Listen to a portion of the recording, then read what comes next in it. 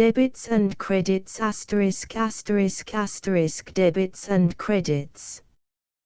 Books by Rudyard Kipling. Actions and Reactions. Brushwood Boy, The Captain's Courageous Collected Verse. Day's Work, The Debits and Credits. Departmental Ditties and Ballads and Barrackroom Ballads. Diversity of Creatures, Eyes of Asia, The Feet of the Young Men, The Five Nations, The France at War. Fringes of the Fleet from Sea to Sea. History of England, Independence. Irish Guards in the Great War, The Jungle Book, The Jungle Book, Second Just So Songbook. Just So Stories. Kim Kipling Anthology, A Prose and Verse Kipling Calendar. Kipling Stories and Poems Every Child Should Know. Kipling Birthday Book, The Land and Sea Tales. Letters of Travel. Life's Handicap, Being Stories of Mine Own People. Light That Failed, The Many Inventions Now Lacquer, with Walcott Bailestia, Plain Tales from the Hills. Puck of Pook's Hill. Rewards and Fairies. Rudyard Kipling's Verse, Inclusive Edition, 1885 to 1918. Sea Warfare. Seven Seas, The Soldier Stories. Soldiers 3, The Story of the Gadsbys, and in Black and White. Song of the English, A Songs for Youth. Songs from Books. Storky and Company, The Two Jungle Books. They Traffics and Discoveries Under the Deodars, The Phantom Rickshaw, and Wee Willie Winkie with the Night Mail. Years Between, The Debits and Credits by Rudyard Kipling. California Garden City, New York. Doubleday, Page and Company, 1926. Rudyard Kipling. Signature. Copyright, 1919, 1924, 1926, by Rudyard Kipling. Copyright, 1915, 1918, by the Metropolitan Magazine Company. Copyright, 1925, 1926, by the McCall Company. All rights reserved. Printed in the United States at the Country Life Press, Garden City, NY. Contents page. The Enemies to Each Other 1. The Changelings. 19. Sea Constables, A Tale of 1520. The Vineyard. 41. Banquet Night. 45. In the Interests of the Brethren. 47. To the Companions, Horace, Ode 17, BKV, 69. The United Idolaters. 70. The Centaurs. 89. Late Came the God. 93. The Wish House. 94. Rayir. 117. The Survival, Horace, Ode 22, BKV, 123. The Janetes. 124. Jane's Marriage. 148. The Portent, Horace, Ode 20, BKV, 153. The Prophet and the Country. 154. Gow's Watch, Act 4, SC 4. 171. The Bull That Thought. 177. Al-Naskar and the Oxen. 196. Gypsy Vans. 201. A Madonna of the Trenches. 203. Gow's Watch, Act VSC 3. 223. The Birthright. 229. The Propagation of Knowledge. 230. A Legend of Truth. 257. A Friend of the Family. 259. We and They. 277. On the Gate, A Tale of 16. 281. The Supports. 303. Untimely. 309. The Eye of Allah. 310. The Last Ode, the 27th of November, BC 8, Horace, Ode 31, BKV, 336, the gardener 339, the burden 353. The enemies to each other with apologies to the shade of Mirza Murkhond, the enemies to each other it is narrated, and God knows best the true state of the case, by Abu Ali Jafar bin Yaqub Isfahani, that when, in his determinate will, the benefactor had decided to create the greatest substitute, Adam, he dispatched, as is known, the faithful and the excellent Archangel Jibrail to gather from earth clays, loams, and sands endowed with various colors and attributes, necessary for the substance of our pure forefathers' body. Receiving the command and reaching the place, Jibrail put forth his hand to take them, but earth shook and lamented and supplicated him. Then said Jibrail, "Lie still and rejoice, for out of thee he will create that than which there is no handsomer thing, to wit a successor and a wearer of the diadem over thee through the ages."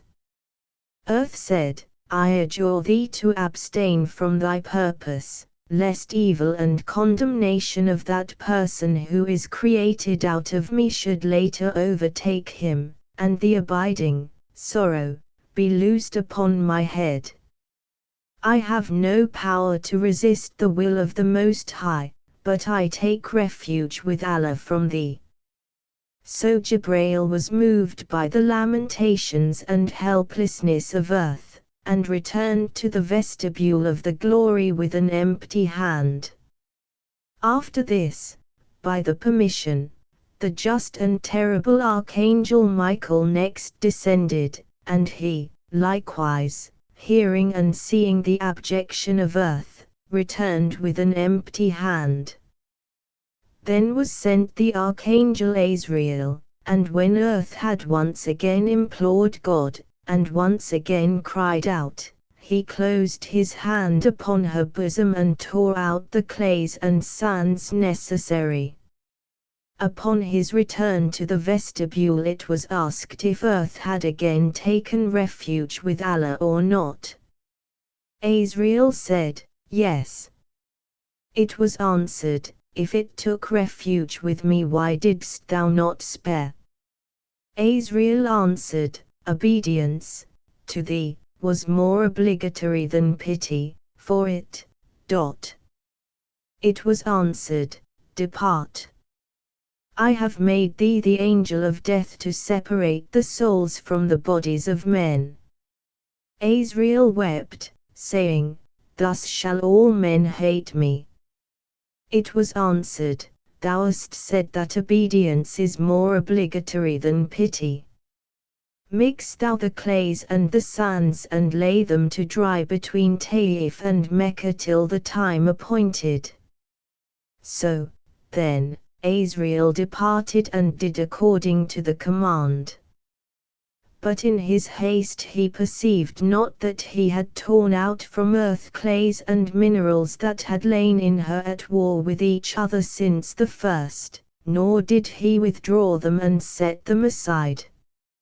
And in his grief that he should have been decreed the separator of companions, his tears mingled with them in the mixing, so that the substance of Adam's body was made unconformable and ill-assorted, pierced with burning drops, and at issue with itself before there was cause of strife. This, then, lay out to dry for 40 years between Taif and Mecca, and, through all that time, the beneficence of the Almighty leavened it and rained upon it the mercy and the blessing, and the properties necessary to the adornment of the successorship. In that period, too, it is narrated that the angels passed to and fro above it, and among them Iblis the accursed, who smote the predestined creation while it was drying, and it rang hollow.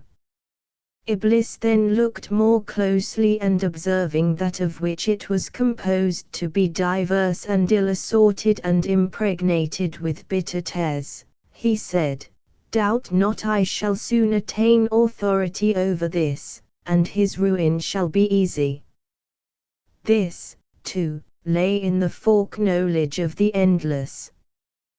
When time was that the chain of cause and effect should be surrendered to man's will, and the vessels of desire and intention entrusted to his intelligence, and the tent of his body illuminated by the lamp of vitality, the soul was dispatched, by command of the Almighty, with the Archangel Jibrail, towards that body. But the soul, being thin and subtle, refused, at first, to enter the thick and diverse clays, saying, "I have fear of that, which is, to be." This it cried twice, till it received the word, "Enter unwillingly, and unwillingly depart." Then only it entered. And when that agony was accomplished, the word came, "My compassion exceedeth my wrath." It is narrated that these were the first words of which our pure forefather had cognizance. Afterwards, by the operation of the determinate will, there arose in Adam a desire for a companion, and an intimate and a friend in the garden of the tree. It is narrated that he first took counsel of earth, which had furnished his body. Earth said, "Forbear. Is it not enough that one should have dominion over me?" Adam answered, "There is but one who is one in earth or heaven. All paired things point to the unity, and my soul, which came not from thee, desires unutterably." Earth said, "Be content in innocence, and let thy body, which I gave unwillingly, return thus to me, thy mother." Adam said, "I am motherless. What should I know?" At that time came Iblis the accursed, who had long prepared an evil stratagem and a hateful device against our pure forefather, being desirous of his damnation, and anxious to multiply causes and occasions thereto. He addressed first his detestable words to the peacock among the birds of the garden, saying, "I have great amity towards thee because of thy beauty, but, through no fault of mine, I am forbidden the garden. Hide me, then, among thy tail feathers that I may enter it, and worship both thee and our Lord Adam, who is master of thee." The peacock said, "Not by any contrivance of mine shalt thou enter, lest a judgment fall on my beauty and my excellence. But there is in the garden a serpent of loathsome aspect who shall make thy path easy." He then dispatched the serpent to the gate, and after conversation and by contrivance and a malign artifice, Iblis hid himself under the tongue of the serpent, and was thus conveyed past the barrier. He then worshipped Adam and ceased not to counsel him to demand a companion and an intimate, that the delights might be increased, and the succession assured to the regency of earth. For he foresaw that, among multitudes, many should come to him. Adam therefore made daily supplication for that blessing. It was answered him, "How knowest thou if the gratification of thy desire be a blessing or a curse?" Adam said, "By no means, but I will abide the chance." Then the somnolence fell upon him, as is narrated, and upon waking he beheld Our Lady Eve, upon whom be the mercy and the forgiveness. Adam said, "O my Lady and light of my universe, who art thou?" Eve said, "O my Lord and summit of my contentment, who art thou?" Adam said, "Of a surety I am thine." Eve said, "Of a surety I am thine." Thus they ceased to inquire further into the matter, but were united, and became one flesh and one soul, and their felicity was beyond comparison or belief or imagination or apprehension. Thereafter, it is narrated, that Iblis the stoned consorted with them secretly in the garden, and the peacock with him, and they jested and made mirth for our Lord Adam and his lady Eve, and propounded riddles and devised occasions for the stringing of the ornaments and the threading of subtleties. And upon a time when their felicity was at its height, and their happiness excessive, and their contentment expanded to the uttermost, Iblis said, "O my master and my mistress, declare to us, if it pleases, some comparison or similitude that lies beyond the limits of possibility." Adam said, "This is easy. That the sun should cease in heaven or that the rivers should dry in the garden is beyond the limits of possibility."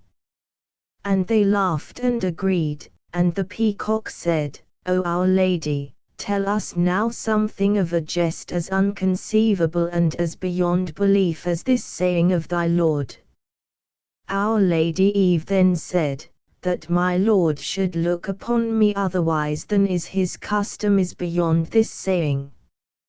And when they had laughed abundantly, she said, "O our servitors, tell us now something that is further from possibility or belief than my saying." Then the peacock said, "O our Lady Eve, except that thou shouldst look upon thy Lord otherwise than is thy custom, there is nothing further than thy saying from possibility or belief or imagination." Then said Iblis, "Except that the one of you should be made an enemy to the other, there is nothing, O my lady, further than thy saying from possibility, or belief, or imagination, or apprehension." And they laughed immoderately all four together in the garden. But when the peacock had gone and Iblis had seemed to depart, our Lady Eve said to Adam, "My Lord and disposer of my soul, by what means did Iblis know our fear?" Adam said, "O my lady, what fear?"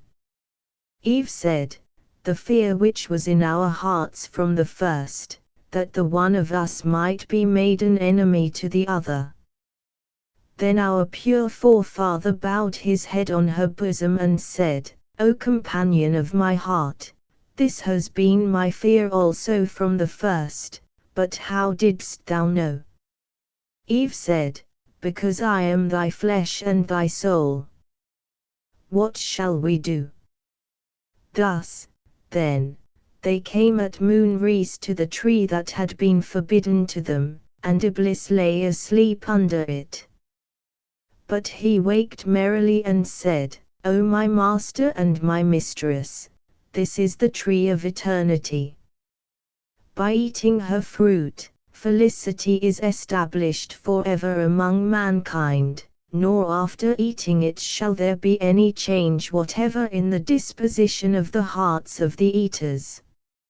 Eve then put out her hand to the fruit, but Adam said, "It is forbidden. Let us go." Eve said, "O my Lord and my sustainer, upon my head be it, and upon the heads of my daughters after me. I will first taste of this tree, and if misfortune fall on me, do thou intercede for me, or else eat likewise, so that eternal bliss may come to us together." Thus she ate, and he after her, and at once the ornaments of paradise disappeared from round them, and they were delivered to shame and nudity and abjection. Then, as is narrated, Adam accused Eve in the presence, but our Lady Eve, upon whom be the pity and the recompense, accepted the blame of all that had been done.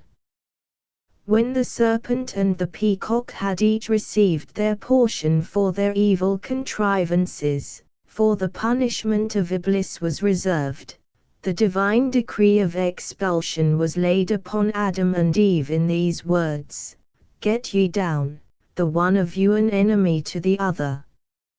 Adam said, "But I have heard that thy compassion exceeds thy wrath." It was answered, "I have spoken. The decree shall stand in the place of all curses."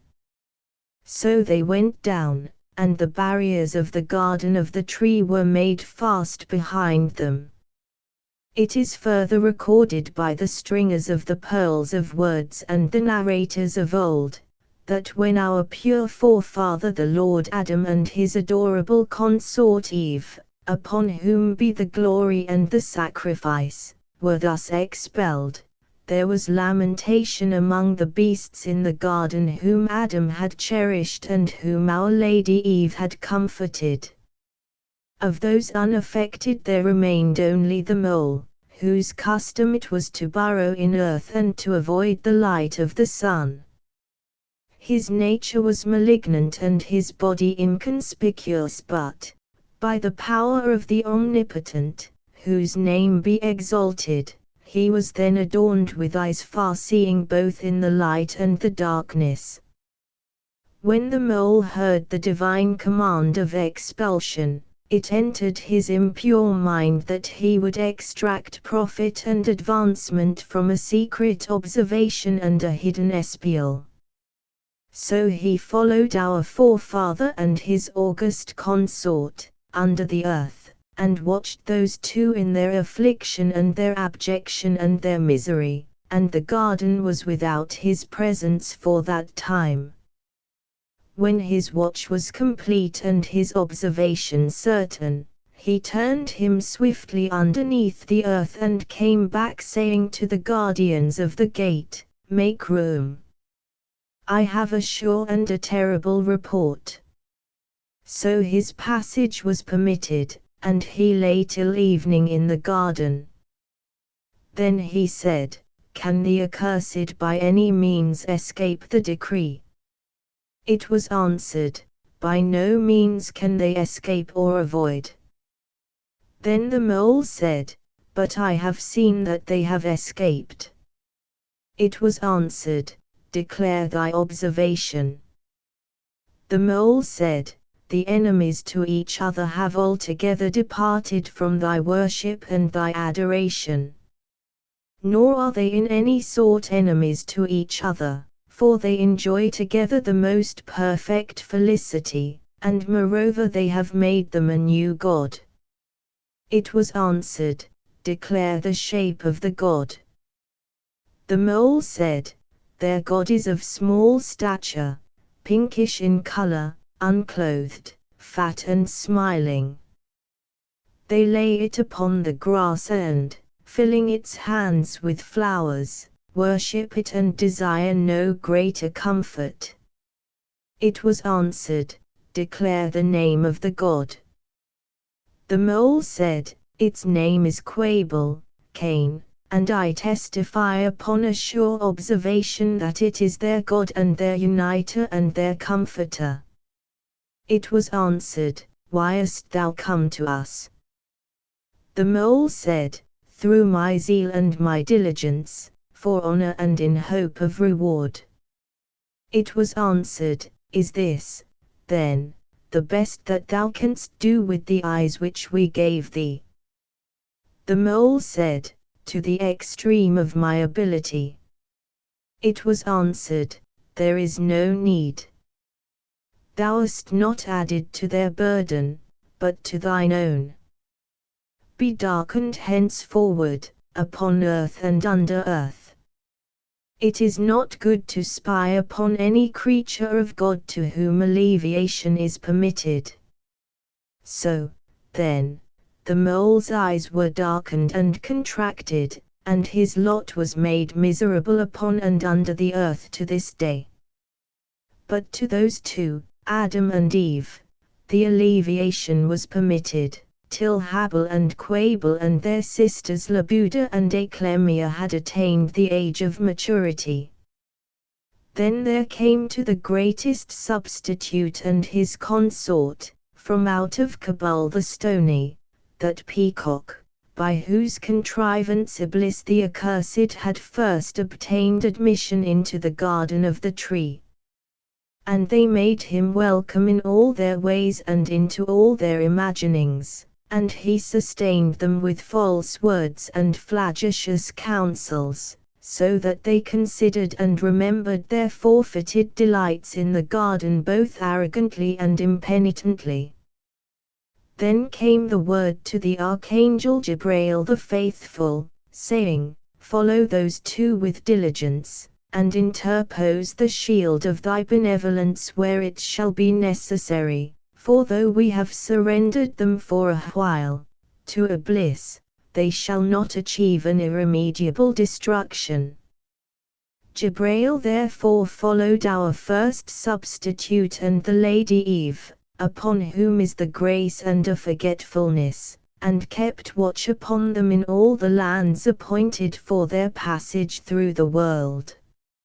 Nor did he hear any lamentations in their mouths for their sins.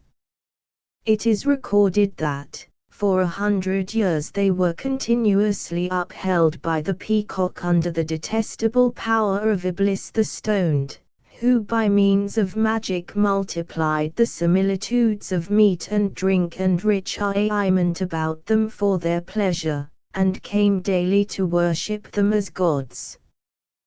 This also lay in the predestined will of the inscrutable.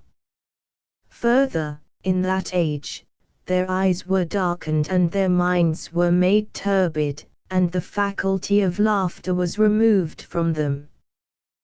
The excellent archangel Jibrail, when he perceived by observation that they had ceased to laugh, returned and bowed himself among the servitors and cried, The last evil has fallen upon thy creatures who my God. They have ceased to laugh and are made even with the ox and the camel. It was answered, This also was foreseen. Keep watch. After yet another 100 years Iblis, whose doom is assured, came to worship Adam as was his custom and said, O my Lord and my advancer and my preceptor in good and evil, whom hast thou ever beheld in all thy world, wiser and more excellent than thyself? Adam said, I have never seen such an one. Iblis asked, Hast thou ever conceived of such an one? Adam answered, Except in dreams I have never conceived of such an one. Iblis then answered, Disregard dreams. They proceed from superfluity of meat. Stretch out thy hand upon the world which thou hast made and take possession. So Adam took possession of the mountains which he had levelled and of the rivers which he had diverted and of the upper and lower fires which he had made to speak and to work for him, and he named them as possessions for himself and his children forever. After this, Iblis asked, O, my upholder and crown of my belief, who has given thee these profitable things? Adam said, By my hand and my head, I alone have given myself these things. Iblis said, Praise we the giver. So, then, Adam praised himself in a loud voice, and built an altar and a mirror behind the altar, and he ceased not to adore himself in the mirror, and to extol himself daily before the altar, by the name and under the attributes of the Almighty. The historians assert that on such occasions it was the custom of the peacock to expand his tail and stand beside our first substitute and to minister to him with flatteries and adorations. After yet another 100 years, the Omnipotent whose name be exalted, put a bitter remorse into the bosom of the peacock, and that bird closed his tail and wept upon the mountains of Serendib. Then said the excellent and faithful Archangel Jibrail, how has the vengeance overtaken thee, O thou least desirable of fowl? The peacock said, though I myself would by no means consent to convey Iblis into the garden of the tree, yet as is known to thee and to the all-seeing, I referred him to the serpent for a subtle device, by whose malice and beneath whose tongue did Iblis secretly enter that garden. Wherefore did Allah change my attuned voice to a harsh cry and my beauteous legs to unseemly legs, and hurled me into the district of Kabul the stony. Now I fear that he will also deprive me of my tail, which is the ornament of my days and the delight of my eye. For that cause and in that fear I am penitent, O servant of God. Jibrail then said, penitence lies not in confession, but in restitution and visible amendment. The peacock said, enlighten me in that path and prove my sincerity. Jibrail said, I am troubled on account of Adam who, through the impure magic of Iblis, has departed from humility, and worships himself daily at an altar and before a mirror, in such and such a manner. The peacock said, O courier of the thrones, hast thou taken counsel of the Lady Eve? Jibrail asked, for what reason? The peacock said, for the reason that when the decree of expulsion was issued against those two, it was said, get ye down, the one of you an enemy unto the other, and this is a sure word. Jibrail answered, what will that profit? The peacock said, let us exchange our shapes for a time and I will show thee that profit. Jibrail then exacted an oath from the peacock that he would return him his shape at the expiration of a certain time without dishonor or fraud, and the exchange was effected, and Jibrail retired himself into the shape of the peacock, and the peacock lifted himself into the illustrious similitude of Jibrail and came to Our Lady Eve and said, who is God? The Lady Eve answered him, his name is Adam. The peacock said, how is he God? The Lady Eve answered, for that he knows both good and evil. The peacock asked, by what means attained he to that knowledge? The Lady Eve answered, of a truth it was I who brought it to him between my hands from off a tree in the garden. The peacock said, the greater then thy modesty and thy meekness, O my Lady Eve, and he removed himself from her presence, and came again to Jibrail a little before the time of the evening prayer.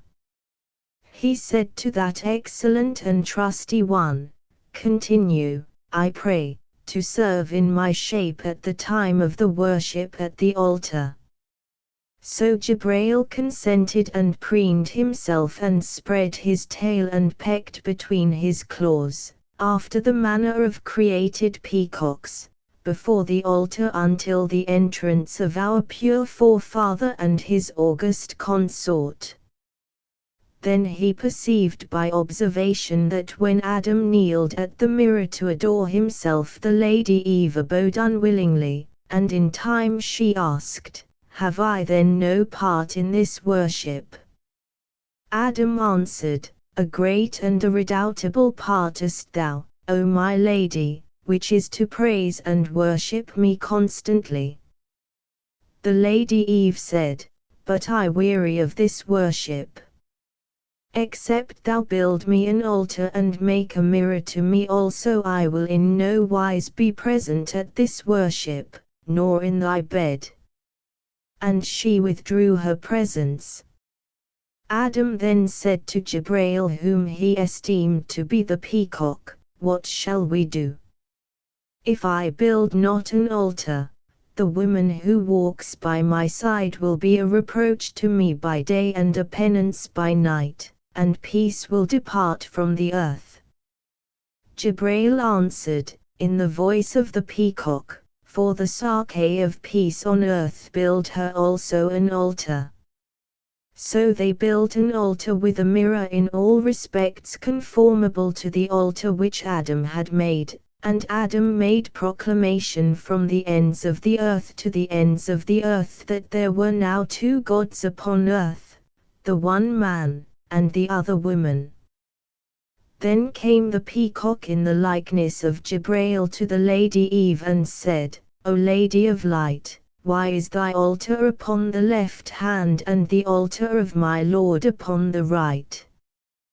The Lady Eve said, "It is a remediable error," and she remedied it with her own hands, and our pure forefather fell into a great anger.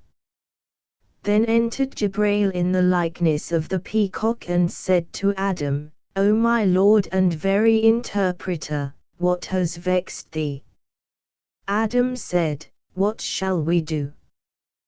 The woman who sleeps in my bosom has changed the honorable places of the altars, and if I suffer not the change she will weary me by night and day, and there will be no refreshment upon earth." Jibreel said, speaking in the voice of the peacock, "For the Sake of refreshment suffer the change." So they worshipped at the changed altars, the altar to the woman upon the right, and to the man upon the left. Then came the peacock, in the similitude of Jibreel the trusty one, to our Lady Eve and said, "O incomparable and all-creating, art thou by chance the mother of Quabel and Habel, Cain and Abel?" The Lady Eve answered, "By no chance, but by the immutable ordinance of nature am I their mother." The peacock said, in the voice of Jibreel, "Will they become such as Adam?" The Lady Eve answered, "Of a surety, and many more also." The peacock, as Jibreel, said, "O Lady of abundance, enlighten me now which is the greater, the mother or the child?" The Lady Eve answered, "Of a surety, the mother." The disguised peacock then said, "O my lady, seeing that from thee alone proceed all the generations of man who calls himself God, what need of any altar to man?" The Lady Eve answered, "It is an error. Doubt not it shall be rectified," and at the time of the worship she smote down the left-hand altar. Adam said, "Why is this, O my lady and my co-equal?" The Lady Eve answered, "Because it has been revealed that in me is all excellence and increase, splendor, terror, and power. Bow down and worship." Adam answered, "O my lady, but thou art Eve my mate and no sort of goddess whatever. This have I known from the beginning. Only for peace sake I suffered thee to build an altar to thyself." The Lady Eve answered, "O my Lord, but thou art Adam my mate, and by many universes removed from any sort of Godhead, and this have I known from the first. Nor for the sake of any peace whatever will I cease to proclaim it." She then proclaimed it aloud, and they reproached each other and disputed and betrayed their thoughts and their inmost knowledge until the peacock lifted himself in haste from their presence and came to Jibreel and said, "Let us return each to his own shape, for enlightenment is at hand." So restitution was made without fraud or dishonor, and they returned to the temple each in his proper shape with his attributes, and listened to the end of that conversation between the first substitute and his august consort, who ceased not to reprehend each other upon all matters within their observation and their experience and their imagination. When the steeds of recrimination had ceased to career across the plains of memory, and when the drum of evidence was no longer beaten by the drumstick of malevolence, and the bird of argument had taken refuge in the rocks of silence, the excellent and trustworthy Archangel Gabriel bowed himself before our pure forefather and said, "O my Lord and fount of all power and wisdom, is it permitted to worship the visible God?" Then by the operation of the mercy of Allah, the string was loosed in the throat of our first substitute and the oppression was lifted from his lungs, and he laughed without cessation and said, "By Allah, I am no god but the mate of this most detestable woman whom I love, and who is necessary to me beyond all the necessities." But he ceased not to entertain Gabriel with tales of the follies and the unreasonableness of Our Lady Eve till the night time. The peacock also bowed before the Lady Eve and said, "Is it permitted to adore the source and the excellence?" And the string was loosened in the Lady Eve's throat, and she laughed aloud and merrily and said, "By Allah, I am no goddess in any sort, but the mate of this mere man whom, in spite of all, I love beyond and above my soul." But she detained the peacock with tales of the stupidity and the childishness of our pure forefather till the sun rose. Then Adam entered, and the two looked upon each other laughing. Then said Adam, "O my lady and crown of my torments, is it peace between us?" And our Lady Eve answered, "O my Lord and sole cause of my unreason, it is peace till the next time and the next occasion." And Adam said, "I accept, and I abide the chance." Our Lady Eve said, "O man, wouldst thou have it otherwise upon any composition?" Adam said, "O woman, upon no composition would I have it otherwise, not even for the return to the garden of the tree, and this I swear on thy head and the heads of all who shall proceed from thee." And Eve said, "I also." So they removed both altars and laughed and built a new one between. Then Gabriel and the peacock departed and prostrated themselves before the throne and told what had been said. It was answered, "How left ye them?" They said, "Before one altar." It was answered, "What was written upon the altar?" They said, "The decree of expulsion as it was spoken, get ye down, the one of you an enemy unto the other." And it was answered, "Enough. It shall stand in the place of both our curse and our blessing." See Constables, a Tale of 15. The changelings or ever the battered liners sank with their passengers to the dark. I was head of a Walworth bank, and you were a grocer's clerk. I was a dealer in stocks and shares, and you in butters and teas. And we both abandoned our own affairs and took to the dreadful seas. Wet and worry about our ways, panic, onset, and flight, had us in charge for 1,000 days and 1,000-year-long night. We saw more than the nights could hide, more than the waves could keep, and certain faces over the side which do not go from our sleep.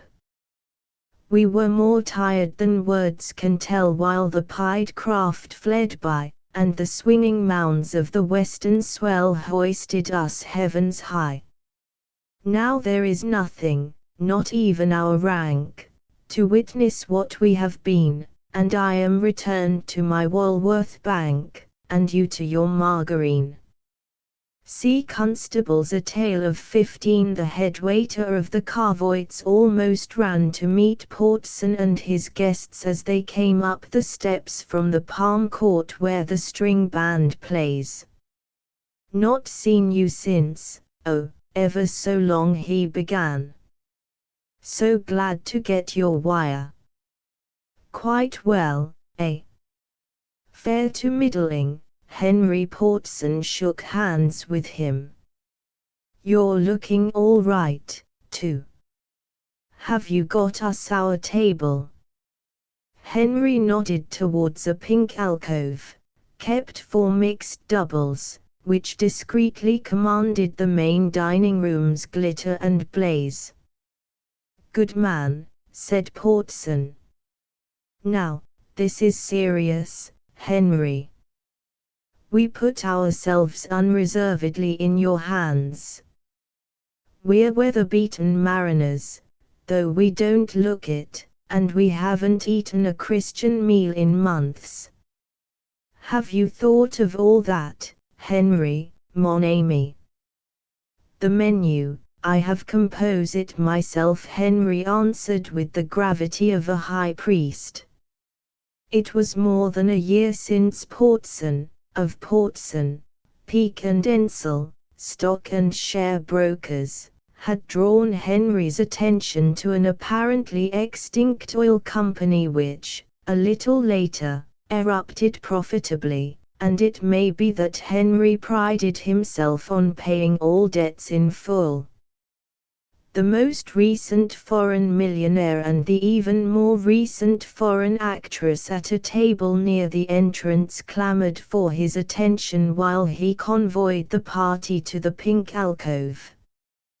With his own hands he turned out some befrilled electrics and lit 4 pale rose candles. Bridal, someone murmured. Quite bridal. So glad you like. There is nothing too good. Henry slid away, and the 4 men sat down. They had the coarse-grained complexions of men who habitually did themselves well, and an air, too, of recent, red-eyed dissipation. Madingham, the eldest, was a thick-set middle-aged presence, with crisped grizzled hair, of the type that one associates with board meetings. He limped slightly. Teg, who followed him, blinking, was neat, small, and sandy, of unmistakable wavy cut, but sheepish aspect. Winchmore, the youngest, was more on the lines of the conventional pre-war nut, but his eyes were sunk in his head and his hands black-nailed and roughened. Portson, their host, with Van Dyke beard and a comfortable little stomach, beamed upon them as they settled to their oysters. That's what I mean, said the carrying voice of the foreign actress, whom Henry had just disabused of the idea that she had been promised the pink alcove. They ain't alive to the war yet. Now, what's the matter with those 4 dubs yonder joining the British Army or doing something? Who's your friend? Madingham asked. I've forgotten her name for the minute, Portson replied, but she's the latest thing in imported patriotic peace goods.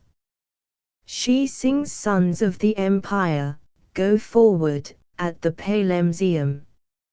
It makes the aunties weep. That's Sydney Latter. She's not half bad. Teg reached for the vinegar. We ought to see her some night. Yes. We've a lot of time for that sort of thing, Madingham grunted. I'll take your oysters, Portson, if you don't want 'em. Cheer up, Papa Madingham. Soon be dead. Winchmore suggested. Madingham glared at him. If I'd had you with me for 1 week, Master Winchmore, not the least use, the boy retorted. I've just been made a full lieutenant. I have indeed. I couldn't reconcile it with my conscience to take Etheldreda out any more as a plain sub. She's too flat in the floor. Did you get those new washboards of yours fixed? Teg cut in. Don't talk shop already, Portson protested. This is Vasica soup. I don't know what he's arranged in the way of drinks. Paul Roger 04 said the waiter. Sound man, Henry said Winchmore. But he eyed the waiter doubtfully. I don't quite like. What's your alleged nationality? Henry's nephew, Monsieur, the smiling waiter replied, and laid a gloved hand on the table. It creaked corkily at the wrist. Bethisis he explained. My uncle he buy me all the hand for Christmas. It is good to hold plates only. Oh. Sorry I spoke, said Winchmore. Monsieur is right. But my uncle is very careful, even with neutrals. He poured the champagne. Hold a minute, Madingham cried. First toast of obligation, for what we are going to receive, thank God and the British Navy. Amen, said the others with a nod towards Lieutenant Tegg, of the Royal Navy afloat, and, occasionally, of the Admiralty ashore. Next. Damnation to all neutrals. Madingham went on. Amen. Amen, they answered between gulps that heralded the Soleil la Colbert. Madingham picked up the menu. Supreme of chicken, he read loudly. Fillet béarnaise, woodcock and Richebourg 74, Petches Melba, Croûtes Baron. I couldn't have improved on it myself, though one might, he went on, one might have substituted quail en casserole for the woodcock. Then there would have been no reason for the burgundy, said Tegg with equal gravity.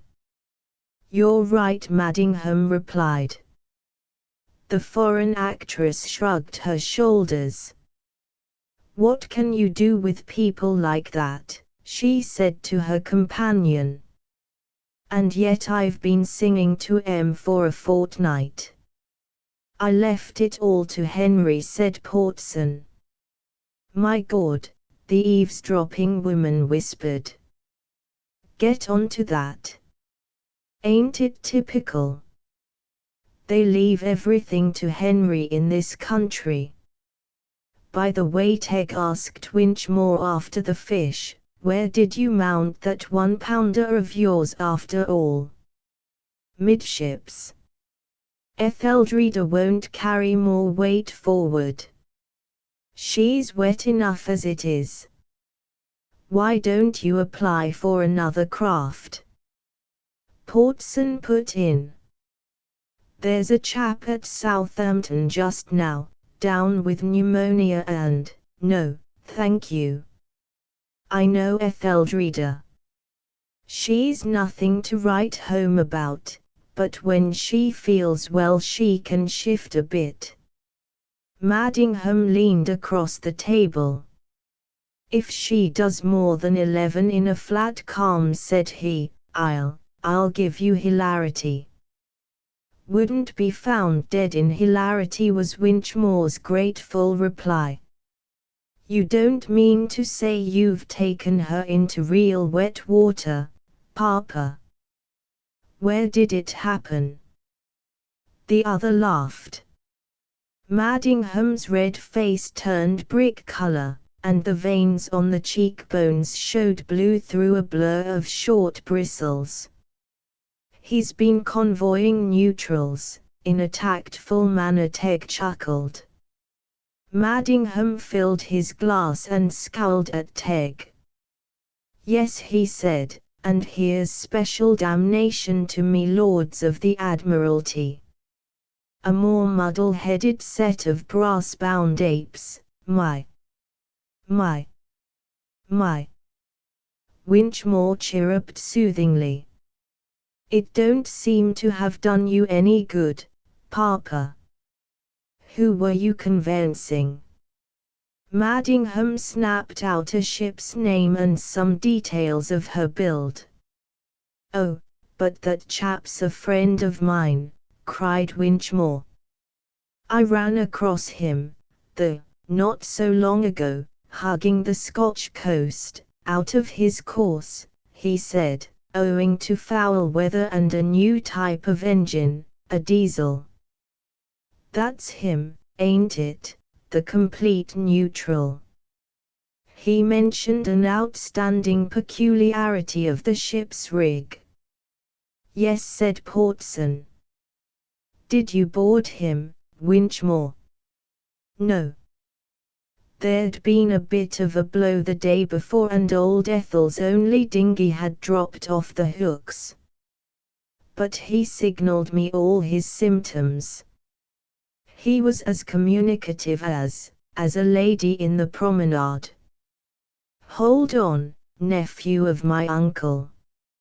I'm going to have some more of that Béarnaise fillet. His smell attracted me. I chaperoned him for a couple of days. Only 2 days. You hadn't anything to complain of, said Madingham wrathfully. I didn't complain. If he chose to hug things, 'twasn't any of my business. I'm not a Purity League. Didn't care what he hugged, so long as I could lie behind him and give him first chop at any mines that were going. I steered in his wake, I really can steer a bit now, Portson, and let him stink up the whole of the North Sea. I thought he might come in useful for bait. No Burgundy, thanks, nephew of my uncle. I'm sticking to the Jolly Roger. Go on, then, before you're speechless. Was he any use as bait? Teg demanded. We never got a fair chance. As I told you, he hugged the coast till dark, and then he scraped round Jalara Head and went up the bay nearly to the beach. Lights out? Madingham asked. Winchmore nodded.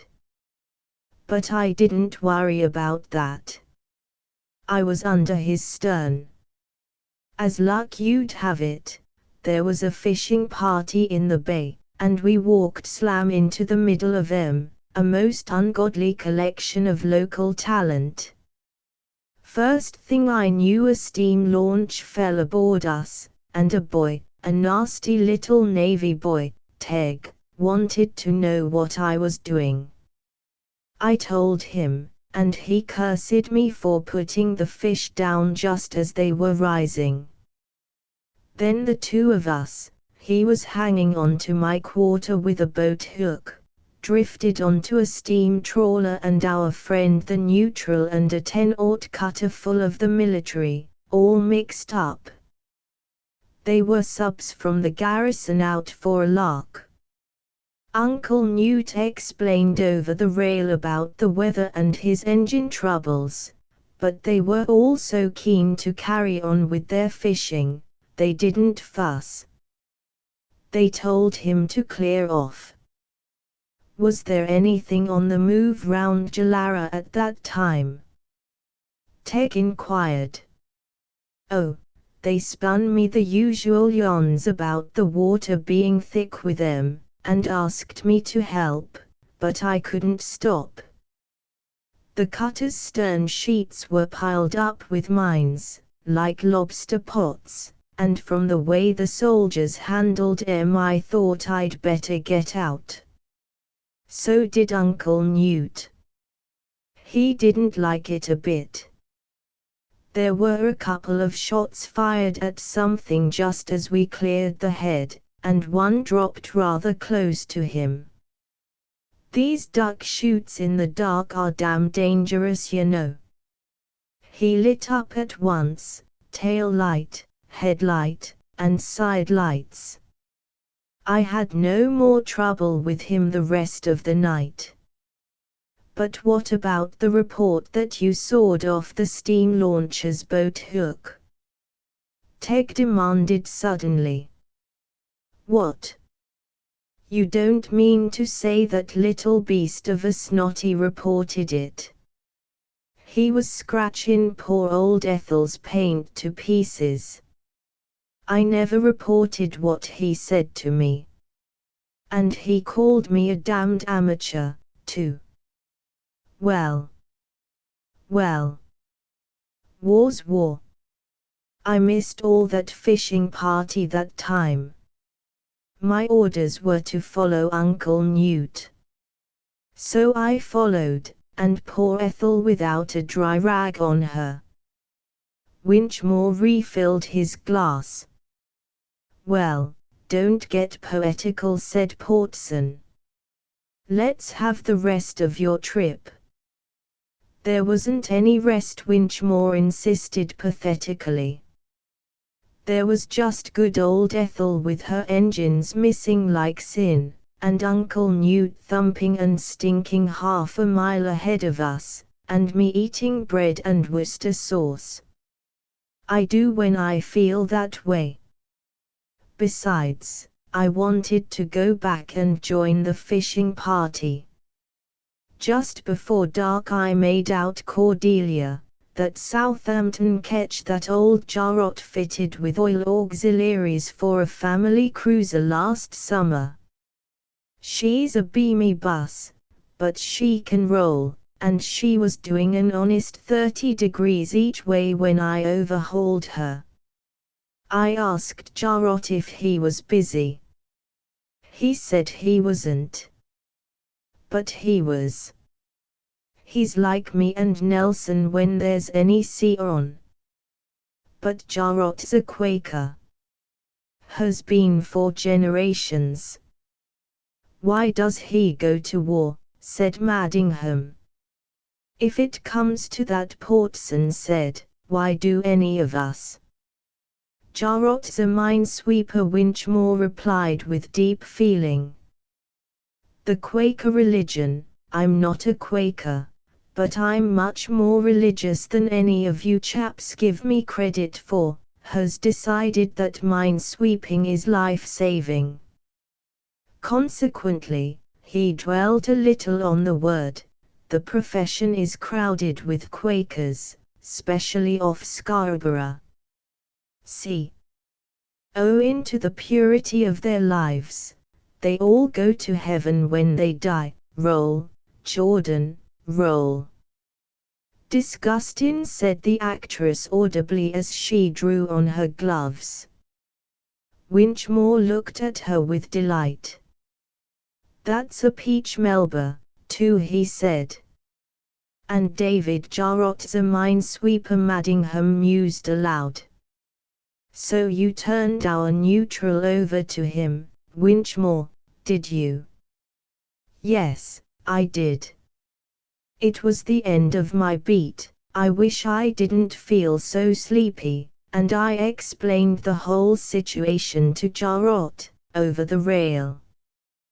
Gave him all my silly instructions, those latest ones, you know. I told him to do nothing to imperil existing political relations. I told him to exercise tact. I told him that in my K-Park as acting lieutenant, you see. Jarrott's only a lieutenant commander, at 54, too. Yes, I handed my Uncle Newt over to Jarrott to chaperone, and I went back to my, I can say it perfectly, Pies theatrical party in the bay. Now I'm going to have a nap. In 10 minutes I shall be on deck again. This is my first civilized dinner in 9 weeks, so I don't apologize. He pushed his plate away, dropped his chin on his palm and closed his eyes. Lindner and Jarrot's Bank, established 1793, said Madingham half to himself. I've seen old Jarrott in Cowes Week bullied by his skipper and steward till he had to sneak ashore to sleep. And now he's out mine-sweeping with Cordelia. What's happened to his, I shall forget my own name next, Belfast-built 200-tonner? Goneril, said Portson. He turned her over to the service in October. She was Kilana. She was Kilana, was she? My God! I never knew that. Where did it happen? Off the same old Irish corner I was watching last month. My young cousin was in her, so was one of the Rake's boys. A whole nest of mines, laid between patrols. I've heard there's some dirty work going on there now, Madingham half whispered. You needn't tell me that, Portson returned. But one gets a little back now and again. What are you two talking about? Said Teg, who seemed to be dozing, too. Kilana, Portson answered as he lit a cigarette. Yes, that was rather a pity. But what about this newt of ours? I took her over from Jarrott next day, off Margate, said Portson. Jarrott wanted to get back to his mine-sweeping. Every man to his taste, said Madingham. That never appealed to me. Had they detailed you specially to look after the newt? Me among others, Portson admitted. I was going down Channel when I got my orders, and so I went on with him. Jarrott had been tremendously interested in his course up to date, specially off the Wash. He'd charted it very carefully and he said he was going back to find out what some of the kinks and curves meant. Has he found out, Teg? Teg thought for a moment. Cordelia was all right up to 6 o'clock yesterday evening, he said.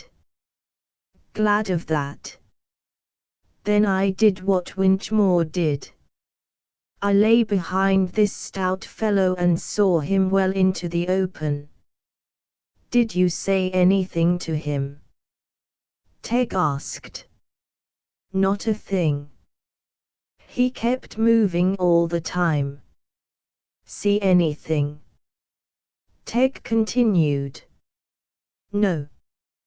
He didn't seem to be in demand anywhere in the Channel, and when I got him on the edge of soundings I dropped him, as per your esteemed orders. Teg nodded again and murmured some apology. Where did you pick him up, Madingham? Portson went on. Madingham snorted.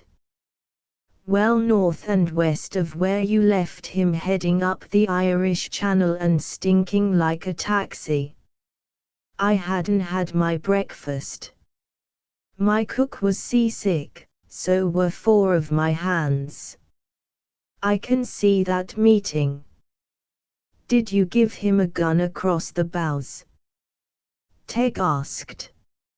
No, no. Not that time. I signalled him to heave to. He had his papers ready before I came over the side. You see, Madingham said pleadingly, I'm new to this business. Perhaps I wasn't as polite to him as I should have been if I'd had my breakfast. He deposed that Madingham came alongside swearing like a bargee, said Tegg. Not in the least. This is what happened. Madingham turned to Portson. I asked him where he was bound for and he told me, Antigua. Hi. Wake up, Winchmore. You're missing something. Portson nudged Winchmore, who was slanting sideways in his chair. Right. All right. I'm awake, said Winchmore stickily. I heard every word. Madingham went on. I told him that this wasn't his way to Antigua. Antigua. Winchmore finished rubbing his eyes. There was a young bride of Antigua, HSH. HSH, said Portson and Tegg warningly. Why? It's the proper one. Who said to her spouse, what a pig you are? Ass. Madingham growled and continued. He told me that he'd been knocked out of his reckoning by foul weather and engine trouble, owing to experimenting with a new type of diesel engine. He was perfectly frank about it. So he was with me, said Winchmore. Just like a real lady. I hope you were a real gentleman, Papa. I asked him what he'd got. He didn't object. He had some 50,000 gallons of oil for his new diesel engine, and the rest was coal. He said he needed the oil to get to Antigua with, he was taking the coal as ballast, and he was coming back, so he told me, with coconuts. When he'd quite finished, I said, what sort of damned idiot do you take me for? He said, I haven't decided yet. Then I said he'd better come into port with me, and we'd arrive at a decision. He said that his papers were in perfect order and that my instructions, mine, please, were not to imperil political relations. I hadn't received these asinine instructions, so I took the liberty of contradicting him, perfectly politely, as I told them at the inquiry afterward. He was a small-boned man with a grey beard, in a Glengarry, and he picked his teeth a lot. He said, the last time I met you, Mr. Madingham, you were going to Carlsbad, and you told me all about your blood pressures in the wagonlet before we tossed for upper berth. Don't you think you are a little old to buccaneer about the sea this way? I couldn't recall his face. He must have been some fellow that I'd travelled with some time or other. I told him I wasn't doing this for amusement, it was business. Then I ordered him into port. He said, "Suppose I don't go?" I said, "Then I'll sink you." Isn't it extraordinary how natural it all seems after a few weeks?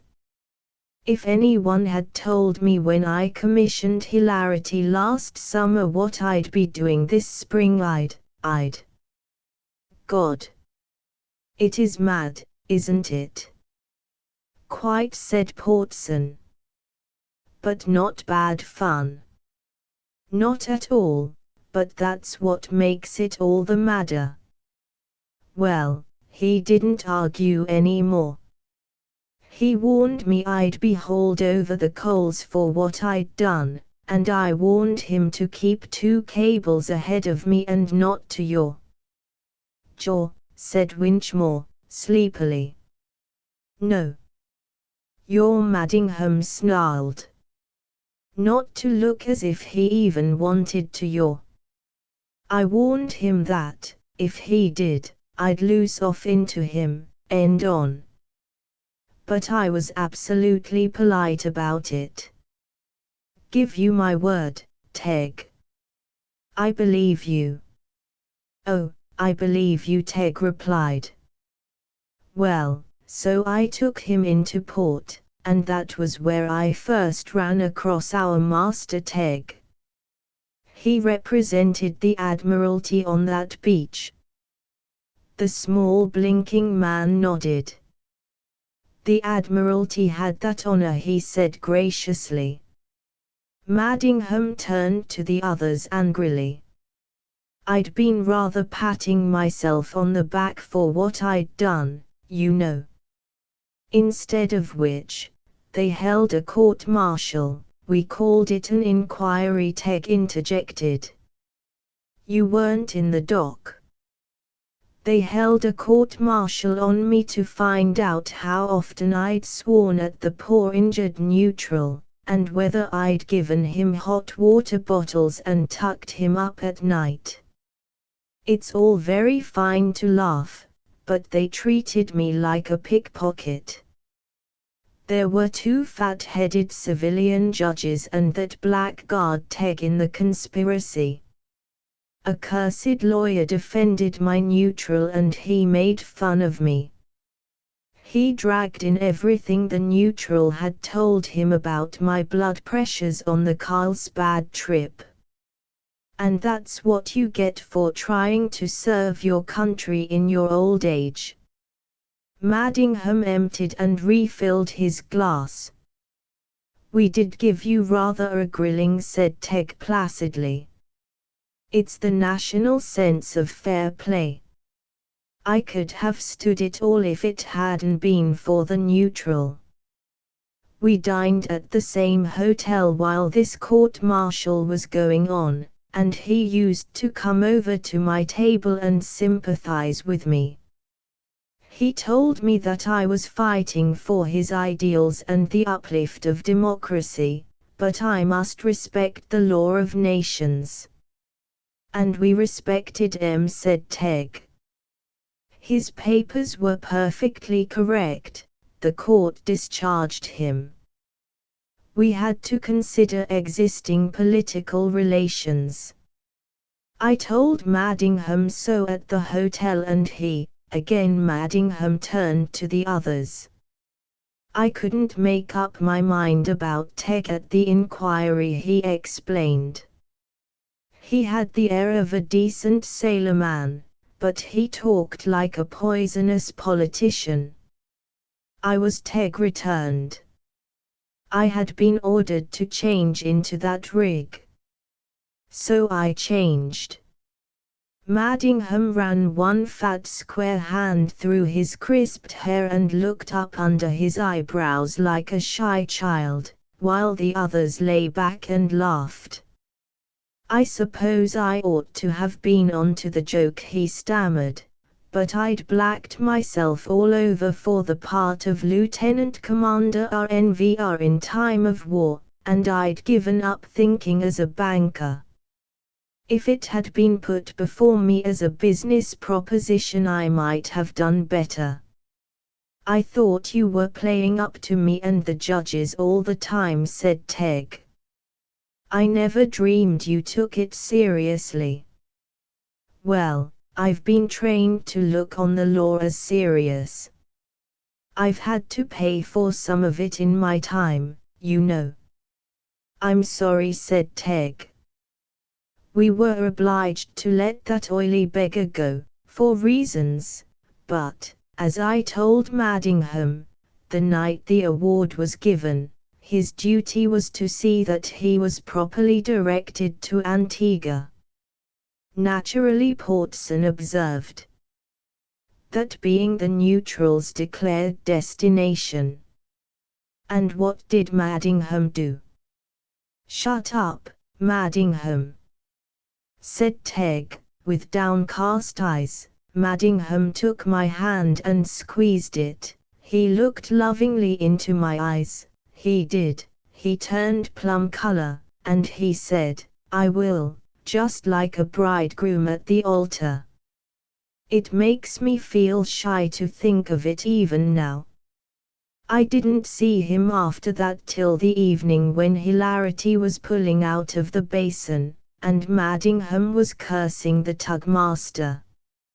"I was in a hurry," said Maddingham. "I wanted to get to the Narrows and wait for my neutral there. I dropped down to Biller and Grove's Yard that tide. They've done all my work for years, and I jammed Hilarity into the creek behind their slip, so the newt didn't spot me when he came down the river. Then I pulled out and followed him over the bar. He stood northwest at once. I let him go till we were well out of sight of land. Then I overhauled him, gave him a gun across the bows and ran alongside. I'd just had my lunch, and I wasn't going to lose my temper this time. I said, "Excuse me, but I understand you are bound for Antigua." He said, and as he seemed a little nervous about my falling aboard him in that swell, I gave Hilarity another sheer in. "She's as handy as a launch," and I said, "May I suggest that this is not the course for Antigua?" By that time he had his fenders overside, and all hands yelling at me to keep away. I snatched Hilarity out and began edging in again. He said, "I'm trying a sample of inferior oil that I have my doubts about. If it works all right I shall lay my course for Antigua, but it will take some time to test the stuff and adjust the engines to it." I said, "Very good, let me know if I can be of any service," and I offered him Hilarity again once or twice. He didn't want her, and then I dropped behind and let him go on. "Wasn't that proper, Portson?" Portson nodded. "I know that game of yours with Hilarity," he said. "How the deuce do you do it? My nerve always goes at close quarters in any sea." "It's only a little trick of steering," Maddingham replied with a simper of vanity. "You can almost shave with her when she feels like it." I had to do it again that same evening, to establish a moral ascendancy. He wasn't showing any lights, and I nearly tripped over him. He was a scared neutral for 3 minutes, but I got a little of my own back for that damned court-martial. But I was perfectly polite. I apologized profusely. I didn't even ask him to show his lights. "But did he?" said Winchmore.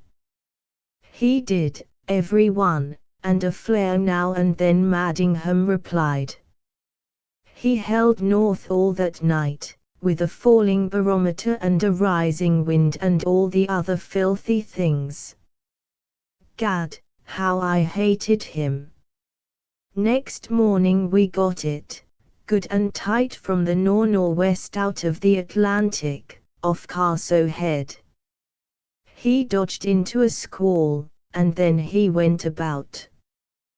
We weren't a mile behind, but it was as thick as a wall.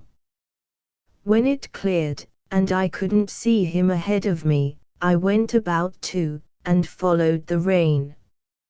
I picked him up 5 miles downwind, legging it for all he was worth to the southward, 9 knots, I should think. Hilarity doesn't like a following sea.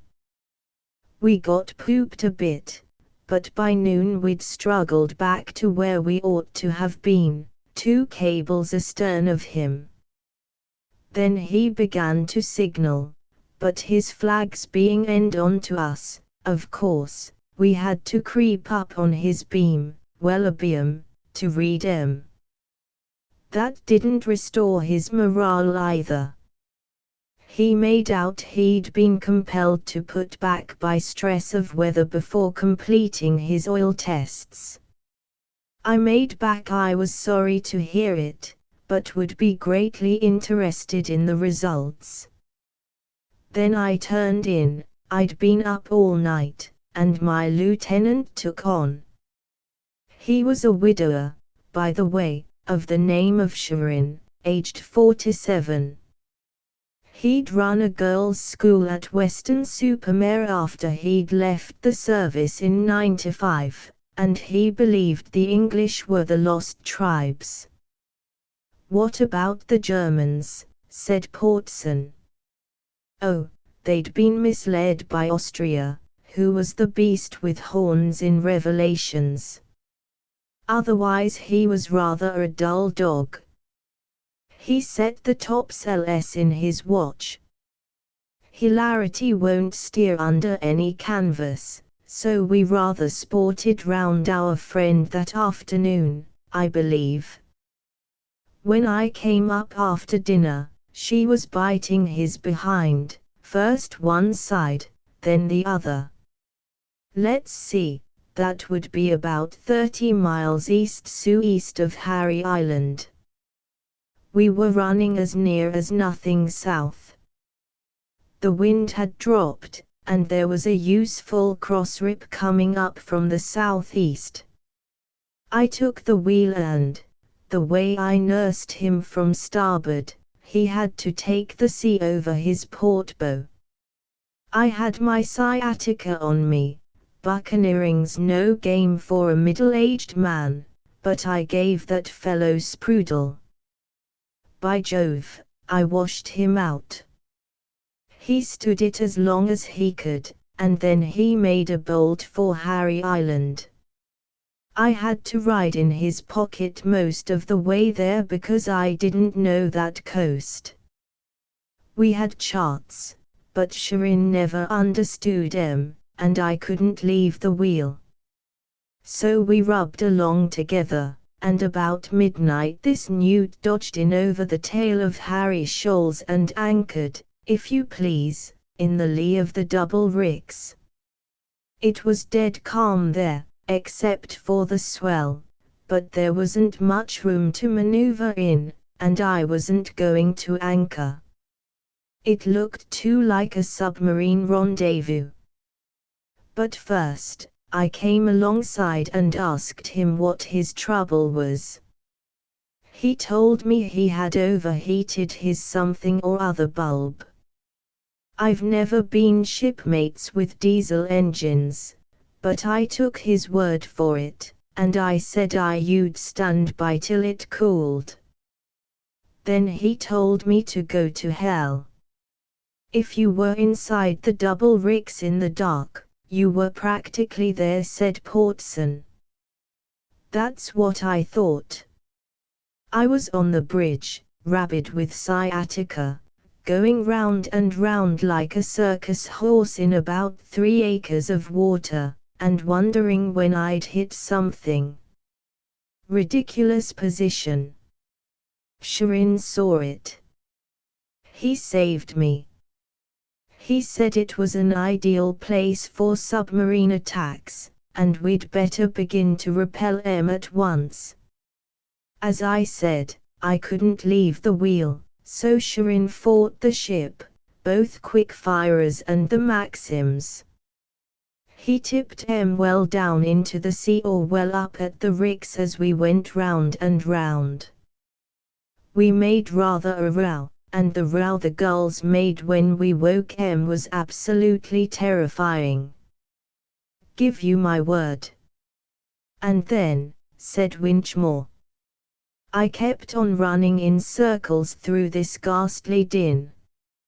I took one sheer over towards his stern. I thought I'd cut it too fine, but we missed it by inches. Then I heard his capstan busy, and in another 3 minutes his anchor was up. He didn't wait to stow. He hustled out as he was, bulb or no bulb. He passed within 10 feet of us. I was waiting to fall in behind him, and he shouted over the rail, "You think you've got patriotism? All you've got is uric acid and rotten spite." I expect he was a little bored. I waited till we had cleared Harry Shoals before I went below, and then I slept till 9 a.m.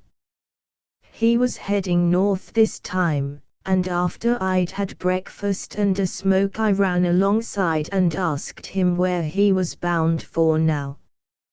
He was wrapped in a comforter, evidently suffering from a bad cold.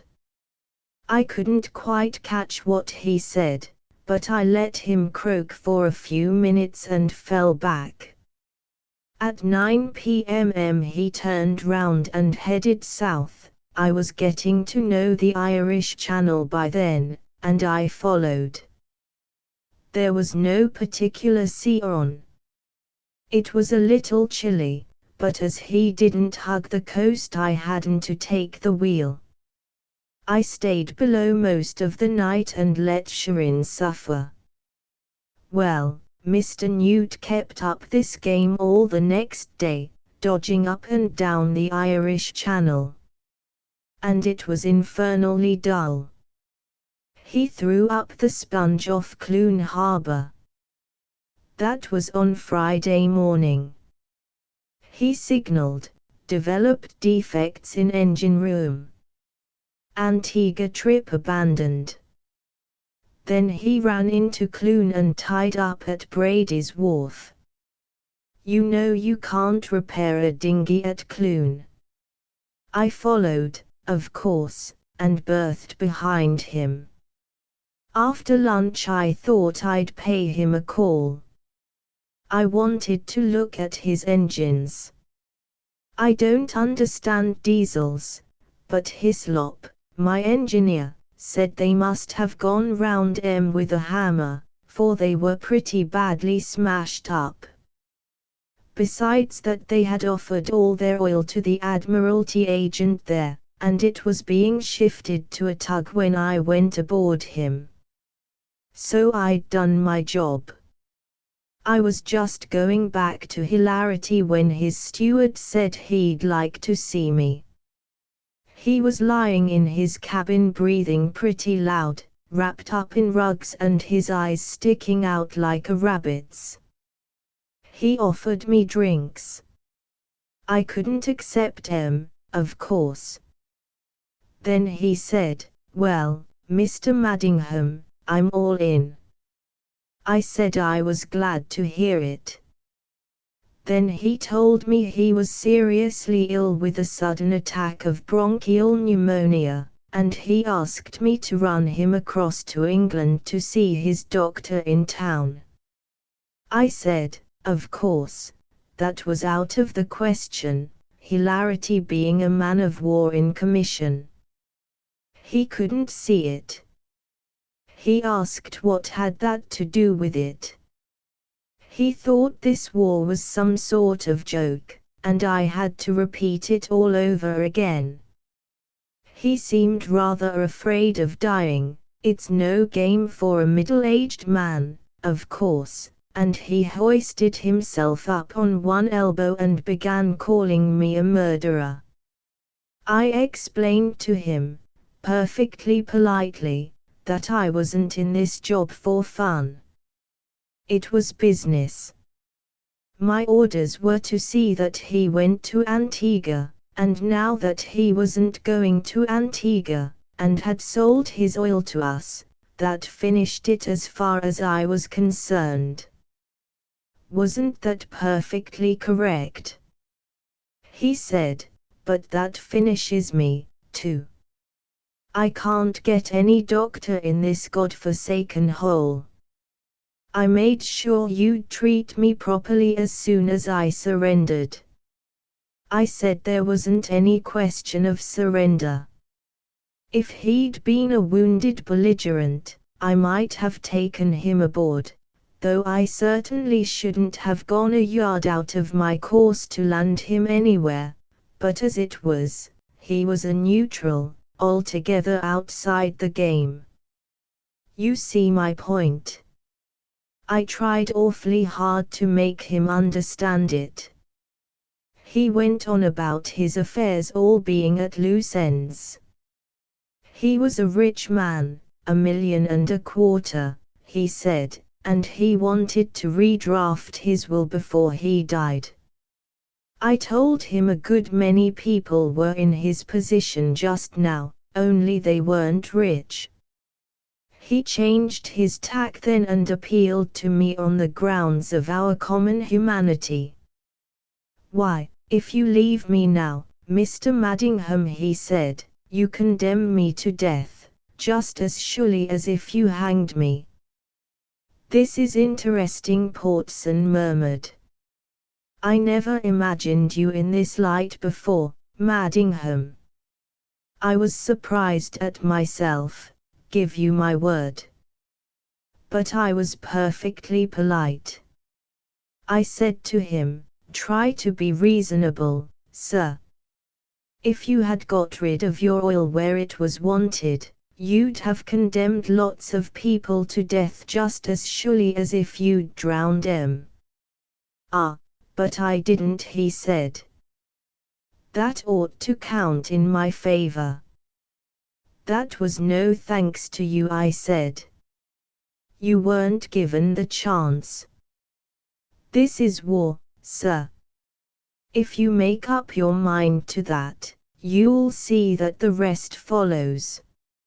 I didn't imagine you'd take it as seriously as all that he said, and he said it quite seriously, too. Show a little consideration. Your side's bound to win anyway. I said, look here. I'm a middle-aged man, and I don't suppose my conscience is any clearer than yours in many respects, but this is business. I can do nothing for you.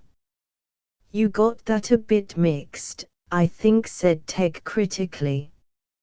He saw what I was driving at, Madingham replied, and he was the only one that mattered for the moment.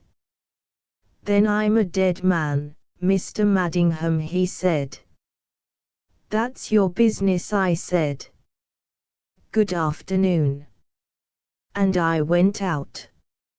And, said Winchmore, after some silence, he died.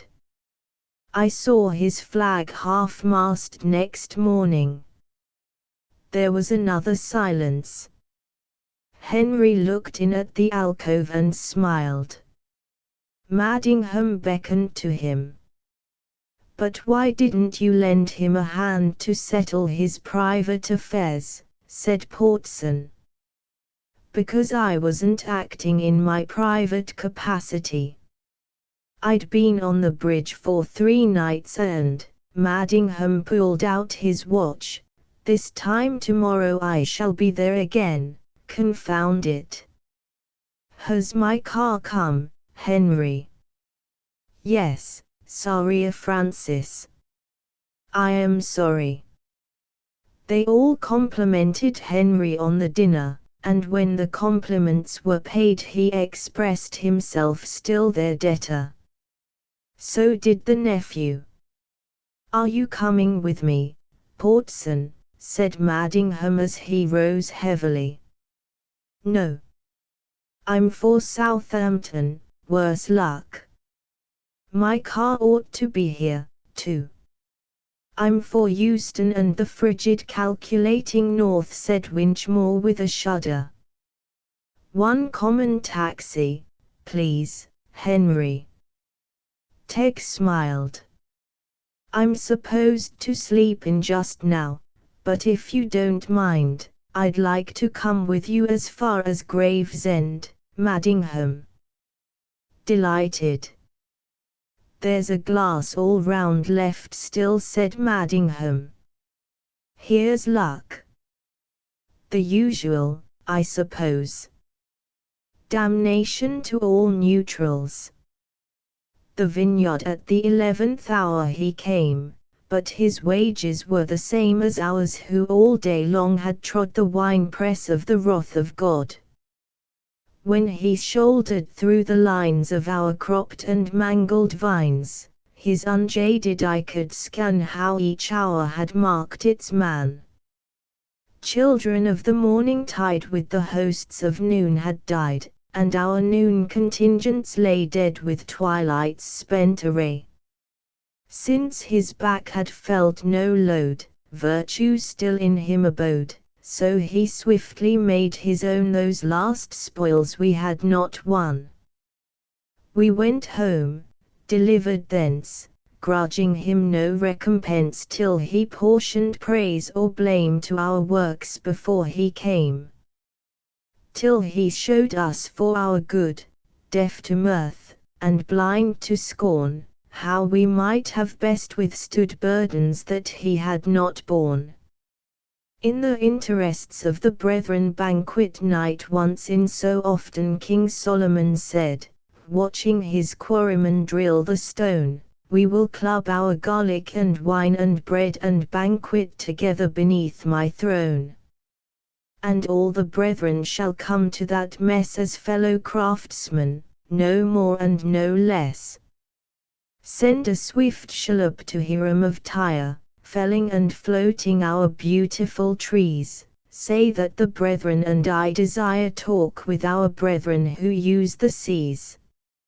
And we shall be happy to meet them at mess as fellow craftsmen, no more and no less. Carry this message to Hiram Abiff, excellent master of forge and mine.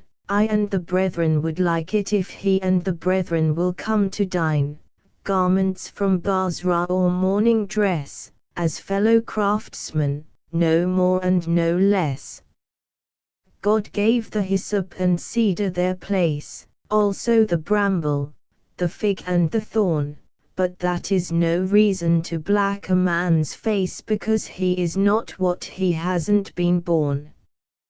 And, as touching the temple, I hold and profess we are fellow craftsmen, no more and no less. So it was ordered and so it was done, and the hewers of wood and the masons of Mark, with Fox-sle hands of the Sidon Run and navy lords from the Royal Ark, came and sat down and were merry at mess as fellow craftsmen, no more and no less. The quarries are hotter than Hiram's forge, no one is safe from the dogwhip's reach.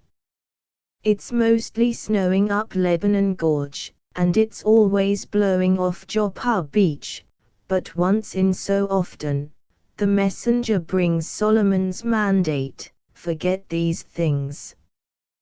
Brother to beggars and fellow to kings, companion of princes, forget these things.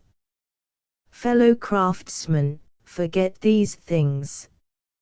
In the interests of the brethren I was buying a canary in a bird shop when he first spoke to me and suggested that I should take a less highly colored bird.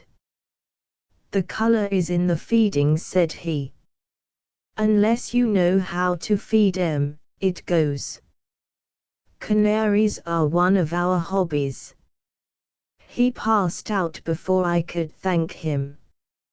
He was a middle-aged man with grey hair and a short, dark beard, rather like a Sealyham terrier in silver spectacles. For some reason his face and his voice stayed in my mind so distinctly that, months later, when I jostled against him on a platform crowded with an angling club going to the Thames, I recognized, turned, and nodded. I took your advice about the canary, I said. Did you? Good, he replied heartily over the rod case on his shoulder, and was parted from me by the crowd. A few years ago I turned into a tobacconist's to have a badly stopped pipe cleaned out. Well. And how did the canary do? Said the man behind the counter. We shook hands, "And what's your name?" we both asked together. His name was Louis Holroyd Bergs, of Bergs and Son, as I might have seen above the door, but Son had been killed in Egypt. His hair was whiter than it had been, and the eyes were sunk a little. "Well, well. To think," said he, "of one man in all these millions turning up in this curious way, when there's so many who don't turn up at all, eh?" It was then that he told me of son Louis's death and why the boy had been christened Louis. "Yes.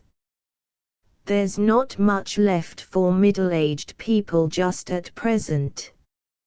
Even one's hobbies, we used to fish together. And the same with canaries. We used to breed 'em for color, deep orange was our speciality. That's why I spoke to you, if you remember, but I've sold all my birds." "Well, well. And now we must locate your trouble."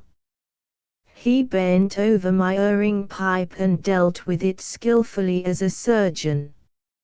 A soldier came in, spoke in an undertone, received a reply, and went out. Many of my clients are soldiers nowadays, and a number of them belong to the craft, said Mr. Bergs. It breaks my heart to give them the tobaccos they ask for. On the other hand, not one man in 5,000 has a tobacco palate. Preference, yes. Palate, no. Here's your pipe, again. It deserves better treatment than it's had. There's a procedure, a ritual, in all things. Any time you're passing by again, I assure you, you will be welcome. I've one or two odds and ends that may interest you. I left the shop with the rarest of all feelings on me, the sensation which is only youth's right, that I might have made a friend. A little distance from the door I was accosted by a wounded man who asked for Bergs's. The place seemed to be known in the neighborhood. I found my way to it again, and often after that, but it was not till my third visit that I discovered Mr. Bergs held a half-interest in Ackerman and Panitz, the great cigar importers, which had come to him through an uncle whose children now lived almost in the Cromwell Road, and said that the uncle had been on the stock exchange. "I'm a shopkeeper by instinct," said Mr. Bergs. "I like the ritual of handling things. The shop has done me well. I like to do well by the shop." It had been established by his grandfather in 1827, but the fittings and appointments must have been at least half a century older. The brown and red tobacco and snuff jars, with crowns, garters, and names of forgotten mixtures in gold leaf, the polished Oronoque tobacco barrels on which favored customers sat, the cherry-black mahogany counter, the delicately molded shelves, the reed cigar cabinets, the German silver-mounted scales, and the Dutch brass roll and cake cutter, were things to covet. "They aren't so bad," he admitted. "That large Bristol jar hasn't any duplicate to my knowledge.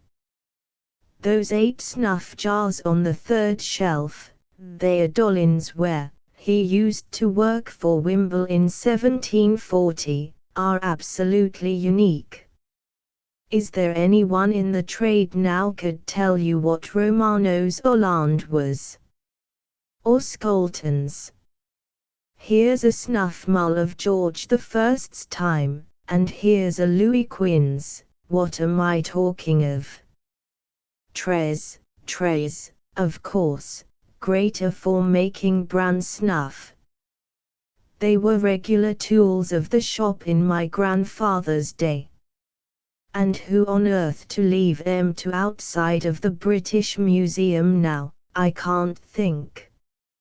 His pipes, I would this were a tale for virtuosi. His amazing collection of pipes was kept in the parlor, and this gave me the privilege of making his wife's acquaintance. One morning, as I was looking covetously at a jacaranda-wood cigarro, not cigar, cabinet with silver lock plates and drawer knobs of Spanish work, a wounded Canadian came into the shop and disturbed our happy little committee. "Say," he began loudly, "are you the right place?" "Who sent you?" Mr. Bergs demanded. "A man from Messings." "But that ain't the point. I've got no certificates, nor papers, nothing, you understand.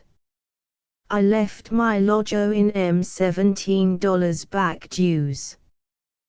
But this man at Messings told me it wouldn't make any odds with you." "It doesn't," said Mr. Bergs. "We meet tonight at 7 p.m. The man's face fell a yard. "Hell," said he. "But I'm in hospital, I can't get leave. And Tuesdays and Fridays at 3 p.m. Mr. Bergs added promptly. "You'll have to be proved, of course." "Guess I can get by that all right," was the cheery reply. "Tuesday, then." He limped off, beaming. "Who might that be?" I asked. "I don't know any more than you do, except he must be a brother. London's full of Masons now." Well, we must do what we can these days. If you'll come to tea this evening, I'll take you on to lodge afterwards. It's a lodge of instruction." "Delighted." "Which is your lodge?" I said, for up till then he had not given me its name. "Faith and Works 5837, the third Saturday of every month. Our Lodge of Instruction meets nominally every Thursday, but we sit oftener than that now because there are so many visiting brothers in town." Here another customer entered, and I went away much interested in the range of Brother Bergs's hobbies. At tea time he was dressed as for church, and wore gold pince-nez in lieu of the silver spectacles. I blessed my stars that I had thought to change into decent clothes. "Yes, we owe that much to the craft," he assented. "All ritual is fortifying. Ritual's a natural necessity for mankind. The more things are upset, the more they fly to it. I abhor slovenly ritual anywhere. By the way, would you mind assisting at the examinations, if there are many visiting brothers tonight? You'll find some of them very rusty, but it's the spirit, not the letter, that giveth life." The question of visiting brethren is an important one. There are so many of them in London now, you see, and so few places where they can meet. "You dear thing," said Mrs. Bergs, and handed him his locked and initialed apron case. "Our lodge is only just round the corner," he went on. "You mustn't be too critical of our appurtenances. The place was a garage once. As far as I could make out in the humiliating darkness, we wandered up a mews and into a courtyard. Mr. Bergs piloted me, murmuring apologies for everything in advance. "You mustn't expect," he was still saying when we stumbled up a porch and entered a carefully decorated anteroom hung round with Masonic prints. I noticed Peter Gilkey's and Barton Wilson, fathers of emulation, working, in the place of honor, Nella's Christopher Wren, Dunkerley, with his own Fitzgeorge bookplate below and the bend sinister on the royal arms, Hogarth's caricature of Wilkes, also his disreputable knight, and a beautifully framed set of Grand Masters, from Anthony Sayer down. "Are these another hobby of yours?" I asked. "Not this time," Mr. Bergs smiled. "We have to thank Brother Lemming for them." He introduced me to the senior partner of Lemming and Orton, whose little shop is hard to find, but whose words and checks in the matter of prints are widely circulated. "The frames are the best part of them," said Brother Lemming after my compliments. "There are some more in the lodge room. Come and look. We've got the big Desaguliers there that nearly went to Iowa." I had never seen a lodge room better fitted. From mosaiced floor to appropriate ceiling, from curtain to pillar, implements to seats, seats to lights, and little carved music loft at one end, every detail was perfect in particular kind and general design. I said what I thought of them all, many times over.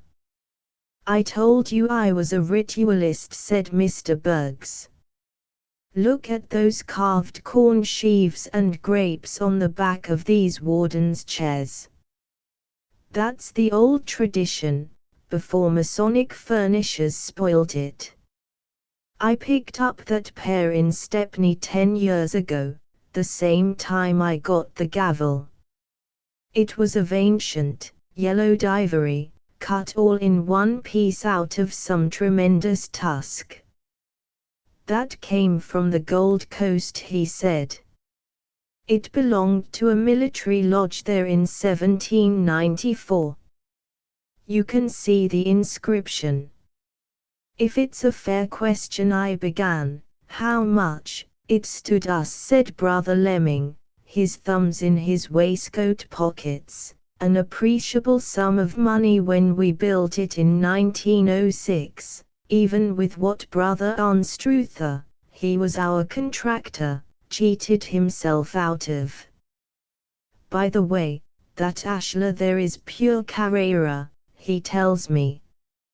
I don't understand marbles myself. Since then I expect we've put in, quite another little sum. Now we'll go to the examination room and take on the brethren." He led me back, not to the anteroom, but a convenient chamber flanked with what looked like confessional boxes. I found out later that that was what they had been, when first picked up for a song near Oswestry. A few men in uniform were waiting at the far end. "That's only the head of the procession. The rest are in the anteroom," said an officer of the lodge. Brother Bergs assigned me my discreet box, saying, "Don't be surprised. They come all shapes." Shapes was not a bad description, for my first penitent was all head bandages, escaped from an officers' hospital, Pentonville way.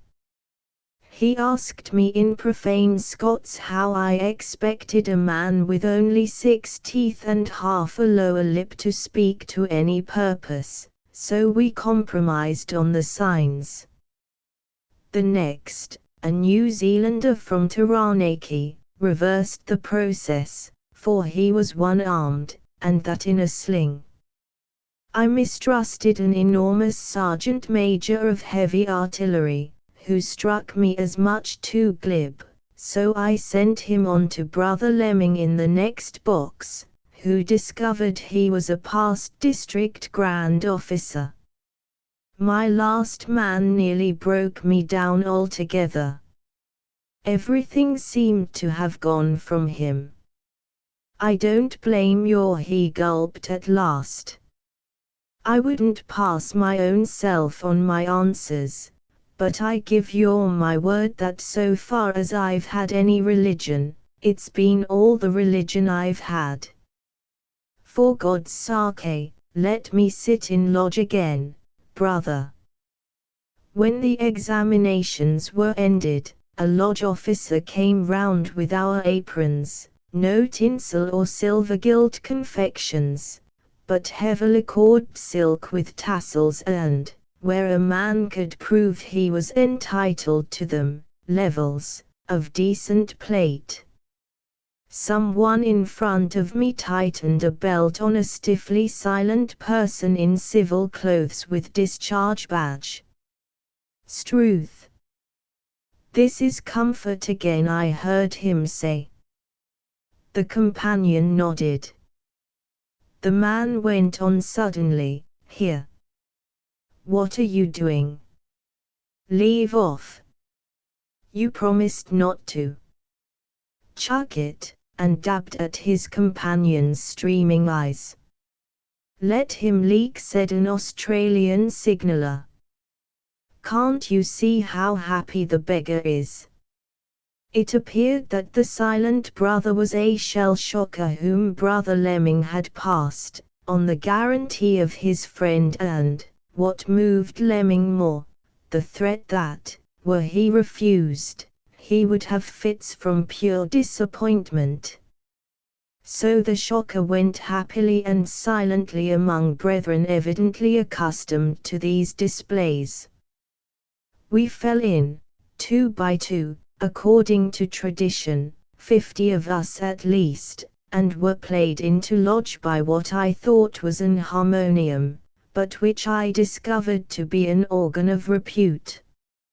It took time to settle us down, for 10 or 12 were cripples and had to be helped into long or easy chairs. I sat between a one-footed IMC corporal and a captain of territorials, who, he told me, had had a brawl with a bomb, which had bent him in 2 directions. "But that's first-class bark the organist is giving us now," he said delightedly. "I'd like to know him. I used to be a piano thumper of sorts." "I'll introduce you after lodge," said one of the regular brethren behind us, a plump, torpedo-bearded man, who turned out to be a doctor. "After all, there's nobody to touch bark, is there?" Those two plunged at once into musical talk, which to outsiders is as fascinating as trigonometry. Now a lodge of instruction is mainly a parade ground for ritual. It cannot initiate or confer degrees, but is limited to rehearsals and lectures. Worshipful Brother Bergs, resplendent in Solomon's chair, I found out later where that, too, had been picked up, briefly told the visiting brethren how welcome they were and always would be, and asked them to vote what ceremony should be rendered for their instruction. When the decision was announced, he wanted to know whether any visiting brothers would take the duties of lodge officers. They protested bashfully that they were too rusty. "The very reason why," said Brother Bergs, while the organ barked softly. My musical captain wriggled in his chair. "One moment, worshipful sir."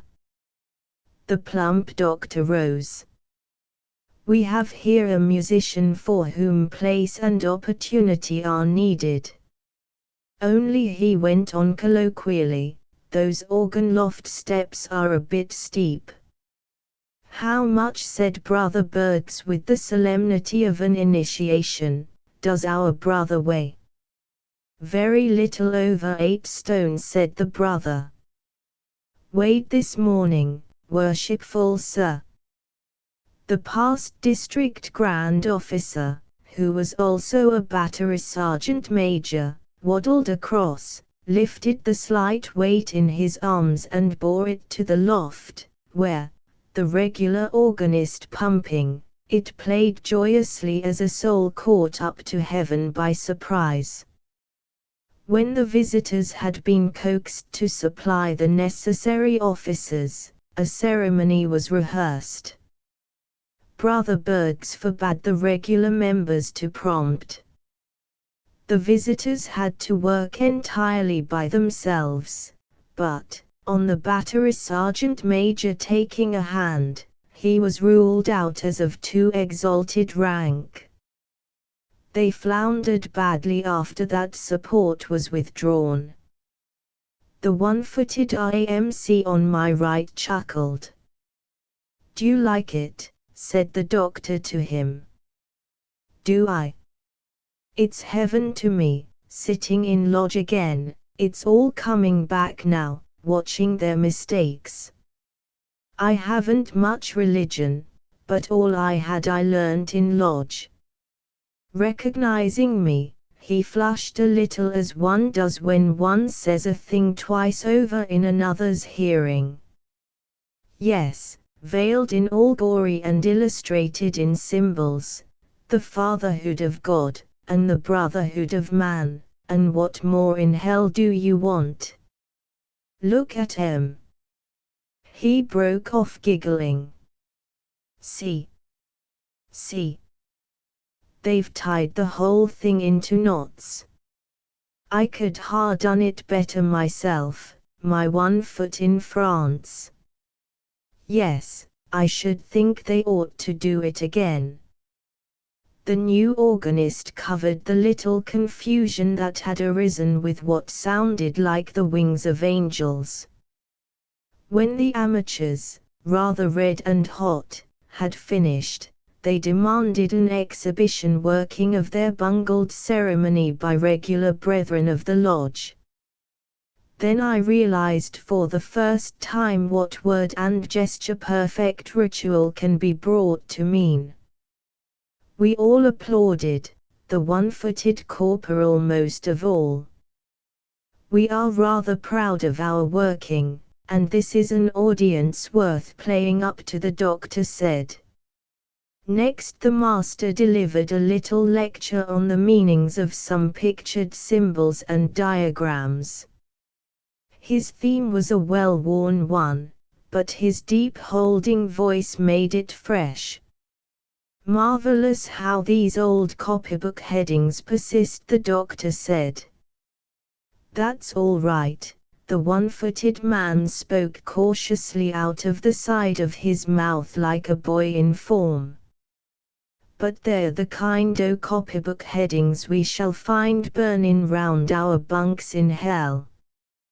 Believe me, I've broke enough of 'em to know. Now, Sure." He leaned forward, drinking it all in. Presently Brother Bergs touched on a point which had given rise to some diversity of ritual. He asked for information. "Well, in Jamaica, worshipful sir," a visiting brother began, and explained how they worked that detail in his parts. Another and another joined in from different quarters of the lodge, and the world, and when they were well warmed the doctor sidled softly round the walls and, over our shoulders, passed us cigarettes. "A shocking innovation," he said, as he returned to the captain musician's vacant seat on my left. "But men can't really talk without tobacco, and we're only a lodge of instruction. And I've learned more in one evening here than 10 years. The one-footed man turned round for an instant from a dark, sour-looking yeoman in spurs who was laying down the law on Dutch ritual. The blue haze and the talk increased, while the organ from the loft blessed us all. "But this is delightful," said I to the doctor. "How did it all happen?" "Brother Bergs started it. He used to talk to the men who dropped into his shop when the war began. He told us sleepy old chaps in lodge that what men wanted more than anything else was lodges where they could just sit and be happy like we are now. He was right too. We're learning things in the war. A man's lodge means more to him than people imagine. As our friend on your right said just now, very often Masonry's the only practical creed we've ever listened to since we were children. Platitudes or no platitudes, it squares with what everybody knows ought to be done." He sighed. "And if this war hasn't brought home the brotherhood of man to us all, I'm a Hun." "How did you get your visitors?" I went on. "Oh, I told a few fellows in hospital near here, at Bergs's suggestion, that we had a lodge of instruction and they'd be welcome. And they came. And they told their friends. And they came. That was 2 years ago, and now we've lodge of instruction 2 nights a week, and a matinee nearly every Tuesday and Friday for the men who can't get evening leave. Yes, it's all very curious. I'd no notion what the craft meant, and means, till this war." "Nor I, till this evening," I replied. "Yet it's quite natural if you think. Here's London, all England, packed with the craft from all over the world, and nowhere for them to go. Why, our weekly visiting attendance for the last 4 months averaged just under 140. Divide by 4, call it 35 visiting brethren a time. Our record's 71, but we have packed in as many as 84 at banquets. You can see for yourself what a potty little hole we are." "Banquets too?" I cried. "It must cost like anything." May the visiting brethren, the doctor, his name was Keed, laughed. "No, a visiting brother may not. But when a man has had an evening like this, he wants to, that's what they all say. That makes our difficulty. They do exactly what you were going to suggest, and they're offended if we don't take it. Don't you?" I asked. "My dear man, what does it come to? They can't all stay to banquet. Say 100 suppers a week, 15 quid, 60 a month, 720 a year. How much are Lemming and Orton worth? And Ellis and McKnight, that long big man over yonder, the provision dealers. How much do you suppose could Bergs write a check for and not feel? 'Tisn't he as if he had to save for anyone now. I assure you we have no scruple in calling on the visiting brethren when we want anything. We couldn't do the work otherwise. Have you noticed how the lodge is kept? Brass work, jewels, furniture, and so on." "I have indeed," I said. "It's like a ship. You could eat your dinner off the floor. Well, come here on a by-day and you'll often find half a dozen brethren, with 8 legs between 'em, polishing and ronnuking and sweeping everything they can get at. I cured a shell shocker this spring by giving him our jewels to look after. He pretty well polished the numbers off 'em, but it kept him from fighting Huns in his sleep. And when we need masters to take our duties, 2 matinees a week is rather a tax. We've the choice of P.M.S. from all over the world. The Dominions are much keener on ritual than an average English lodge. Besides that, we're going to adjourn. Listen to the greetings. They'll be interesting. The crack of the great gavel brought us to our feet, after some surging and plunging among the cripples. Then the battery sergeant major, in a trained voice, delivered hearty and fraternal greetings to faith and works from his tropical district and lodge. The others followed, without order, in every tone between a grunt and a squeak. I heard Huraki Inyanga Umbazai Aloha Southern Lights, from somewhere Punta Arenas way, lodge of rough ashlars, and that Newfoundland naval brother looked it, 2 or 3 stars of something or other, half a dozen cardinal virtues, variously arranged, hailing from Klondike to Kilgawly, 1 military lodge on one of the fronts, thrown in with a severe Scot spur by my friend of the head bandages, and the rest as mixed as the Empire itself. Just at the end there was a little stir. The silent brother had begun to make noises. His companion tried to soothe him. "Let him be. Let him be," the doctor called professionally. The man jerked and mouthed, and at last mumbled something unintelligible even to his friend, but a small dark PM pushed forward importantly. "It is all right," he said. "He wants to say," he spat out some yard-long Welsh name, adding, "that means Pembroke Docks, worshipful sir. We have good masons in Wales, too." The silent man nodded approval. "Yes," said the doctor, quite unmoved. "It happens that way sometimes. Hesp pantaphrase, isn't it? The star brings 'em all home. I must get a note of that fellow's case after lodge. I saw you didn't care for music," he went on, "but I'm afraid you'll have to put up with a little more. It's a paraphrase from Mika. Our organist arranged it. We sing it antiphonally, as a sort of dismissal. Even I could appreciate what followed.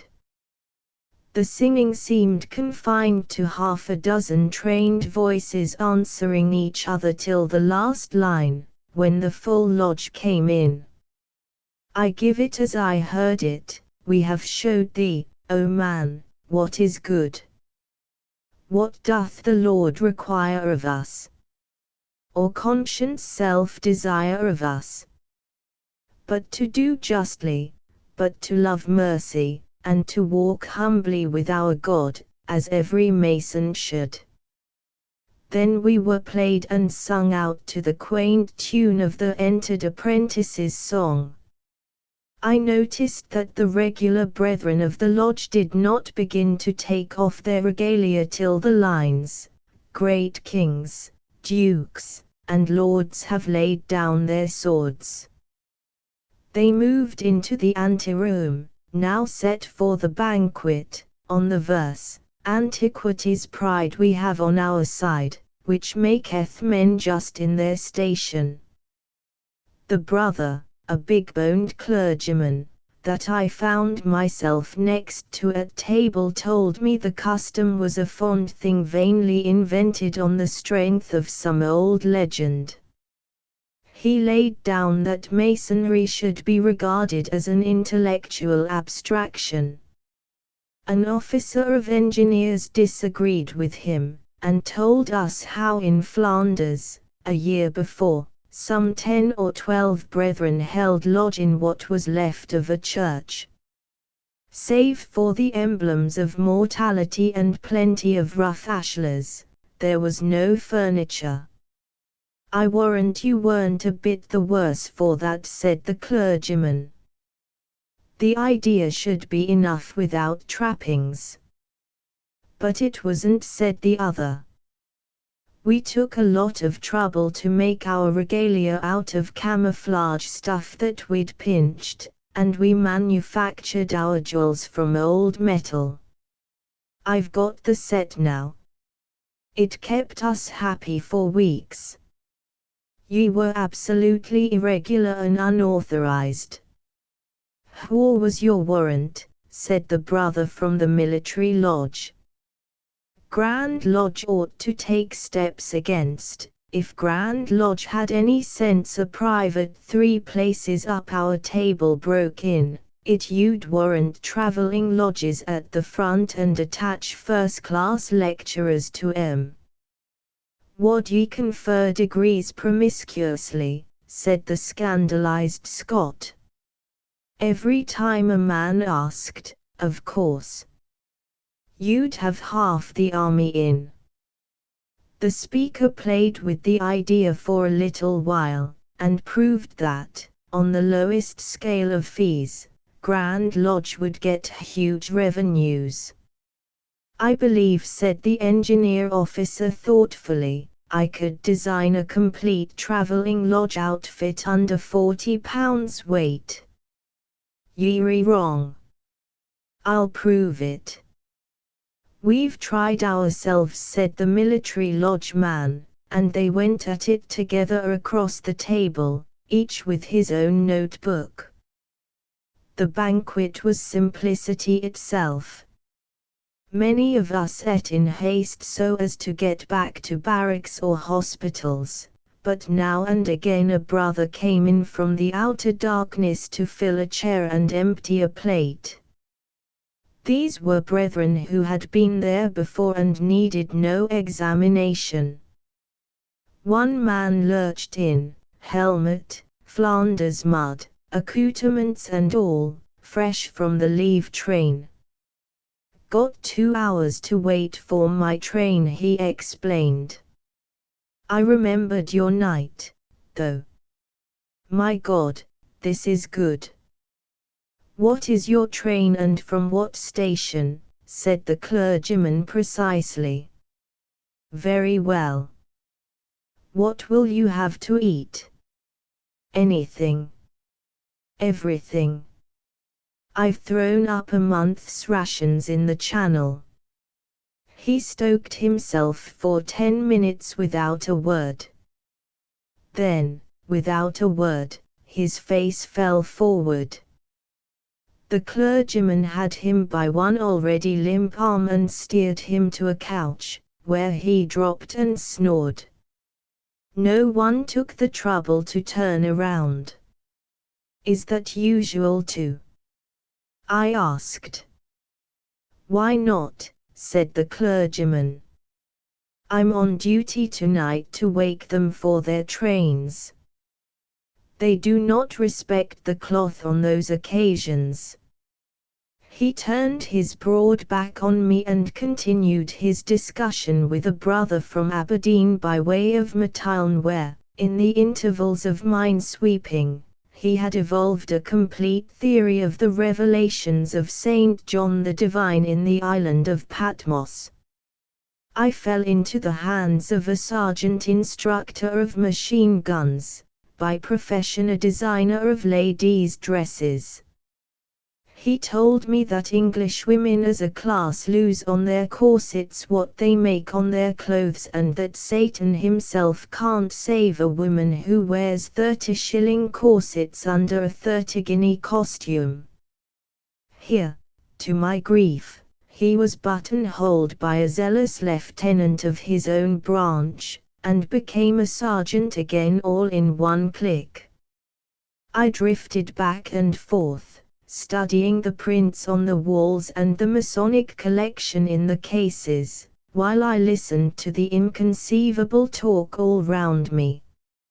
Little by little the company thinned, till at last there were only a dozen or so of us left.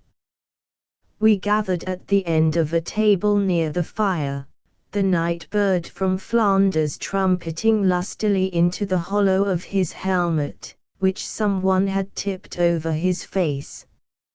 "And how did it go with you?" said the doctor. "It was like a new world," I answered. "That's what it is really."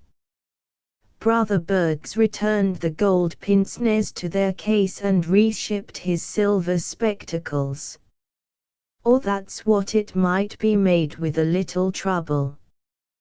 When I think of the possibilities of the craft at this juncture, I wonder. He stared into the fire. "I wonder, too," said the sergeant major slowly, "but, on the whole, I'm inclined to agree with you. We could do much with masonry. As an aid, not as a substitute for religion," the clergyman snapped. "Oh, Lord! Can't we give religion a rest for a bit?" the doctor muttered. "It hasn't done so, I beg your pardon, all around." The clergyman was bristling. "Kamerad," the wise sergeant major went on, both hands up. "Certainly not as a substitute for a creed, but as an average plan of life. What I've seen at the front makes me sure of it." Brother Bergs came out of his muse. "There ought to be a dozen, 20, other lodges in London every night, conferring degrees too, as well as instruction. Why shouldn't the young men join? They practice what we're always preaching." Well, we must all do what we can. What's the use of old masons if they can't give a little help along their own lines? "Exactly," said the sergeant major, turning on the doctor. "And what's the darn use of a brother if he isn't allowed to help?" "Have it your own way then," said the doctor testily. He had evidently been approached before. He took something the sergeant major handed to him and pocketed it with a nod. "I was wrong," he said to me, "when I boasted of our independence. They get round us sometimes. This," he slapped his pocket, "will give a banquet on Tuesday. We don't usually feed at matinees. It will be a surprise. By the way, try another sandwich.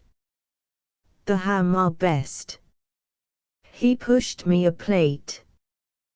"They are," I said. "I've only had 5 or 6. I've been looking for them." "Glad you like them," said Brother Lemming.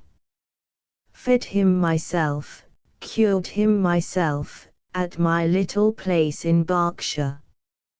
His name was Charlemagne. By the way, Doc, am I to keep another one for next month?" "Of course," said the doctor with his mouth full. "A little fatter than this chap, please. And don't forget your promise about the pickled nasturtiums. They're appreciated." Brother Lemming nodded above the pipe he had lit as we began a second supper. Suddenly the clergyman, after a glance at the clock, scooped up half a dozen sandwiches from under my nose, put them into an oiled paper bag, and advanced cautiously towards the sleeper on the couch. "They wake rough sometimes," said the doctor. "Nerves, you know." The clergyman tiptoed directly behind the man's head, and at arm's length rapped on the dome of the helmet. The man woke in one vivid streak, as the clergyman stepped back and grabbed for a rifle that was not there. "You've barely half an hour to catch your train." The clergyman passed him the sandwiches. "Come along." "You're uncommonly kind and I'm very grateful," said the man, wriggling into his stiff straps. He followed his guide into the darkness after saluting. "Who's that?" said Lemming. "Can't say," the doctor returned indifferently. "He's been here before. He's evidently a PM of sorts." Well, said Brother Bergs, whose eyelids were drooping. "We must all do what we can. Isn't it almost time to lock up?" "I wonder," said I, as we helped each other into our coats, "what would happen if Grand Lodge knew about all this?" "About what?" Lemming turned on me quickly. "A lodge of instruction open 3 nights and 2 afternoons a week, and running a lodging house as well. It's all very nice, but it doesn't strike me somehow as regulation." "The point hasn't been raised yet," said Lemming. "We'll settle it after the war. Meantime we shall go on." "There ought to be scores of them," Brother Bergs repeated as we went out of the door. "All London's full of the craft, and no places for them to meet in. Think of the possibilities of it. Think what could have been done by Masonry through Masonry for all the world. I hope I'm not censorious, but it sometimes crosses my mind that Grand Lodge may have thrown away its chance in the war almost as much as the Church has." "Lucky for you the Padre is taking that chap to King's Cross," said Brother Lemming, "or he'd be down your throat. What really troubles him is our legal position under Masonic law. I think he'll inform on us one of these days. Well, good night, all." The doctor and Lemming turned off together. "Yes," said Brother Bergs, slipping his arm into mine. "Almost as much as the Church has. But perhaps I'm too much of a ritualist." I said nothing. I was speculating how soon I could steal a march on the clergyman and inform against Faith and Works number 5837 EC. The United Idolaters to the Companions, Horace, Ode 17, BKV. How comes it that, at eventide, when level beams should show most truth, man, failing, takes unfailing pride in memories of his frolic youth? Venus and Liber fill their hour, the games engage, the law courts prove, till hardened life breeds love of power or avarice, age's final love. Yet at the end, these comfort not, nor any triumph fate decrees, compared with glorious, unforgot 10 innocent enormities of frontless days before the beard, when, instant on the casual jest, the God himself of mirth appeared and snatched us to his heaving breast. And we, not caring who he was but certain he would come again, accepted all he brought to pass as gods accept the lives of men. Then he withdrew from sight and speech, nor left a shrine. How comes it now while Charon's keel grates on the beach, he calls so clear, rememberest thou? The United Idolaters, his name was Brownell and his reign was brief. He came from the Central Anglican Scholastic Agency, a soured, clever, reddish man picked up by the head at the very last moment of the summer holidays in default of Macaea's house, who wired from Switzerland that he had smashed a knee mountaineering, and would not be available that term.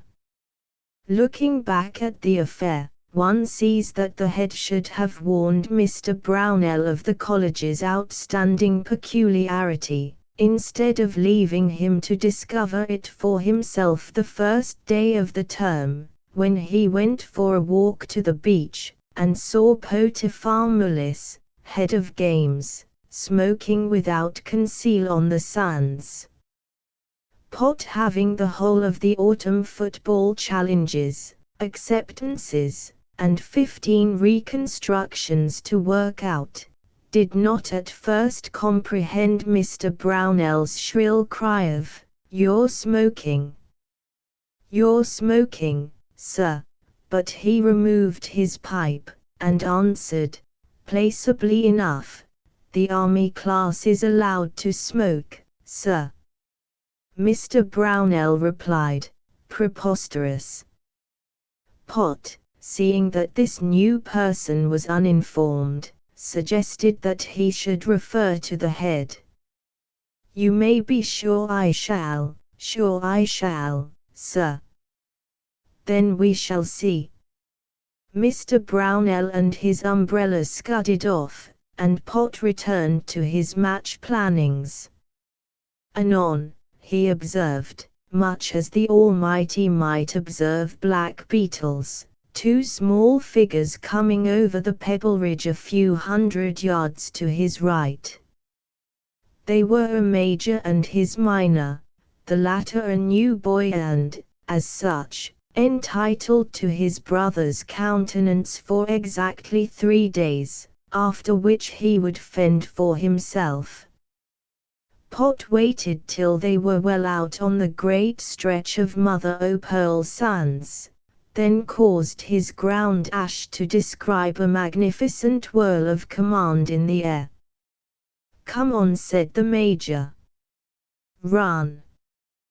"What for?" said the minor, who had noticed nothing. "'Cause we're wanted." "Leg it." "Oh, I can do that," the minor replied, and, at the end of the sprint, fetched up a couple of yards ahead of his brother, and much less winded. "You're minor," said Pot, looking over them, seawards. "Yes, Mullis," the major replied. "All right. Cut along." They cut on the word. "Hi! Flood, major! Come back!" Back fled the elder. "Your wind's bad. Too fat. You grunt like a pig. Mustn't do it. Understand? Go away." "What was all that for?" the minor asked on the major's return. "To see if we could run, you fool." "Well, I ran faster than you, anyhow," was the scandalous retort. "Look here, minor, if you go on talking like this, you'll get yourself kicked all round Col. And you mustn't stand like you did when a prefect's talking to you." The minor's eyes opened with awe. "I thought it was only one of the masters," said he. "Masters?" "It was Mullis, head o' games." "You are a putrid young ass." By what seemed pure chance, Mr. Brownell ran into the school chaplain, the Reverend John Gillette, beating up against the soft September rain that no native ever troubled to wear a coat for. "I was trying to catch you after lunch," the latter began. "I wanted to show you our objects of local interest." "Thank you. I've seen all I want," Mr. Brownell answered. "Gillette, is there anything about me which suggests the congenital dupe?" It's early to say, yet the chaplain answered. Who've you been meeting? A youth called Mullis, I believe. And, indeed, there was Potiphar, ground ash, pipe, and all, quarter-decking serenely below the pebble ridge. Oh, I see. Old Pot, our head of games. He was smoking.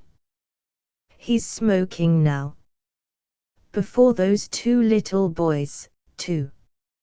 Mr. Brownell panted. He had the audacity to tell me that. Yes, the Reverend John cut in. The army class is allowed to smoke, not in their studies, of course, but within limits, out of doors. You see, we have to compete against the crammers' establishments, where smoking's usual. This was true. Of the only school in England was this the cold truth, and for the reason given, in that unprogressive age. Good heavens, said Mr. Brownell to the gulls and the grey sea. And I was never warned. The head is a little forgetful. I ought to have, but it's all right, the chaplain added soothingly. Pot won't, give you away. Mr. Brownell, who knew what smoking led to, testified out of his 12 years' experience of what he called the animal boy. He left little unexplored or unexplained. There may be something in what you say, the Reverend John assented. But as a matter of fact, their actual smoking doesn't amount to much. They talk a great deal about their brands of tobacco. Practically, it makes them rather keen on putting down smoking among the juniors, as an encroachment on their privilege, you see. They lick 'em twice as hard for it as we'd dare to. Lick! Mr. Brownell cried. One expels. One expels. I know the end of these practices. He told his companion, in detail, with anecdotes and inferences, a great deal more about the animal boy. Ah, said the Reverend John to himself. You'll leave at the end of the term, but you'll have a deuce of a time first.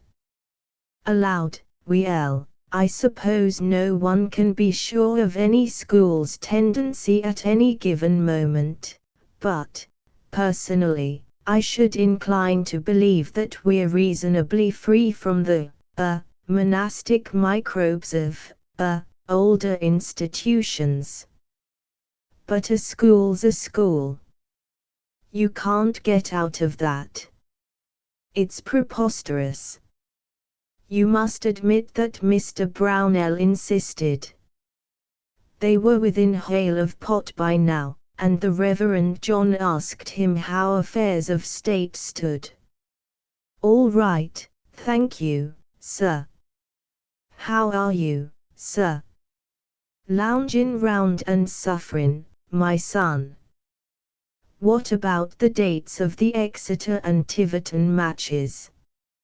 As late in the term as we can get 'em, don't you think, sir?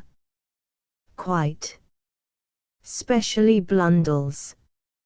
They're our dearest foe, he explained to the frozen Mr. Brownell. Aren't we rather light in the scrum just now, Mullis?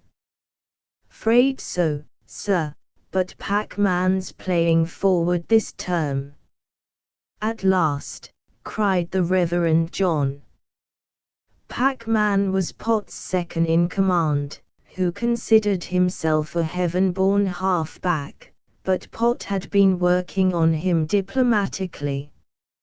He'll be a pillar, at any rate. Lend me one of your fuses, please. I've only got matches. Mr. Brownell was unused to this sort of talk. "A bad beginning to a bad business," he muttered as they returned to college. Pot finished out his meditations, from time to time rubbing up the gloss on his new 7 and 6penny silver-mounted, rather hot, Milewood pipe, with its very thin crust in the bowl. As the studies brought back brackets and pictures for their walls, so did they bring odds and ends of speech, theatre, opera, and music-hall gags, from the great holiday world, some of which stuck for a term, and others were discarded. Number 5 was unpacking, when Dick IV, King's House, of the red nose and dramatic instincts, who with Pussy and Tertius, 1, inhabited the study below, loafed up and asked them how their symptoms seemed to sagactuate.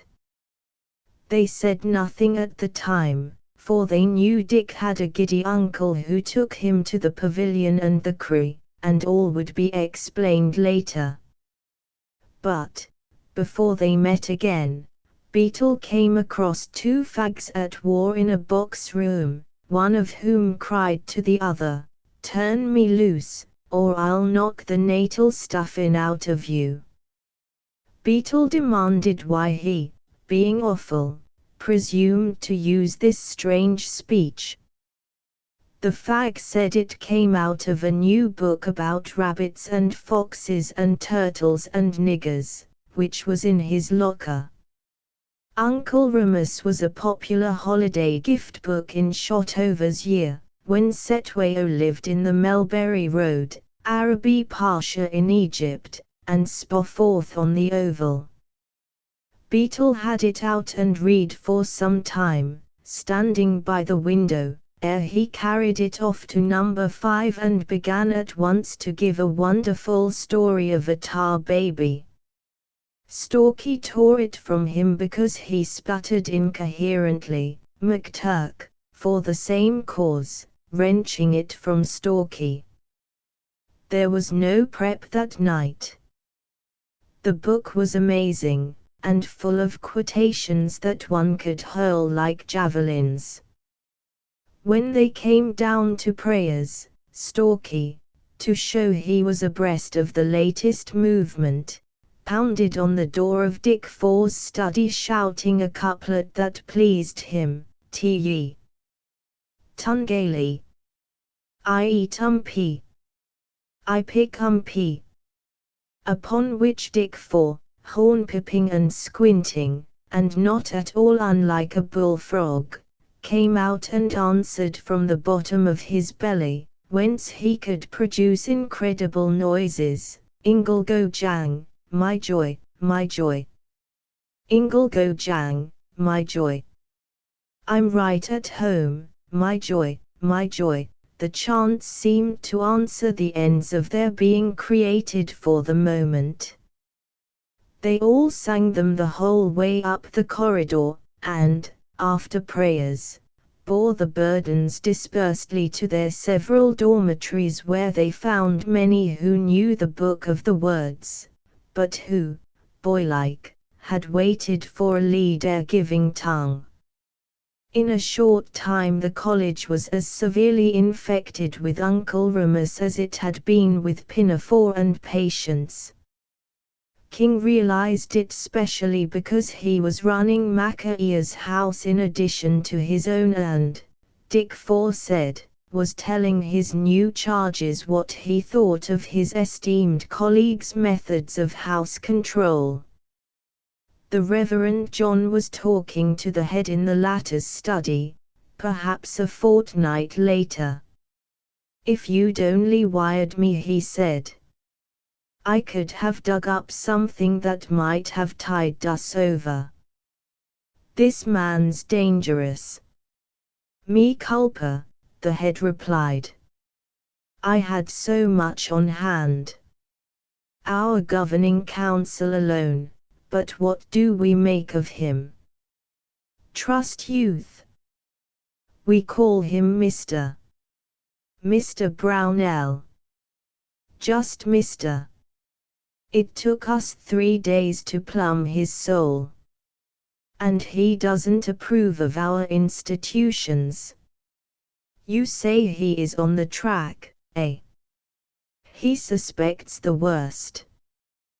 The school chaplain nodded. Well, I should say that was the one tendency we had not developed.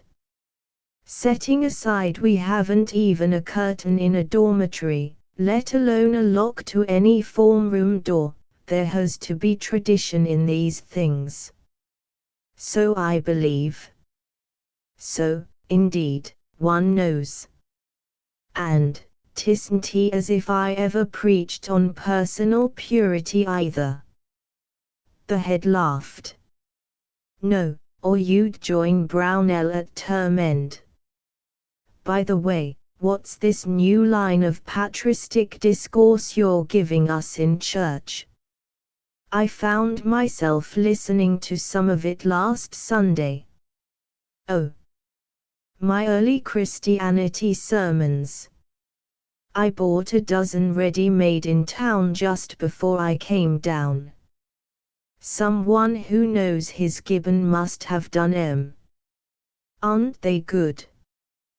The Reverend John, who was no hand at written work, beamed self-approvingly. There was a knock and Pot entered. The weather had defeated him, at last. All footer grounds, he reported, were unplayable, and must be rested. His idea, to keep things going, was big and little side paper chases thrice a week. For the juniors, a shortish course on the burros which he intended to oversee personally the first few times, while Pac-Man lunged big side across the inland and upland plows, for proper sweats. There was some question of bounds that he asked authority to vary, and would the head please say which afternoons would interfere least with the army class, extra tuition. As to bounds, the head left those, as usual, entirely to Pot. The Reverend John volunteered to shift one of his extra 2 classes from 4 to 5 p.m. till after prayers, 9 to 10. The whole question was settled in 5 minutes. We hate paper chases, don't we, Pot? The headmaster asked as the head of games rose. Yes, sir, but it keeps 'em in training. Good night, sir. To go back, drawled the head when the door was well shut. No, I do not think so. Yes. He'll leave at the end of the term. How does it go? Don't spute wid de squinchowl. Jam de shovel in de fire. Have you come across that extraordinary book, by the way? Oh, yes. We've got it badly too. It has some sort of elemental appeal, I suppose. Here Mr. King came in with a neat little scheme for the reorganization of certain details in Macaea's house, where he had detected reprehensible laxities. The head sighed. The Reverend John only heard the beginnings of it. Then he slid out softly. He remembered he had not written to Macaea for quite a long time. The first big side paper chase, in blinding wet, was as vile as even the groaning and bemired beetle had prophesied. But Dick Four had managed to run his own line when it skirted Bedford, and turned up at the lavatories half an hour late cherishing a movable tumour beneath his sweater.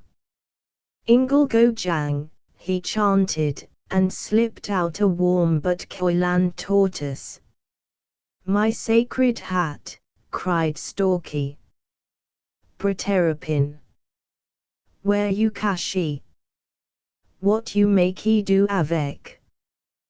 This was Storky's notion of how they talked in Uncle Remus, and he spake no other tongue for weeks. I don't know yet, but I had to get him. Man with a barrow full of 'em in Bridge Street. Gave me my choice for a bob. Leave him alone, you owl. He won't swim where you've been washing your filthy self. I'm right at home, my joy, my joy. Dick's nose shone like Bardolpho's as he bubbled in the bath. Just before tea time, he, Pussy and Tertius broke in upon number 5, processionally, singing, Ingle go jang, my joy, my joy. Ingle go jang, my joy. I'm right at home, my joy, my joy. Ingle go jang, my joy. Proterpin, painted or and sable, King's House colors, swung by a neatly contrived bellaband from the end of a broken jumping pole. They thought rather well of taking him in to tea. They called at 1 or 2 studies on the way, and were warmly welcomed, but when they reached the still shut doors of the dining hall, Richards, ex-petty officer, RN, was always unpunctual, but they needn't have called him Stinking Jim. The whole school shouted approval. After the meal, Proterpin was borne the round of the form rooms from number 1 to number 12, in an unbroken roar of homage. Tomorrow Dick 4 announced, we'll sacrifice to him. Fags in blazin paper baskets, and with thundering ingle-go-jangs the idol retired to its shrine. It had been a satisfactory performance. Little Hartop, surprised labeling rocks in number 12, which held the Natural History Museum, had laughed consumedly, and the Reverend John, just before prep, complimented Dick that he had not a single dissenter to his following. In this respect the affair was an advance on Byzantium and Alexandria, which, of course, were torn by rival sects led by militant bishops or zealous heathen. Vide, Beetle, Hypatia, and, if Dick 4 ever listened, instead of privily swatting up his Euclid, in church, the Reverend John's own sermons. Mr. King, who had heard the noise but had not appeared, made no comment till dinner, when he told the common room ceiling that he entertained the lowest opinion of Uncle Remus's buffoonery, but opined that it might interest certain types of intellect. Little Hartop, school librarian, who had, by special request, laid in an extra copy of the book, differed acridly. He had, he said, heard or overheard every salient line of Uncle Remus quoted, appositely to, by boys whom he would not have credited with intellectual interests. Mr. King repeated that he was wearied by the senseless and childish repetitions of immature minds. He recalled the patience epidemic. Mr. Prout did not care for Uncle Remus. The dialect put him off, but he thought the houses were getting a bit out of hand. There was nothing one could lay hold of course, as yet. Mr. Brownell interjected darkly. But this larking about in form rooms, he added, had potentialities which, if he knew anything of the animal boy, would develop, or had developed. I shouldn't wonder, said the Reverend John. This is the first time to my knowledge that Storky has ever played second fiddle to anyone. Proterpine was entirely Dick Faw's notion. By the way, he was painted your house colors, King. Was he? Said King artlessly. I have always held that our Dixon quarters had the rudiments of imagination. We will look into it, look into it. In our loathsome calling, more things are done by judicious letting alone than by any other. The Reverend John grunted. I can't subscribe to that, said Mr. Prout. You haven't a house, and for once Mr. King backed Prout. Thank heaven I haven't. Or I should be like you two. Leave them alone. Leave them alone. Haven't you ever seen puppies fighting over a slipper for hours? Yes, but Gillette admits that Dixon Quartus was the only begetter of this manifestation. I wasn't aware that the testation had been tricked out in my colors, said King. And at that very hour, number 5 study, prep thrown to the winds, were toiling inspiredly at a tar baby made up of Beatles sweater, and half a dozen lavatory towels, a condemned cretonne curtain and ditto baize tablecloth for natal stuffing, an ancient, but airtight punt-about ball for the head, all 3 playbox ropes for bindings, and most of Richard's weekly blacking allowance for Prout's house's boots to give tone to the whole. Gummy, said Beetle when their curtain pole had been taken down and Tar Baby hitched to the end of it by a loop in its voluptuous back. It looks pretty average indecent, somehow. You can use it this way, Turkey demonstrated, handling the curtain pole like a flail. Now, shove it in the fireplace to dry and we'll wash up. But, said Storky, fascinated by the unspeakable front and behind of the black and bulging horror. How come he looky so hellish? Dead easy. If you do anything with your whole heart, Ruskin says, you always pull off something damn fine. Proterpine's only a natural animal, but Tar Babies aren't, McTurk explained. I see. If you're anxious for to shine in the high aesthetic line.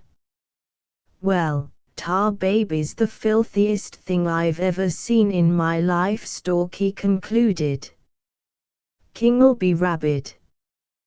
The united idolaters set forth, side by side, at 5 o'clock next afternoon, Proterpine, wide awake, and swimming hard into nothing, Tar Baby lurching from side to side with a lascivious abandon that made Foxy, the school sergeant, taking defaulter's drill in the corridor, squawk like an outraged hen.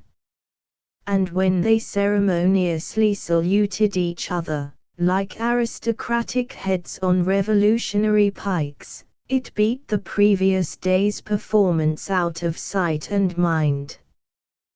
The very fags, offered up, till the bottoms of the paper baskets carried away, as heave offerings before them, fell over each other for the honor, and house by house, when the news spread, dropped its doings, and followed the mysteries, not without song.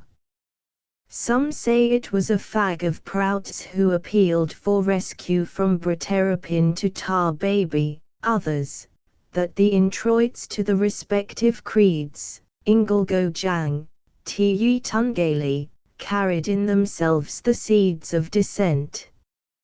At any rate, the cleavage developed as swiftly as in a new religion, and by tea time, when they were fairly hoarse, the rolling world was rent to the death between Ingalls versus Tungles, and Proterpine had swept out number 11 form room to the war cry, Here I come a bulgin and a bilin dot.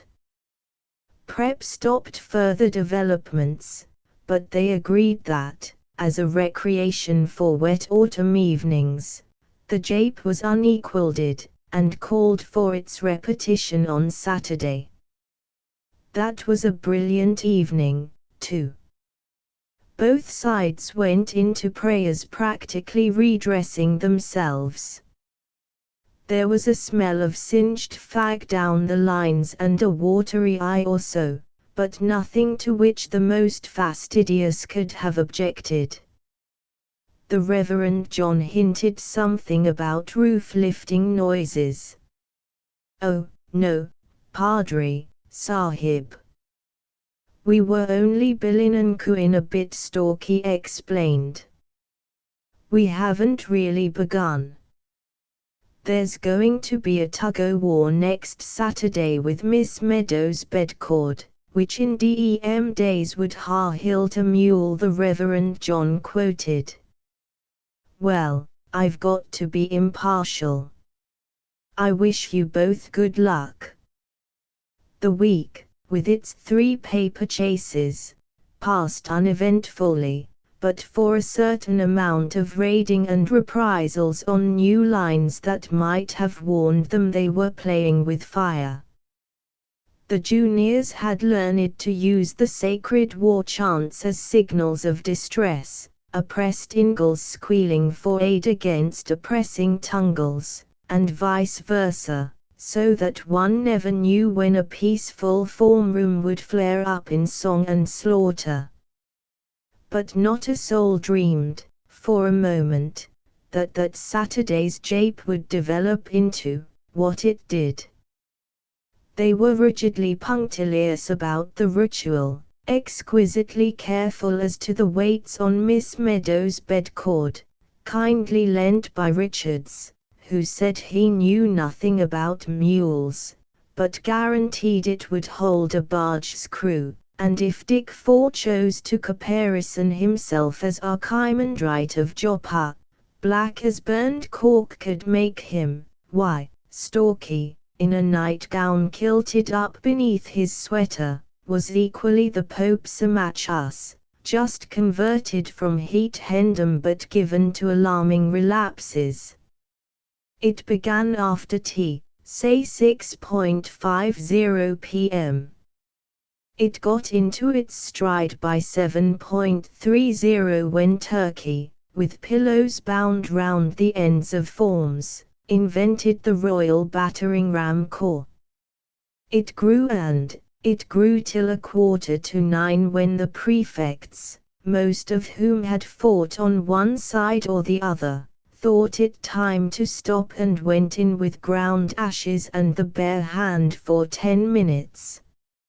Honours for the action were not awarded by the head till Monday morning, when he dealt out 12 lickings to selected seniors, 8 millies, 1,000, 14 usuals, 500 lines, minor impositions past count, and a stoppage of pocket money on a scale and for a length of time unprecedented in modern history. He said the college was within an ace of being burned to the ground when the gas jet in number 11 form room, where they tried to burn Tar Baby, fallen for the moment into the hands of the enemy, was wrenched off, and the lit gas spouted all over the ceiling till someone plugged the pipe with dormitory soap. He said that nothing save his consideration for their future careers kept him from expelling the wanton ruffians who had noosed all the desks in number 12 and swept them up in one crackling mound, barring a couple that had pitch-poled through the window. This, again, had been no man's design but the inspiration of necessity when Tar Baby's bodyguard, surrounded but defiant, was only rescued at the last minute by Turkey's immortal flank attack with the battering rams that carried away the door of number 9. He said that the same remarks applied to the fireplace and mantelpiece in number 7, which everybody had seen fall out of the wall of their own motion after Proterpine had hitched Miss Meadows' bed cord to the bars of the grate. He said much more, too, but as King pointed out in common room that evening, his canings were inept. He had not confiscated the idols and, above all, had not castigated, as King would have castigated, the disgusting childishness of all concerned. "Well," said little Hartop. "I saw the prefects choking them off as we came into prayers. You've reason to reckon that in the scale of suffering. And more than half the damage was done under your banner," King the Reverend John added. "That doesn't affect my judgment, though, as a matter of fact, I believe Proterpine triumphed over Tar Baby all along the line." "Didn't he, Prout?" "It didn't seem to me a fitting time to ask. The Tar Babies were handicapped, of course, by not being able to, tackle a live animal. I confess Mr. Brownell volunteered, it was the studious perversity of certain aspects of the orgy which impressed me." "And yet, what can one exp? How do you mean?" King demanded. "Dixon Quartus may be eccentric, but I was alluding to the vile and calculated indecency of that black doll. Mr. Brownell had passed Tar Baby going down to battle, all round and ripe, before Turkey had begun to use it as Bishop Odo's holy water sprinkler." "It is possible you didn't, I never noticed anything," said Prout. "If there had been, I should have been the first." Here little Hartop sniggered, which did not cool the air.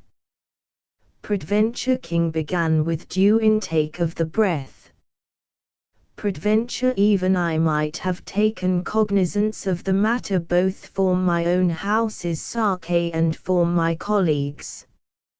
No. Folly, I concede. Utter childishness and complete absence of discipline in all quarters, as the natural corollary to dabbling in so-called transatlantic humor, I frankly admit. But that there was anything esoterically obscene in the outbreak I absolutely deny." "They've been fighting for weeks over those things," said Mr. Prout. "Silly, of course, but I don't see how it can be dangerous." "Quite true. Any housemaster of experience knows that," Brownell the Reverend John put in reprovingly. "Given a normal basis of tradition and conduct, certainly," Mr. Brownell answered. "But with such amazing traditions as exist here, no man with any experience of the animal boy can draw your deceptive inferences. That's all I mean." Once again, and not for the first time, but with greater heat, he testified what smoking led to, what, indeed, he was morally certain existed in full blast under their noses. Gloves were off in 3 minutes. Pessimists, no more than poets, love each other, and even when they work together it is one thing to pessimize congenially with an ancient and tried associate who is also a butt, and another to be pessimized over by an inexperienced junior, even though the latter's college career may have included more exhibitions, nay, even pot huntings, than one's own. The Reverend John did his best to pour water on the flames. Little Hartop, perceiving that it was pure oil, threw in canfuls of his own, from the wings. In the end, words passed which would have made the common room uninhabitable for the future, but that Micaiah had written. The Reverend John had seen the letter, saying that his knee was fairly reknit and he was prepared to take on again at half-term. This happened to be the only date since the creation beyond which Mr. Brownell's self-respect would not permit him to stay 1 hour. It solved the situation, amid puffings and blowings and bitter epigrams, and a most distinguished stateliness of bearing all round till Mr. Brownell's departure. "My dear fellow," said the Reverend John to Micaiah, on the first night of the latter's return, "I do hope there was nothing in my letters to you, you asked me to keep you posted, that gave you any idea King wasn't doing his best with your house according to his lights." "Not in the least," said Micaiah. "I've the greatest respect for King, but after all, one's house is one's house. One can't stand it being tinkered with by well-meaning outsiders." To Mr. Brownell on Bedford Station platform, the Reverend John's last words were, "Well, well. You mustn't judge us too harshly. I dare say there's a great deal in what you say." "Oh, yes. King's conduct was inexcusable, absolutely inexcusable. About the smoking. Lamentable, but we must all bow down, more or less, in the House of Rimmon. We have to compete with the crammers' shops." To the Head, in the silence of his study, next day, "He didn't seem to me the kind of animal who'd keep to advantage in our atmosphere. Luckily he lost his temper, King and he are own brothers, and he couldn't withdraw his resignation. Excellent. After all, it's only a few pounds to make up. I'll slip it in under our recent, barrack damages. And what do we think of it all, Gillette?" "We do not think at all, any of us," said the Reverend John. "Youth is its own prophylactic, thank heaven." And the Head, not usually devout, echoed, "Thank heaven." "It was worth it," Dick Four pronounced on review of the profit and loss account with number 5 in his study. "Heap plenty bong assay," Storky assented. "But why didn't King roar up and cuss tar baby?" Beetle asked. "You pretuple you perfect, fat-ended fool." Storky began, "Keep your hair on. We all know the idolaters wasn't our Uncle Stork's idea." "But why didn't King?" "Because Dick took care to paint Proterpin King's house colors. You can always conciliate King by soothing his putrid esprit de maison. Ain't that true, Dick?" Dick Four, with the smile of modest worth unmasked, said it was so. And now Turkey yawned. King and Micaiah jaw for the rest of the term how he ran his house when Micaiah was trying to marry fat widows in Switzerland. Mountaineering.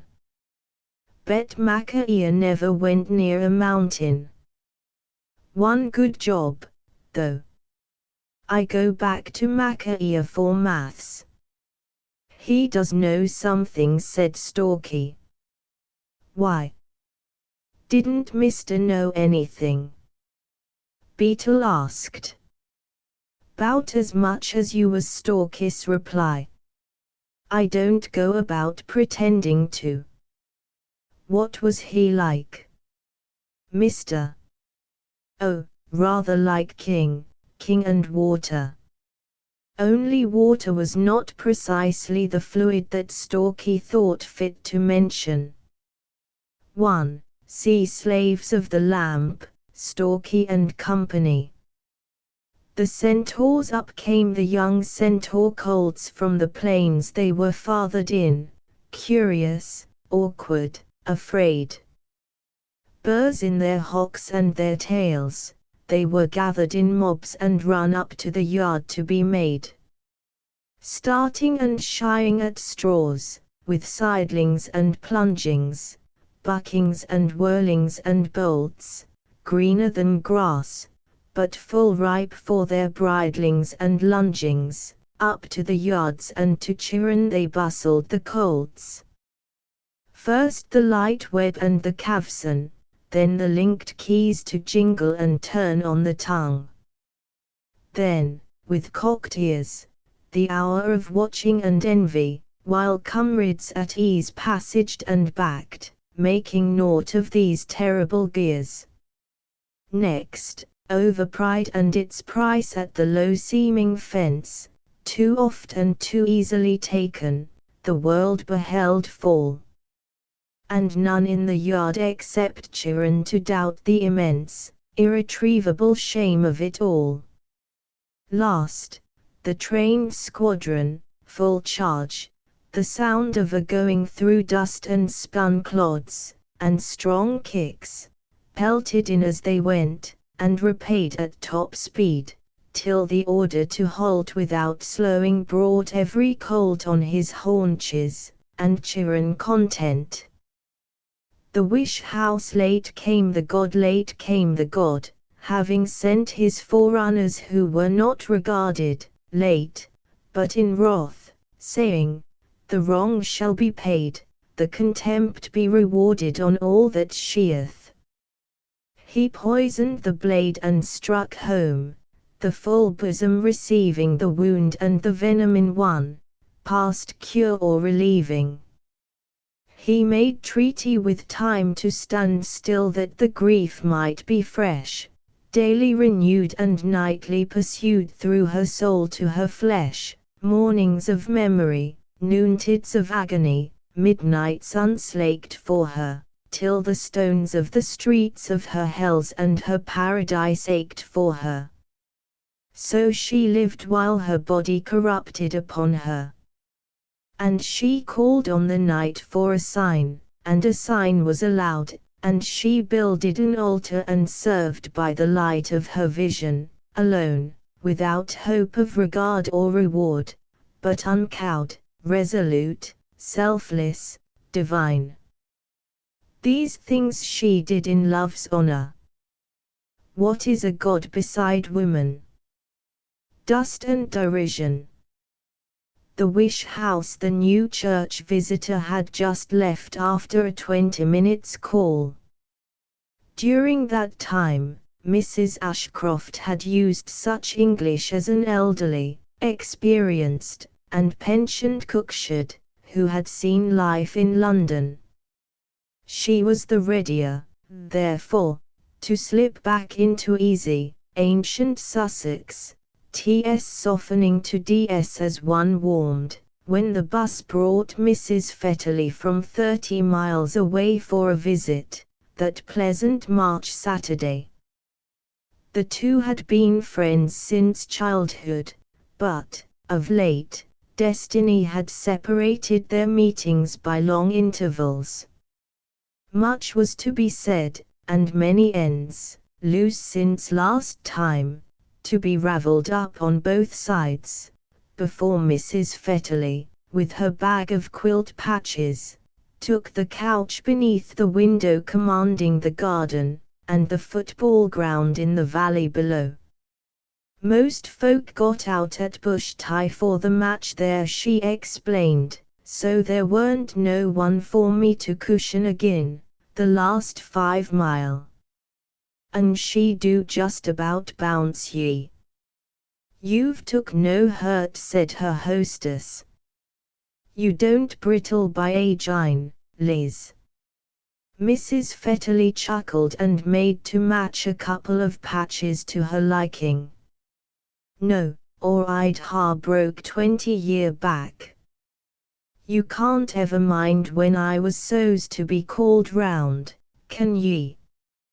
Mrs. Ashcroft shook her head slowly. She never hurried, and went on stitching a sackcloth lining into a list-bound rush tool basket. Mrs. Fetterly laid out more patches in the spring light through the geraniums on the window-sill, and they were silent a while. "What likes this new visitor o' yourn?" Mrs. Fetterly inquired with a nod towards the door. Being very short-sighted, she had, on her entrance, almost bumped into the lady. Mrs. Ashcroft suspended the big packing needle judicially on high, ere she stabbed home. "Settin' aside she don't bring much news with her yet, I dunno as I've anything special agin her." "Owen, at Keeneslade," said Mrs. Fetterly, "she's full o' words and pity, but she don't stay for answers. Ye can get on with your thoughts while she clacks. This don't clack. She's aimin' to be one o' those high church nuns, like. Owen's married, but, by what they say, she've made no great gains of it." Mrs. Fetterly threw up her sharp chin. "Lord! How they damn cherubim do shake the very bones o' the place." The tile-sided cottage trembled at the passage of two specially chartered 40-seat charabancs on their way to the Bush Tie match, a regular Saturday shopping bus, for the county's capital, fumed behind them, while, from one of the crowded inns, a fourth car backed out to join the procession, and held up the stream of through-pleasure traffic. "You're as free-tongued as ever, Liz," Mrs. Ashcroft observed. "Only when I'm with you. Other whiles, I'm granny, 3 times over. I lay that basket's for one o' your grandchiller, ain't it? 'Tis for Arthur, my Jane's eldest. But he ain't working nowheres, is he?" "No. 'Tis a picnic basket. You're let off light. My Willie, he's a lass at me for money for the marioted washpoles folk puts up in their gardens to draw the music from Lunnon, like. An' I give it him, poor fool me. An' he forgets to give you the promise kiss after, don't he?" Mrs. Ashcroft's heavy smile seemed to strike inwards. "He do.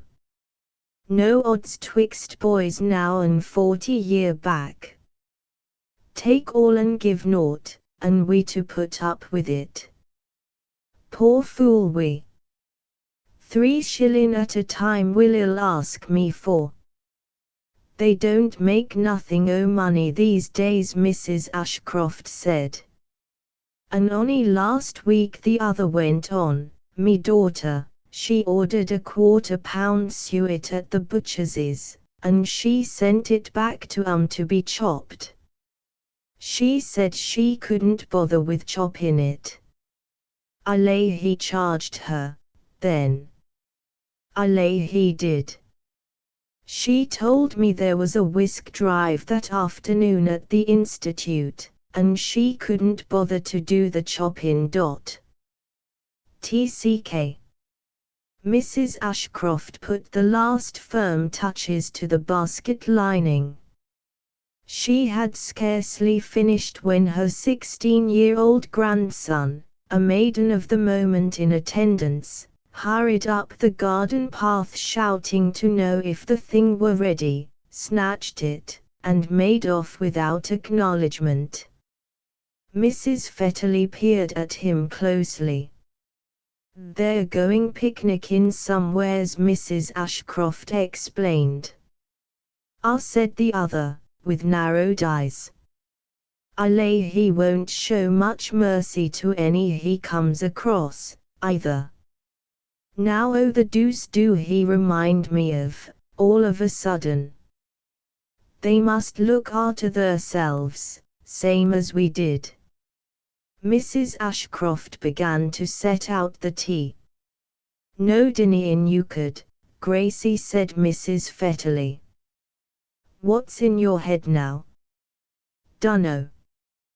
But it come over me, sudden like, about that woman from Rye, I've slipped the name, Barnsley, wasn't he it? Batten, Polly Batten, you're thinking of.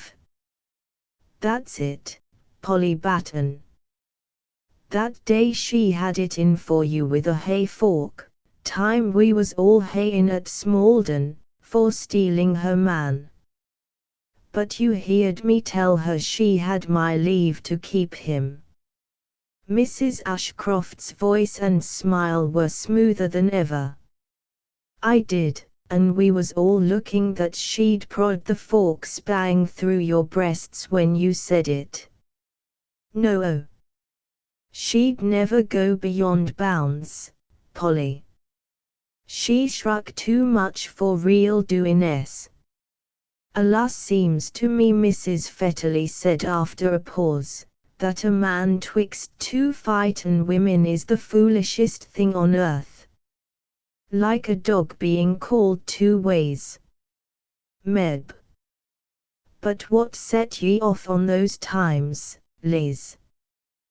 That boy's fashion o' carryin' his head and arms. I haven't rightly looked at him since he's growt. Your Jane never showed it, but him. Why, 'tis Jim Batten and his tricks come to life again. Eh? Meb. There's some that would harm made it out so, being barren like, themselves. Aho. Ah well. Dearie, dearie me, now. And Jim Batten's been dead this, 27 years Mrs. Ashcroft answered briefly. Won't ye draw up, Liz? Mrs. Fetterly drew up to buttered toast, currant bread, stewed tea, bitter as leather, some home-preserved pears, and a cold-boiled pig's tail to help down the muffins. She paid all the proper compliments. Yes. I dunno as I've ever owed me belly much, said Mrs. Ashcroft thoughtfully.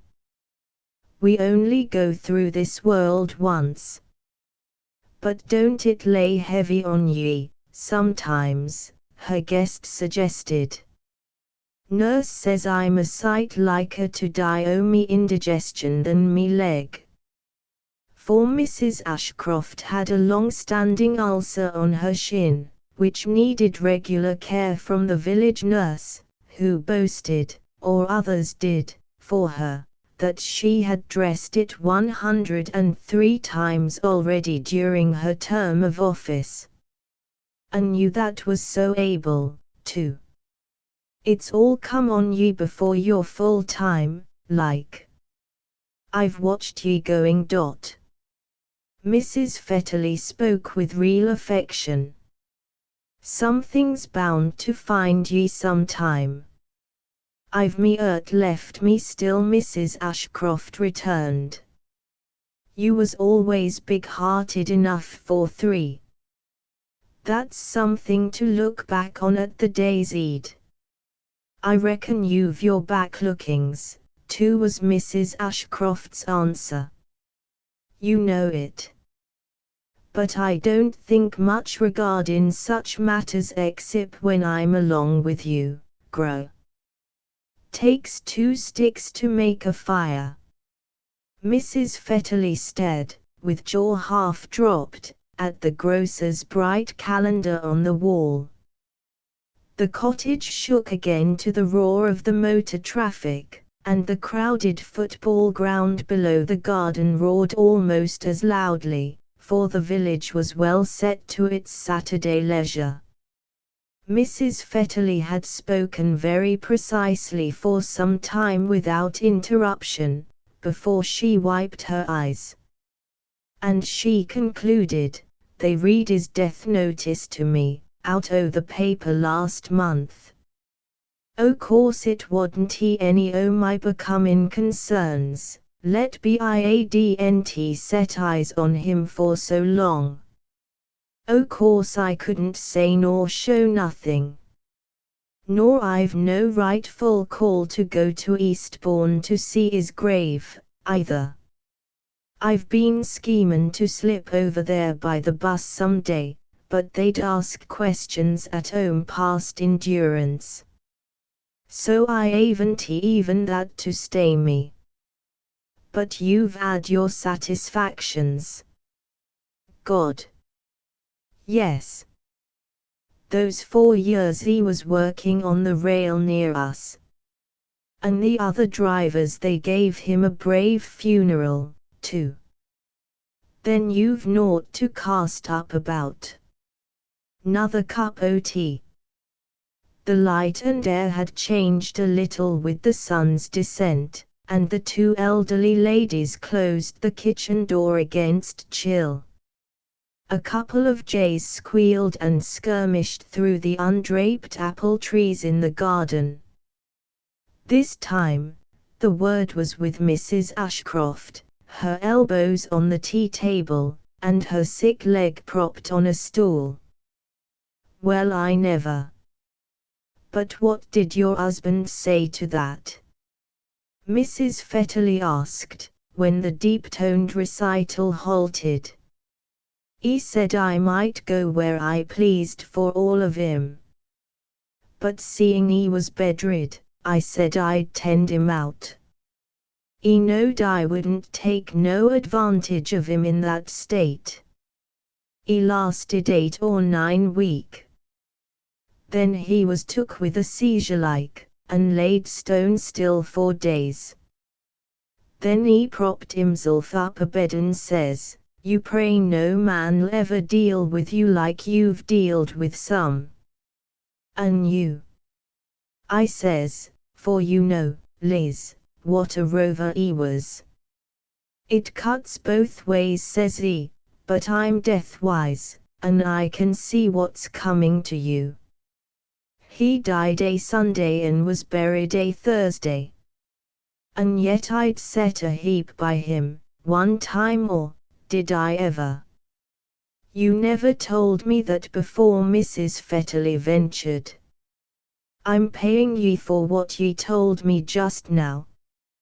Him being dead, I wrote up, saying I was free for good, to that Mrs. Marshall in Lunnon, which gave me my first place as kitchen maid, Lord, how long ago. She was well pleased, for they two was both gettin' on, and I knowed their ways.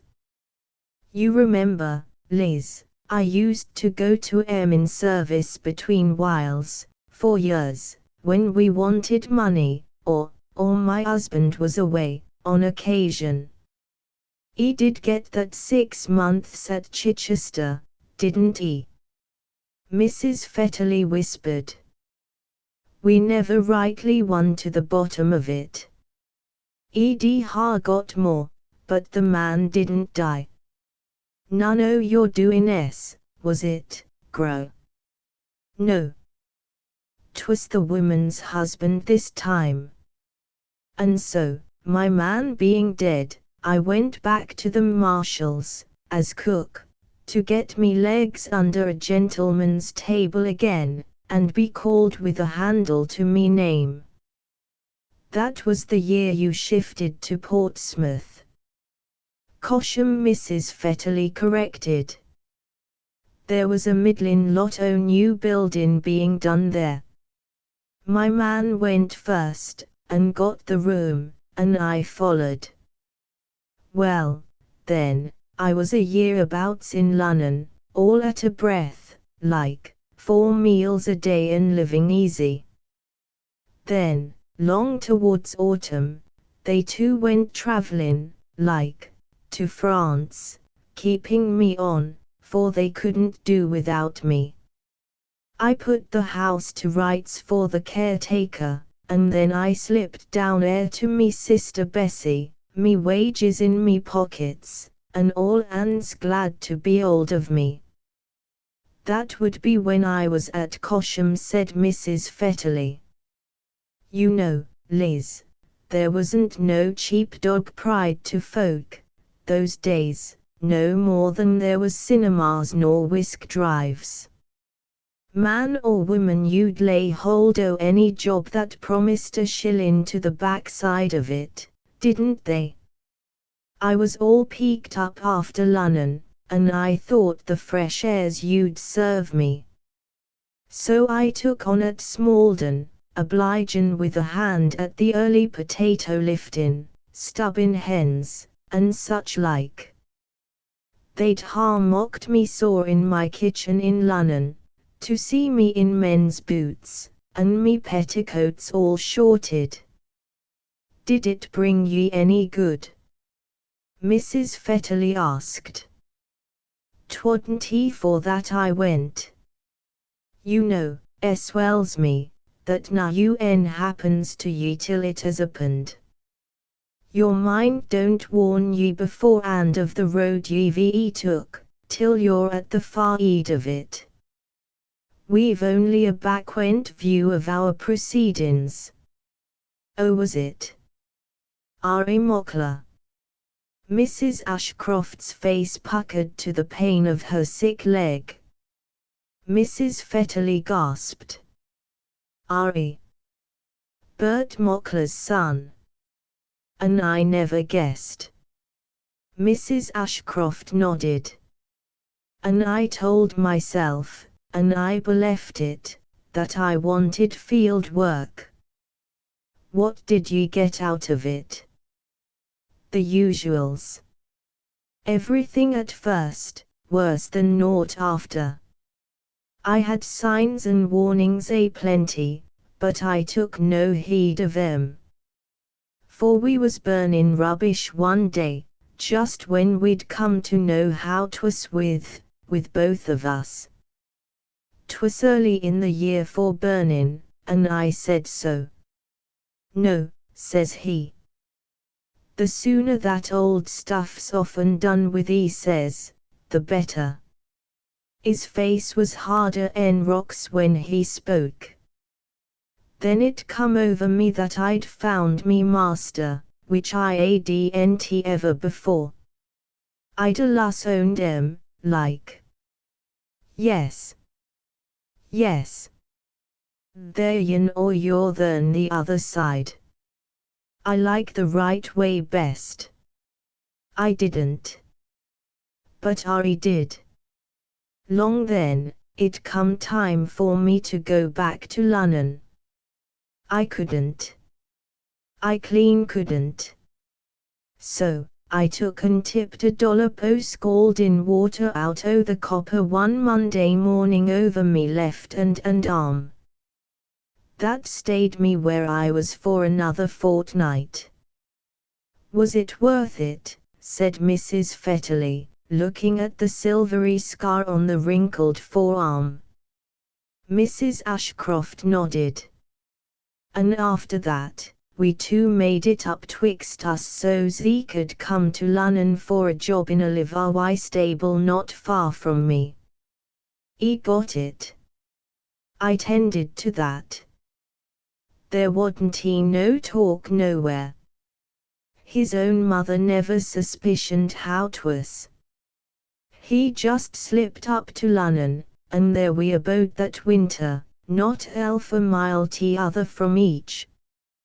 Ye paid his fare and all, though. Mrs. Fetterly spoke convincedly. Again Mrs. Ashcroft nodded. Dear, wasn't he much I didn't do for him. He was me master, and, oh God, help us, we'd laugh over it walking together after dark in them paved streets, and me corns fair wrenchin' in me boots. I'd never been like that before. Nahi. Nahi. Mrs. Fetterly clucked sympathetically. And when did ye come to the Eid? She asked. when he paid it all back again, every penny. Then I knowed, but I wouldn't suffer myself to know. You've been mortal kind to me, he says. Kind? I said. Twixt us. But he kept all on telling me how kind I'd been and he'd never forget it all his days. I held it from off o' me for 3 evenings, because I would not believe. Then he talked about not being satisfied with his job in the stables, and the men there putting tricks on him, and all they lies which a man tells when he's leaving ye. I heard him out, neither helpin' nor hinderin'. At the last, I took off a little brooch which he'd give me and I says, that'll do. I ain't asking na UN. And I turned me round and walked off to me own sufferin's. He didn't make 'em worse. He didn't come nor right after that. He slipped off back home to his mother again. And how often did ye look for en to come back? Mrs. Fetterly demanded mercilessly. More 'en once, more 'en once. Going over the streets we'd used, I thought the very pavestones you'd struck out under me feet. Yes, said Mrs. Fetterly. I dunno, but that don't hurt as much as aught else. And that was all ye got? No. 'Twa'n't he. That's the curious part, if you'll believe it, Liz. I do. I lay you're further off lying now than in all your life, Gro. I am. And I suffered, like I'd not wish my most arrantest enemies to. God's own name. I went through the hoop that spring. One part of it was headaches which I'd never known all me days before. Think o' me with an headache. But I come to be grateful for 'em. They kept me from thinking. Tease like a tooth, Mrs. Fetterly commented. It must rage and rug till it tortures itself quiet on ye, and then there's na UN left. I got enough left to last me all my days on earth. It come about through our chawoman's little girl, Sophie Ellis was her name, all eyes and elberus and hunger. I used to give her victuals. Other whiles, I took no special notice of her, and a sight less, o' course, when me trouble about her was on me. But, you know how little maids first feel it sometimes, she come to be crazy fond o' me, pawin' and cuddlin' all whiles, and I adn't the hurt to beat her off. One afternoon, early in spring 'twas, her mother had sent her round to scutchel up what victuals she could off of us. I was settin' by the fire, me appin over me head, half mad with the headache, when she slips in. I reckon I was middlin' short with her. Law, she says. Is that all? I'll take it off you in 2 twos. I told her not to lay a finger on me, for I thought she'd want to stroke my forehead, and I ain't that make. I won't take ye, she says, and slips out again. She hadn't been gone 10 minutes 'fore me old headache took off quick as being kicked. So I went about my work. Praisin' lie, Sophie comes back, and creeps into my chair quiet as a mouse. Her eyes was deep in her head and her face all drawt. I asked her what had happened. Nothing, she says. Only I've got it now. Got what? I says. Your headache, she says, all hoarse and sticky-lipped. I've took it on me. Nonsense, I says, it went of itself when you was out. Lay still and I'll make ye a cup o' tea. Toon tea do no good, she says, till your time's up. How long do your edicts last? Don't talk silly, I says, or I'll send for the doctor. It looked to me like she might be hatching the measles. Oh, Mrs. Ashcroft, she says, stretching out her little thin arms. I do love ye. There wasn't any holding agin that. I took her into me lap and made much of her. Is it truly gone? She says. Yes, I says, and if 'twas you took it away, I'm truly grateful. 'Twas me, she says, laying her cheek to mine. No one but me knows how.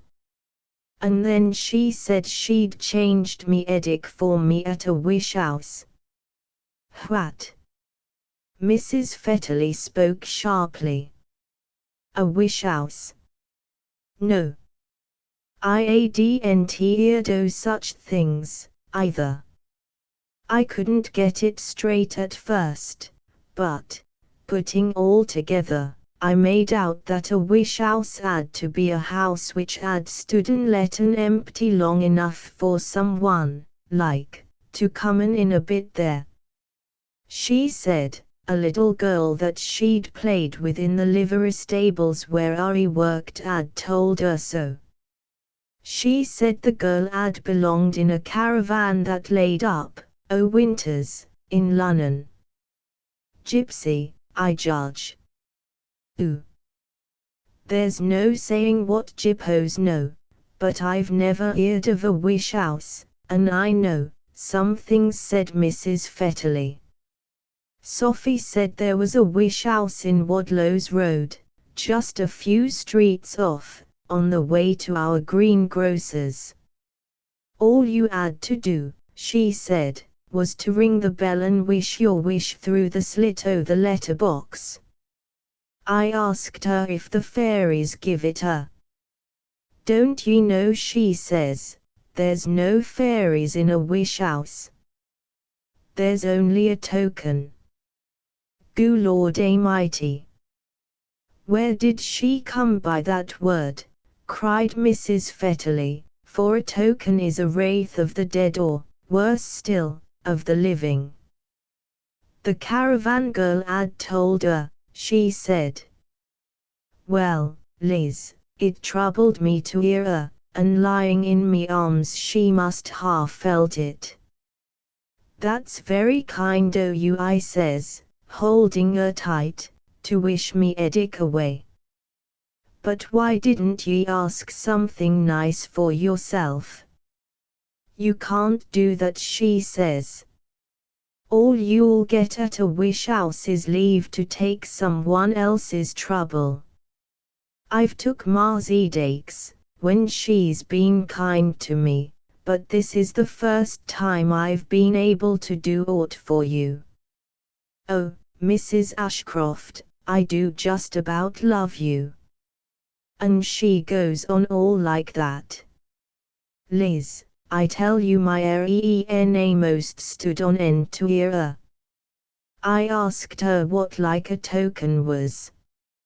I dunno, she says, but after you've ringed the bell, you'll hear it run up from the basement, to the front door. Then say your wish, she says, and go away. The token don't open the door to ye, then. I says. Oh, no, she says. You only hear giggling, like, be'ind the front door. Then you say you'll take the trouble off of whoever 'tis you've chose for your love, and ye'll get it, she says. I didn't ask no more, she was too hot and fevered. I made much of her till it come time to light the gas, and a little after that, edic, mine, I suppose, took off, and she got down and played with the cat. Well, I never, said Mrs. Fetterly. Did ye follow it up, anyways? She asked me to, but I wouldn't have no such dealings with a child. What did ye do, then? Sat in me own room stide o' the kitchen when me edicts come on. But it lay at the back o' me mind. 'Twould. Did she tell ye more, ever? No. Besides what the Jippo girl 'ad told her, she knew naught, 'cept that the charm worked. An' next after that, in May 'twas, I suffered the summer out in Lunnon. 'Twas hot and windy for weeks, and the streets stinkin' o' dried 'orse dung blowin' from side to side and lying level with the curb. We don't get that nowadays. I 'ad my holiday just before hoppin', too, and come down 'ere to stay with Bessie again. She noticed I'd lost flesh, and was all poochy under the eyes. Did ye see Ari? Mrs. Ashcroft nodded. The 4th, no, the 5th day. Wednesday 'twas. I knowed he was working at Smaldon again. I asked his mother in the street, bold as brass. She adn't room to say much, for Bessie, you know her tongue, was talking full clack. But that Wednesday, I was walking with one o' Bessie's chillun haggin' on me skirts, at the back o' Chanter's tot. Praisin' lie, I felt he was be'ind me on the footpath, and I knowed by his tread he'd changed his nature. I slowed, and I heard him slow. Then I fussed a piece with the child, to force him past me, like.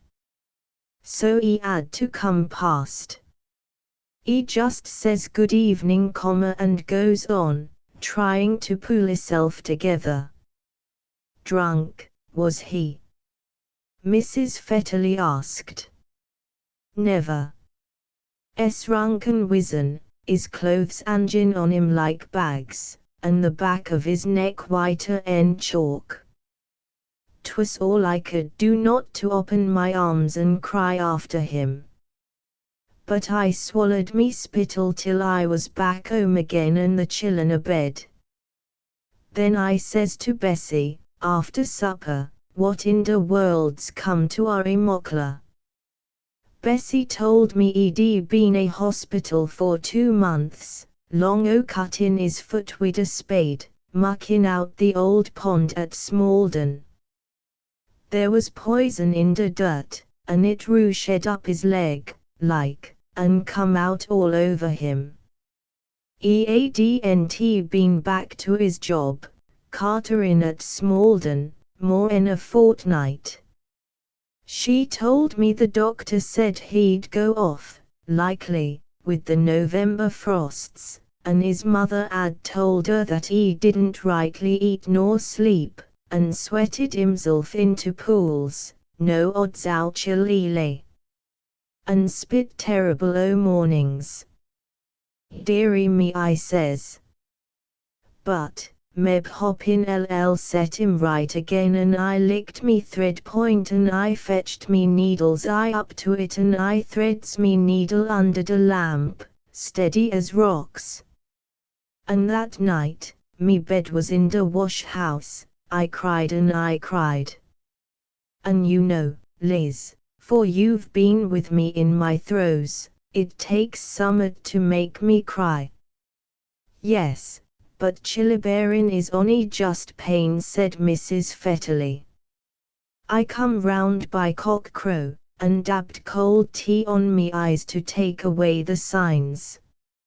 Long towards next evening, I was settin' out to lay some flowers on me husband's grave, for the look o' the thing, I met Ari over against where the war memorial is now. 'E was coming back from his 'orses, so 'e couldn't not see me. I looked him all over, and I says twixt me teeth, come back and rest up in Lunnon. I won't take it, he says, for I can give ye nought. I don't ask it, I says. By God's own name, I don't ask na UN. Ony come up and see a Lunnon doctor. 'E lifts his two evie eyes at me, 'tis past that, gra 'e says. I've but a few months left. Ari. I says. My man. I says. I couldn't say no more.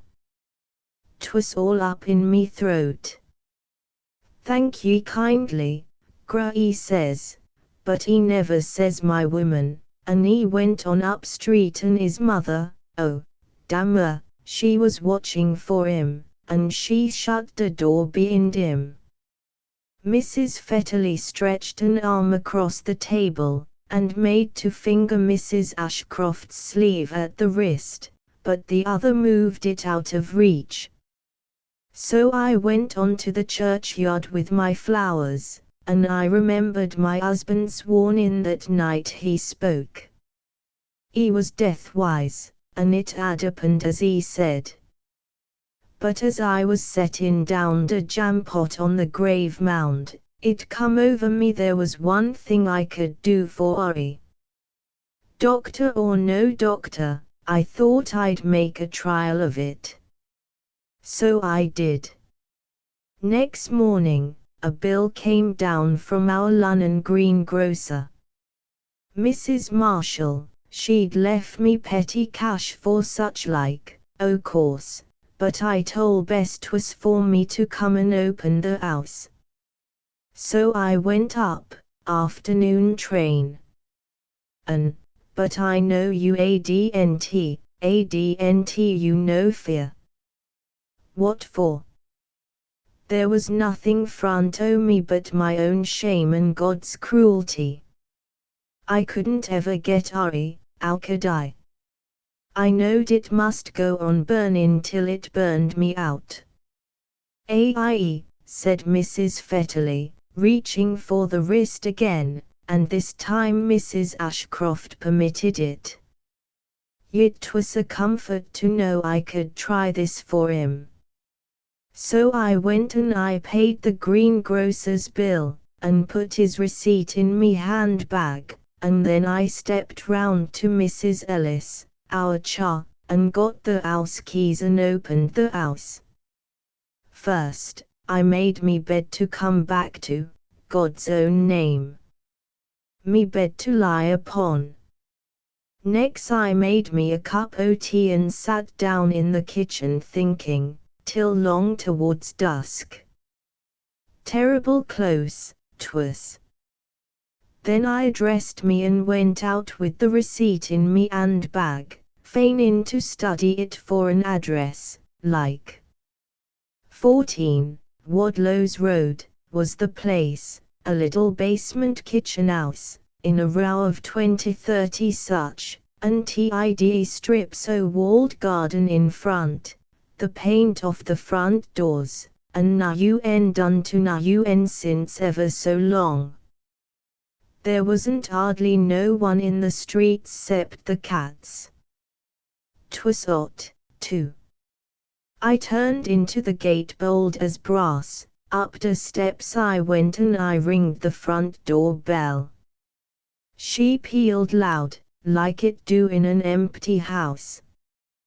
When she'd all ceased, I heard a cheer, like, pushed back on the floor o' the kitchen. Then I heard feet on the kitchen stairs, like it might ha' been a heavy woman in slippers. They come up to the stairhead, across the hall, I heard the bare boards creak under 'em, and at the front door they stopped. I stooped me to the letterbox slit, and I says, let me take everything bad that's in store for my man, Ari Mockler, for love's sake. Then, whatever it was t'other side the door let its breath out, like, as if it had been holding it for to hear better. Nothing was said to ye? Mrs. Fetterly demanded. Na un.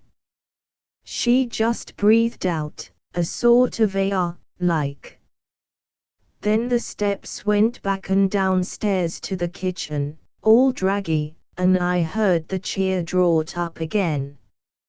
And you abode on the doorstep, throughout all, grow. Mrs. Ashcroft nodded. Then I went away, and a man passin' says to me, didn't you know that house was empty? No, I says.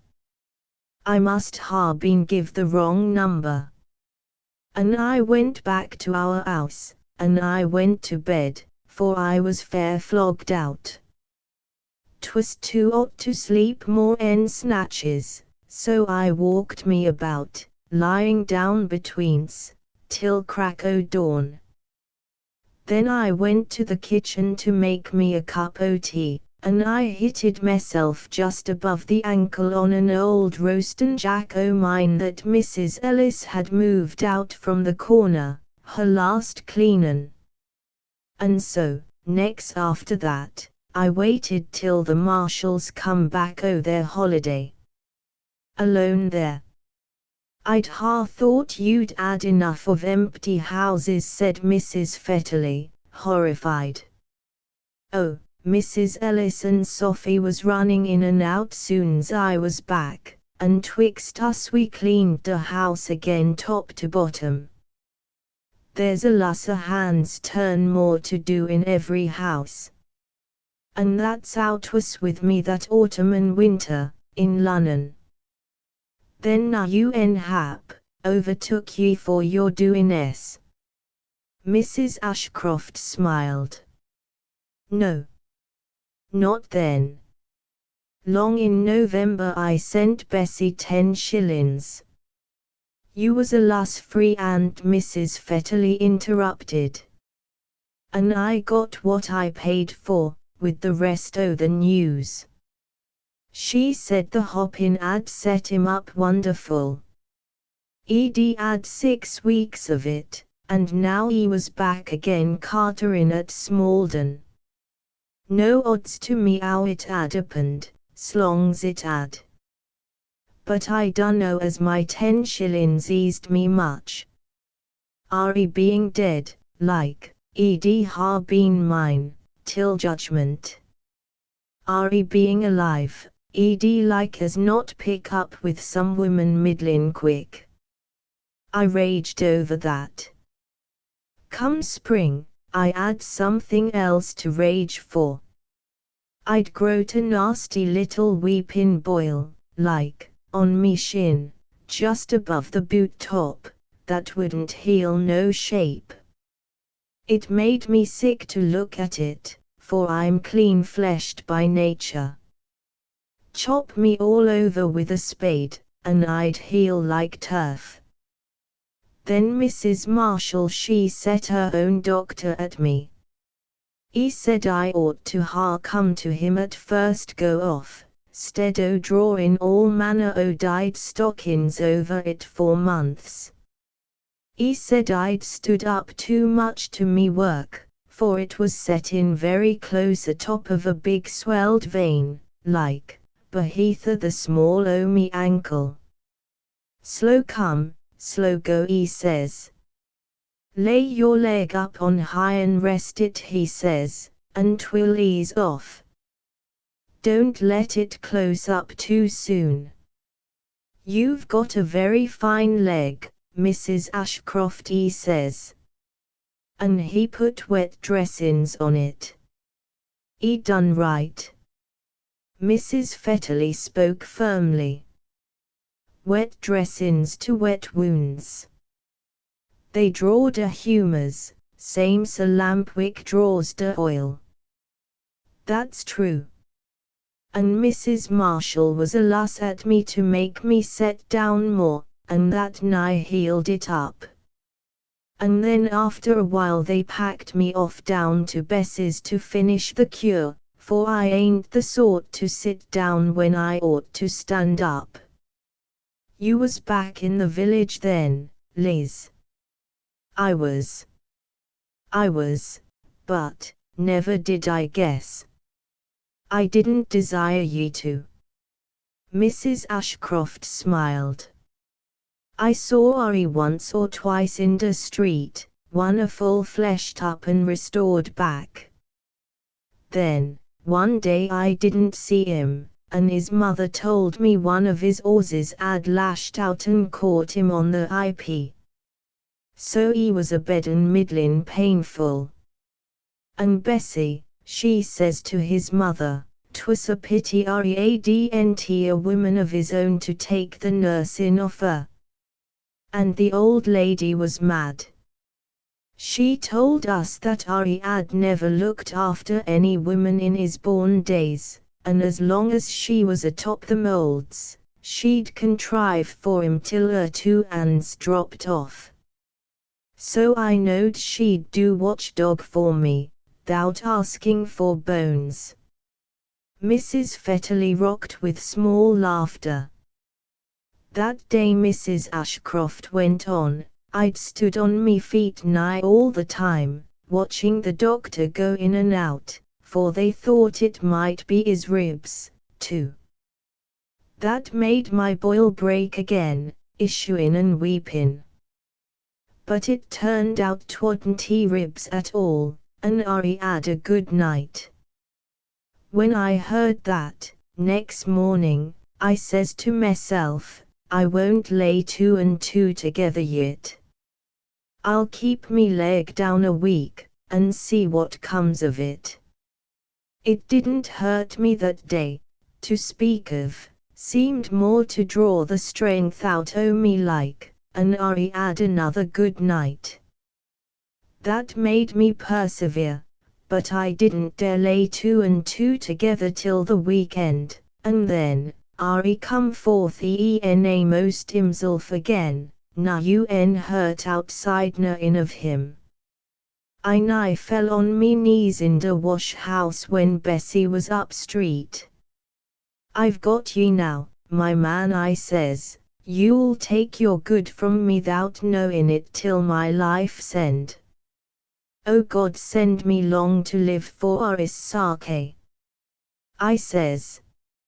And I dunno that didn't still me ragens.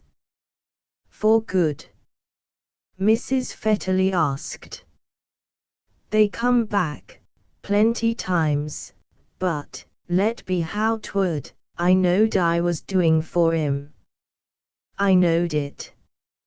I took and worked me pains on and off, like regulatin' my own range, till I learned to obey 'em at my commandments.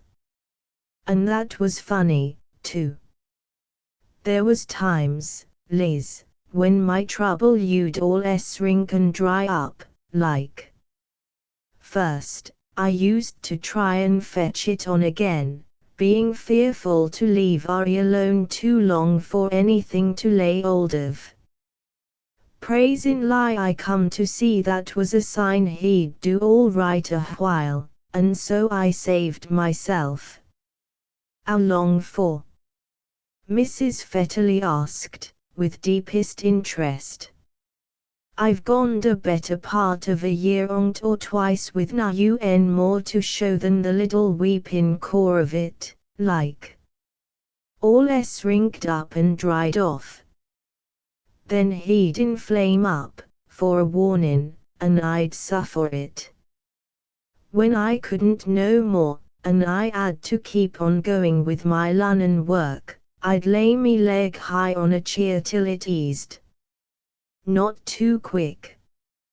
I knowed by the feel of it, those times, that Ari was in need. Then I'd send another 5 shillings to Bess, or something for the chillun, to find out if, meb, Edie took any hurt through my neglects. 'Twas so. Year in, year out, I worked it that way, Liz, and 'e got his good from me 'thout knowin', for years and years.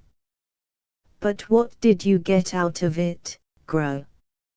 Mrs. Fetterly almost wailed. Did ye see 'im reg'lar times, when I was 'ere on me old days? An' more, now that I'm 'ere for good. But 'e's never looked at me, ner any other woman 'cept 'is mother. 'Ow I used to watch and listen. So did she. Years and years.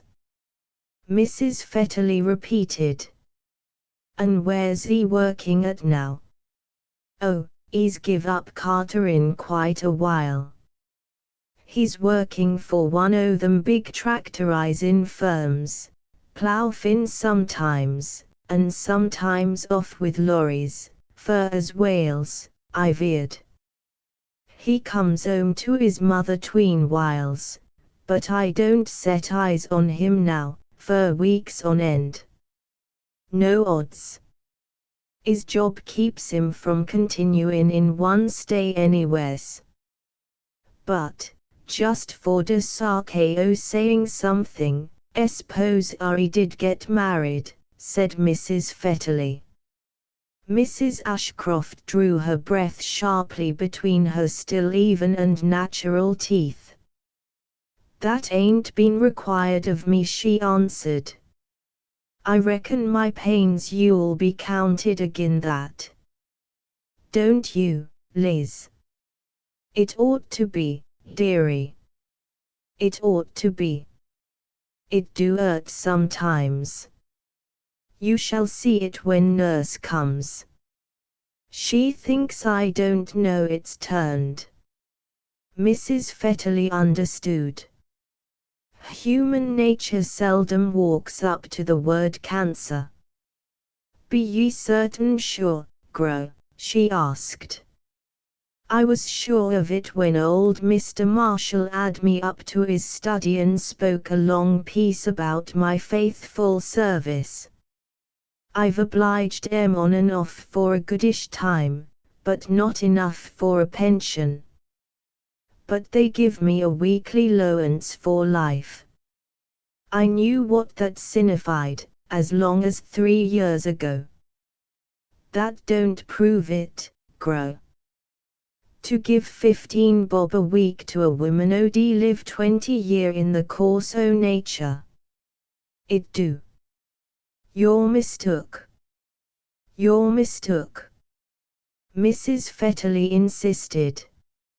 Liz, there's no mistakin' when the edges are all heaped up, like, same as a collar. You'll see it. And I laid out Dora Wickwood, too. She 'ad it under the armpit, like. Mrs. Fetterly considered a while, and bowed her head in finality. 'Ow long d'you reckon 'twill allow ye, countin' from now, dearie? Slow come, slow go. But if I don't set eyes on ye for next hoppin', this'll be goodbye, Liz. Dunno as I'll be able to manage by then, not thout I have a little dog to lead me. For de chillun, dey won't be troubled, an', oh Gro, I'm blindin' up, I'm blindin' up. Oh, that was why you didn't more 'en finger with your quilt patches all this while. I was wondering. But the pain do count, don't ye think, Liz? The pain do count to keep Ari where I want him. Say it can't be wasted, like. I'm sure of it, dearie. You'll have your reward. I don't want no more 'en this, if the pain is taken into de reckonin'. 'Twill be, Gro. There was a knock on the door. That's nurse. She's before her time, said Mrs. Ashcroft. Open to her. The young lady entered briskly, all the bottles in her bag clicking. Evening, Mrs. Ashcroft, she began. I've come round a little earlier than usual because of the Institute dance tonight. You won't mind, will you? Oh, no. Me dancing days are over. Mrs. Ashcroft was the self-contained domestic at once.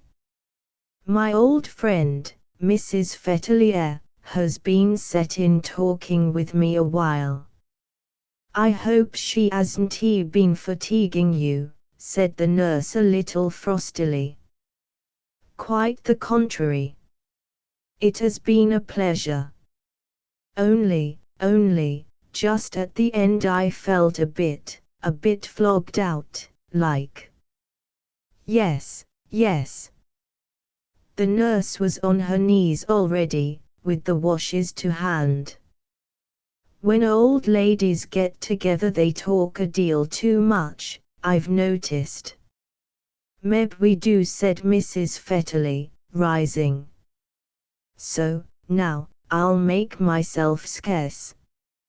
Look at it first, though, said Mrs. Ashcroft feebly. I'd like ye to look at it. Mrs. Fetterly looked, and shivered.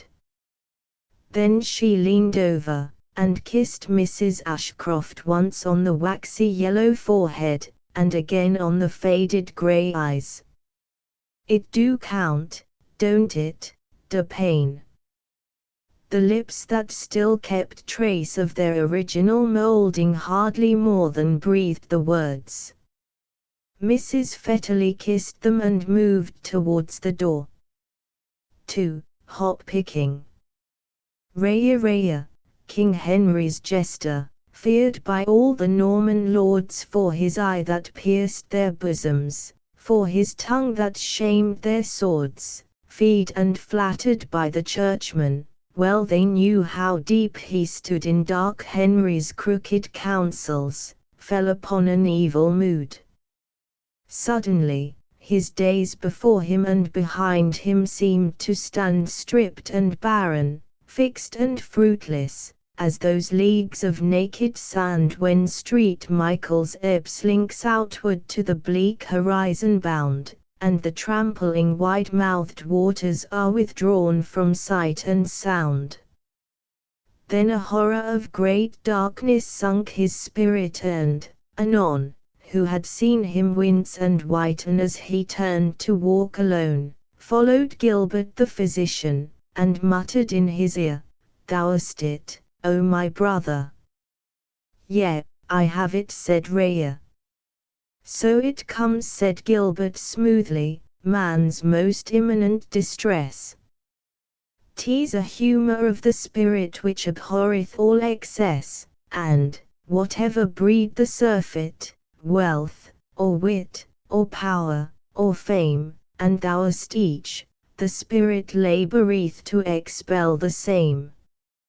Hence the dulled eye's deep self-loathing, hence the loaded leaden brow, hence the burden of one-up that aches thy soul and body now. The merriest fool must face it, and the wisest doctor learn, for it comes, said Gilbert, as it passes, to return." But Raya was in his torment, and he wandered, dumb and far, till he came to reeking Smithfield where the crowded gallows are. Followed Gilbert the physician, and beneath the wry-necked dead, sat a leper and his woman, very merry, breaking bread. He was cloaked from chin to ankle, faceless, fingerless, obscene, mere corruption swaddled man-wise, but the woman whole and clean, and she waited on him crooning, and Raya beheld the twain, each delighting in the other, and he checked and groaned again. "So it comes," said Gilbert, "as it came when life began. 'Tis a motion of the spirit that revealeth God to man.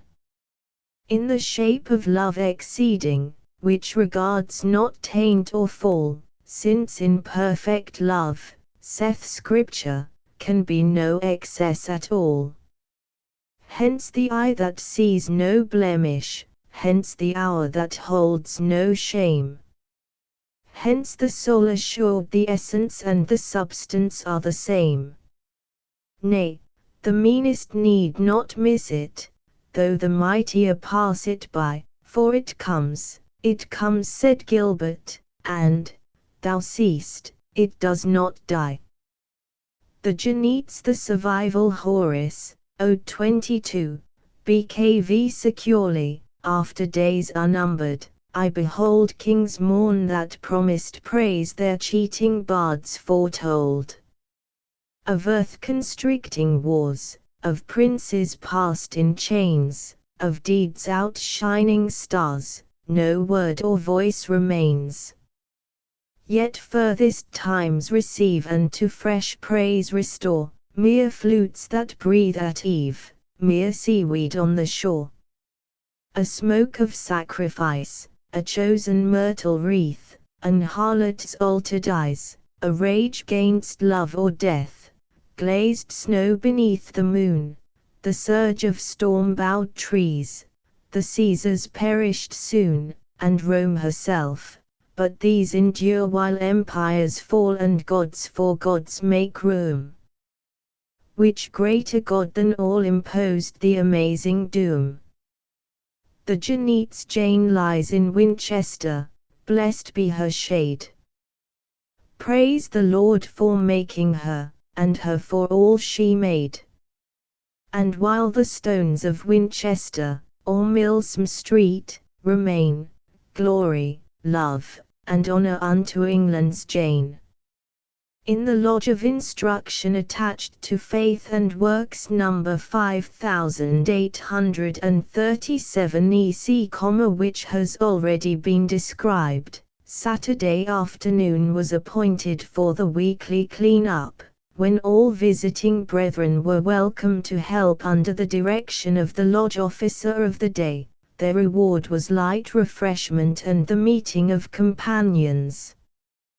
This particular afternoon, in the autumn of 20, Brother Bergs, P.M., was on duty and, finding a strong shift present, took advantage of it to strip and dust all hangings and curtains, to go over every inch of the pavement, which was stone, not floorcloth, by hand, and to polish the columns, jewels, working outfit and organ.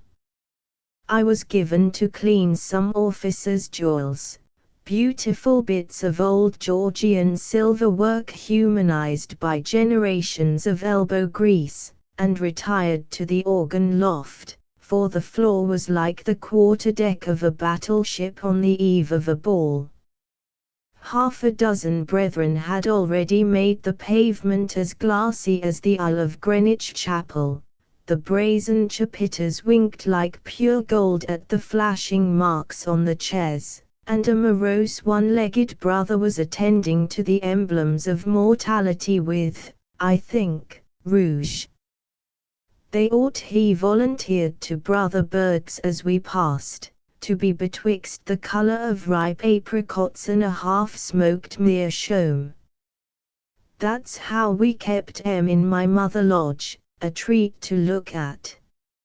I've never seen spit and polish to touch this, I said. Wait till you see the organ, Brother Bergs replied. You could shave in it when they've done. Brother Anthony's in charge up there, the taxi owner you met here last month. I don't think you've come across Brother Humberstall, have you? I don't remember, I began. You wouldn't have forgotten him if you had. He's a hairdresser now, somewhere at the back of Ebury Street. Was Garrison Artillery blown up twice?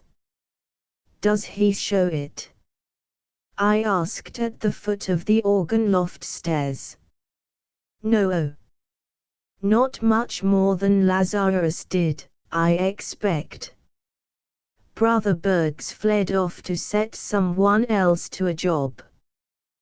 Brother Anthony, small, dark, and humpbacked, was hissing groom fashion while he treated the rich acacia wood panels of the lodge organ with some sacred, secret composition of his own.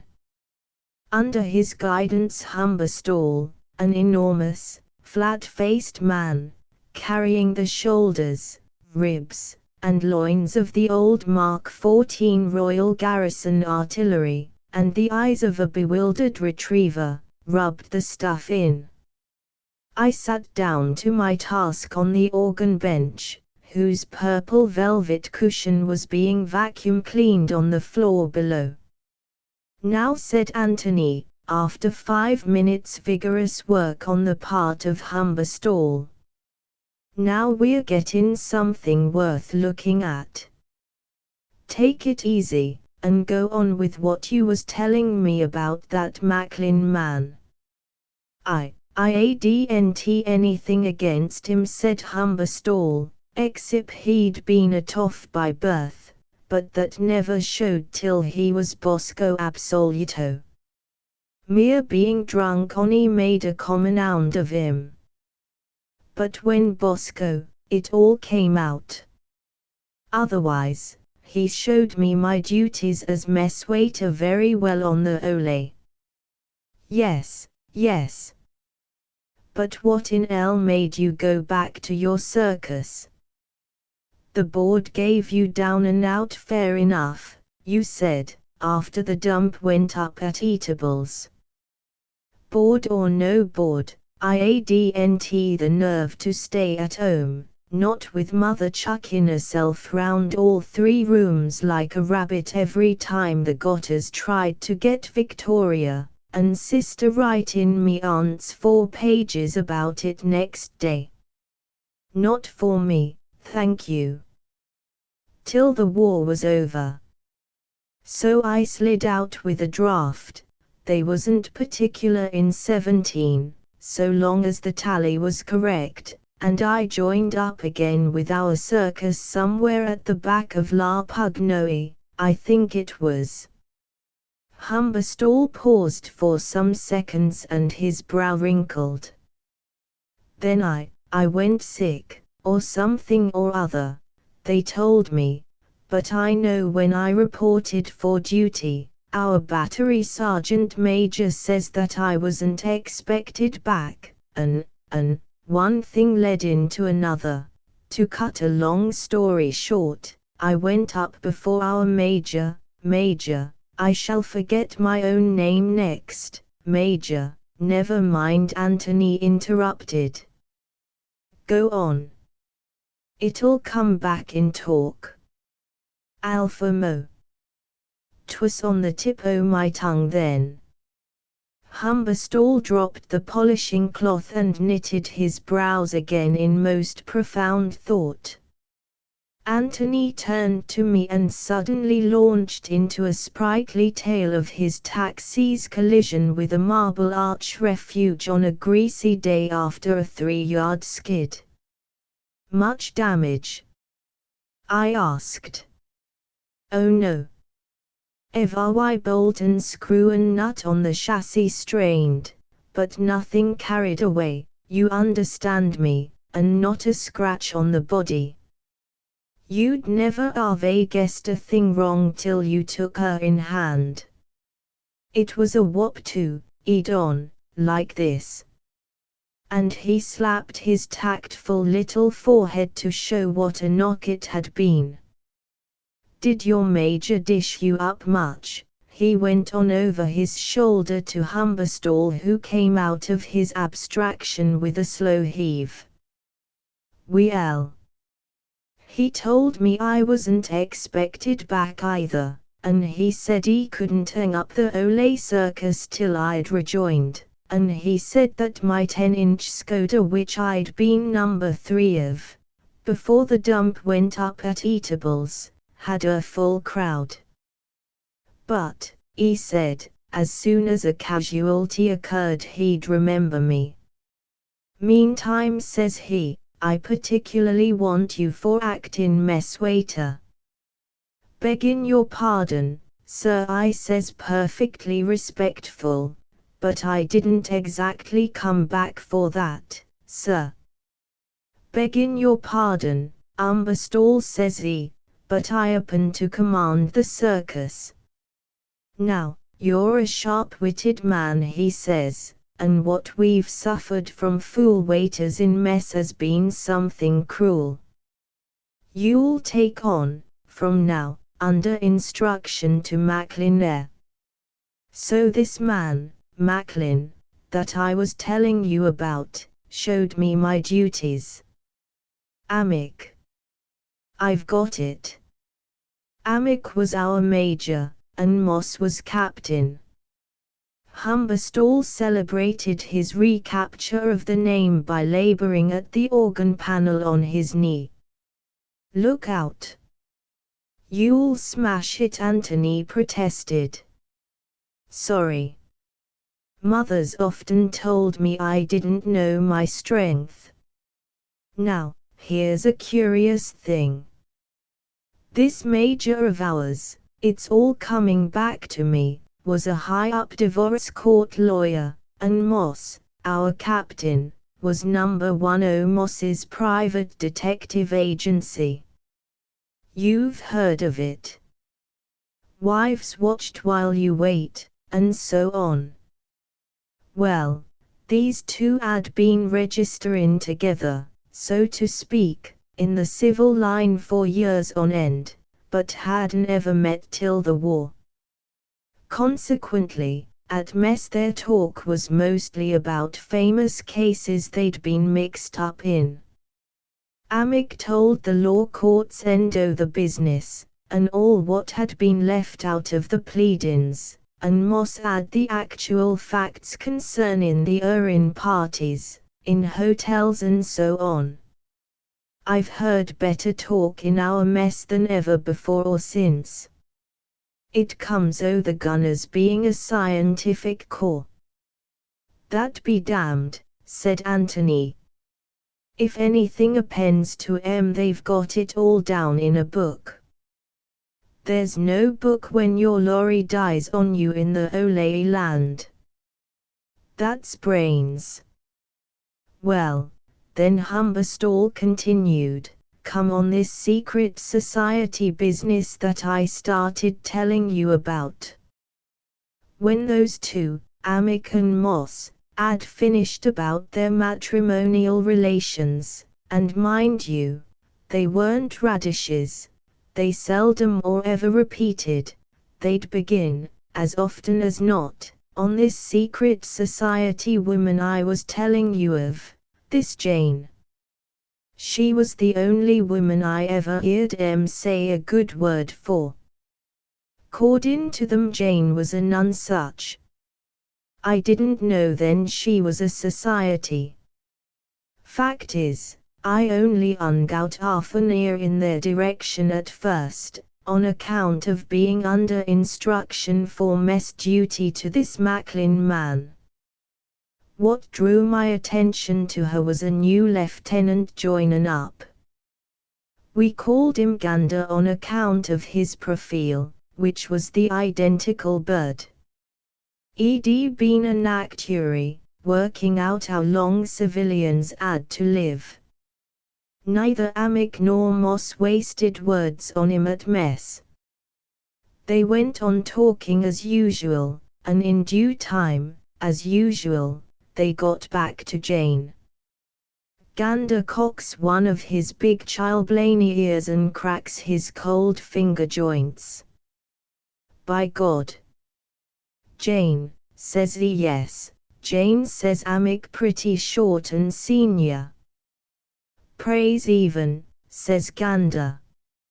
"It was bubbly where I've come from down the line. Some damn review or other, I expect." Well, neither Amick nor Moss was easy-mouthed, or for that matter mealy-mouthed, but no sooner had Gander passed that remark than they both shook hands with the young squirt across the table and called for the port back again. It was a password, all right. Then they went at it about Jane, all three, regardless of rank. That made me listen. Presently, I heard Amick say, "Afamo." Anthony cut in. "But what was you doing in mess?" "Me and Macklin was refixin' the sandbag screens to the dugout passage in case o' gas. We never knew when we'd cop it in the eaves, don't you see? But we knew we 'ad been looked for some time, and it might come any minute. But, as I was saying, Amick says what a pity 'twas Jane 'ad died barren. I deny that, says Moss. I maintain she was fruitful in the highest sense o' the word. And Moss knew about such things, too." "I'm inclined to agree with Amick," says young Gander. "Anyhow, she's left no direct and lawful progeny. I remember every word they said, on account o' what happened subsequently. I hadn't noticed Macklin much, or I'd ha' seen he was Bosco Absoluto." Then he cut in, leanin' over a packin' case with a face on him like a dead mackerel in the dark. "Pardon me, gents," Macklin says, "but this is a matter on which I do happen to be moderately well informed. She did leave lawful issue in the shape o' one son, and his name was Henry James." "By what sire?" "Prove it," says Gander, before his senior officers could get in a word. "I will," says Macklin, surging on his two thumbs. And, mark you, none of them spoke. I forget whom he said was the sire of this Henry James man, but he delivered a lecture on this Jane woman for more than a quarter of an hour. I know the exact time, because my old Skoda was on duty at 10-minute intervals reaching after some jerry forming up area, and her blast always put out the dugout candles. I relit them once, and again at the end. In conclusion, this Macklin fell flat forward on his face, which was how he generally wound up his notion of a perfect day. Bosco Absoluto.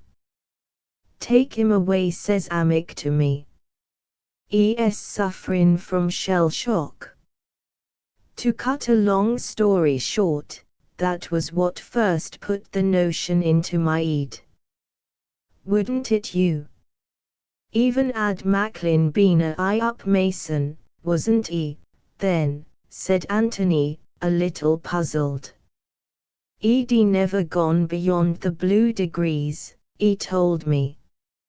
Anyhow, he'd lectured his superior officers up and down, he'd as good as called 'em fools most o' the time, in his toff's voice. I heard him and I saw him. And all he got was, me told off to put him to bed. And all on account o' Jane. Would you have let a thing like that get past you? Nor me, either. Next morning, when his stomach was settled, I was at him full cry to find out how it was worked. Toff or no toff, he knew his end of a bargain. First, he wasn't taking any. He said I wasn't fit to be initiated into the Society of the Jeannettes. That only meant 5 bob more, 15 up to date. Make it 1 Bradbury, he says. It's dirt cheap. You saw me hold the circus in the hollow of me hand. No denying it. I had.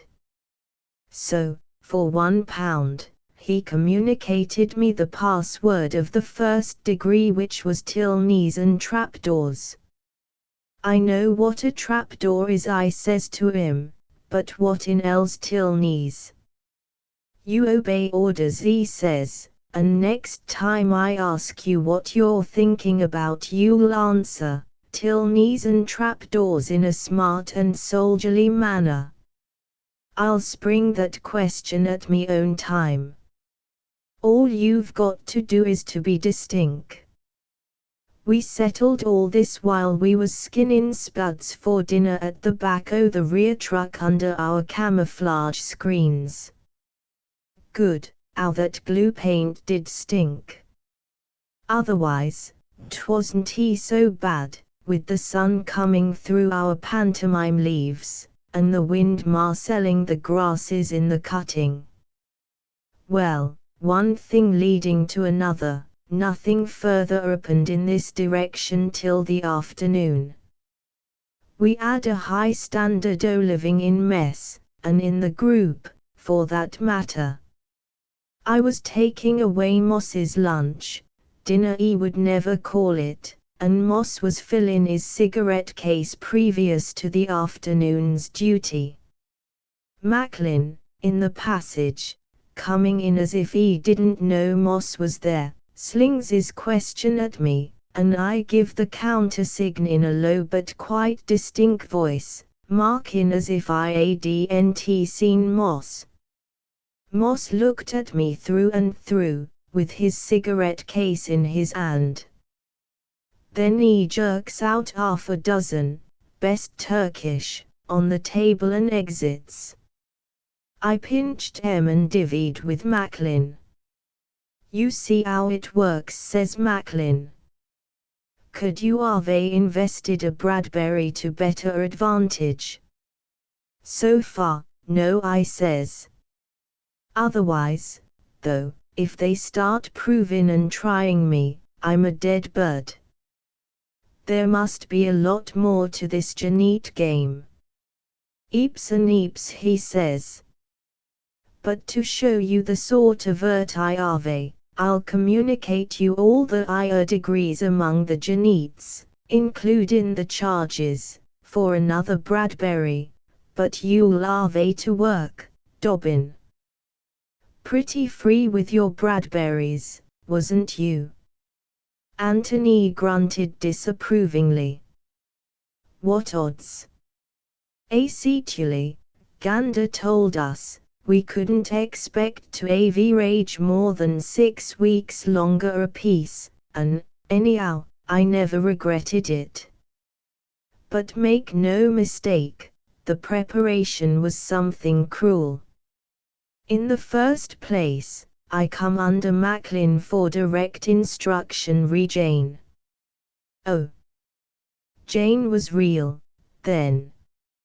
Anthony glanced for an instant at me as he put the question. I couldn't quite make that out. Real. Humberstall's voice rose almost to a treble. Jane. Why, she was a little old maid who'd written half a dozen books about 100 years ago. 'Twasn't he as if there was anything to 'em either. I know. I had to read 'em. They weren't adventurous, nor smutty, nor what you'd call even interestin', all about girls o' 17, they begun young then, I tell you, not certain they'd like to marry, and their dances and card parties and picnics, and their young blokes going off to London on horseback for haircuts and shaves. It took a full day in those days, if you went to a proper barber. They wore wigs, too, when they was chemists or clergymen. All that interested me on account o' me profession, and cut in the men's hair every fortnight. Macklin used to chip me about being an hairdresser. He could pass remarks, too. Humberstall recited with relish a fragment of what must have been a superb combination service, ending with, you lazy-minded, lousy-headed, long-trousered, perfumed Prukia. And you took it. Anthony's quick eyes ran over the man. Yes, I was after my money's worth, and Macklin, having put his hand to the plough, wasn't one to withdraw it. Otherwise, if I'd pushed him, I'd slew him. Our battery sergeant major nearly did. For Macklin had a wonderful way o' passing remarks on a man's civil life, and he put it about that our BSM had run a dope and dollar shop with a Chinese woman, the wrong end o' Southwark Bridge. Nothing you could lay hold of, o' course, but Humberstall let us draw our own conclusions. That reminds me, said Anthony, smacking his lips. I had a bit of a fracas with a fare in the Fulham Road last month. He called me a parasite forder. I informed him I was owner driver, and he could see for himself the cab was quite clean. That didn't suit him. He said it was crawling. What happened? I asked. One o' them blue-bellied bolshes of post-war police, neglecting point duty, as usual, asked us to flirt a little quieter. My joker chucked some Arabic at him. That was when we signed the armistice. He'd been a yeoman, a parish in Gloucestershire yeoman, that I'd helped gather in the orange crop with at Jaffa, in the Olay land. And after that, I continued. It you'd be hard to say. I know he lived at Hendon or Cricklewood. I drove him there.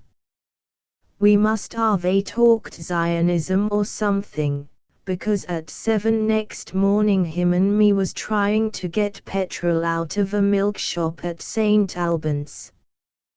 They adntne.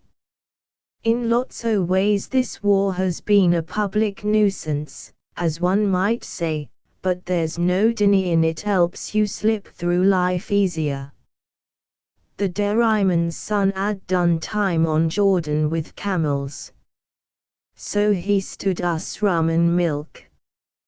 Just like a vin the password, was Humberstall's comment. That's right. Ours was Imchi-Kelb.3, not so hard to remember as your Jane's stuff. Jane wasn't so very hard, not the way Macklin used to put her. Humberstall resumed. I had only 6 books to remember. I learned the names by heart as Macklin placed them. There was one, called Persuasion, first, and the rest in a bunch, except another about some abbey or other, last by 3 lengths. But, as I was saying, what beat me was there was nothing to M nor in M. Nothing at all, believe me. You seem good and full of M, anyhow, said Anthony. I mean that her characters was no use. They was only just like people you run across any day. One of them was a curate, the Reverend Collins, always on the make and looking to marry money. Well, when I was a Boy Scout, him or his twin brother was our troop leader. And there was an upstanding hard-mouthed duchess or a baronet's wife that didn't give a curse for anyone who wouldn't do what she told em to. The Lady Catherine, I'll get it in a minute, de bug. Before Ma bought the hairdressing business in London I used to know of an Ole sale grocer's wife near Leicester. I'm Leicestershire myself. That might have been a duplicate. And, oh yes, there was a Miss Bates, just an old maid running about like a hen with her head cut off, and her tongue loose at both ends. I've got an aunt like her. Good as gold, but, you know. Lord, yes, said Anthony, with feeling. And did you find out what Tilneys meant? I'm always huntin' after the meanin' of things myself. Yes, he was a swine of a major general, retired, and on the make. They're all on the make, in a quiet way, in Jane. He was so much of a gentleman by his own estimation that he was always behavin' like a hound. You know the sort. Turned a girl out of his own house because she hadn't any money, after, mark you, encouragin' her to set her cap at his son, because he thought she had. But that appends all the time, said Anthony. Why, me own mother, that's right. So would mine. But this Tilney was a man, and somehow Jane put it down all so naked it made you ashamed. I told Macklin that, and he said I was shapin' to be a good Janet. 'Twasn't he his fault if I wasn't. 'Nother thing, too, I've been at the Bath Mineral Waters Hospital in 16, with trench feet, was a great advantage to me, because I knew the names o' the streets where Jane had lived. There was one of 'em, Laura, I think, or some other girl's name, which Macklin said was Olay ground.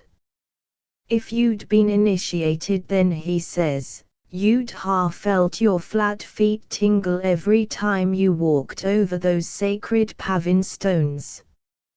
My feet tingled right enough, I said, but not on account of Jane. Nothing remarkable about that, I says.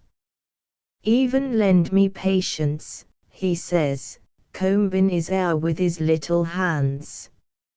Every damn thing about Jane is remarkable to a pucker Janet.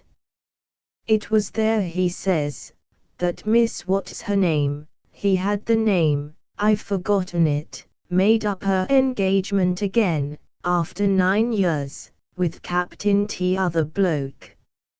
And he dished me out a page and a half of one of the books to learn by heart, Persuasion, I think it was. You quick at getting things off by heart? Anthony demanded. Not as a rule. I was then, though, or else Macklin knew how to deliver the charges properly. He said he'd been some sort o' schoolmaster once, and he'd make my mind resume work or break himself. That was just before the battery sergeant major had it in for him on account o' what he'd been saying about the Chinese wife and the dollar shop. What did Macklin really say? Anthony and I asked together.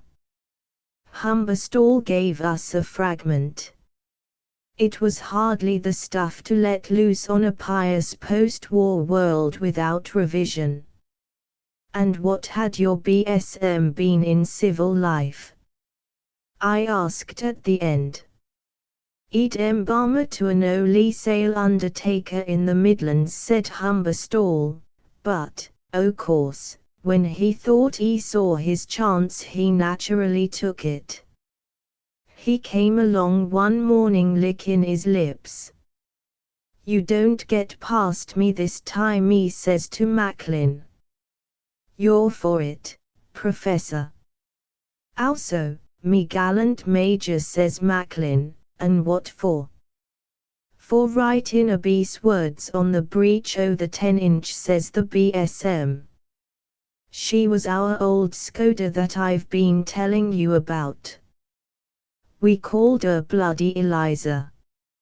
She had a badly wore obturator and blew through a fair treat. I knew by Macklin's face the BSM had dropped it somewhere, but all he vouchsafed was, very good, Major. We will consider it in common room. The BSM couldn't ever stand Macklin's toffs way o' putting things, So he goes off rumbling like hell's bells in an hurricane, as the Marines say. Macklin put it to me at once, what had I been doing? Somehow he could read me like a book.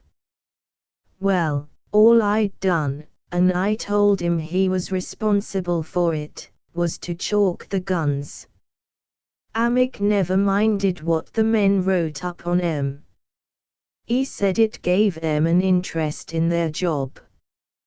You'd see all sorts of remarks chalked on the side plates or the gear caissons. What sort of remarks? Said Anthony, keenly.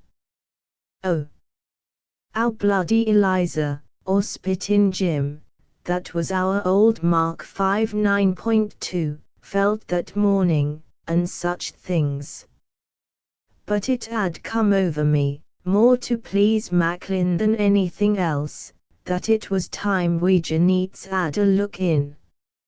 So, as I was telling you, I'd taken and rechristened all three of 'em, on my own, early that morning. Spittin' Jim I had chalked the Reverend Collins, that curate I was telling you about, an hour cut down Navy 12. General Tilney because it was worse war in the Grooven than anything I'd ever seen. The Skoda, and that was where I dropped it, I had chalked up the Lady Catherine de Bug. I made a clean breast of it all to Macklin. He reached up and patted me on the shoulder. You done nobly, he says. You're bringing forth abundant fruit, like a good Janite. But I'm afraid your spelling has misled our worthy BSM. That's what it is, he says, slapping his little leg. How might you have spelled Deborah, for example?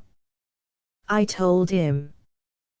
'Twasn't he right, and he nips off to the Skoda to make it so. When he comes back, he says that the gander had been before him and corrected the error. But we two come up before the Major, just the same, that afternoon after lunch, Amick in the chair, so to speak, Moss in another, and the BSM charging Macklin with writing obese words on His Majesty's property, on active service. When it transpired that me and not Macklin was the offending party, the BSM turned his hand in and sulked like a baby. He as good as told Amick he couldn't hope to preserve discipline unless examples was made, meanin', o' course, Macklin. Yes, I've heard all that, said Anthony with a contemptuous grunt. The worst of it is, a lot of it's true. Amick took him up sharp about military law, which he said was even more fair than the civilian article. My good. This came from Anthony's scornful midmost bosom. According to the unwritten law of the Eves, says Amick, there's no objection to the men chalking the guns, if decency is preserved. On the other hand, says he, we haven't yet settled the precise status of individuals entitled so to do. I hold that the privilege is confined to combatants only. With the permission of the court, says Moss, who was another born lawyer, I'd like to be allowed to join issue on that point. Prisoner's position is very delicate and doubtful, and he has no legal representative. Very good, says Amick. Macklin being acquitted, with submission, me lud, says Moss. I hope to prove he was accessory before the fact. As you please, says Amick. But in that case, the hell's going to get the port I'm trying to stand the court. I submit, says Moss, prisoner, being under direct observation o' the court, could be temporarily enlarged for that duty. So Macklin went and got it, and the BSM had his glass with the rest. Then they argued whether mess servants and non-combatants was entitled to chalk the guns, Amick versus Moss. After a bit, Amick as CO give himself best, and me and Macklin was severely admonished for trespassing on combatants' rights, and the BSM was warned that if we repeated the offence he could deal with us summarily. He had some glasses o' port and went out quite happy. Then my turn come, while Macklin was getting them their tea, and one thing led into another. Amick put me through all the Janite degrees, you might say. Never had such a doing in my life. Yes, but what did you tell 'em? Said Anthony. I can't ever think my lies quick enough when I'm for it. No need to lie. I told 'em that the backside view o' the Skoda, when she was run up, put Lady Debug into my head. They gave me right there, but they said I was wrong about General Tilney. According to them, our Navy 12-inch ought to have been christened Miss Bates. I said the same idea had crossed my mind, till I'd seen the General's groovin'. Then I felt it had to be the General or nothing. But they give me full marks for the Reverend Collins, our 9.2. And you fed 'em that sort o' talk. Anthony's fox-coloured eyebrows climbed almost into his hair. While I was assisting Macklin to get tea, yes. Seeing it was an examination, I wanted to do him credit as a Janite. And what did they say? They said it was highly creditable to us both. I don't drink, so they give me about 100 fags. Good. What a circus you must have been, was Anthony's gasping comment. It was a happy little group. I wouldn't have changed with any other. Humberstall sighed heavily as he helped Anthony slide back the organ panel. We all admired it in silence, while Anthony repocketed his secret polishing mixture, which lived in a tin tobacco box. I had neglected my work for listening to Humberstall. Anthony reached out quietly and took over a secretary's jewel and a rag.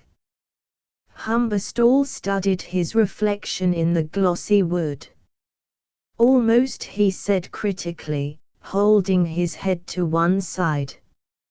Not with an army. You could with a safety, though, said Anthony. And, indeed, as Brother Birds had foretold, one might have shaved in it with comfort. Did you ever run across any of 'em afterwards, any time? Anthony asked presently. Not so many of 'em left to run after, now. With the Eves it's mostly neck or nothing. We copped it. In the neck. In due time. Well, you come out of it all right. Anthony spoke both stoutly and soothingly, but Humberstall would not be comforted. That's right, but I almost wish I hadn't, he sighed. I was happier there than ever before or since. Jerry's March push in 18 did us in, and yet, how could we have expected it? How could we have expected it? We'd been sent back for rest and running repairs, back pretty near our base, and our old loco that used to shift us about o' nights, she'd gone down the line for repairs. But for Amick we wouldn't even have had our camouflage screens up.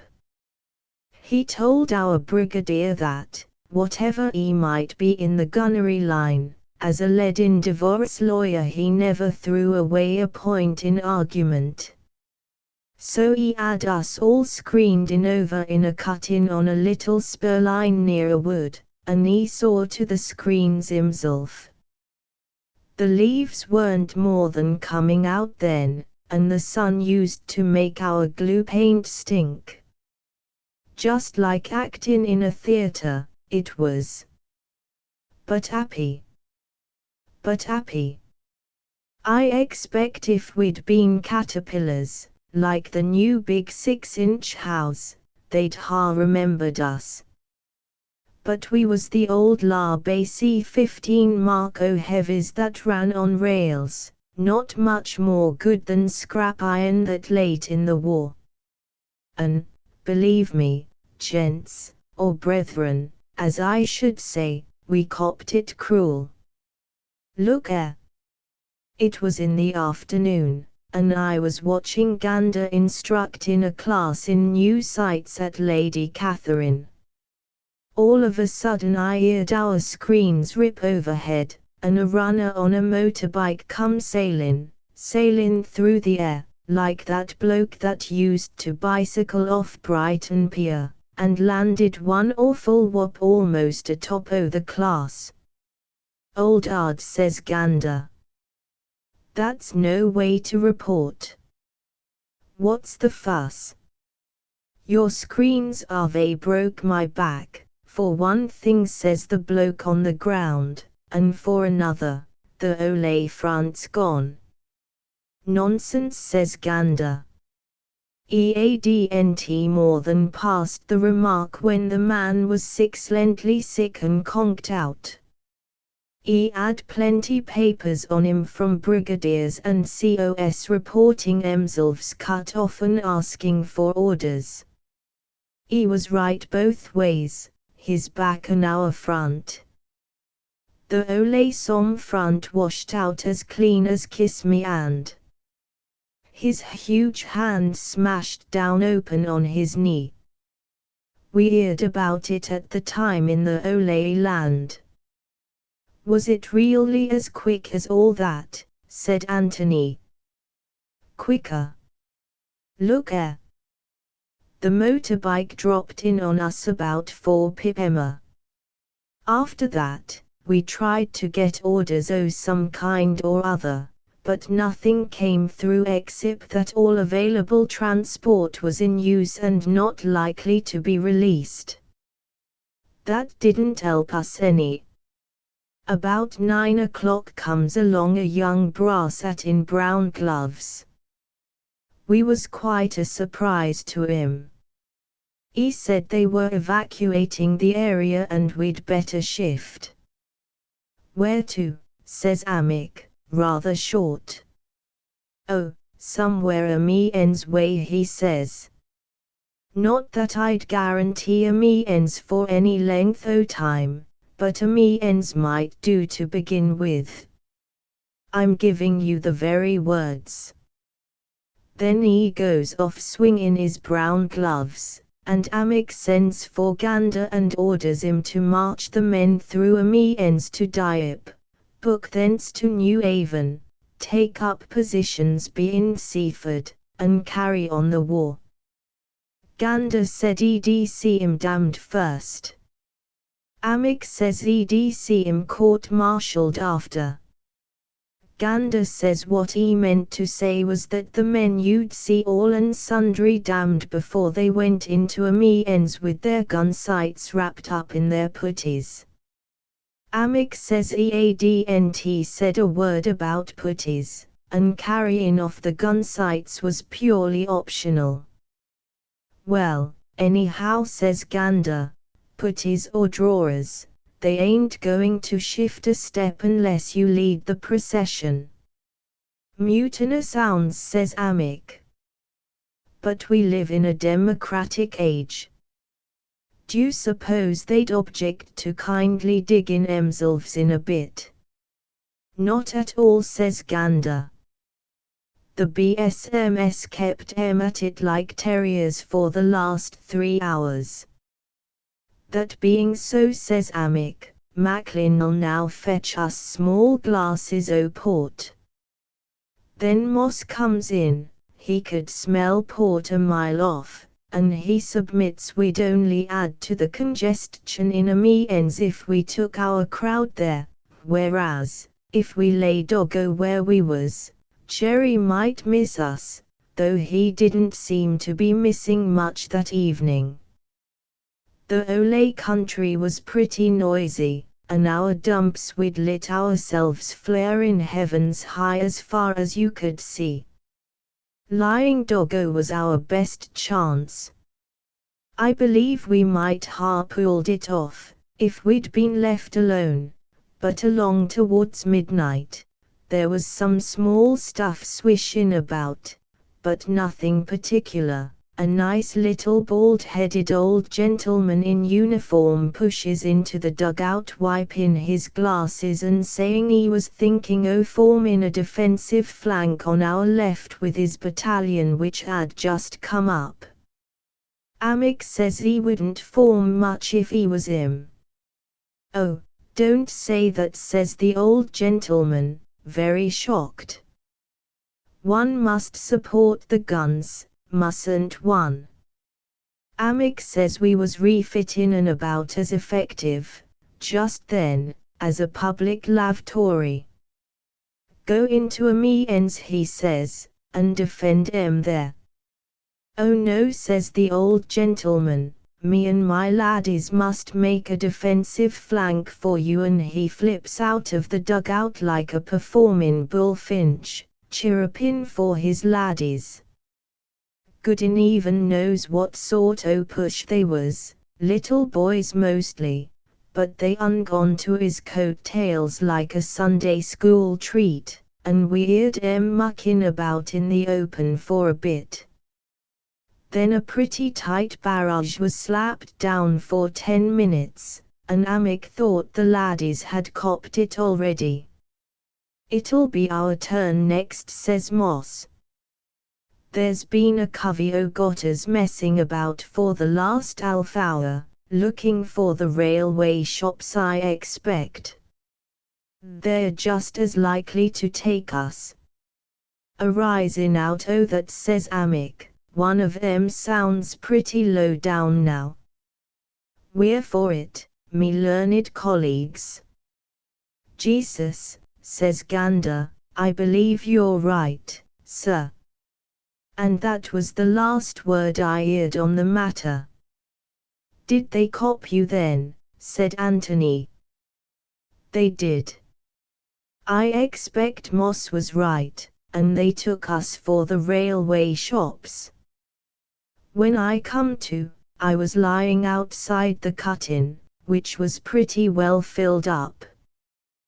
The Reverend Collins was all right, but Lady Catherine and the General was past praying for. I lay there, taking it in, till I felt cold and I looked at myself. Otherwise, I adn't much on except me boots. So I got up and walked about to keep warm. Then I saw something like a mushroom in the moonlight. It was the nice old gentleman's bald-head. I patted it. Him and his laddies had copped it right enough. Some battalion run out in a Yuri from England, I suppose. They hadn't even begun to dig in, poor little perishers. I dressed myself off 'em there, and topped off with a British warm. Then I went back to the cut-in and someone says to me, dig, you ox, dig. Gander's under. So I helped shift things till I threw up blood and bile mixed. Then I dropped, and they brought Gander out, dead, and laid him next me. Amick had gone too, fair torin' a elf, the BSM said. But the funny thing was he talked quite a lot before he died, and nothing to him below his stomach, they told me. Moss we never found. Ed been standing by Lady Catherine.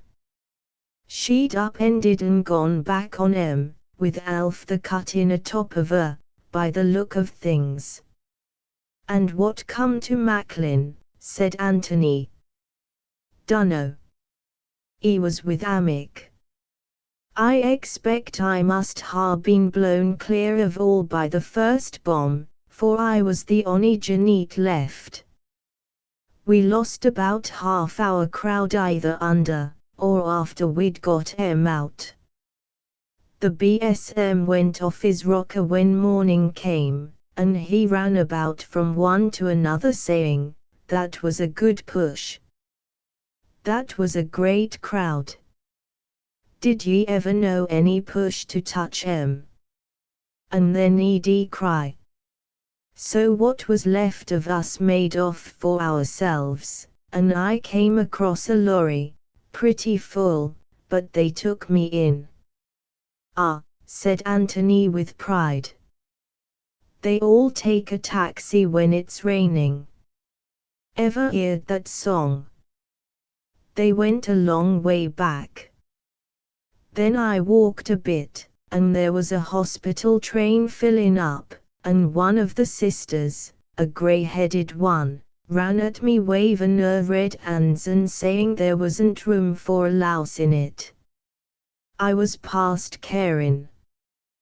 But she went on talking and talking about the war, and her pa in Ladbroke Grove, and how strange for her at her time of life to be doing this work with a lot o' men, and next war, how the nurses you'd have to wear khaki breeches on account o' the mud, like the land girls, and that reminded her, she'd boil me an egg if she could lay hands on one, for she'd run a chicken farm once.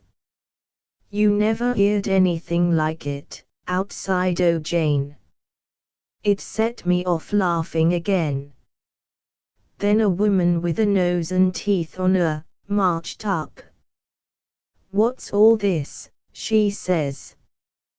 What do you want? Nothing, I says, only make Miss Bates. There, stop talking or I'll die. Miss Bates, she says. What in Evan's name makes you call her that?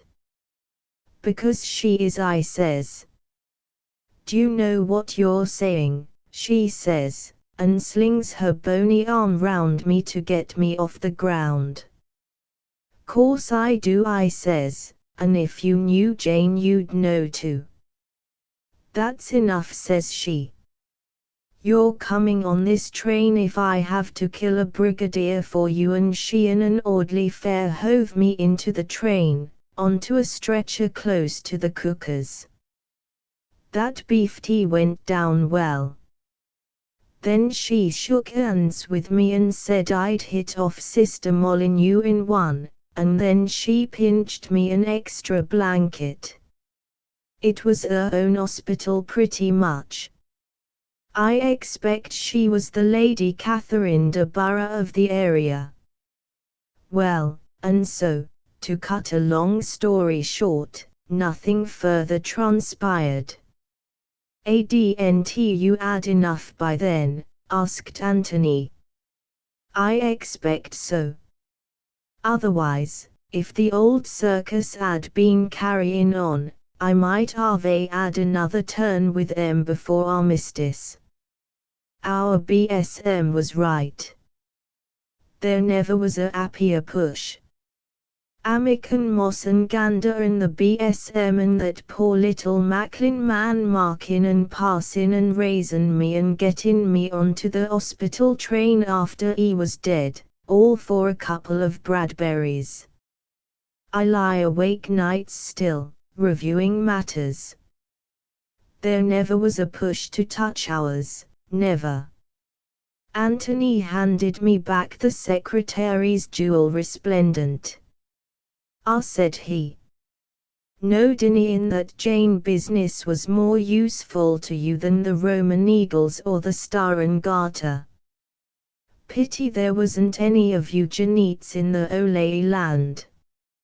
I never come across 'em. Well, as Paul Macklin said, it's a very select society, and you've got to be a Janite in your art, or you won't have any success.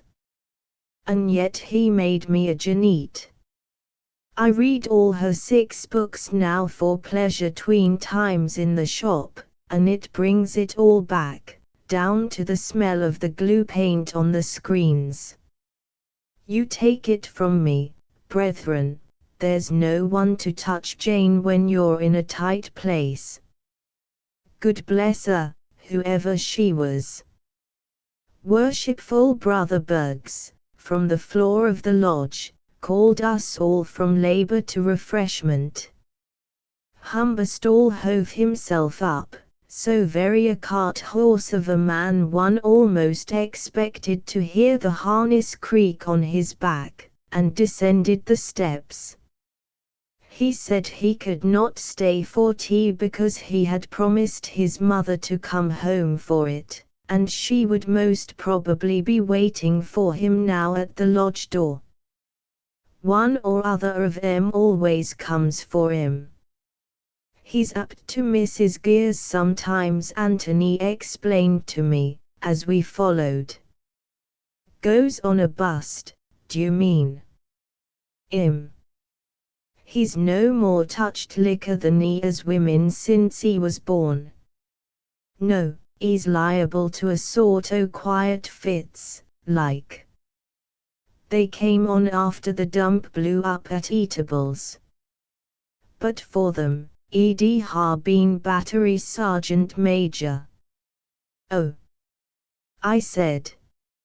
I couldn't make out why he took on as mess waiter when he got back to his guns.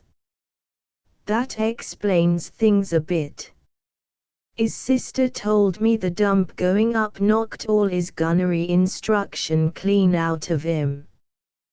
The only thing he stuck to was to get back to his old crowd. Good knows how he worked it, but he did.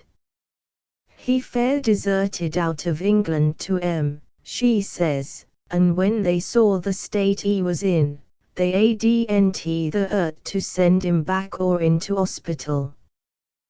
They kept him for a mascot, as you might say. That's all dead true. His sister told me so. But I can't guarantee that Janite business, except he never told a lie since he was 6. His sister told me so. What do you think? He isn't likely to have made it up out of his own head, I replied. But people don't get so crazy fond o' books as all that, do they? He's made his sister try to read 'em. She'd do anything to please him. But, as I keep telling her, so'd his mother. D'you happen to know anything about Jane? I believe Jane was a bit of a matchmaker in a quiet way when she was alive, and I know all her books are full of matchmaking, I said. You'd better look out. Oh, that's as good as settled, Anthony replied, blushing. 3. Get out, you dog. Jane's marriage. Jane went to paradise, that was only fair. Good Sir Walter met her first, and led her up the stair. Henry and Tobias, and Miguel of Spain, stood with Shakespeare at the top to welcome Jane. Then the 3 archangels offered out of hand, anything in heaven's gift that she might command. Azrael's eyes upon her, Raphael's wings above, Michael's sword against her heart. Jane said, "Love." Instantly the understanding seraphim laid their fingers on their lips and went to look for him. Stole across the zodiac, harnessed Charles's wain, and whispered round the nebulae who loved Jane. In a private limbo where none had thought to look, sat a Hampshire gentleman reading of a book. It was called Persuasion, and it told the plain story of the love between him and Jane. He heard the question circle heaven through, closed the book and answered, "I did, and do." Quietly but speedily, as Captain Wentworth moved, entered into paradise the man Jane loved. The Prophet and the Country. The Portent. Horace, Ode 20, BKV.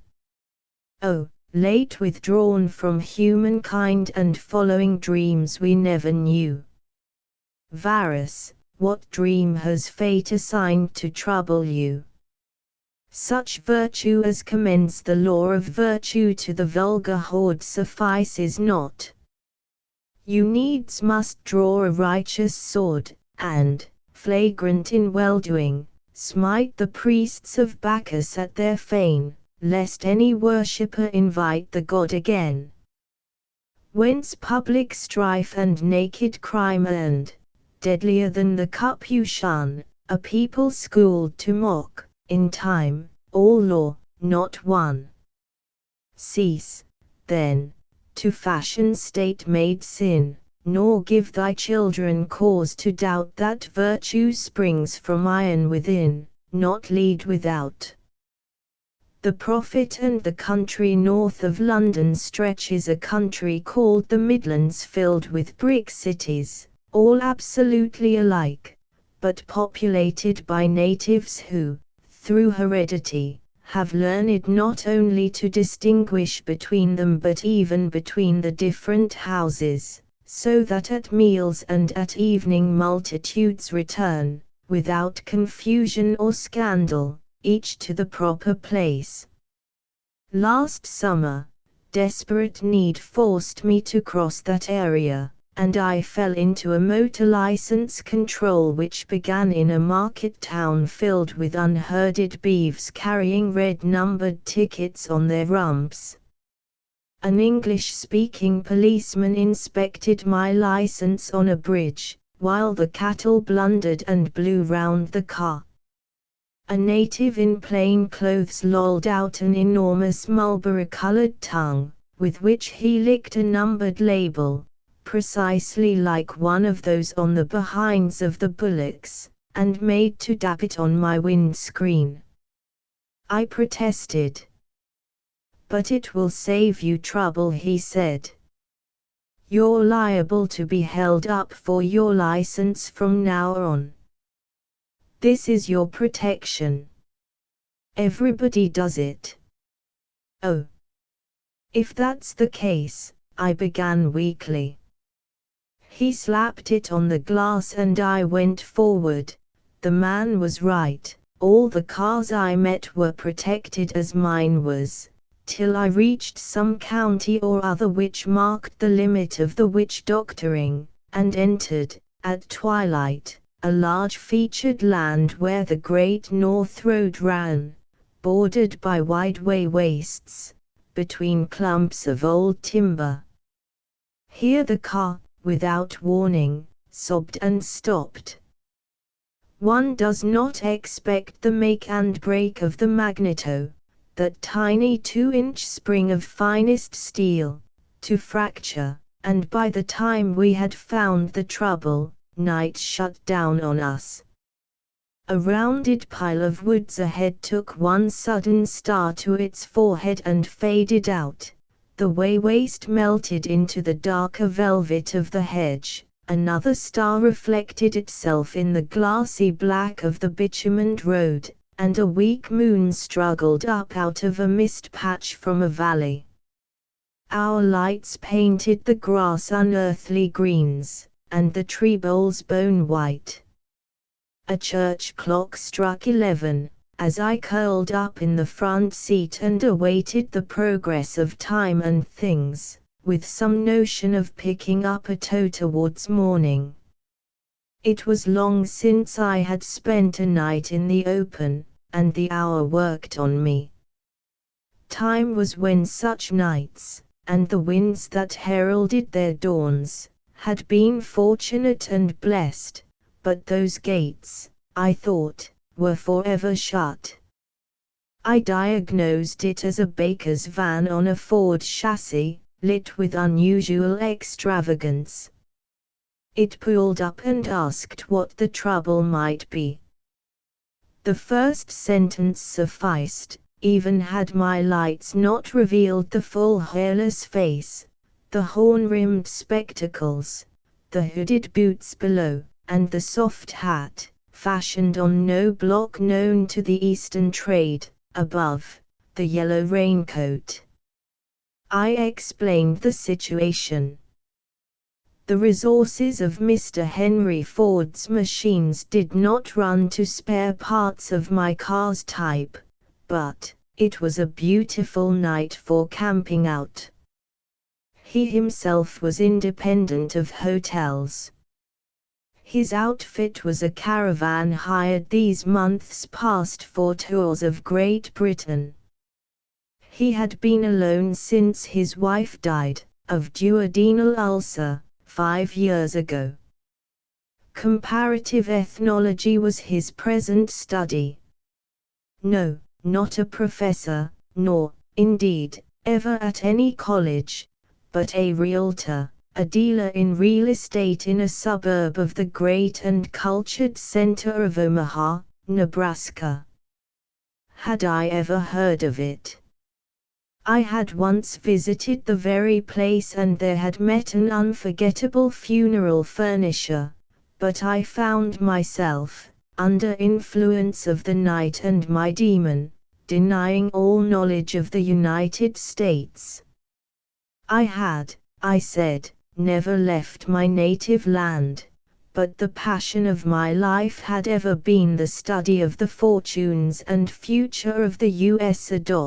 And to this end I had joined 3 societies, each of which regularly sent me all its publications. He jerked her onto the grass beside my car, where our mingled lights slashed across the trunks of a little wood, and I was invited into his pitch pine-lined caravan, with its overpowering electric installation, its flap table, typewriter, drawers and lockers below the bunk. Then he spoke, every word well relished between massy dentures, the inky-rimmed spectacles obscuring the eyes and the face as expressionless as the unrelated voice. He spoke in capital letters, a few of which I have preserved, on our national spirit, which, he had sensed, was homogeneous and in ethical contact throughout, unconscious but vitally existent. That was his estimate of our racial complex. It was an asset, but a democracy postulating genuine ideals should be more multitudinously minded and diverse in outlook. I assented to everything in a voice that would have drawn confidences from letterboxes. He next touched on the collective outlook of democracy, and thence glanced at herd impulse, and the counterbalancing necessity for individual self-expression. Here he began to search his pockets, sighing heavily from time to time. Before my wife died, sir, I was rated a 100% American. I am now, but have you ever in our literature read a book called The Man Without a Country? I'm him. He still rummaged, but there was a sawing noise behind the face. And you may say, first and last, drink did it, he added. The noise resumed. Evidently he was laughing, so I laughed too. After all, if a man must drink, what better lair than a caravan? At his next words I repented. On my return back home after her burial, I first received my primal urge towards self-expression. Till then I had never realized myself.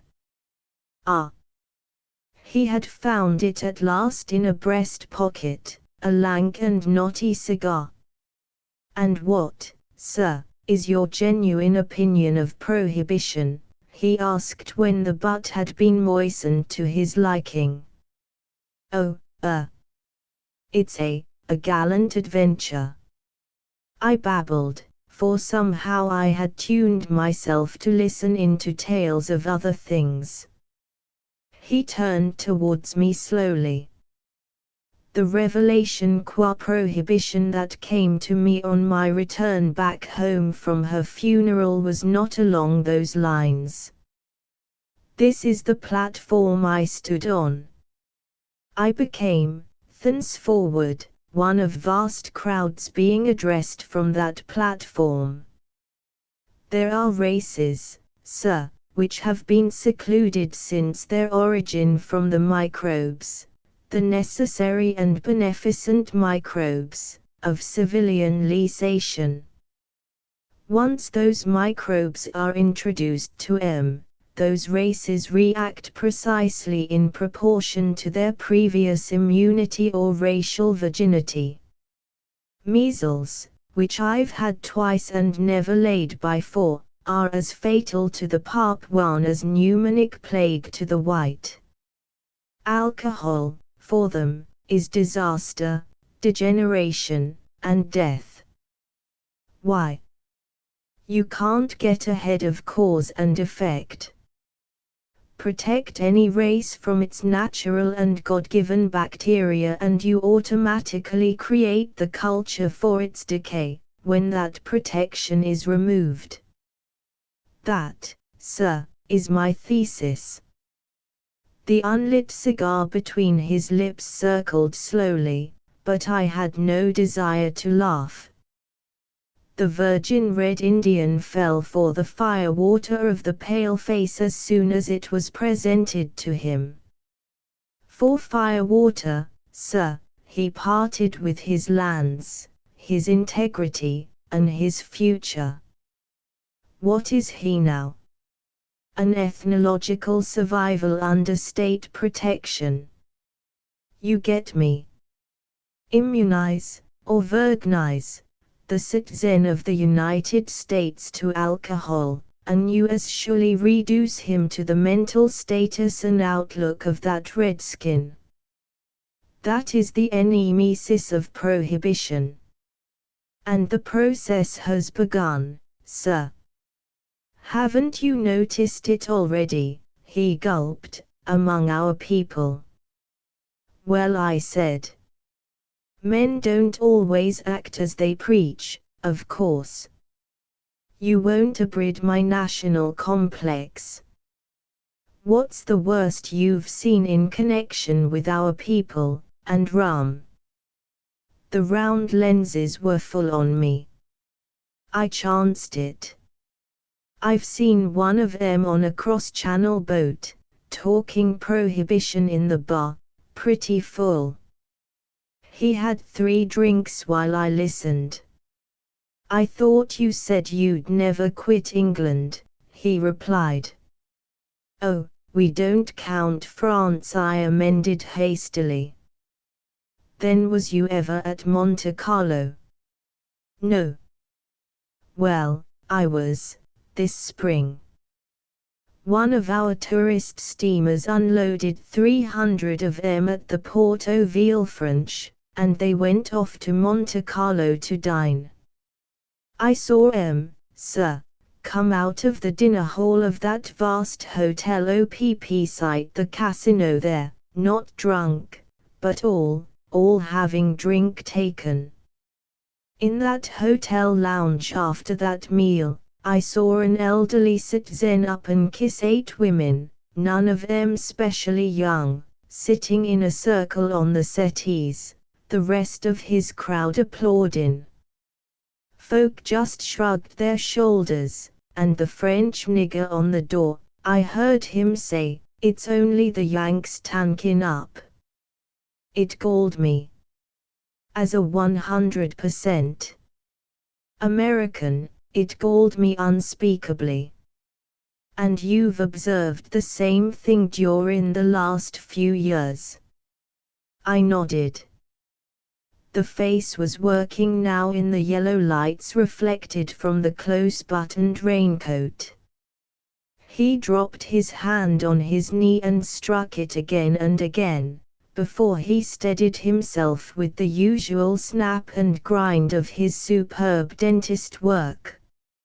My revelation qua the peril of prohibition was laid on me on my return back home in the hour of my affliction. I'd been discussing prohibition with Mrs. Tarworth only the week before. Her best friend, sir, a neighbor of ours, had filled one of the vases in our parlor with chrysanthemums out of a bust wreath. I can't ever smell to those flowers now without it all coming back. Yes, sir, in my hour of woe it was laid on me to warn my land of the nemesis of presumption. There's only one sin in the world, and that is presumption. Without strong presumption, sir, we'd never have fixed prohibition the way we did. And when I retired that night I reasoned it out that there was but one weapon for me to work with to convey my message to my native land. That, sir, was the movies. So I reasoned it. So. Now the movies wasn't a business I'd ever been interested in, though a regular attendant. Well, sir, within 10 days after I had realized the scope and imperativeness of my revelation, I'd sold out and reinvested so's everything was available.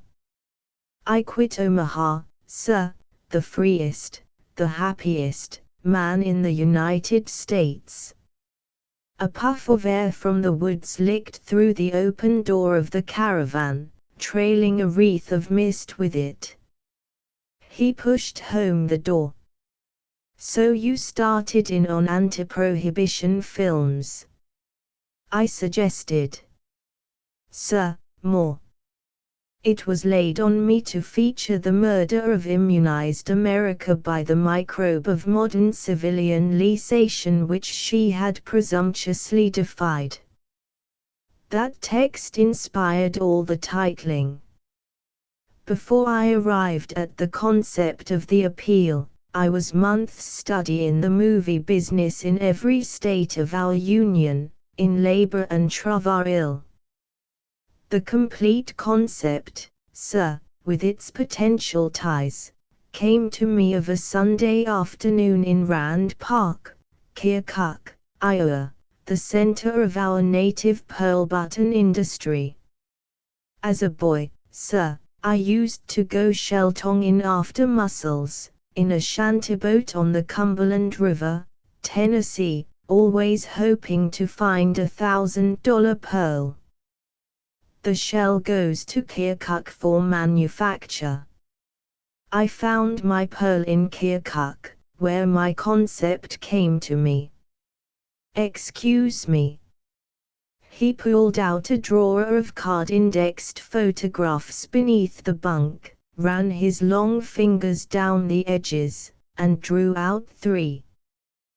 The first showed the head of an elderly Red Indian chief in full war paint, the lined lips compressed to a thread, eyes wrinkled, nostrils aflare, and the whole face lit by so naked a passion of hate that I started.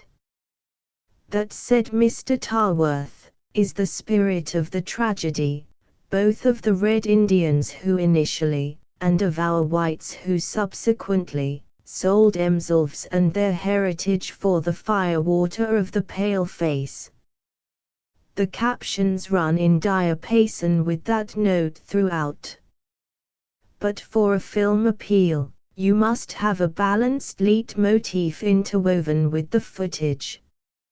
Now this close-up of the red man I'm showing you, punctuates the action of the drama. He recurs, sir, watching the progressive degradation of his own people, from the advent of the paleface with liquor, up to the extinction of his race. After that, you see him, again, more and more dominant, brooding over and rejoicing in the downfall of the white American artificially virginized against alcohol, the identical cycle repeated. I got this shot of him in Oklahoma, one of our western states, where there's a crowd of the richest red Indians, drawing oil royalties, on earth. But they've got a historical society that chases them into paint and feathers to keep up their race pride, and for the movies. He was an Episcopalian and owns a Cadillac, I was told. The sun in his eyes makes him look that way. He's indexed as rum in the cup, that's the element of popular appeal, but, say, the voice softened with the pride of artistry, ain't he just it for my purposes? He passed me the second photo. The cigar rolled again and he held on. Now in every film appeal, you must balance your leitmotif by balancing the sexes. The American women, sir, handed prohibition to us while our boys were away saving you. I know the type, born and bred with it. She watches throughout the film what she's brought about, watches and watches till the final catastrophe. She's woman triumphant, balanced against rum in the cup, the degraded male. I hunted the whole of the Middle West for her in vain, for I remembered, not Jordan, but Abana and Parfa, Mrs. Tarwortha's best friend at home. I was then in Texarkana, Arkansas, fixing up a deal I'll tell you about, but I broke for Omaha that evening to get a shot of her. When I arrived so sudden she thought, I guess, I meant to make her number 2. That's her. You wouldn't realize the type, but it's it. I looked, saw the trained sweetness and unction in the otherwise hardish, ignorant eyes, the slightly open, slightly flaccid mouth, the immense unconscious arrogance, the immovable certitude of mind, and the other warning signs in the poise of the broad-cheeked head. He was fingering the third photo. And when the American woman realizes the scope and the impact and the irrevocability of the catastrophe which she has created by her presumption, she registers despair. That's her, at the finale. It was cruelty beyond justification to have pinned down any living creature in such agony of shame, anger, and impotence among life's wreckage. And this was a well-favored woman, her torment new launched on her as she stood gripping the back of a stamped velvet chair. And so you went back to Texarkana without proposing, I began.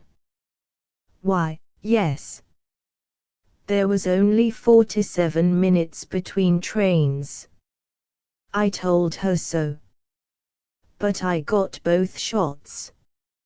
I must have caught my breath, for, as he took the photo back again, he explained, in the movie business we don't employ the act tool. This is only the basis we build onto the nearest professional type. That secures controlled emphasis of expression. She's only the basis. I'm glad of that, I said. He lit his cigar, and relaxed beneath the folds of the loose coat. Well, sir, having secured my leitmotifs and sex balances, the whole of the footage covering the downfall of the red man was as good as given me by a bust Congregational church that had been boosting prohibition near Texarkana. That was why I'd gone there.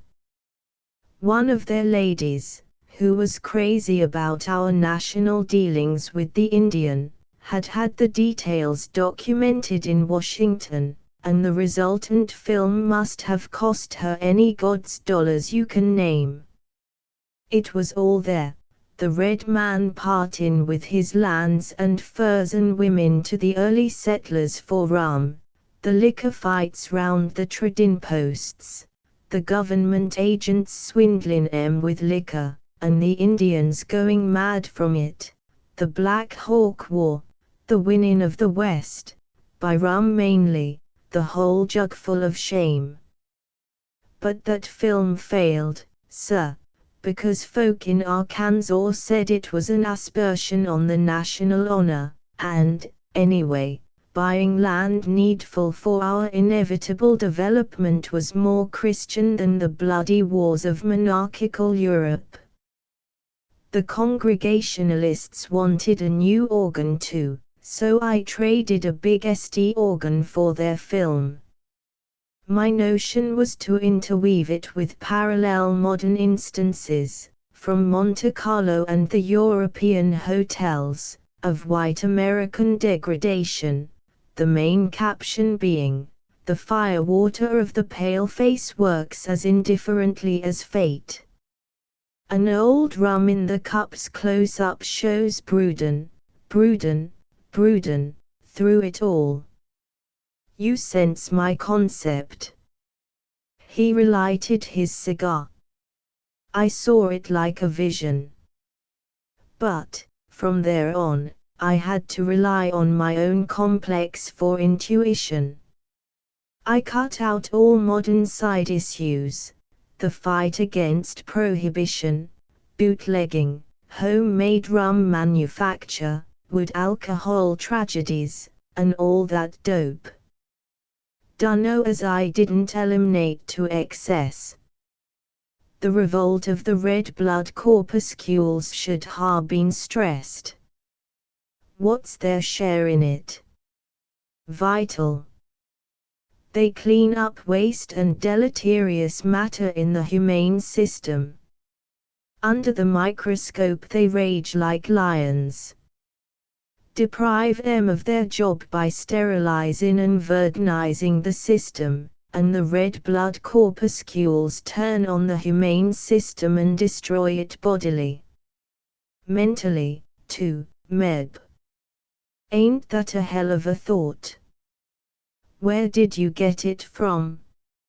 It came to me, with the others, he replied as simply as Ezekiel might have told a fellow captive beside Chebar. But it's too high for a democracy.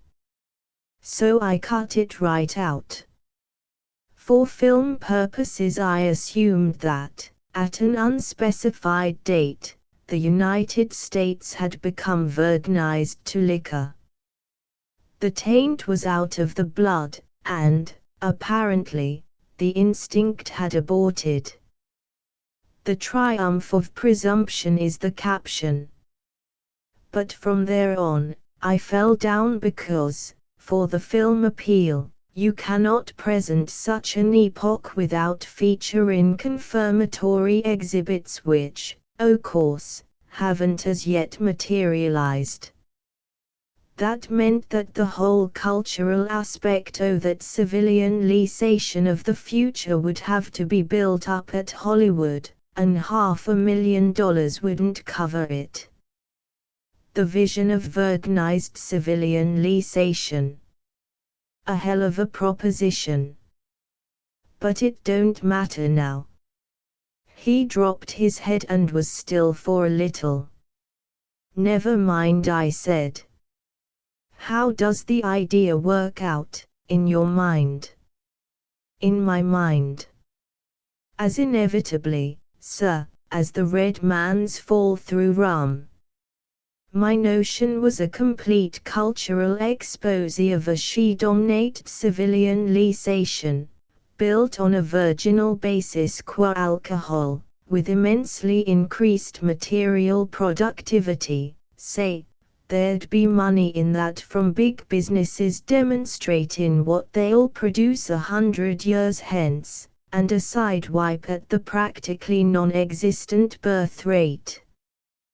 Why that, too? I asked. He gave me the reason, a perfectly sound one, which has nothing to do with the tale, and went on, after that vision is fully realized, the end comes, as remorselessly for the white as for the red. How? The American woman, you will recall the first close-up of that lady I showed you, interweaving throughout the narrative, having accomplished all she set out to do, wishes to demonstrate to the world the integral significance of her life work. Why not? She's never been blamed in her life. So deliberately, out of high presumption, the American woman withdraws all inhibitory legislation, all barriers against alcohol, to show what she has made of her men. The captions here run, the zenith of presumption. America stands by herself, guide and savior of humanity. Let evil do its damnedest. We are above it. Say, ain't that a hell of a thought? A bit extravagant, isn't it? Extravagance. In the life of actual men and women. It don't exist. Well, anyway, that's my top note before the debacle. There's an interval while the great world wave is gathering to sweep aside the children of presumption. Nothing eventuates for a while. The machine of virginized civilian leasation functions by its own stored energy. And then, sir, then the world wave crashes down on the white as it crashed on the red skin. All this while old rum in the cup is growing more and more dominant, as I told you. But now, owing to the artificialized mentality of the victims and the immune population, its effects are cataclysmic. The alcohol appeal, held back for 5 generations, wakes like a cyclone. That's the horror I'm stressing. And Europe, and Asia, and the ghetto exploit America, cold. A virginized people let go all holds, and part with their all. It is no longer a domination, but an obsession. Then a possession. Then come the leveled bayonets of Europe. Why so?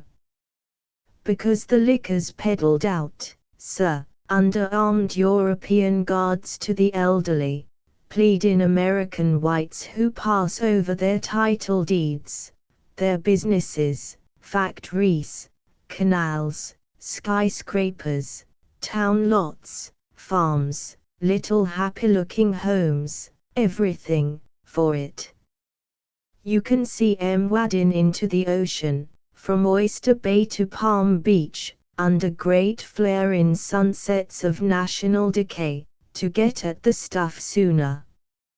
And Europe's got 'em by the gullet, peddling out the cases, or a single bottle at a time, to each according to his need, under the leveled bayonets of Europe. But why lay all the responsibility on Europe? I broke in. Surely some progressive American liquor trust would have been in the game from the first. Sure.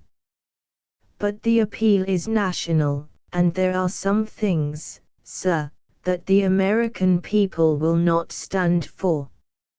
It was Europe or nothing. Otherwise, I could not have stressed the effect of the leveled bayonets of Europe.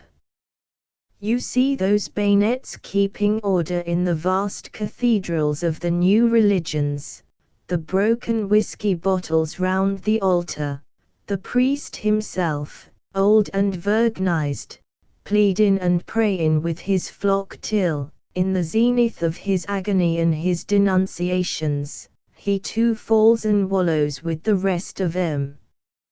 extravagant. No logic.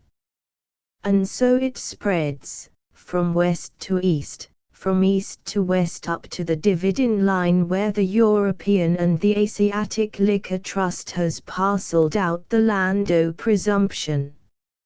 No paltry rum peddling at trading posts this time, but mile-long electric freight trains, surging and swooping from San Francisco and Boston with their 7,000 ton of alcohol, till they meet head-on at the liquor line, and you see the little American people fawning and pleading round their big wheels and trying to slip in under the leveled bayonets of Europe to handle and touch the stuff, even if they can't drink it. It's horrible, horrible. The wages of sin. The death of the she-dominated sons of presumption. He stood up, his head high in the caravan's resonant roof, and mopped his face. "Go on," I said. "There ain't much more. You see the divignized European and the immemorially sophisticated Asiatic, who can hold their liquor, spreading out and occupying the land. The signs in the streets register that, like a lava flow in Honolulu. There's just a hint, too, of the return of the Great Scourge, and how it fed on all this fresh human meat. Just a few feet of the flesh rotting off the bones, same as when Syphles originated in the Renaissance epoch. Last of all, date not specified, will be the herding of the few surviving Americans into their reservation in the Yellowstone Park by a few slouching, crippled remnants of the Redskins. Get me? Presumption's ultimate reward. The wheel comes full circle. And the final close-up of rum in the cup with his hate mission accomplished. He stooped again to the photos in the bunk locker. "I shot that," he said, "when I was in the Yellowstone. It's a document to build up my last note on. They're just a party of tourists watching grizzly bears raking in the hotel dump heaps. They keep 'em to show. That wet light hits back well off their clothes, don't it? I saw 6 or 7 men and women, in pale-colored raincoats, gathered, with no pretense at pose, in a little glade. One man was turning up his collar, another stooping to a bootlace, while a woman opened her umbrella over him. They faced towards a dimly defined heap of rubbish and tins, and they looked unutterably mean. Yes. He took it back from me. That would have been the final note, the dominant resolving into a minor. But it don't matter now. Doesn't it? I said, stupidly enough. Not to me, sir. My church, I'm a fundamentalist, and I didn't read more than half the scenario, started out by disowning me for aspersing the national honor. A bunch of our home papers got hold of it next. They said I was a renegade and done it for $. And then the ladies on the social betterment and uplift committees took a hand. In your country you don't know the implications of that. I'm a 100% American, but I didn't know what men and women are. I guess none of us do at home, or we'd say so, instead o' playing at being American citizens. There's no law with us under which a man can be jailed for aspersing the national honor. There's no need. It got into the legislature, and one senator there he spoke for an hour, demanding to have me unanimously and internationally disavowed by my maker, I presume. No one else stood by me. I'd been to the big Jew combines that control the movie business in our country. I'd been to Huvelstein, he represents $6 to $7 million interests. They say he's never read a scenario in his life. He read every last word of mine aloud. He laughed some, but he said he was doing well in a small way, and he didn't propose to start up any pogroms against the chosen in New York. He said I was ahead of my time. I know that.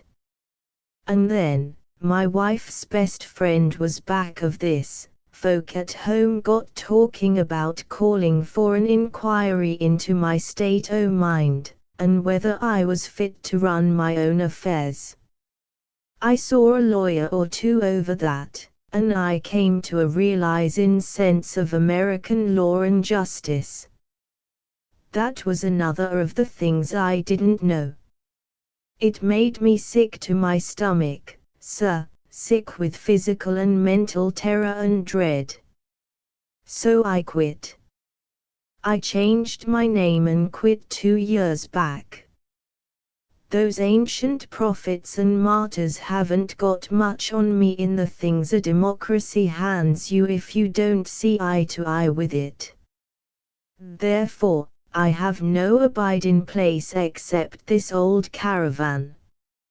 Now, sir, we two are like ships that pass in the night, except, as I said, I'll be very pleased to tow you into Doncaster this morning. Is there anything about me strikes you in any way as deviating from sanity? Not in the least, I replied quickly. But what have you done with your scenario? Deposited it in the Bank of England at London. Would you sell it? No, sir. Couldn't it be produced here? I am a 100% American. The way I see it, I could not be a party to an indirect attack on my native land. Once again he ground his jaws. There did not seem to be much left to say. The heat in the shut caravan was more and more oppressive. Time had stood still with me listening. I was aware now that the owls had ceased hooting and that a night had gone out of the world. I rose from the bunk. Mr. Tarworth, carefully rebuttoning his raincoat, opened the door. "Good Lord God Almighty," he cried with a child's awed reverence. "It's sun up. Look." Daylight was just on the heels of dawn, with the sun following. The icy blackness of the Great North Road banded itself with smoking mists that changed from solid pearl to writhing opal, as they lifted above hedgerow level. The dew-wet leaves of the upper branches turned suddenly into diamond facets, and that wind, which runs before the actual upheaval of the sun, swept out of the fragrant lands to the east, and touched my cheek, as many times it had touched it before, on the edge, or at the ends, of inconceivable experiences. My companion breathed deeply, while the low glare searched the folds of his coat and the sags and wrinkles of his face.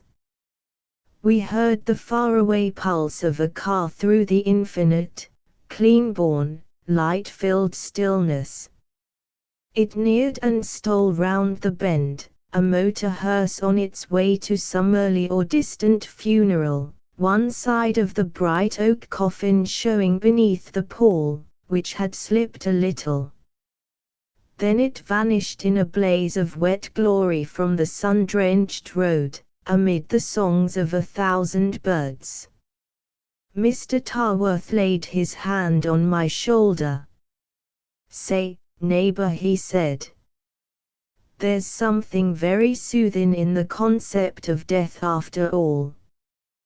Then he set himself, kindly and efficiently, to tow me towards Doncaster, where, when the day's life should begin again, one might procure a new magneto make and break, that tiny 2-inch spring of finest steel, failure of which immobilizes any car.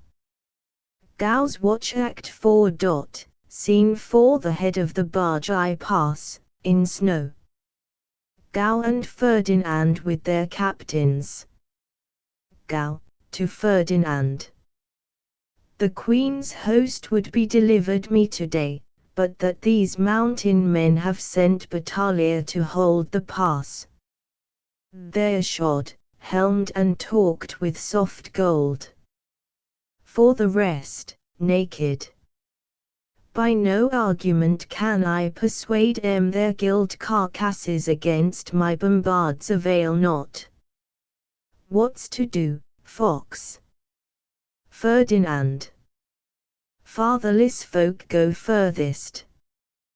These loud pagans are doubly fatherless. Consider, they came over the passes, out of all man's world, Adulamit's, unable to endure its ancient pinch and bellyache, full of revenges, or wilfully forgetful.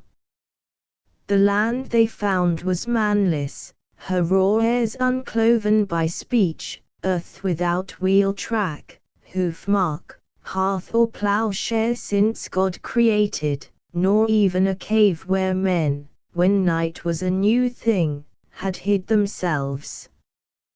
Gow. Excellent. Do I fight them, or let go? Ferdinand. Unused earth, air and water for their spoil, and none to make comparison of their deeds.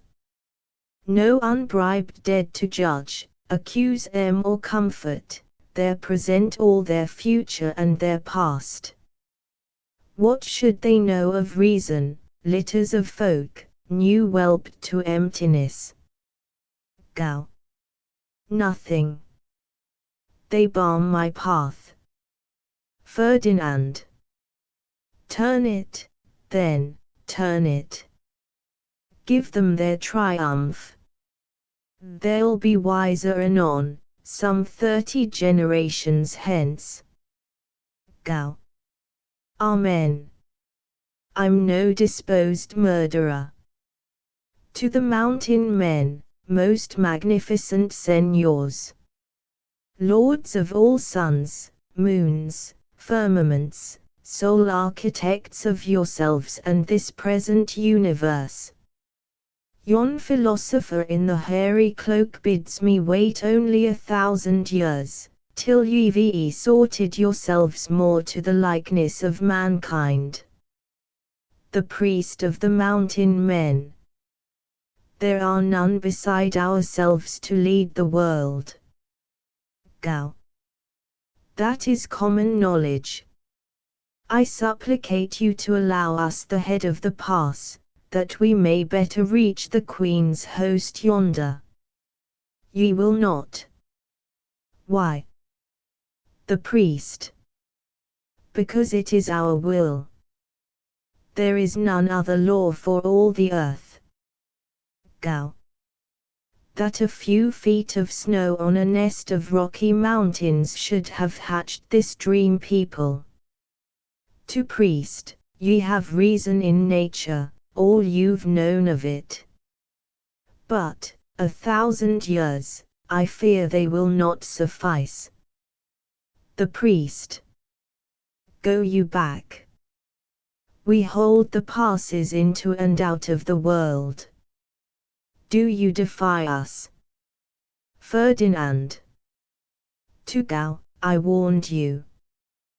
There's none like them under heaven. Say it. Gow.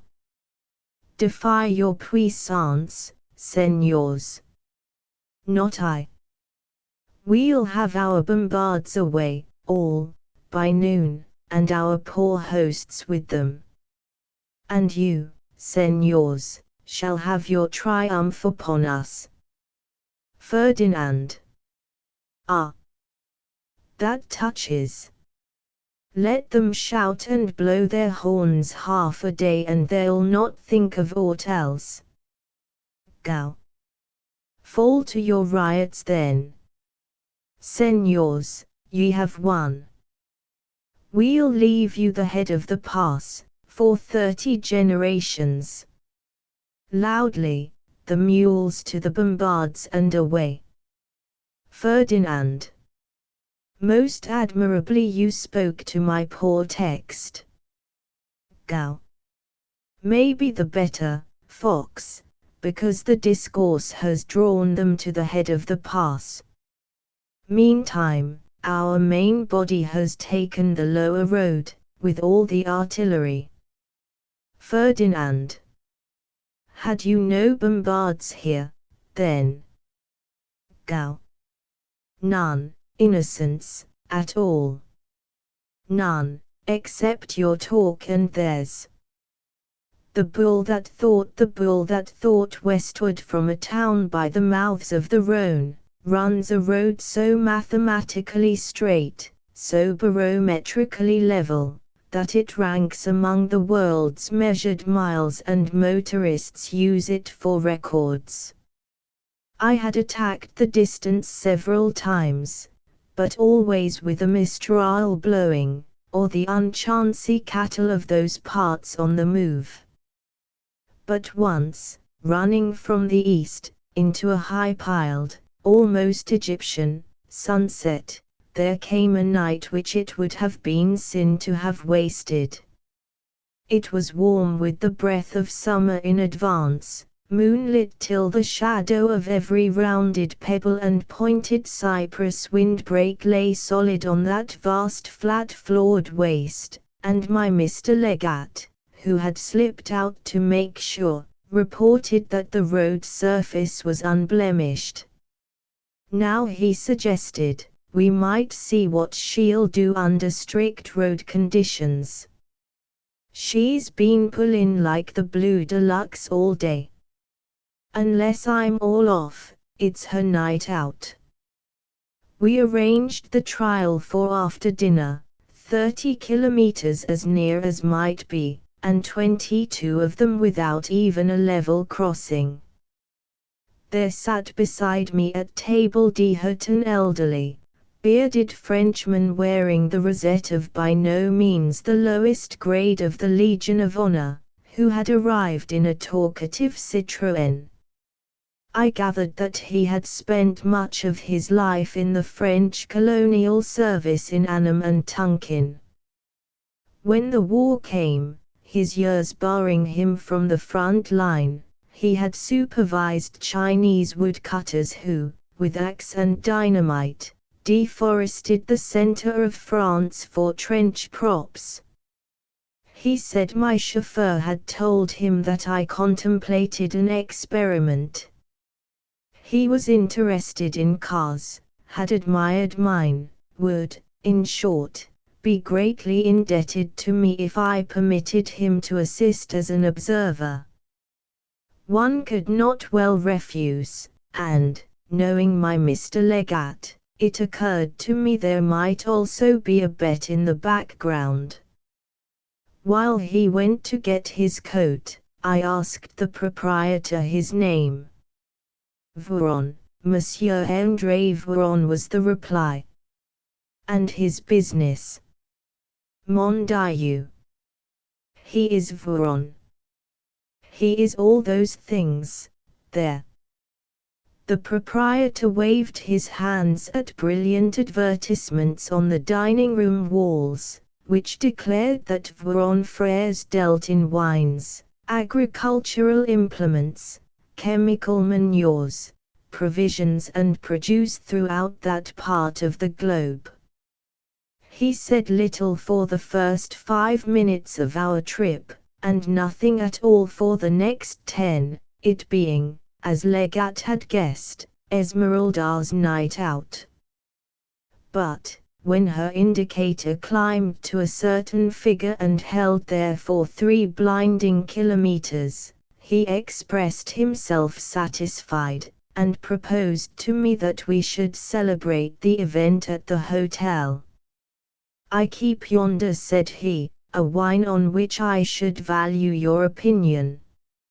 On our return, he disappeared for a few minutes, and I heard him rumbling in a cellar.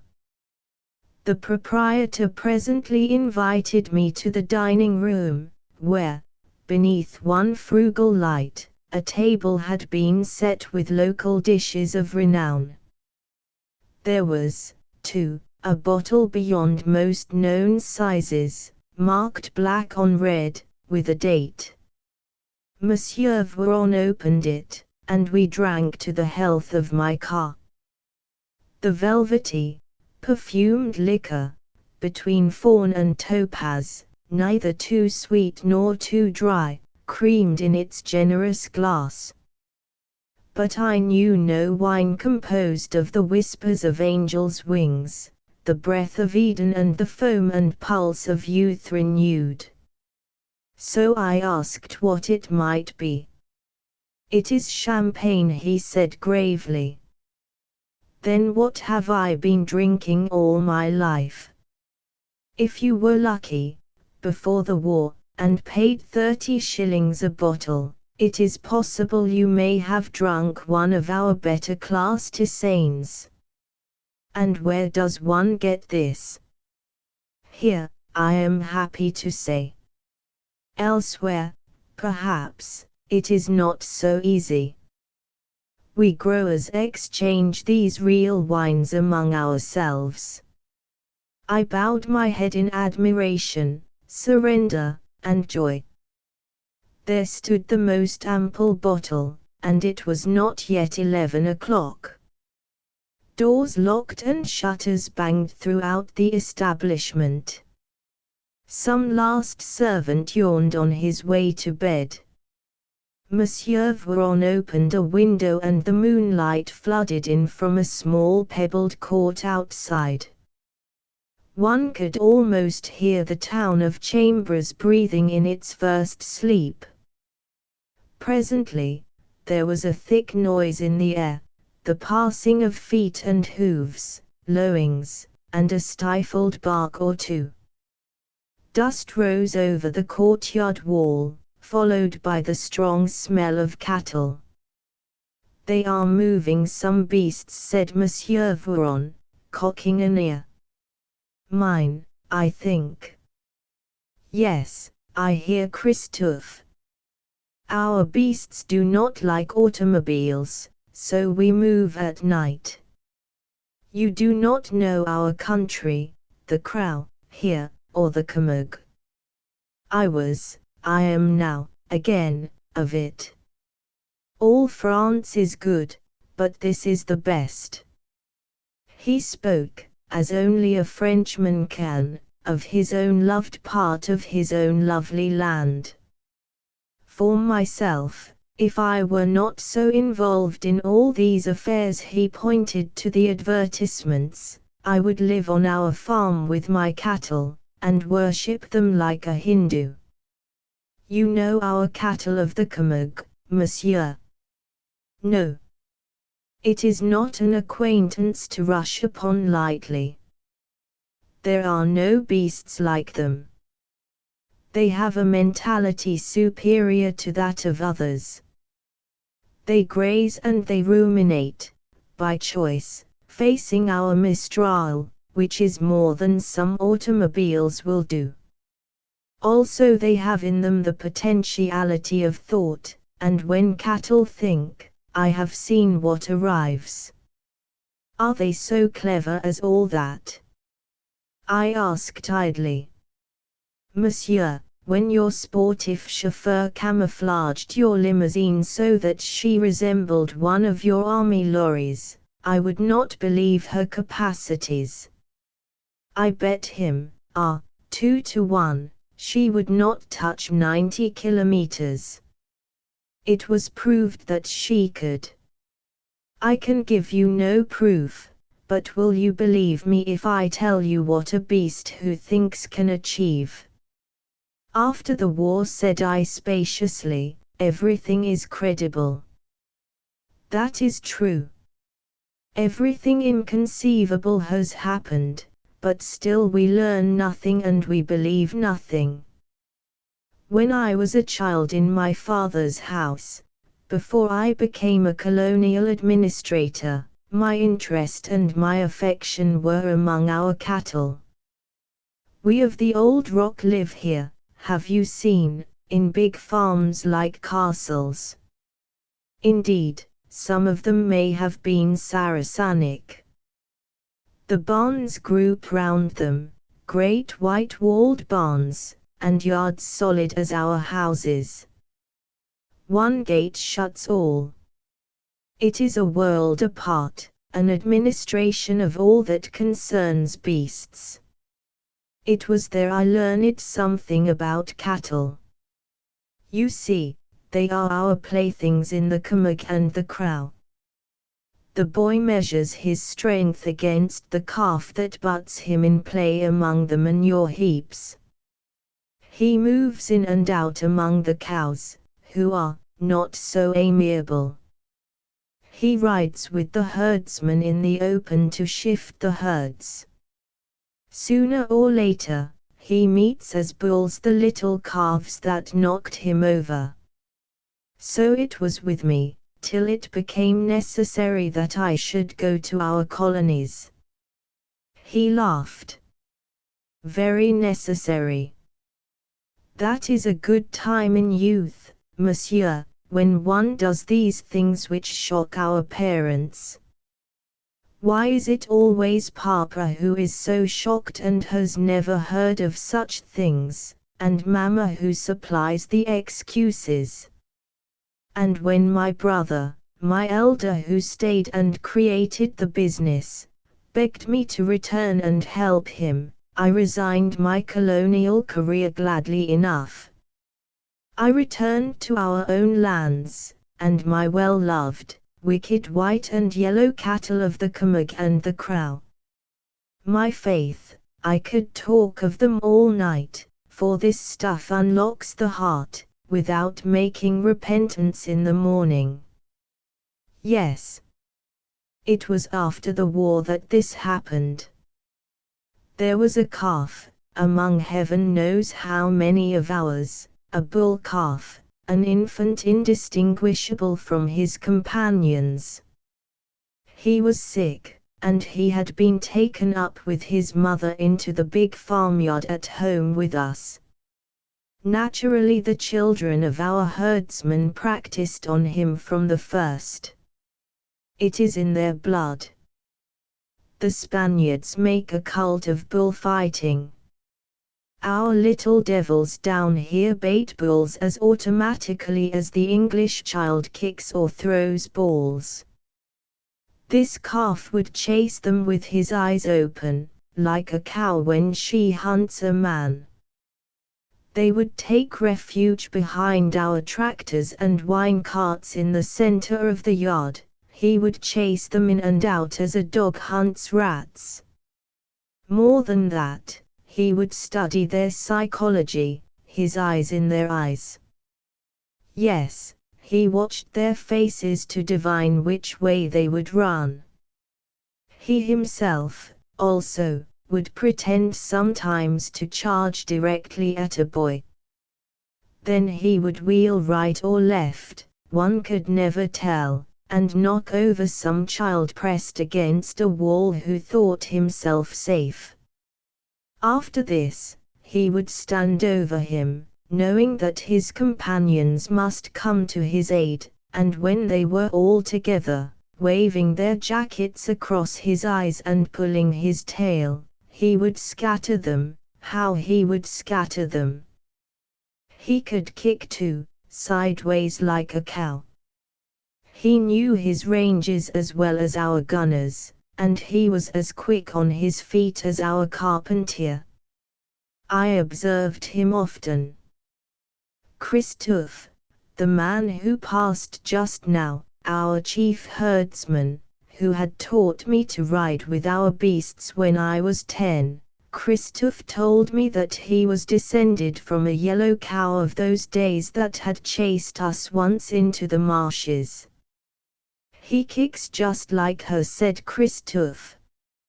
He can side kick as he jumps. Have you seen, too, that he is not deceived by the jacket when a boy waves it? He uses it to find the boy. They think they are feeling him. He is feeling them always. He thinks that one. I had come to the same conclusion. Yes, the creature was a thinker along the lines necessary to his sport, and he was a humorist also, like so many natural murderers. One knows the type among beasts as well as among men. It possesses a curious truculent mirth, almost indecent but infallibly significant. Monsieur Varon replenished our glasses with the great wine that went better at each descent. They kept him for some time in the yards to practice upon. Naturally he became a little brutal, so Christophe turned him out to learn manners among his equals in the grazing lands, where the Camargue joins the Crow. How old was he then? About 8 or 9 months, I think. We met again a few months later, he and I. I was riding one of our little half-wild horses, along a road of the Crow, when I found myself almost unseated. It was he. He had hidden himself behind a windbreak till we passed, and had then charged my horse from behind. Yes, he had deceived even my little horse. But I recognized him. I gave him the whip across the nose, and I said, Apis, for this thou goest to Arles. It was unworthy of thee, between us two. But that creature had no shame. He went away laughing, like an apache. If he had dismounted me, I do not think it is I who would have laughed, yearling as he was. Why did you want to send him to Arles? I asked. For the bull ring. When your charming tourists leave us, we institute our little amusements there. Not a real bullfight, you understand, but young bulls with padded horns, and our boys from hereabouts and in the city, go to play with them. Naturally, before we send them we try them in our yards at home. So we brought up Apis from his pastures. He knew at once that he was among the friends of his youth, he almost shook hands with them, and he submitted like an angel to padding his horns. He investigated the carts and tractors in the yards, to choose his lines of defense and attack. And then, he attacked with an elan, and he defended with a tenacity and forethought that delighted us. In truth, we were so pleased that I fear we trespassed upon his patience. We desired him to repeat himself, which no true artist will tolerate. But he gave us fair warning. He went out to the center of the yard, where there was some dry earth. He kneeled down and, you have seen a calf whose horns fret him thrusting and rooting into a bank. He did just that, very deliberately, till he had rubbed the pads off his horns. Then he rose, dancing on those wonderful feet that twinkled, and he said, Now, my friends, the buttons are off the foils. Who begins? We understood. We finished at once. He was turned out again on the pastures till it should be time to amuse them at our little metropolis. But, some time before he went to Arles, yes, I think I have it correctly, Christophe, who had been out on the crow, informed me that Apis had assassinated a young bull who had given signs of developing into a rival. That happens, of course, and our herdsman should prevent it. But Apis had killed in his own style, at dusk, from the ambush of a windbreak, by an oblique charge from behind which knocked the other over. He had then disemboweled him. All very possible, but, the murder accomplished, Apis went to the bank of a windbreak, knelt, and carefully, as he had in our yard, cleaned his horns in the earth. Christophe, who had never seen such a thing, at once borrowed, do you know, it is most efficacious when taken that way, some holy water from our little chapel in those pastures, sprinkled Apis, whom it did not affect, and rode in to tell me. It was obvious that a thinker of that bull's type would also be meticulous in his toilette, so, when he was sent to Arles, I warned our consignees to exercise caution with him. Happily, the change of scene, the music, the general attention, and the meeting again with old friends, all our bad boys attended, agreeably distracted him. He became for the time a pure farceur again, but his wheelings, his rushes, his rat huntings were more superb than ever.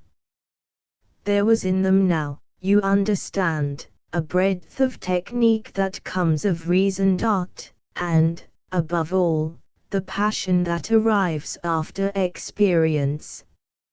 Oh, he had learned, out there on the crow.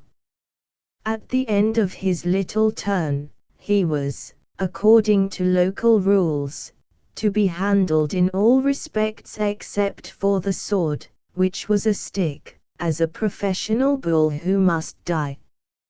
He was maneuvered into, or he posed himself in, the proper attitude, made his rush, received the point on his shoulder and then, turned about and cantered toward the door by which he had entered the arena. He said to the world, my friends, the representation is ended. I thank you for your applause. I go to repose myself. But our Arlesians, who are not so clever as some, demanded an encore, and Apis was headed back again. We others from his country, we knew what would happen. He went to the center of the ring, kneeled, and, slowly, with full parade, plunged his horns alternately in the dirt till the pads came off. Christophe shouts, leave him alone, you straight-nosed imbeciles. Leave him before you must. But they required emotion, for Rome has always debauched her loved provincia with bread and circuses. It was given. Have you, monsieur, ever seen a servant, with pan and broom, sweeping round the baseboard of a room? In a half-minute Apis has them all swept out and over the barrier. Then he demands once more that the door shall be opened to him. It is opened and he retires as though, which truly, is the case, loaded with laurels. Monsieur Varon refilled the glasses, and allowed himself a cigarette, which he puffed for some time. And afterwards, I said, I am arranging it in my mind. It is difficult to do it justice. Afterwards, yes, afterwards, Apis returned to his pastures and his mistresses, and I to my business. I am no longer a scandalous old sportif in shirt sleeves howling encouragement to the yellow son of a cow. I revert to Voron fraise, wines, chemical manures, etc. And next year, through some chicane which I have not the leisure to unravel, and also, thanks to our patriarchal system of paying our older men out of the increase of the herds, old Christophe possesses himself of Apis. Oh, yes, he proves it through descent from a certain cow that my father had given his father before the Republic. Beware, monsieur, of the memory of the illiterate man. An ancestor of Christophe had been a soldier under our assault against your Beresford, near Bayonne. He fell into the hands of Spanish guerrillas. Christophe and his wife used to tell me the details on certain saints' days when I was a child. Now, as compared with our recent war, Soult's campaign and retreat across the Badasso, but did you allow Christophe just to annex the Bull? I demanded. You do not know Christophe. He had sold him to the Spaniards before he informed me. The Spaniards pay in coin, duros of very pure silver. Our peasants mistrust our paper. You know the saying, 1,000 francs paper, 800 metal, and the cow is yours. Yes, Christophe sold Apis, who was then 2.5 years old, and to Christophe's knowledge thrice at least an assassin. How was that? I said. Oh, his own kind only, and always, Christophe told me, by the same oblique rush from behind, the same sideways overthrow, and the same swift disembowelment, followed by this levitical cleaning of the horns. In human life he would have kept a manicurist, this Minotaur. And so, Apis disappears from our country. That does not trouble me. I know in due time I shall be advised. Why? Because, in this land, monsieur, not a hoof moves between Ber and the Saints Maries without the knowledge of specialists such as Christophe. The beasts are the substance, and the drama of their lives to them. So when Christophe tells me, a little before Easter Sunday, that Apis makes his debut in the bullring of a small Catalan town on the road to Barcelona, it is only to pack my car and trundle there across the frontier with him. The place lacked importance and manufactures, but it had produced a matador of some reputation, who was condescending to show his art in his native town. They were even running one special train to the place. Now our French railway system is only execrable, but the Spanish, you went down by road, didn't you? Said I naturally. It was not too good. Villamarty was the matador's name. He proposed to kill 2 bulls for the honor of his birthplace. Apis, Christophe told me, would be his second. It was an interesting trip, and that little city by the sea was ravishing. Their bullring dates from the middle of the 17th century. It is full of feeling. The ceremonial too, when the horsemen enter and ask the mayor in his box to throw down the keys of the bullring, that was exquisitely conceived. You know, if the keys are caught in the horseman's hat, it is considered a good omen. They were perfectly caught. Our seats were in the front row beside the gates where the bulls enter, so we saw everything. Villamarty's first bull was not too badly killed. The second matador, whose name escapes me, killed his without distinction, a foil to Villamarty. And the third, Chisto, a laborious, middle-aged professional who had never risen beyond a certain dull competence, was equally of the background. Oh, they are as jealous as the girls of the Comédie Française, these matadors. Villamarty's troop stood ready for his second bull. The gates opened, and we saw Apis, beautifully balanced on his feet, peer coquettishly round the corner, as though he were at home. A picador, a mounted man with the long lance-goad, stood near the barrier on his right. He had not even troubled to turn his horse, for the capiders, the men with the cloaks, were advancing to play Apis, to feel his psychology and intentions, according to the rules that are made for bulls who do not think. I did not realize the murder before it was accomplished. The wheel, the rush, the oblique charge from behind, the fall of horse and man were simultaneous.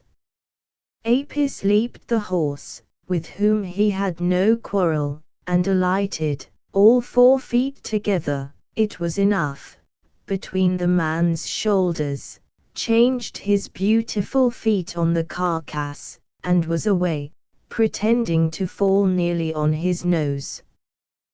Do you follow me? In that instant, by that stumble, he produced the impression that his adorable assassination was a mere bestial blunder. Then, monsieur, I began to comprehend that it was an artist we had to deal with. He did not stand over the body to draw the rest of the troop. He chose to reserve that trick. He let the attendants bear out the dead, and went on to amuse himself among the capiders. Now to Apis, trained among our children in the yards, the cloak was simply a guide to the boy behind it. He pursued, you understand, the person, not the propaganda, the proprietor, not the journal. If a third of our electors of France were as wise, my friend. But it was done leisurely, with humor and a touch of truculence. He romped after one man's cloak as a clumsy dog might do, but I observed that he kept the man on his terrible left side. Christophe whispered to me, wait for his mother's kick. When he has made the fellow confident it will arrive. It arrived in the middle of a gambol. My God! He lashed out in the air as he frisked. The man dropped like a sack, lifted one hand a little towards his head, and that was all. So you see, a body was again at his disposition. A second time the cloaks ran up to draw him off, but a second time, Apis refused his grand scene. A second time he acted that his murder was accident and he convinced his audience. It was as though he had knocked over a bridge gate in the marshes by mistake. Unbelievable. I saw it. The memory sent Monsieur Varon again to the Champagne, and I accompanied him. But Apis was not the sole artist present. They say Villamarty comes of a family of actors. I saw him regard Apis with a new eye. He, too, began to understand. He took his cloak and moved out to play him before they should bring on another picador. He had his reputation. Perhaps Apis knew it. Perhaps Villamarti reminded him of some boy with whom he had practiced at home.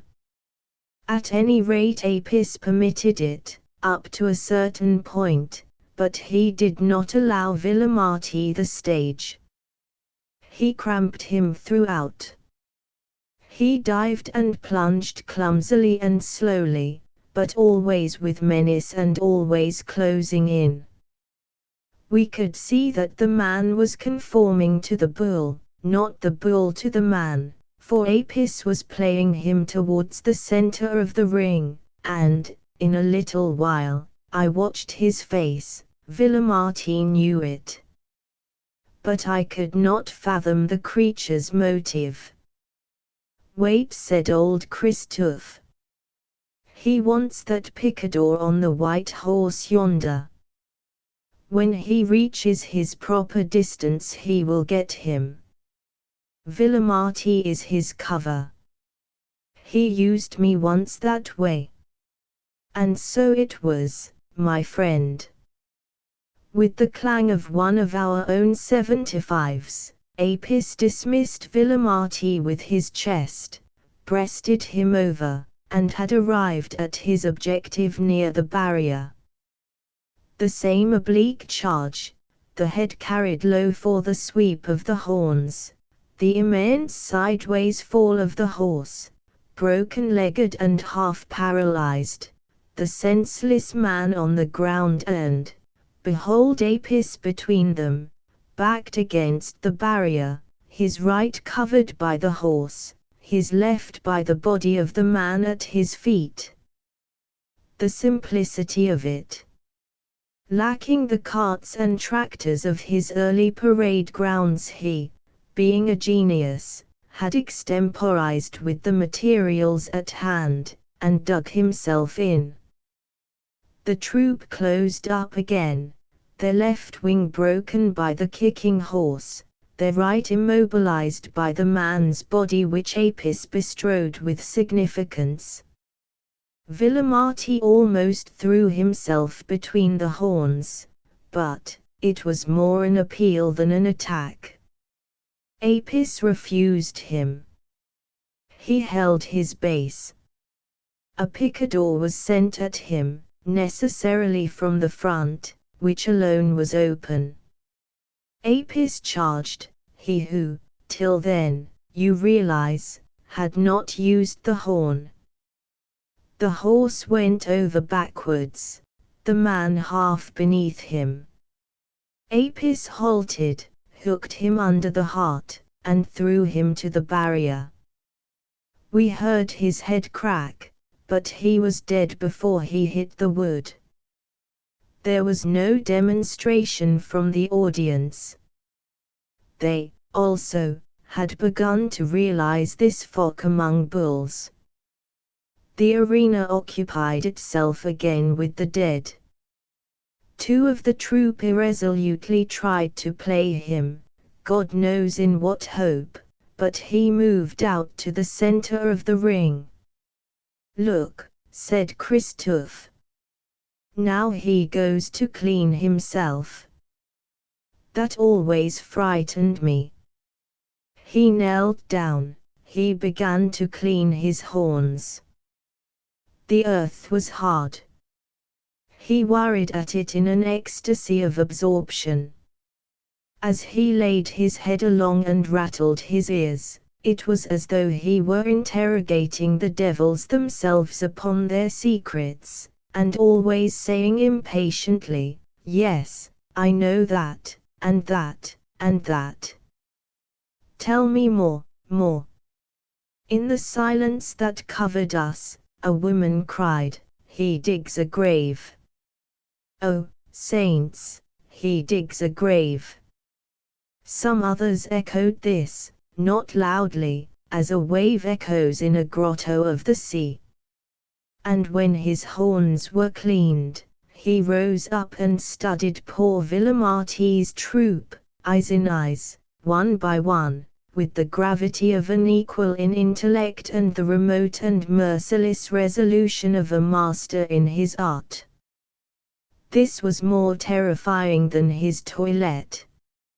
And they, Villamarti's men? I asked. Like the audience, were dominated.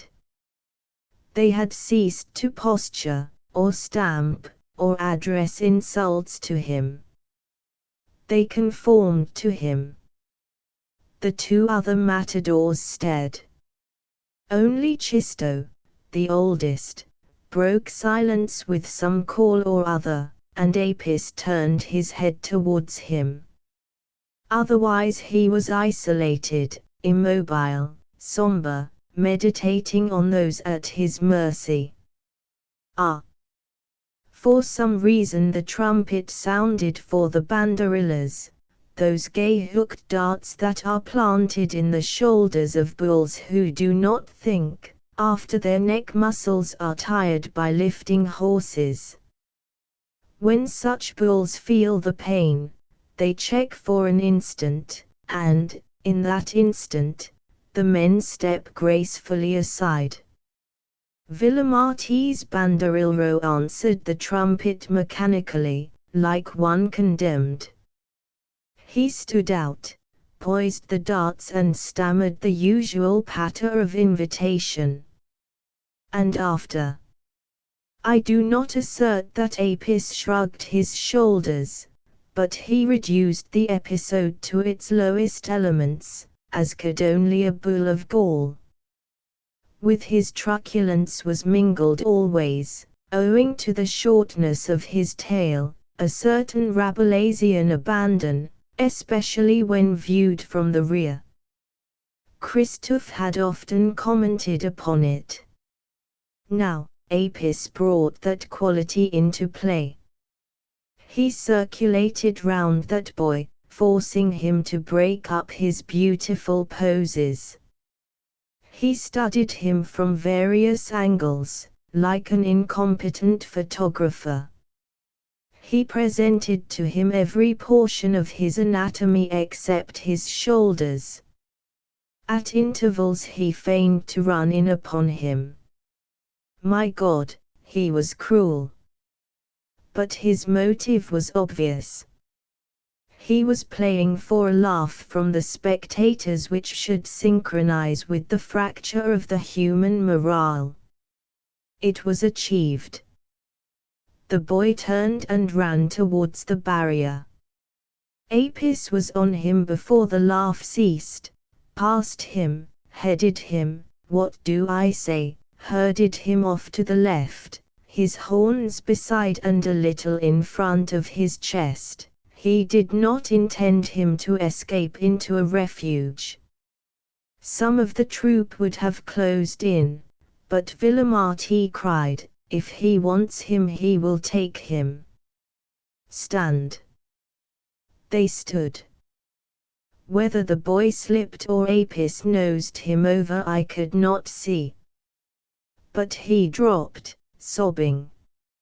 Apis halted like a car with four brakes, struck a pose, smelled him very completely and turned away. It was dismissal more ignominious than degradation at the head of one's battalion. The representation was finished. Remained only for Apis to clear his stage of the subordinate characters. His gesture then. He gave a dramatic start, this Cyrano of the Camargue, as though he was aware of them for the first time. He moved. All their beautiful breeches twinkled for an instant along the top of the barrier. He held the stage alone. But Christophe and I, we trembled. For, observe, he had now involved himself in a stupendous drama of which he only could supply the third act. And, except for an audience on the razor edge of emotion, he had exhausted his material. Molière himself, we have forgotten, my friend, to drink to the health of that great soul, might have been at a loss. and tragedy is but a step behind failure. We could see the 4 or 5 civil guards, who are sent always to keep order, fingering the breeches of their rifles. They were but waiting a word from the mayor to fire on him, as they do sometimes at a bull who leaps the barrier among the spectators. They would, of course, have killed or wounded several people, but that would not have saved Apis. Monsieur Varon drowned the thought at once, and wiped his beard.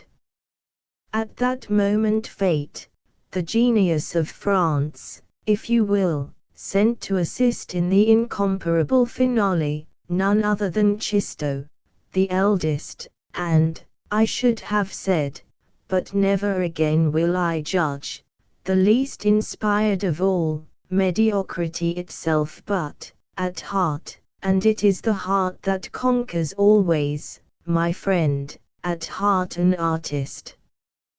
He descended stiffly into the arena, alone and assured. Apis regarded him, his eyes in his eyes. The man took stance, with his cloak, and called to the bull as to an equal, "Now, Señor, we will show these honorable caballeros something together." He advanced thus against this thinker who at a plunge, a kick, a thrust, could, we all knew, have extinguished him. My dear friend, I wish I could convey to you something of the unaffected bonhomie, the humor, the delicacy, the consideration bordering on respect even, with which Apis, the supreme artist, responded to this invitation. It was the master, wearied after a strenuous hour in the atelier, unbuttoned and at ease with some not inexpert but limited disciple. The telepathy was instantaneous between them. And for good reason. Christophe said to me, "All's well."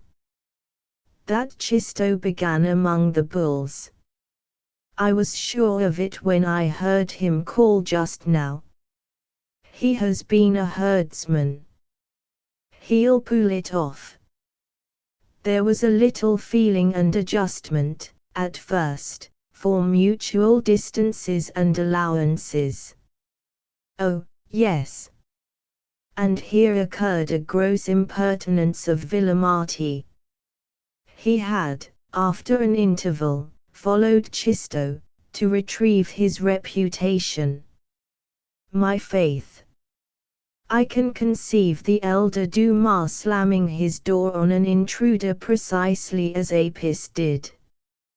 He raced Villamarti into the nearest refuge at once. He stamped his feet outside it, and he snorted, "Go! I am engaged with an artist." Villamarti went, his reputation left behind forever. Apis returned to Chisto saying, "Forgive the interruption. I am not always master of my time, but you were about to observe, my dear confrère." Then the play began. Out of compliment to Chisto, Apis chose as his objective, every bull varies in this respect, the inner edge of the cloak, that nearest to the man's body. This allows but a few millimeters clearance in charging. But Apis trusted himself as Chisto trusted him, and, this time, he conformed to the man, with inimitable judgment and temper. He allowed himself to be played into the shadow or the sun, as the delighted audience demanded. He raged enormously, he feigned defeat, he despaired in statuesque abandon, and thence flashed into fresh paroxysms of wrath, but always with the detachment of the true artist who knows he is but the vessel of an emotion whence others, not he, must drink. and never once did he forget that honest Chisto's cloak was to him the gauge by which to spare even a hair on the skin. He inspired Chisto too. My God! His youth returned to that meritorious beef-sticker, the desire, the grace, and the beauty of his early dreams. One could almost see that girl of the past for whom he was rising to these present heights of skill and daring. It was his hour too, a miraculous hour of dawn returned to gild the sunset. All he knew was at Apis' disposition. Apis acknowledged it with all that he had learned at home, at Isles and in his lonely murders on our grazing grounds. He flowed round Chisto like a river of death, round his knees, leaping at his shoulders, kicking just clear of one side or the other of his head, behind his back hissing as he shaved by, and once or twice, inimitable, he reared wholly up before him while Chisto slipped back from beneath the avalanche of that instructed body. Those two, my dear friend, held 5,000 people dumb with no sound but of their breathings, regular as pumps. It was unbearable. Beast and man realized together that we needed a change of note, a detente. They relaxed to pure buffoonery. Chisto fell back and talked to him outrageously. Apis pretended he had never heard such language. The audience howled with delight. Chisto slapped him, he took liberties with his short tail, to the end of which he clung while Apis pirouetted. He played about him in all postures. He had become the herdsman again, gross, careless, brutal, but comprehending. Yet Apis was always the more consummate clown. All that time, Christophe and I saw it, Apis drew off towards the gates of the Taural where so many bulls enter, but, have you ever heard of one that returned?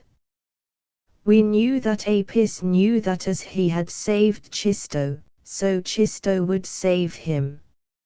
Life is sweet to us all, to the artist who lives many lives in one, sweetest.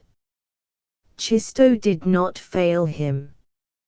At the last, when none could laugh any longer, the man threw his cape across the bull's back, his arm round his neck.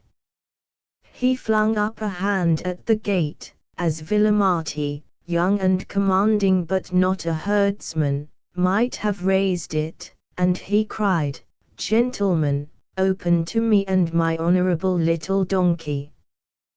They opened. I have misjudged Spaniards in my time. Those gates opened to the man and the bull together, and closed behind them.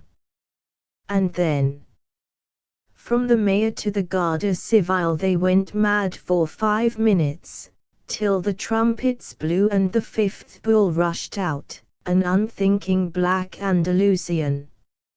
I suppose someone killed him.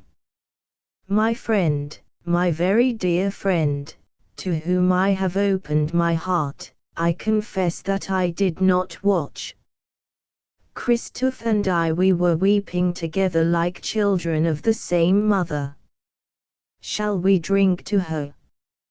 Al-Naskar and the oxen. There's a pasture in a valley where the hanging woods divide, and a herd lies down and ruminates in peace, where the pheasant rules the no-warning, and the owl the twilight tide, and the war cries of our world die out and cease.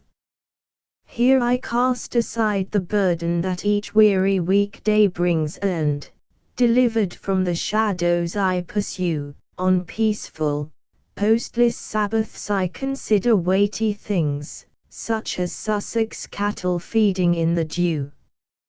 At the gate beside the river where the trouty shallows brawl, I know the pride that Lobengula felt, when he bade the bars be lowered of the royal cattle kraal, and 15 miles of oxen took the veldt. From the walls of Bulawayo in unbroken file they came to where the Mount of Council cuts the blue. I have only 26, but the principle's the same with my Sussex cattle feeding in the dew. To a luscious sound of tearing, where the clovered herbage rips, level-backed and level-bellied watch 'em move, see those shoulders, guess that heart girth, praise those loins, admire those hips, and the tail set low for flesh to make above. Count the broad unblemished muzzles, test the kindly mellow skin and, where yon heifer lifts her head at call, mark the bosom's just abundance neath the gay and clean-cut chin, and those eyes of Juno, overlooking all. Here is colour, form and substance. I will put it to the proof and, next season, in my lodges shall be born some very bull of Mithras, flawless from his agate hoof to his even branching ivory, dusk-tipped horn. He shall mate with block-square virgins, kings shall seek his like in vain, while I multiply his stock 1,000-fold, till an hungry world extol me, builder of a lofty strain that turns 1 standard ton at 2 years old. There's a valley, under Oakwood, where a man may dream his dream, in the milky breath of cattle laid at ease, till the moon o'ertops the alders, and her image chills the stream, and the river mist runs silver round their knees. Now the footpaths fade and vanish, now the ferny clumps deceive, now the hedgerow folk possess their fields anew, now the herd is lost in darkness, and I bless them as I leave, my Sussex cattle feeding in the dew. A Madonna of the trenches gypsy vans unless you come of the gypsy stock that steals by night and day, lock your heart with a double lock and throw the key away. Bury it under the blackest stone beneath your father's hearth, and keep your eyes on your lawful own and your feet to the proper path. Then you can stand at your door and mock when the gypsy vans come through. For it isn't right that the Gorgo stock should live as the Romany do. Unless you come of the gypsy blood that takes and never spares, bide content with your given good and follow your own affairs. Plough and harrow and roll your land, and sow what ought to be sowed, but never let loose your heart from your hand, nor flitter it down the road. Then you can thrive on your boughten food as the gypsy vans come through. For it isn't nature the Gorgo blood should love as the Romany do. Unless you carry the gypsy eyes that see but seldom weep, keep your head from the naked skies or the stars'll trouble your sleep. Watch your moon through your window pane and take what weather she brews. But don't run out in the midnight rain nor home in the morning dews. Then you can huddle and shut your eyes as the gypsy vans come through. For it isn't fitting the Gorgo rise should walk as the Romany do. Unless you come of the gypsy race that counts all time the same, be you careful of time and place and judgment and good name, lose your life for to live your life the way that you ought to do, and when you are finished, your God and your wife and the gypsies'll laugh at you. Then you can rot in your burying place as the gypsy vans come through. For it isn't reason the Gorgo race should die as the Romany do. A Madonna of the trenches whatever a man of the sons of men shall say to his heart of the lords above, they have shown man, verily, once and again, marvelous mercy and infinite love. O sweet one love, O my life's delight, dear, though the days have divided us, lost beyond hope, taken far out of sight, not twice in the world shall the gods do thus. Swinburne, Les Noyades. Seeing how many unstable ex-soldiers came to the Lodge of Instruction, attached to Faith and Works EC 5837, in the years after the war, the wonder is there was not more trouble from brethren whom sudden meetings with old comrades jerked back into their still raw past. But our round, torpedo-bearded local doctor, Brother Keed, senior warden, always stood ready to deal with hysteria before it got out of hand, and when I examined brethren unknown or imperfectly vouched for on the Masonic side, I passed on to him anything that seemed doubtful. He had had his experience as medical officer of a South London battalion, during the last 2 years of the war, and, naturally, often found friends and acquaintances among the visitors. Brother C. Strangwick, a young, tallish, new-made brother, hailed from some South London lodge. His papers and his answers were above suspicion, but his red-rimmed eyes had a puzzled glare that might mean nerves. So I introduced him particularly to Keed, who discovered in him a headquarters orderly of his old battalion, congratulated him on his return to fitness. He had been discharged for some infirmity or other, and plunged at once into some memories. I hope I did right, Keed, I said when we were robing before lodge. Oh, quite. He reminded me that I had him under my hands at Sam Powell's in 18, when he went to bits. He was a runner. Was it shock? I asked. Of sorts, but not what he wanted me to think it was. No, he wasn't shamming.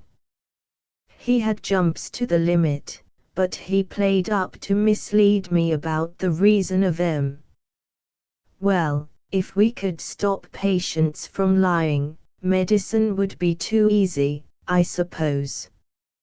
I noticed that, after lodge working, Keed gave him a seat a couple of rows in front of us, that he might enjoy a lecture on the orientation of King Solomon's Temple, which an earnest brother thought would be a nice interlude between labor and the high tea that we called our banquet. Even helped by tobacco, it was a dreary performance. About halfway through, Strangwick, who had been fidgeting and twitching for some minutes, rose, drove back his chair grinding across the tessellated floor, and yelped, "Oh, my aunt!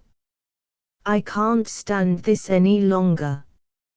Under cover of a general laugh of assent, he brushed past us and stumbled towards the door. "I thought so," Keed whispered to me. "Come along." We overtook him in the passage, crowing hysterically and wringing his hands. Keed led him into the Tyler's room, a small office where we stored odds and ends of regalia and furniture, and locked the door. I'm all right," the boy began, piteously. "Course you are." Keed opened a small cupboard which I had seen called upon before, mixed sal volatile and water in a graduated glass, and, as Strangwick drank, pushed him gently onto an old sofa. There he went on. "It's nothing to write home about. I've seen you 10 times worse. I expect our talk has brought things back." He hooked up a chair behind him with one foot, held the patient's hands in his own, and sat down. The chair creaked. "Don't!" Strangwick squealed. "I can't stand it. There's nothing on earth creaks like they do. And when it thaws we've got to slap 'em back with a spade. Remember those Frenchmen's little boots under the duckboards? What'll I do? What'll I do about it?" Someone knocked at the door, to know if all were well. "Oh, quite, thanks," said Keed over his shoulder. "But I shall need this room a while. Draw the curtains, please." We heard the rings of the hangings that drape the passage from lodge to banquet room click along their poles, and what sound there had been, of feet and voices, was shut off. Strangwick, retching impotently, complained of the frozen dead who creak in the frost. "He's playing up still," Keed whispered. "That's not his real trouble, any more than 'twas last time." "But surely," I replied, "men get those things on the brain pretty badly. Remember in October, this chap hasn't, though. I wonder what's really helling him." "What are you thinking of?" said Keed peremptorily. "French End and Butcher's Row," Strangwick muttered. "Yes, there were a few there.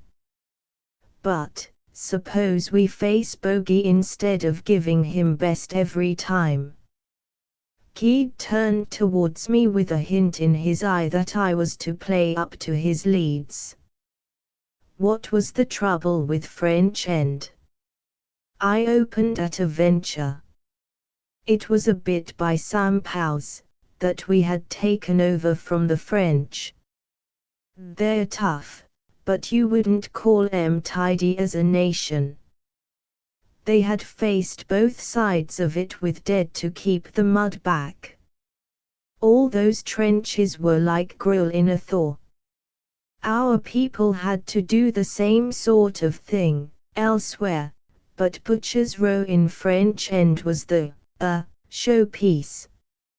Luckily, we pinched a salient from Jerry just then, and straightened things out, so we didn't need to use the row after November. You remember, Strangwick?" "My God, yes.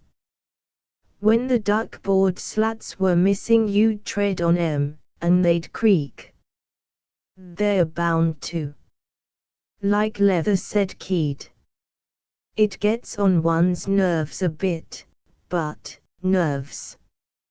It's real. It's real." Strangwick gulped. "But at your time of life, it'll all fall behind you in a year or so. I'll give you another sip of Pegoric, and we'll face it quietly.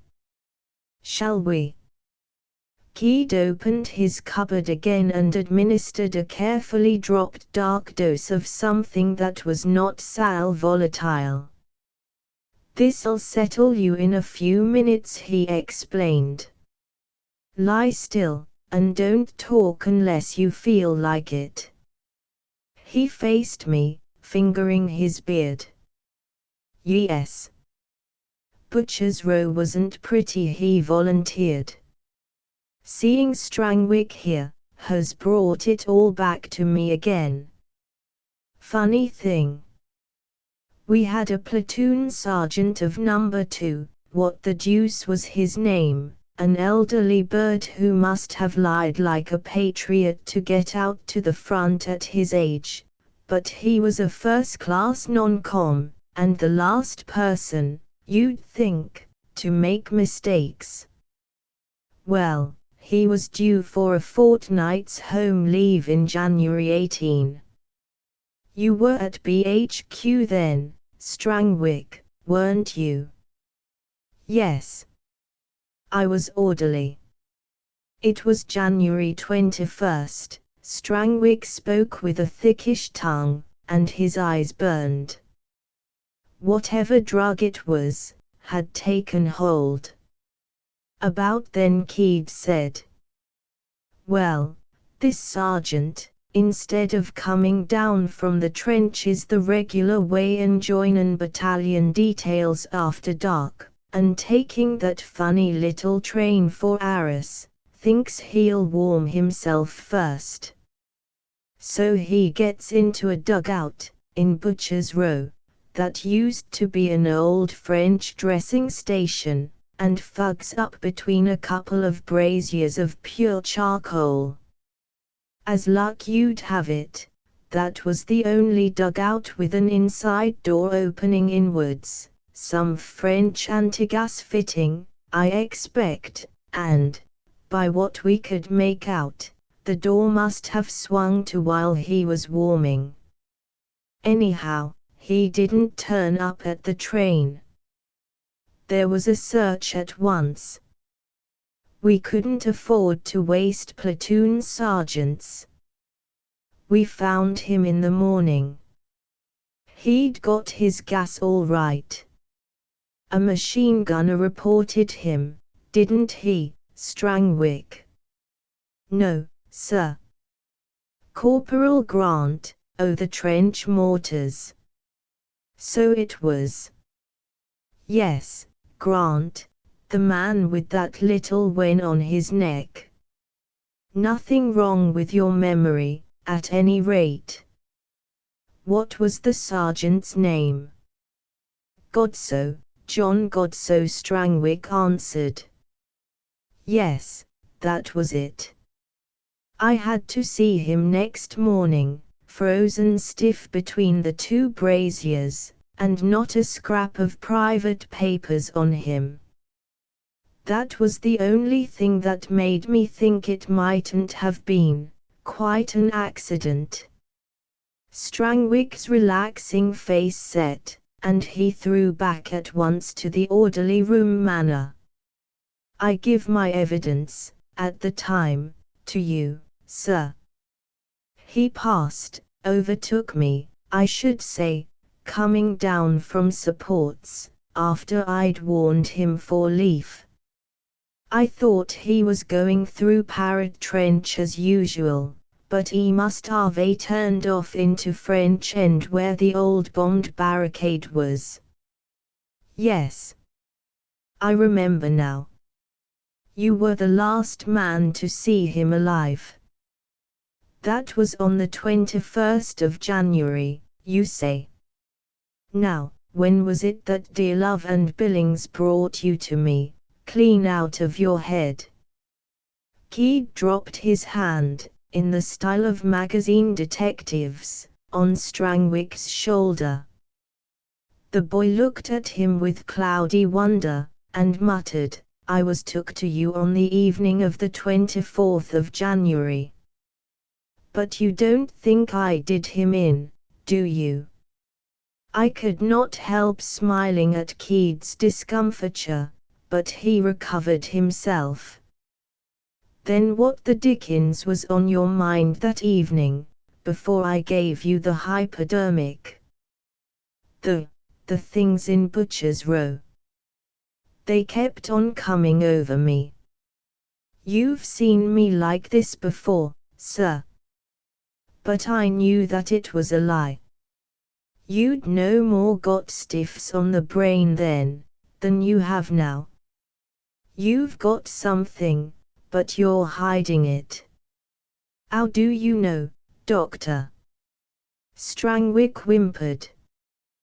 "Do you remember what you said to me, when dear Love and Billings were holding you down that evening? About the things in Butcher's Row?" "Oh, no. You spun me a lot of stuff about corpses creaking, but you let yourself go in the middle of it, when you pushed that telegram at me." "What did you mean, for instance, by asking what advantage it was for you to fight beasts of officers if the dead didn't rise?" "Did I say beasts of officers?" "You did." It's out of the burial service. I suppose, then, I must have heard it. As a matter of fact, Ave. Strangwick shuddered extravagantly. Probably. And there's another thing, that hymn you were shouting till I put you under. It was something about mercy and love. Remember it?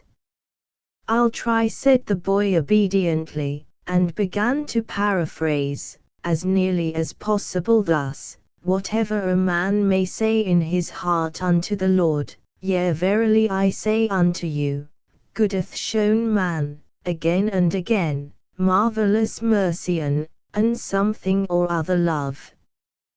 He screwed up his eyes and shook. Now where did you get that from? Keed insisted. From God, so, on the 21st January. How could I tell what he meant to do? He burst out in a high, unnatural key, any more than I knew she was dead. Who was dead? Said Keed. Me auntie or mine. The one the telegram came to you about, at Sam Powell's, that you wanted me to explain, the one that you were talking of in the passage out here just now when you began, oh auntie, and changed it to oh good when I collared you. That's her. I haven't a chance with you, doctor. I didn't know there was anything wrong with those braziers.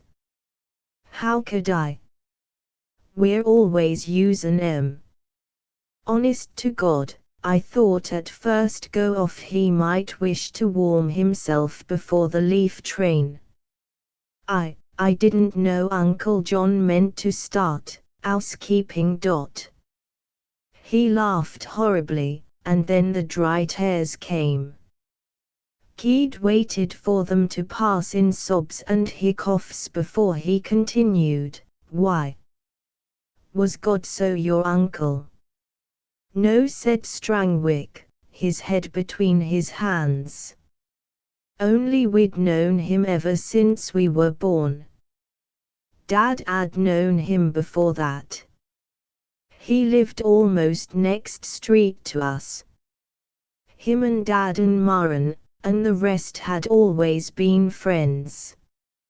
So we called him Uncle, like children do.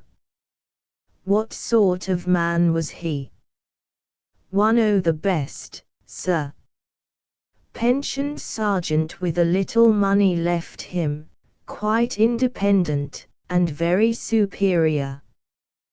They had a sitting room full o' Indian curios that him and his wife used to let sister and me see when we'd been good.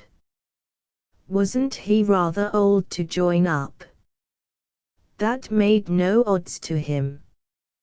He joined up as sergeant instructor at the first go-off, and when the battalion was ready he got himself sent along. He wangled me into his platoon when I went out, early in 17. Because Ma wanted it, I suppose. I'd no notion you knew him that well, was Keed's comment. Oh, it made no odds to him. He had no pets in the platoon, but he'd write home to Ma about me and all the doiness. You see, Strangwick stirred uneasily on the sofa. We'd known him all our lives, lived in the next street and all. And him well over 50. Oh dear me. Oh dear me.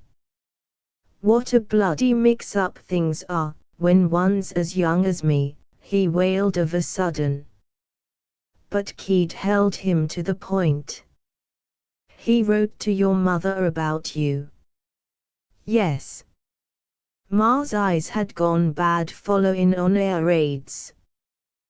Blood vessels broke behind em from sitting in cellars and being sick. She had to have her letters read to her by auntie. Now I think of it, that was the only thing that you might have called anything at all, was that the aunt that died, and that you got the wire about. Keed drove on. Yes, Auntie are mine, Ma's younger sister, and she nearer 50 than 40. What a mix-up. And if I'd been asked any time about it, I'd have sworn there wasn't a single solitary item concerning her that everybody didn't know and hadn't known all along. No more concealed to her doiness than so much shop front. She'd looked after sister and me, when needful, whooping cough and measles, just the same as Ma.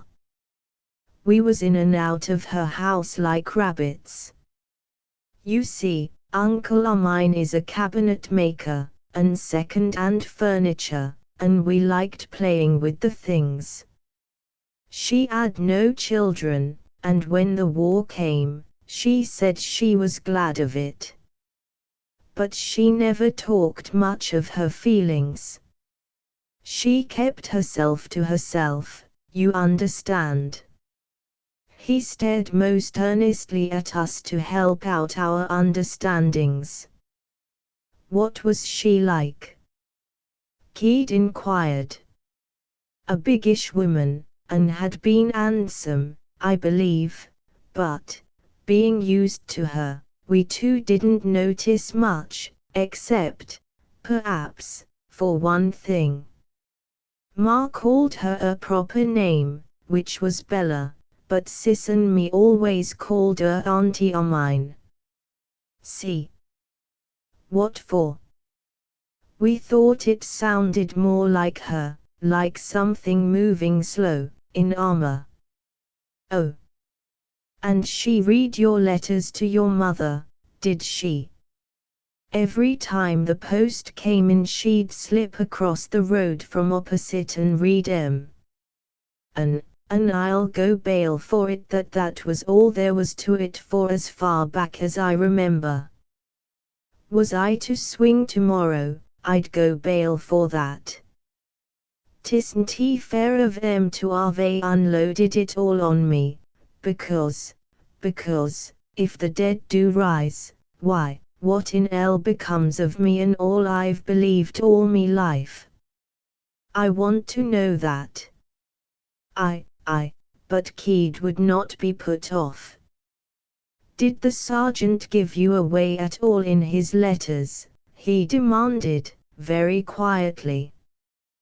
There was nothing to give away, we was too busy, but his letters about me were a great comfort to Ma. I'm no good at writing. I saved it all up for my leafs. I got me 14 days every 6 months and one over. I was luckier than most, that way. And when you came home, used you to bring news about the sergeant, said Keed. I expect I must have, but I didn't think much of it at the time. I was took up with me own affairs, naturally.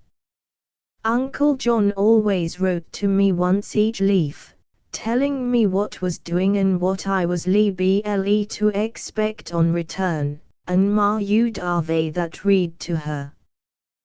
Then o' course I had to slip over to his wife and pass her the news. And then there was the young lady that I'd thought of marrying if I came through. We'd got as far as pricing things in the windows together. And you didn't marry her, after all. Another tremor shook the boy. No, he cried. For it ended, I knew what real things really mean. I never dreamed such things could be.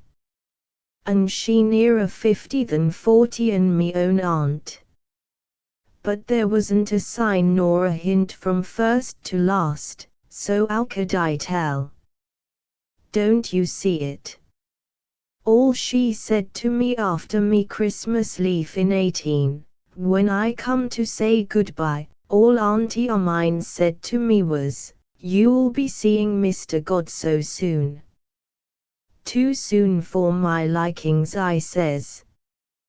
"Well then, tell him from me," she says, "that I expect to be through with my little trouble by the 21st of next month, and I'm dying to see him as soon as possible after that date." What sort of trouble was it? Keed turned professional at once. She'd had a bit of a gathering in her breast, I believe. But she never talked of her body much to anyone. "I see," said Keed. "And she said to you?" Strangwick repeated, "Tell Uncle John the first hope to be finished of my drawback by the 21st, and I'm dying to see him as soon as he can after that date." And then she says, laughing, "But you've a head like a sieve. I'll write it down, and you can give it him when you see him." So she wrote it on a bit o' paper and I kissed her goodbye. I was always her favorite, you see, and I went back to Sam Powell's. The thing hardly stayed in my mind at all, d'you see? But the next time I was up in the front line, I was a runner, d'ye see. Our platoon was in North Bay Trench and I was up with a message to the trench mortar there that Corporal Grant was in charge of. Following on receipt of it, he borrowed a couple of men off the platoon, to slew around or something. I give Uncle John Auntie Ermine's paper, and I give Grant a fag, and we warmed up a bit over a brazier. Then Grant says to me, "I don't like it," and he jerks his thumb at Uncle John in the bay studying Auntie's message. "Well, you know, sir, you had to speak to Grant about his way of prophesying things, after Rankine shot himself with the very light." "I did," said Keed, "and he explained to me, Grant had the second sight, confound him. It upset the men. I was glad when he got pipped." "What happened after that, Strangwick?" "Grant whispers to me, 'Look, you damned Englishman. He's for it.'"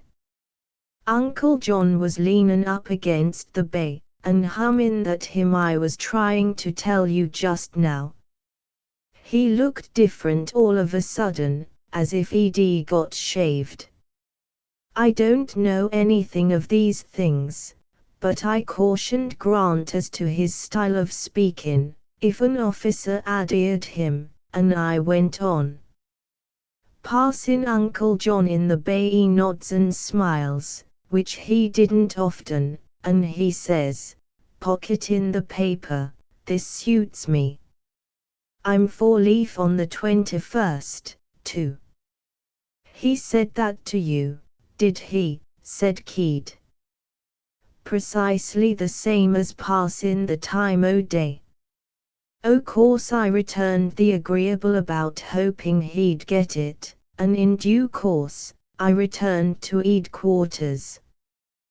The thing hardly stayed in my mind a minute. That was the 11th January, 3 days after I'd come back from leave. You remember, sir, there wasn't anything doing either side round Sam Powell's the first part o' the month. Jerry was getting ready for his March push, and as long as he kept quiet, we didn't want to poke him up. "I remember that," said Keed.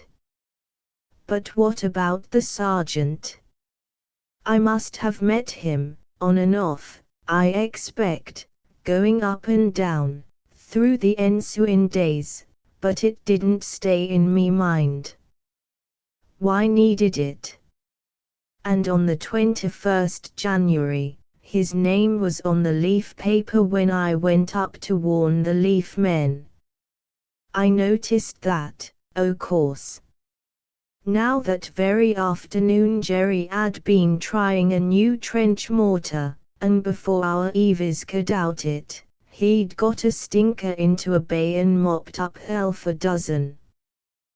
They were bringing em down when I went up to the supports, and that blocked little parrot, same as it always did. You remember, sir? Rather. And there was that big machine gun behind the half-house waiting for you if you got out, said Keed. I remembered that too. But it was just on dark and the fog was coming off the canal, so I hopped out of Little Parrot and cut across the open to where those 4 dead Warwicks are heaped up. But the fog turned me round, and the next thing I knew I was knee over in that old Alf trench that runs west o' Little Parrot into French End. I dropped into it, almost atop o' the machine gun platform by the side o' the old sugar boiler and the 2 Zouave skeletons. That gave me my bearings, and so I went through French End, all up those missing duckboards, into Butcher's Row where the Poilouse was laid in 6 deep each side, and stuffed under the duckboards. It had froze tight, and the drippings had stopped, and the creakings had begun. Did that really worry you at the time? Keed asked. No, said the boy with professional scorn. If a runner starts noticing such things he'd better chuck. In the middle of the row, just before the old dressing station you referred to, sir, it come over me that something ahead on the duckboards was just like Auntie o' mine, waiting beside the door, and I thought to myself how truly comic it would be if she could be dumped where I was then. In half a second I saw it was only the dark and some rags o' gas screen, engine on a bit of board, had played me the trick. So I went on up to the supports and warned the leaf men there, including Uncle John. Then I went up Rake Alley to warn em in the front line. I didn't hurry because I didn't want to get there till Jerry had quieted down a bit. Well, then a company relief dropped in, and the officer got the wind up over some lights on the flank, and tied em into knots, and I had to hunt up me leaf men all over the blinkin' shop. What with one thing and another, it must have been 8:30 before I got back to the supports. There I run across Uncle John, scraping mud off himself, having shaved, quite the dandy. He asked about the Arras train, and I said, if Jerry was quiet, it might be 10 o'clock. Good, says he, I'll come with you. So we started back down the old trench that used to run across Halnaker, back of the support dugouts. You know, sir. Keed nodded. Then Uncle John says something to me about seeing Ma and the rest of em in a few days, and had I any messages for em. Good knows what made me do it, but I told him to tell Auntie o' mine I never expected to see anything like her up in our part of the world. And while I told him I laughed. That's the last time I laughed. Oh, you've seen her, have you, says he, quite natural-like. Then I told him about the sandbags and rags in the dark, playing the trick. Very likely, says he, brushing the mud off his puttees.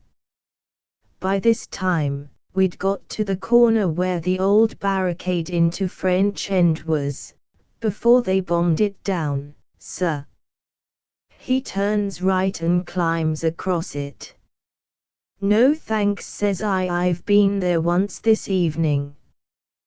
But he wasn't attending to me.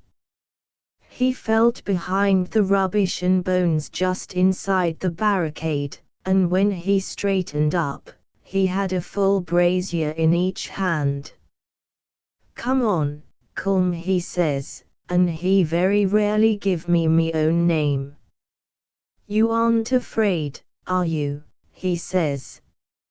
"It's just as short, and if Jerry starts up again he won't waste stuff here.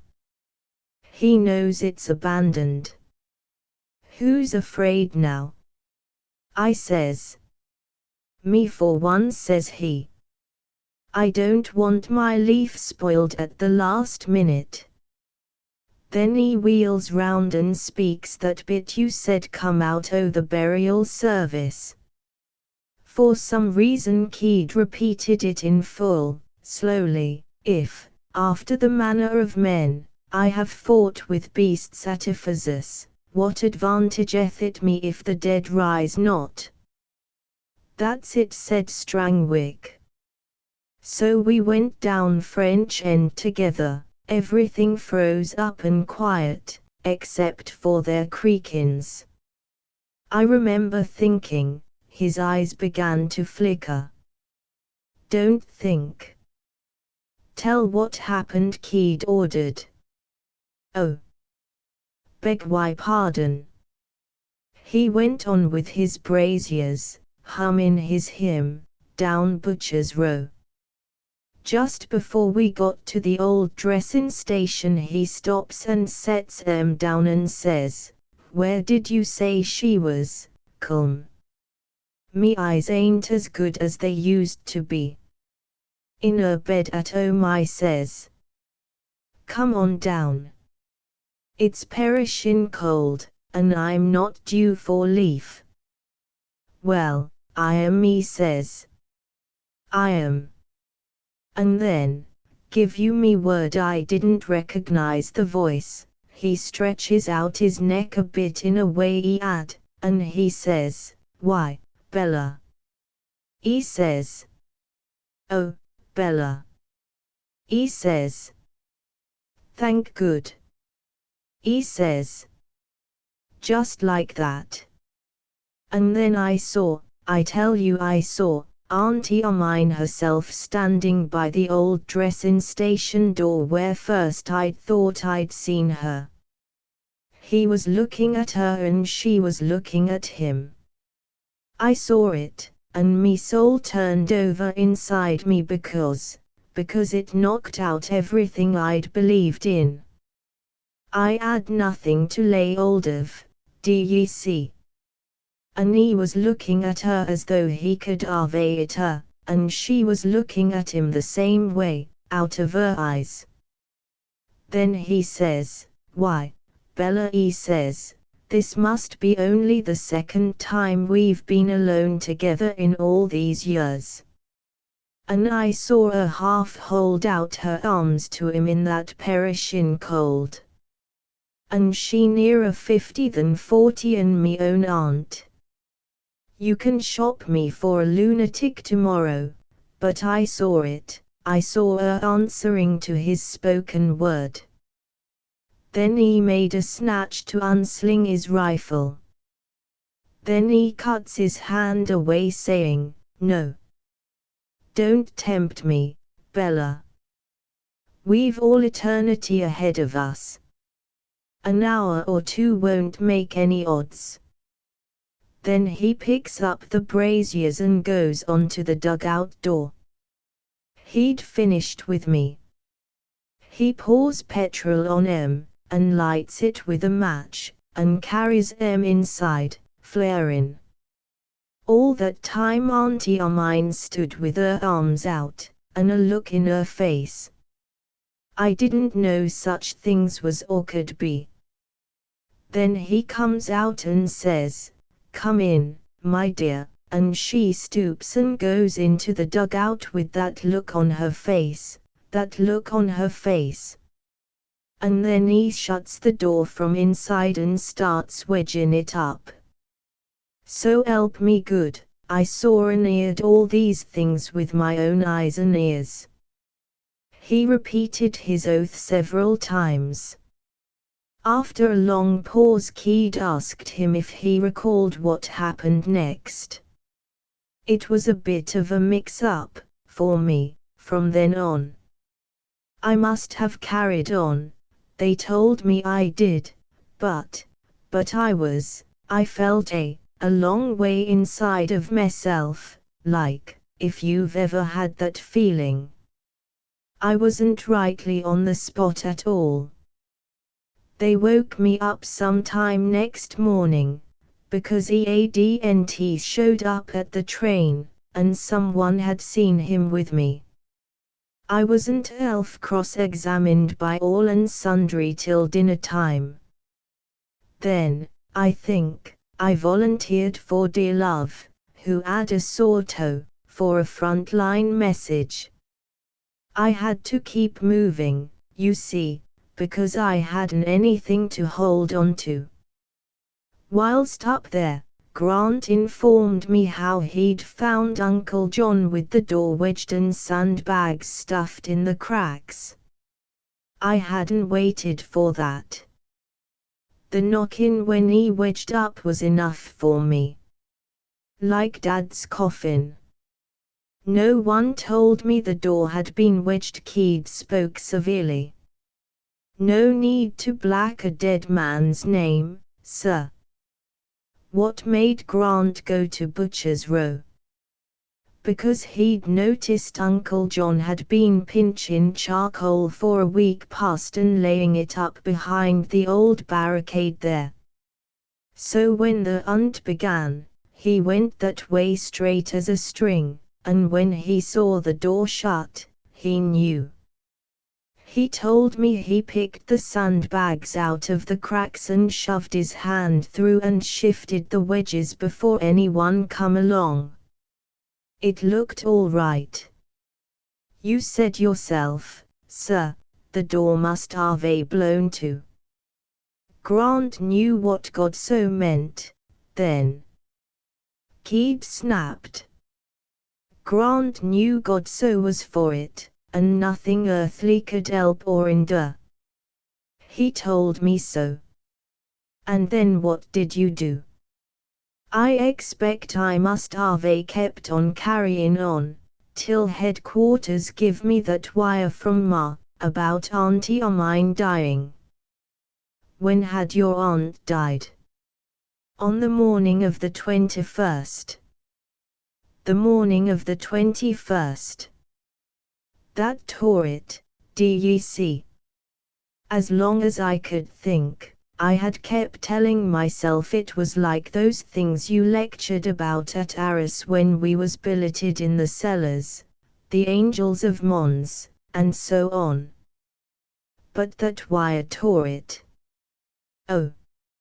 Hallucinations. I remember.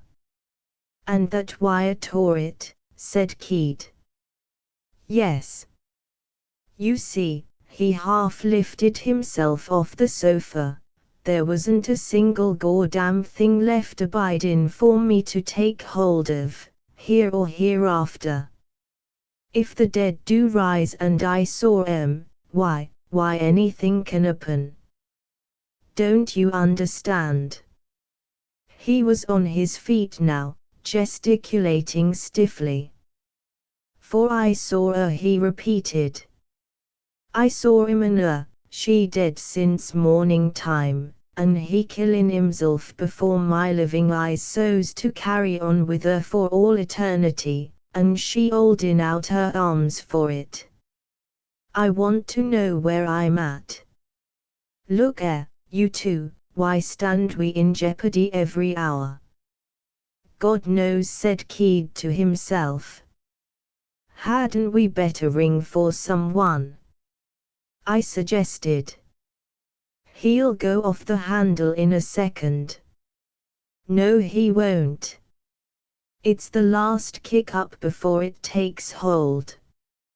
I know how the stuff works. Hullo.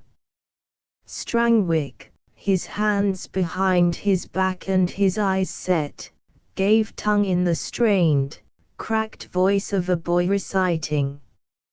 Not twice in the world shall the gods do thus, he cried again and again.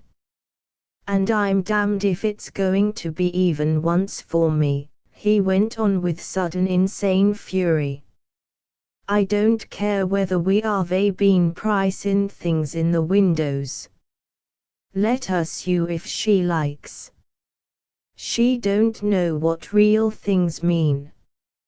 I do, I've had occasion to notice 'em. No, I tell you. I love 'em when I want 'em, and be done with 'em, but not till I see that look on a face, that look. I'm not taking any. The real thing's life and death. It begins at death, d'ye see? She can't understand. Oh, go on and push off to hell, you and your lawyers. I'm fed up with it, fed up.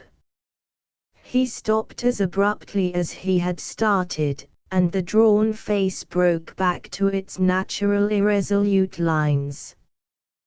Keed, holding both his hands, led him back to the sofa, where he dropped like a wet towel, took out some flamboyant robe from a press, and drew it neatly over him. Yes. That's the real thing at last, said Keed. Now he's got it off his mind, he'll sleep. By the way, who introduced him? Shall I go and find out? I suggested. Yes, and you might ask him to come here. There's no need for us to stand to all night. So I went to the banquet, which was in full swing, and was seized by an elderly, precise brother from a South London lodge who followed me, concerned and apologetic. Keed soon put him at his ease. The boys had trouble, our visitor explained. I'm most mortified he should have performed his bad turn here. I thought he'd put it behind him. I expect talking about old days with me brought it all back, said Keed. It does sometimes. Maybe. But over and above that, Colmes had post-war trouble, too. Can't he get a job? He oughtn't he to let that weigh on him, at his time of life, said Keed cheerily. 'Tisn't he that, he's provided for, but, he coughed confidentially behind his dry hand, as a matter of fact, worshipful sir, he's implicated for the present in a little breach of promise action. Ah. That's a different thing, said Keed. Yes. That's his real trouble. No reason given, you understand. The young lady in every way suitable, and she'd make him a good little wife too, if I'm any judge. But he says she ain't his ideal or something. No getting at what's in young people's minds these days, is there? I'm afraid there isn't, said Keed. But he's all right now. He'll sleep. You sit by him, and when he wakes, take him home quietly. Oh, we're used to men getting a little upset here. You've nothing to thank us for, brother, Armine, said the old gentleman. He's my nephew by marriage. That's all that's wanted, said Keed. Brother Armine looked a little puzzled. Keed hastened to explain. As I was saying, all he wants now is to be kept quiet till he wakes. Gauss Watch Act V Scene 3. After the battle. The princess by the standard on the ravelin. Enter Gau, with the crown of the kingdom. Gau. Here's earnest of the Queen's submission. This by her last herald, and in haste. Princess, 'twas hours already. Where is the woman? Gao fled with her horse. They broke at dawn. Noon has not struck, and your queen questionless. Princess, by you, through you. How shall I honor you? Gao, me. But for what? Princess, for all, since the realm sunk beneath us. Hear him. For what? Your body twixt my bosom and her knife, your lips on the cup she proffered for my death, your one cloak over me. That night in the snows, we held the pass at Barjai. Every hour new strengths, to this most unbelievable last. Honor him. I will honor you. Tease at your choice. Gao. Child, mine was long ago. Enter Ferdinand, as from horse.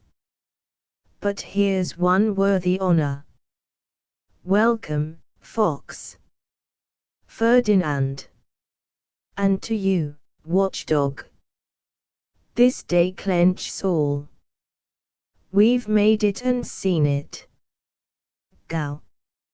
Is the city held? Ferdinand.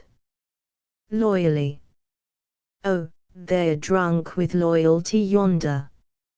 A virtuous mood. Your bombards helped em to it. But here's my word for you. The Lady Francis, Princess. I left her sick in the city. No harm, I pray. Ferdinand. Nothing that she called harm. In truth, so little that, to Gao, I am bidden tell you, she'll be here almost as soon as I go. She says it. Ferdinand writes this. Gives him letter. Yester eve. 'Twas given me by the priest, he with her in her hour. Gao. So. Reads, so it is. She will be here. To Ferdinand, and all is safe in the city. Ferdinand. As thy long sword and my lean wits can make it. You've naught to stay for. Is it the road again? Gao. This time, not alone. She will be here. Princess. I am here. You have not looked at me a while. Gao. The rest is with you, Ferdinand. Then free. Princess. And at my service more than ever. I claim, our wars have taught me, being your queen, now, claim you wholly mine. Gao. Then free. She will be here. A little while, Princess, to Ferdinand. He looks beyond, not at me. Ferdinand. Weariness. We are not so young as once was. 2 days' fight, a worthy servitor, to be allowed some freedom. Princess. I have offered him all he would. Ferdinand. He takes what he has taken. The spirit of the Lady Francis appears to Gao. Gao. Francis. Princess. Distraught. Ferdinand. An old head blow, maybe. He has dealt in them. Gao, to the spirit. What can the grave against us, O my heart? Comfort and light and reason in all things visible and invisible, my one God. Thou that wast these barren unyoked years of triflings now at end. Francis. Princess. She's old. Ferdinand. True. By most reckonings old. They must keep other count. Princess. He kisses his hand to the air. Ferdinand. His ring, rather, he kisses. Yes, for sure, the ring. Gau. Dear and most dear. And now, those very arms. Dies. Princess. Oh, look. He faints. Haste, you. Unhelm him. Help. Ferdinand. Needless. No help avails against that poison. He is sped. Princess. By his own hand. This hour. When I had offered, Ferdinand. He had made other choice, an old choice, ne'er swerved from, and now patently sealed in death. Princess. He called on, the Lady Francis was it. Wherefore? Ferdinand.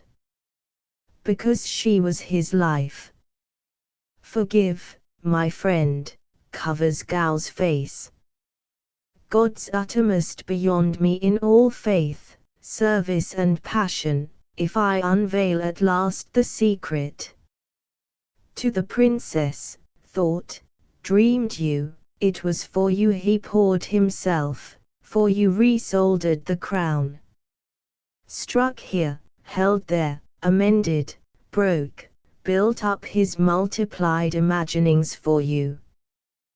Princess. I thought he, Ferdinand, looked beyond. Her wish was the sole law he knew. She did not choose your house should perish. Therefore he bade it stand. Enough for him when she had breathed a word, 'twas his to make it iron, stone, or fire, driving our flesh and blood before his ways as the wind straws. Her one face unregarded waiting you with your mantle or your glove, that is the God whom he is gone to worship. Trumpets without. Enter the prince's heralds. And here's the work of kingship begun again. These from the Prince of Bajai, to whose sword you owe such help as may, he thinks, be paid. He's equal in blood, in fortune more than peer, young, most well favored, with a heart to love, and 2 states in the balance. Do you meet him? Princess. God and my misery. I have seen love at last. What shall content me after? The propagation of knowledge. The birthright, the miracle of our land's speech, so known and long received, none marvel when 'tis shown. We have such wealth as Rome at her most pride had not, or, having, scattered not so wide, nor with such arrant prodigality beneath her any pagan's foot let lie. Lo! Diamond that cost some half their days to find and t'other half to bring to blaze, rubies of every heat, wherethrough we scan the fiercer and more fiery heart of man, emerald that with the uplifted billow vies, and sapphires evening remembered skies, pearl perfect, as immortal tears must show, bred, in deep waters, of a piercing woe, and tender turkeys, so with charms were it, of woven gold, time dares not bite on it. Thereafter, in all manners worked and set, jade, coral, amber, crystal, ivories, jet, showing no more than various fancies, yet, each a life's token or love's amulet. Which things, through timeless arrogance of use, we neither guard nor garner, but abuse, so that our scholars, nay, our children, fling in sport or jest treasure to arm a king, and the gross crowd, at feast or market, hold traffic perforce with dust of gems and gold. The propagation of knowledge. The army class English, which included the upper fifth, was trying to keep awake, for English literature, Augustan epoch, 18th century, came at last lesson, and that, on a blazing July afternoon, meant after everyone had been bathing. Even Mr. King found it hard to fight against the snore of the tide along the pebble ridge, and spurred himself with strong words. Since, said he, the pearls of English literature existed only to be wrenched from their settings and cast before young swine rooting for marks, it was his loathed business, in anticipation of the army preliminary examination which, as usual, would be held at the term's end, under the auspices of an official examiner sent down ad hoc, to prepare for the former general knowledge test paper, which he would give them next week. It would cover their studies up to date of the Augustans and King Lear, which was the selected, and strictly expurgated, army exam. Play for that year. Now, English literature, as he might have told them, was not divided into watertight compartments, but flowed like a river. For example, Samuel Johnson, glory of the Augustans and no mean commentator of Shakespeare, was but one in a mighty procession which, at this point Beetle's nodding brows came down with a grunt on the desk. He had been soaking and sunning himself in the open sea baths built out on the rocks under the cliffs, from 2:15 to 4:40. The army class took Johnson off their minds. With any luck, Beetle would last King till the tea bell. King rubbed his hands and began to carve him. He had gone to sleep to show his contempt, A, for Mr. King, who might or might not matter, and B, for the Augustans, who, nonetheless, were not to be sneered at by one whose vast and omnivorous reading, for which such extraordinary facilities had been granted. This was because the head had allowed Beetle the run of his library, naturally overlooked such epigonoi as Johnson, Swift, Pope, Addison, and the like. Harrison, Ainsworth and Marryat doubtless appealed. Even so, Beetle, salt encrusted all over except his spectacles and steeped in delicious languors, was sliding back to sleep again, when Taffy Howell, the leading light of the form, who knew his Marryat as well as Storky did his Surtees, began in his patent, noiseless whisper, "Allow me to observe, in the most delicate manner in the world, just to hint, under pretext of studying literature, a desultory and unformed mind would naturally return, like the dog of Scripture, you're a damned trencher scrapin', napkin carryin', shillin' seekin', up and down stairs and see." Howell breathed. Beetle choked aloud on the sudden knowledge that King was the ancient and eternal Chucks, later Count Shuckson, of Peter Simple. He had not realized it before. "Sorry, sir. "I'm afraid I've been asleep, sir," he spluttered. The shout of the army class diverted the storm. King was grimly glad that Beetle had condescended to honor truth so far. Perhaps he would now lend his awakened ear to a summary of the externals of Dr. Johnson, as limned by Macaulay. And he read, with intention, the just historian's outline of a grotesque figure with untied shoestrings, that twitched and grunted, gorged its food, bit its fingernails, and neglected its ablutions. The form hailed it as a speaking likeness of Beetle, nor were they corrected. Then King implored him to vouchsafe his comrades one single fact connected with Dr. Johnson which might at any time have adhered to what, for decency's sake, must, Mr. King supposed, be called his mind. Beetle was understood to say that the only thing he could remember was in French. "You add, then, the Gallic tongue to your accomplishments." "The information plus the accent." "'Tis well." "Admirable Crichton, proceed." And Beetle proceeded with the text of an old Du Maurier drawing in a back number of Punch.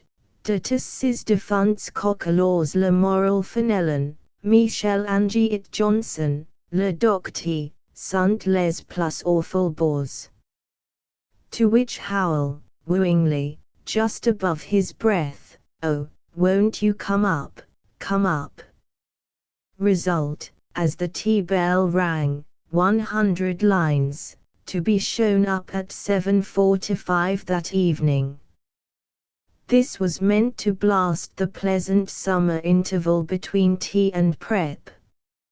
Howell, a favorite in English as well as Latin, got off, but the army class crashed into tea with a new limerick.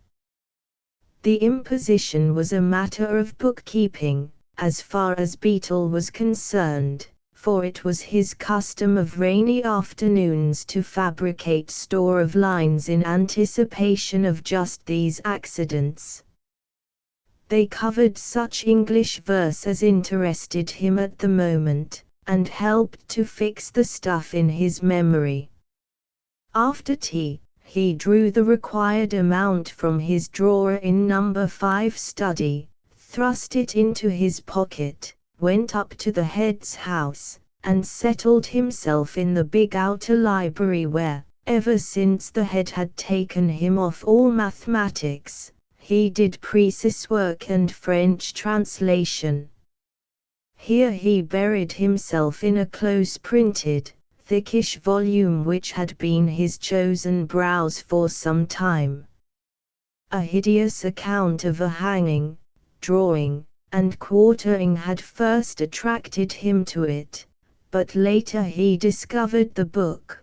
Curiosities of Literature was its name, full of the finest confused feeding, such as forgeries and hoaxes, Italian literary societies, religious and scholastic controversies of old when men, even that most dreary John Milton, of Lycidas, slanged each other, not without dust and heat, in scandalous pamphlets, personal peculiarities of the great, and 100 other fascinating inutilities. This evening he fell on a description of wandering, mad Elizabethan beggars, known as Tommy Bedlams, with incidental references to Edgar, who plays at being a Tommy Bedlam in Lear, but whom Beetle did not consider at all funny. Then, at the foot of a left-hand page, leaped out on him a verse, of incommunicable splendor, opening doors into inexplicable worlds, from a song which Tommy Bedlams were supposed to sing. It ran, with a heart of furious fancies whereof I am commander, with a burning spear and a horse of air, to the wilderness I wander. With a night of ghosts and shadows I summoned 'em to tourney, 10 leagues beyond the wide world's end, methinks it is no journey. He sat, mouthing and staring before him, till the prep bell rang and it was time to take his lines up to King's study and lay them, as hot from the press, in the impot basket appointed. He carried his dreams on to number 5. They knew the symptoms of old. Reading again, said Stalky, like a wife welcoming her spouse from the pot-house. Look here, I've found out something, Beetle began. Listen, no, you don't, till afterwards. It's Turkey's prep. This meant it was a Horace ode through which Turkey would take them for a literal translation, and all possible pitfalls. Stalky gave his businesslike attention, but Beetle's eye was glazed and his mind adrift throughout, and he asked for things to be repeated. So, when Turkey closed the Horace, justice began to be executed. I'm all right, he protested. I swear I heard a lot what Turkey said. Shut up. Oh, shut up. Do shut up, you putrid asses. Beetle was speaking from the fender, his head between Turkey's knees, and Stalky largely over the rest of him. What's the meter of the beastly thing? McTurk waved his Horace. Look it up, Stalky. 12th of the 3rd. Ionicum a minor, Stalky reported, closing his book in turn. Don't let him forget it, and Turkey's Horace marked the meter on Beetle's skull, with special attention to elisions. It hurt. Misra ist nec amori de ludum nec dulci malavino lava ortex, got it? You liar. You've no ear at all. Chorus, Stalky. Both Horaces strove to impart the measure, which was altogether different from its accompaniment. Presently Howl dashed in from his study below. Look out! If you make this infernal din we'll have someone up the staircase in a sec, we're teachin' Beetle Horace. He was going to burble us some muck he'd read, the tutors explained. 'Twasn't he muck. It was about those Tommy Bedlams in Lear. Oh, said Stalky. Why didn't you say so? 'Cause you didn't listen.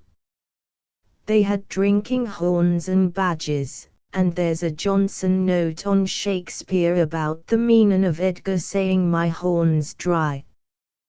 But Johnson's dead wrong about it. Aubrey says, who's Aubrey? Howl demanded.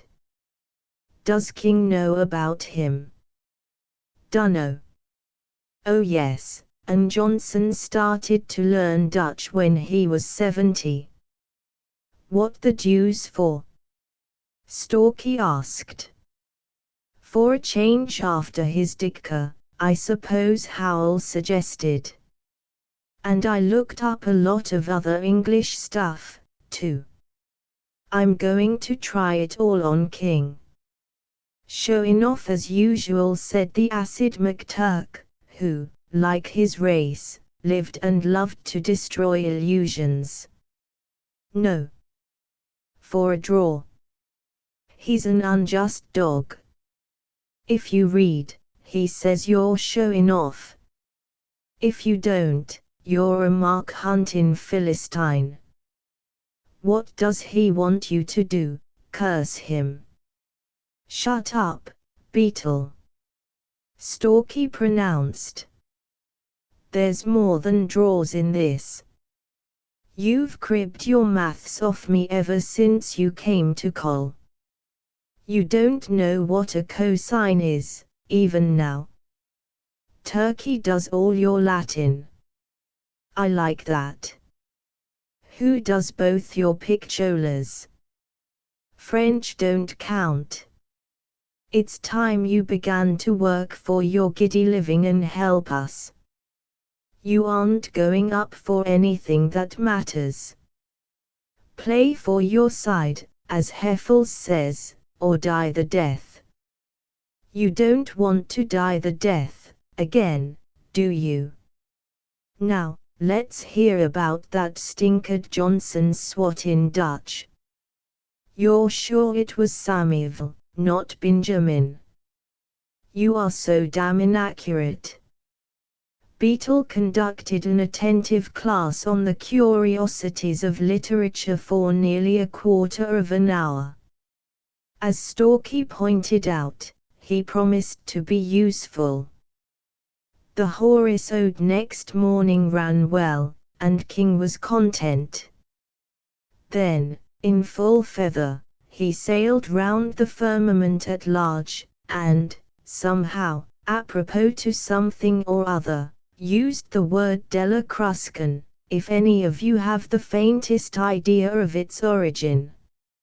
Someone hadn't caught it correctly, which gave Beetle just time to whisper Bran, and Mills to Howell, who said promptly, "Hasn't it something to do with Mills, and Bran, sir?" King cast himself into poses of stricken wonder. "Oddly enough," said he, "it has." They were then told a great deal about some silly Italian Academy of Letters which borrowed its office furniture from the equipment of medieval flour mills. And, how has our Ap Howell come by his knowledge? Howell, being, indeed, Welsh, thought that it might have been something he had read in the holidays. King openly purred over him. "If that had been me," Beetle observed while they were toying with sardines between lessons, "he'd ha' dropped on me for showing off." "See what we're savin' you from," Storky answered. "I'm playing Johnson, member, this afternoon." That, too, came cleanly off the bat, and King was gratified by this interest in the doctor's studies. But Storky hadn't a ghost of a notion how he had come by the fact. "Why didn't you say your father told you?" Beetle asked at tea. "My lord. Have you ever seen the governor?" Storky collapsed shrieking among the piles of bread and butter. "Well, look here. Taffy goes in tomorrow about those drinking horns and Tom A. Bedlams. You cut up to the library after tea, Beetle. You know what King's English papers are like. Look out useful stuff for answers and we'll divvy at prep." At prep, then, Beetle, loaded with assorted curiosities, made his forecast. He argued that there were bound to be a good many "what do you know abouts" those infernal Augustans. Pope was generally a separate item, but the odds were that Swift, Addison, Steele, Johnson, and Goldsmith would be lumped under one head. Dryden was possible, too, though rather outside the epoch. Dryden. Oh. Glorious John. Know that much, anyhow, Storky vaunted. Then lug in Claude Hal Crow in the pirate, Beetle advised. He's always saying Glorious John. King's a hog on Scott, too. No. I don't read Scott. You take this Hal Crow chap, Taffy. Right. What about Addison, Beetle? Howell asked. Drank like a giddy fish. We all know that chorused the gentle children. He said, see how a Christian can die, and he hadn't any conversation, cause someone or other, guess in again, as usual. McTurk sneered. Who? Cynical man called Mandeville, said he was a silent parson in a tie wig. Right ho. I'll take the silent parson with wig and pertinences. Taffy can have the dying Christian, Storky decided. Howell nodded, and resumed, what about Swift, Beetle? Died mad. 2 girls. Saw a tree, and said, I shall die at the top.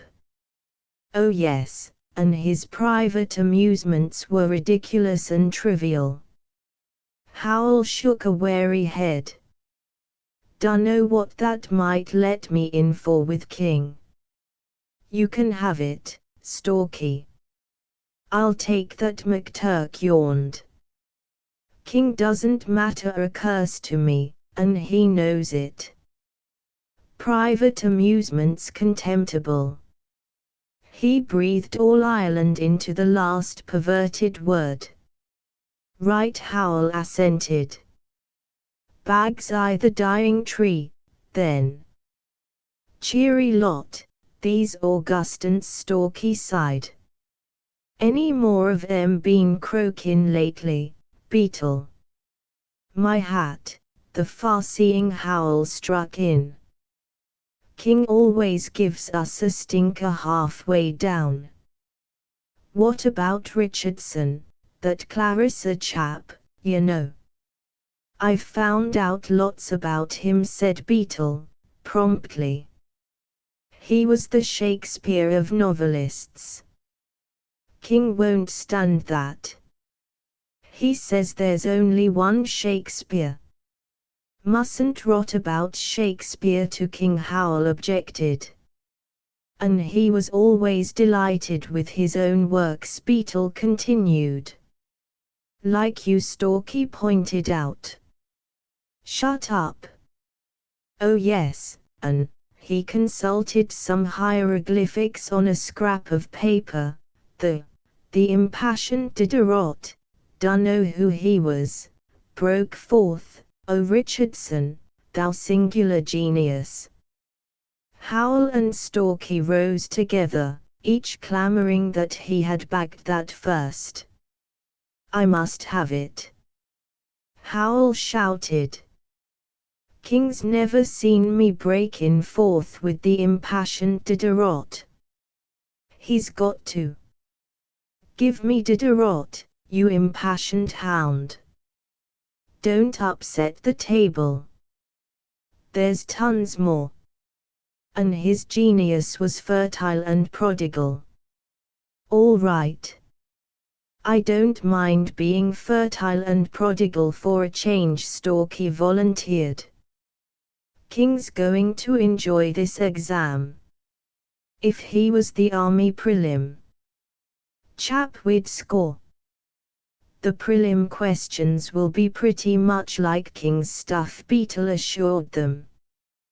But it's always a score to know what your examiner's keen on, Howell said, and illustrated it with an anecdote. Uncle of mine staying with my people last holidays, your Uncle Diderot?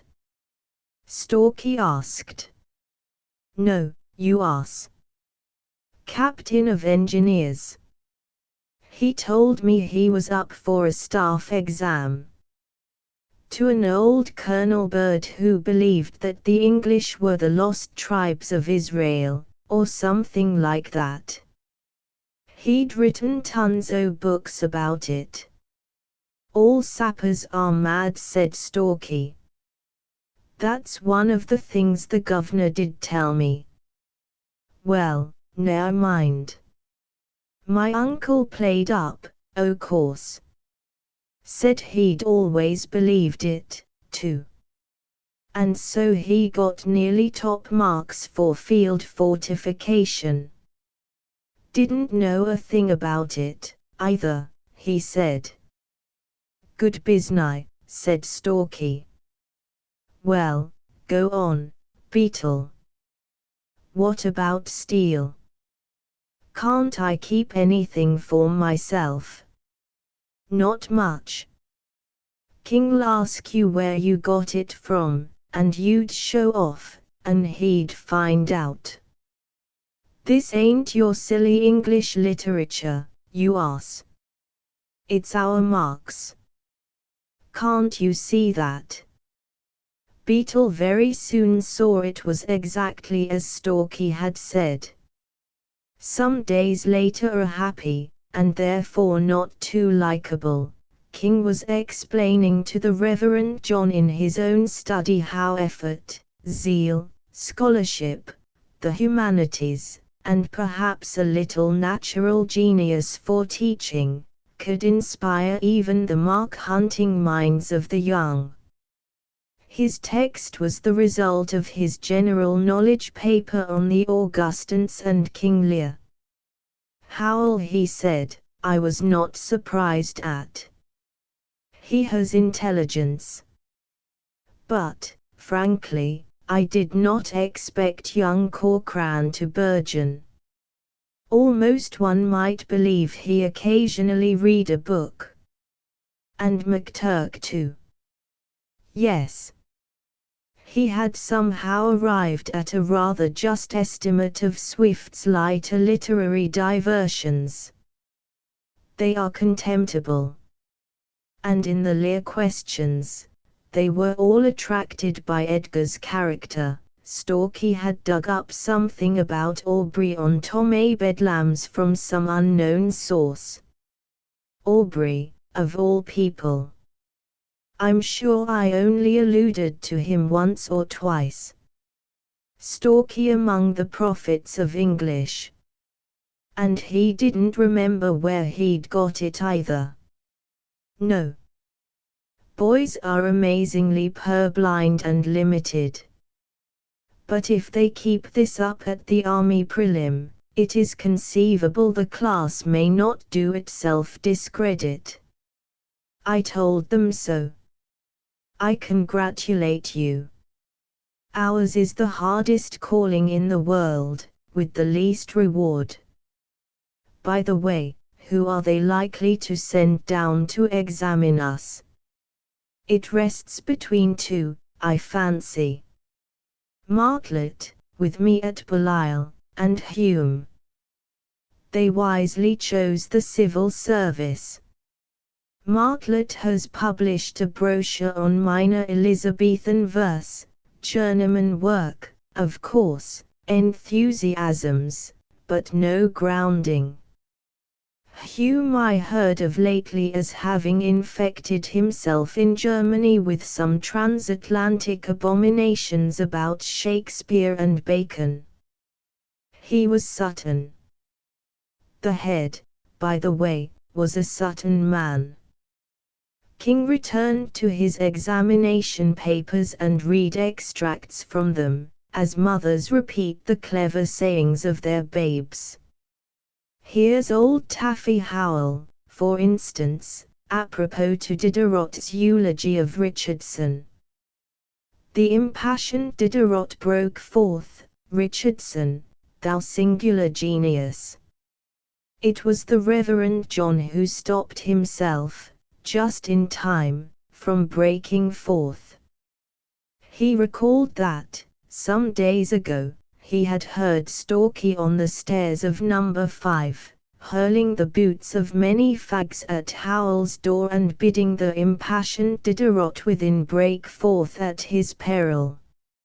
Odd, said he, gravely, when his pipe drew again. Where did Diderot say that? I've forgotten for the moment. Taffy told me he'd picked it up in the course of holiday reading. Possibly. One never knows what heifers the young are ploughing with. Oh. How did Beetle do? The necessary dates and his handwriting defeated him, I'm glad to say.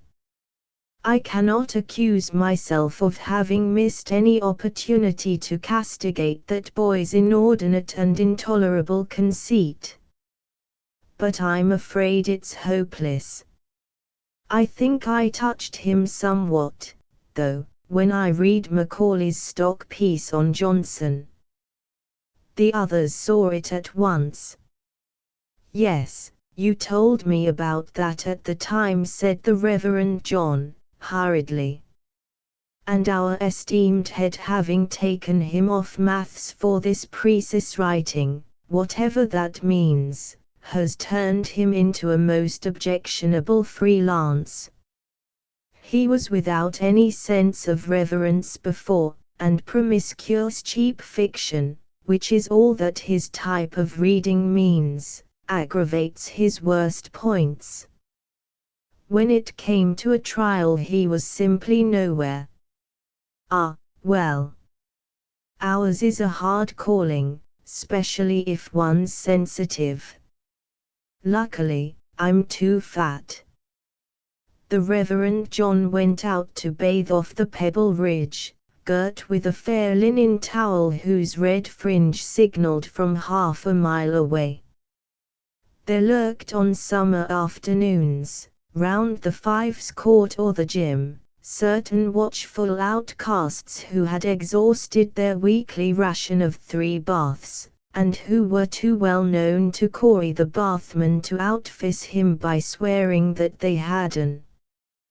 These came in like sycophantic pups at walk, and when the Reverend John climbed the Pebble Ridge, more than a dozen of them were at his heels, with never a towel among them.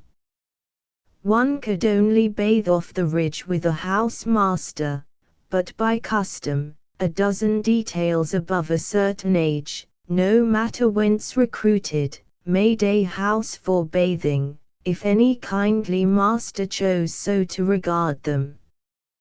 Beetle led the low, growing reminder, house. House, sir. We've got a house now, Padre. Let it be law as it is desired, boomed the Reverend John. On which word they broke forward, hurtling over the unstable pebbles and stripping as they ran, till, when they touched the sands, they were as naked as God had made them, and as happy as He intended them to be.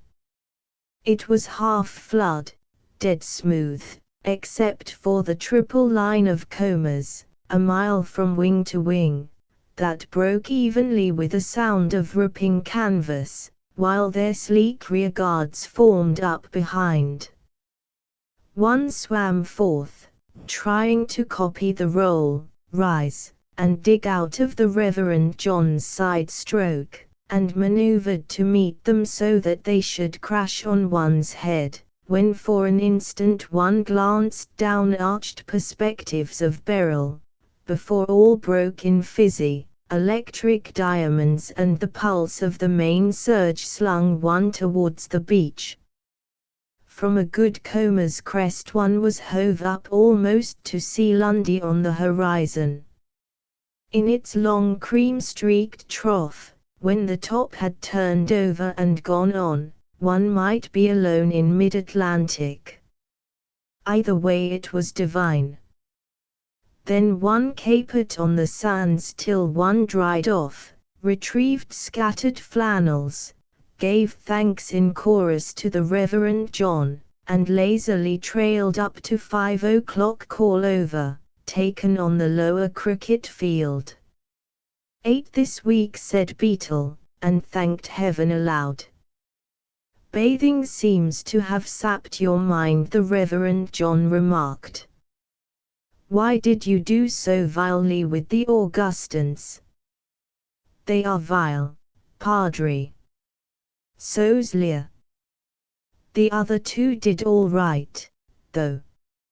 I expect they've been swatting, Beetle grinned. I've expected that, too, in my time.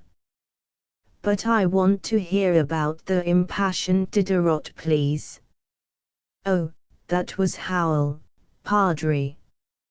You mean when Diderot broke forth, Richardson, thou singular genius. He'd read it in the holidays somewhere. I beg your pardon. Naturally, Taffy would read Diderot in the holidays. Well, I'm sorry I can't lick you for this, but if anyone ever finds out anything about it, you've only yourself to thank. Beetle went up to college and to the outer library, where he had on tap the last of a book called Elsie Venner, by a man called Oliver Wendell Holmes, all about a girl who was interestingly allied to rattlesnakes. He finished what was left of her, and cast about for more from the same hand, which he found on the same shelf, with the trifling difference that the writer's Christian name was now Nathaniel, and he did not deal in snakes.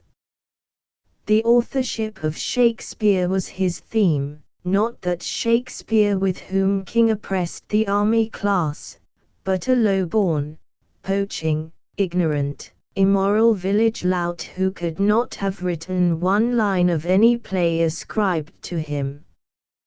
Beetle wondered what King would say to Nathaniel if ever they met.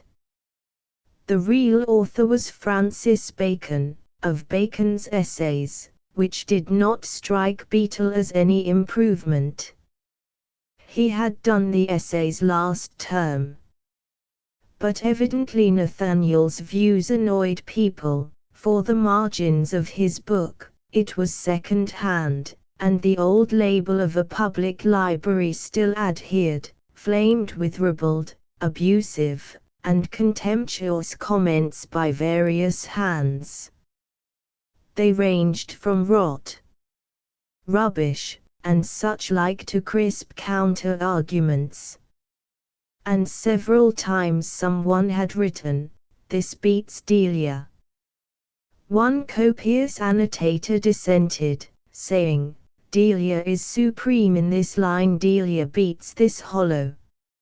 See Delia's Philosophy, page so-and-so." Beetle grieved he could not find anything about Delia. He had often heard King's views on lady writers as a class, beyond a statement by Nathaniel, with penciled exclamation points rocketing all round it, that Delia Bacon discovered in Francis Bacon a good deal more than Macaulay. Taking it by and large, with the kind help of the marginal notes, it appeared that Delia and Nathaniel between them had perpetrated every conceivable outrage against the head god of King's idolatry, and King was particular about his idols. Without pronouncing on the merits of the controversy, it occurred to Beetle that a well-mixed dose of Nathaniel ought to work on King like a Seidlitz powder. At this point a pencil and a half-sheet of input paper came into action, and he went down to tea so swelled with Baconian heresies and blasphemies that he could only stutter between mouthfuls. He returned to his labors after the meal, and was visibly worse at prep. "I say," he began, "have you ever heard that Shakespeare never wrote his own beastly plays?" "Fat lot of good to us," said Storky. "We've got to swat 'em up just the same. Look here. This is for English Parsine tomorrow. It's your biznai." He read swiftly from the School Lear, Act 2, Sc 2, thus, "Steward, never any, it pleased the King his master, very late, to strike at me, upon his misconstruction, when he, conjunct, and flatter in his displeasure, tripped me behind, being down, insulted, railed, and put upon him such a deal of man, that worthied him, got praises of the king for him attempting who was self-subdued, and, in the fleshment of this dread exploit, drew me on here. Now then, my impassioned bard, construes. That's Shakespeare. Give it up.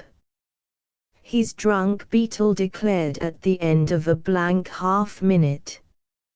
No, he isn't, said Turkey.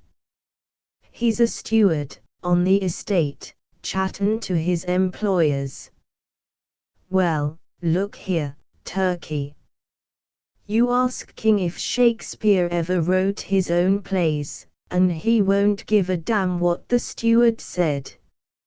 I've not come here to play with ushers, was McTurk's view of the case. I'd do it, Beetle protested, only he'd slay me. He don't love me when I ask about things. I can give you the stuff to draw him, tons of it. He broke forth into a precis, interspersed with praises, of Nathaniel Holmes and his commentators, especially the latter. He also mentioned Delia, with sorrow that he had not read her. He spoke through nearly the whole of prep, and the upshot of it was that McTurk relented and promised to approach King next English on the authenticity of Shakespeare's plays. The time and tone chosen were admirable. While King was warming himself by a preliminary cant around the form's literary deficiencies, Turkey coughed in a style which suggested a reminder to a slack employee that it was time to stop chattering and get to work. As King began to bristle, Turkey inquired, "I'd be glad to know, sir, if it's true that Shakespeare did not write his own plays at all." "Good God," said King most distinctly. Turkey coughed again piously. "They all say so in Ireland, sir." "Ireland, Ireland, Ireland." King overran Ireland with one blast of flame that should have been written in letters of brass for instruction today. At the end, Turkey coughed once more, and the cough said, "It is Shakespeare, and not my country, that you are hired to interpret to me." He put it directly, too, "And is it true at all about the alleged plays, sir?" "It is not," Mr. King whispered, and began to explain, on lines that might, perhaps, have been too freely expressed for the parents of those young, though it gave their offspring delight, but with a passion, force, and wealth of imagery which would have crowned his discourse at any university. By the time he drew towards his peroration the form was almost openly applauding. Howell noiselessly drummed the cadence of Bonnie Dundee on his desk. Paddy Vernon framed a dumb, played. "Oh, well played, sir," at intervals. Storky kept tally of the brighter gems of invective, and Beetle sat aghast but exulting among the spirits he had called up. For though their works had never been mentioned, and though Mr. King said he had merely glanced at the obscene publications, he seemed to know a tremendous amount about Nathaniel and Delia, especially Delia. "I told you so," said Beetle, proudly, at the end. "What?" "Him. I wasn't bothering myself to listen to him and his Delia," McTurk replied. Afterwards King fought his battle over again with the Reverend John in the common room. Had I been that triple arse Hume, I might have risen to the bait. As it is, I flatter myself I left them under no delusions as to Shakespeare's authenticity. Yes, a small drink, please. Virtue has gone out of me indeed. But where did they get it from? The devil. The young devil, the Reverend John muttered, half aloud. I could have excused devilry. It was ignorance. Sheer, crass, insolent provincial ignorance.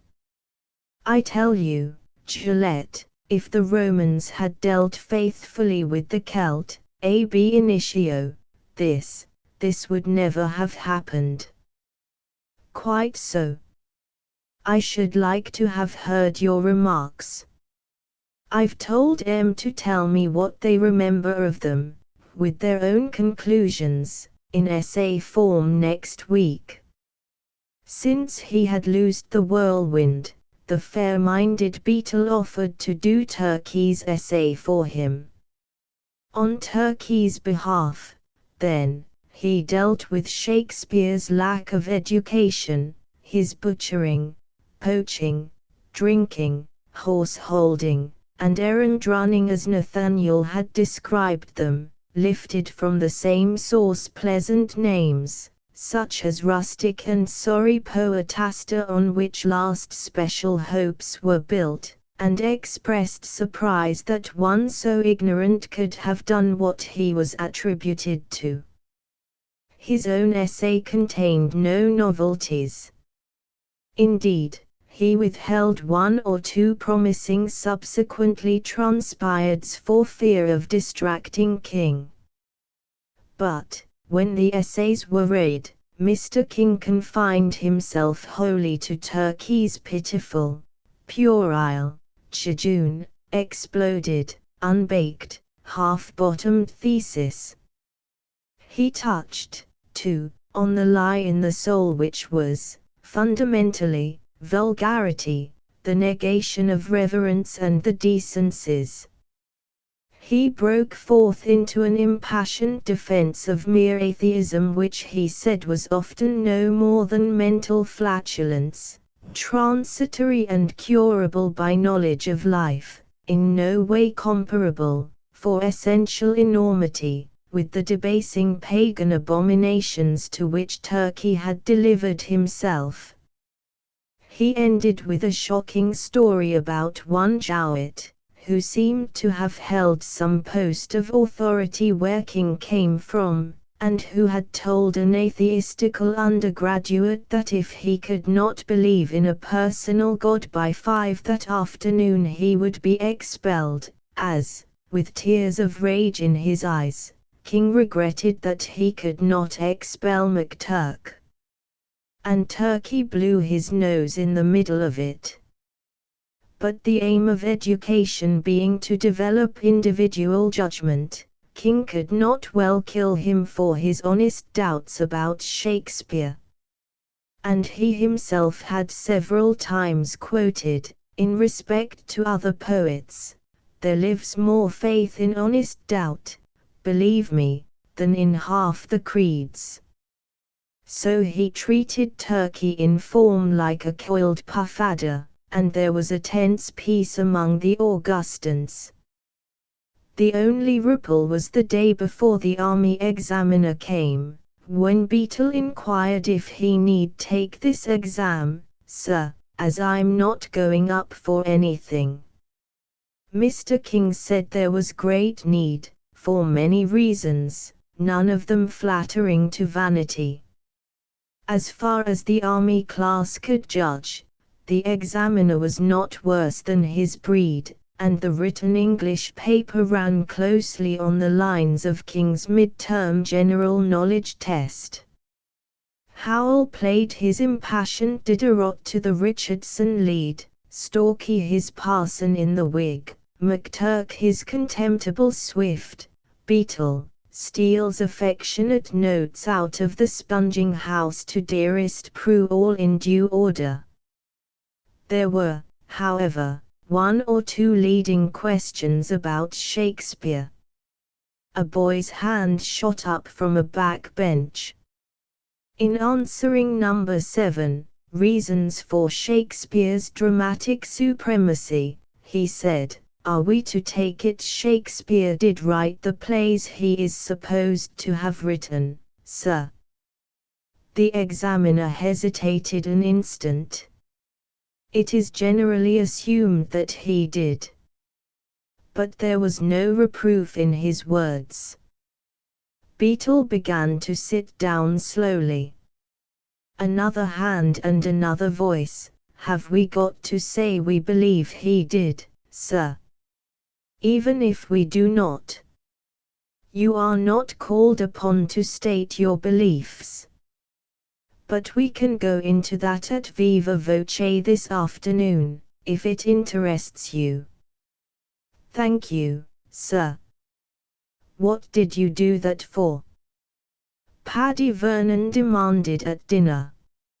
"It's the Lost Tribes of Israel game, you ass," said Howell. "To make sure," Storky amplified. "If he was like King, he'd have shut up Beetle and Turkey at the start, but he'd have thought King gave us the bacon notion."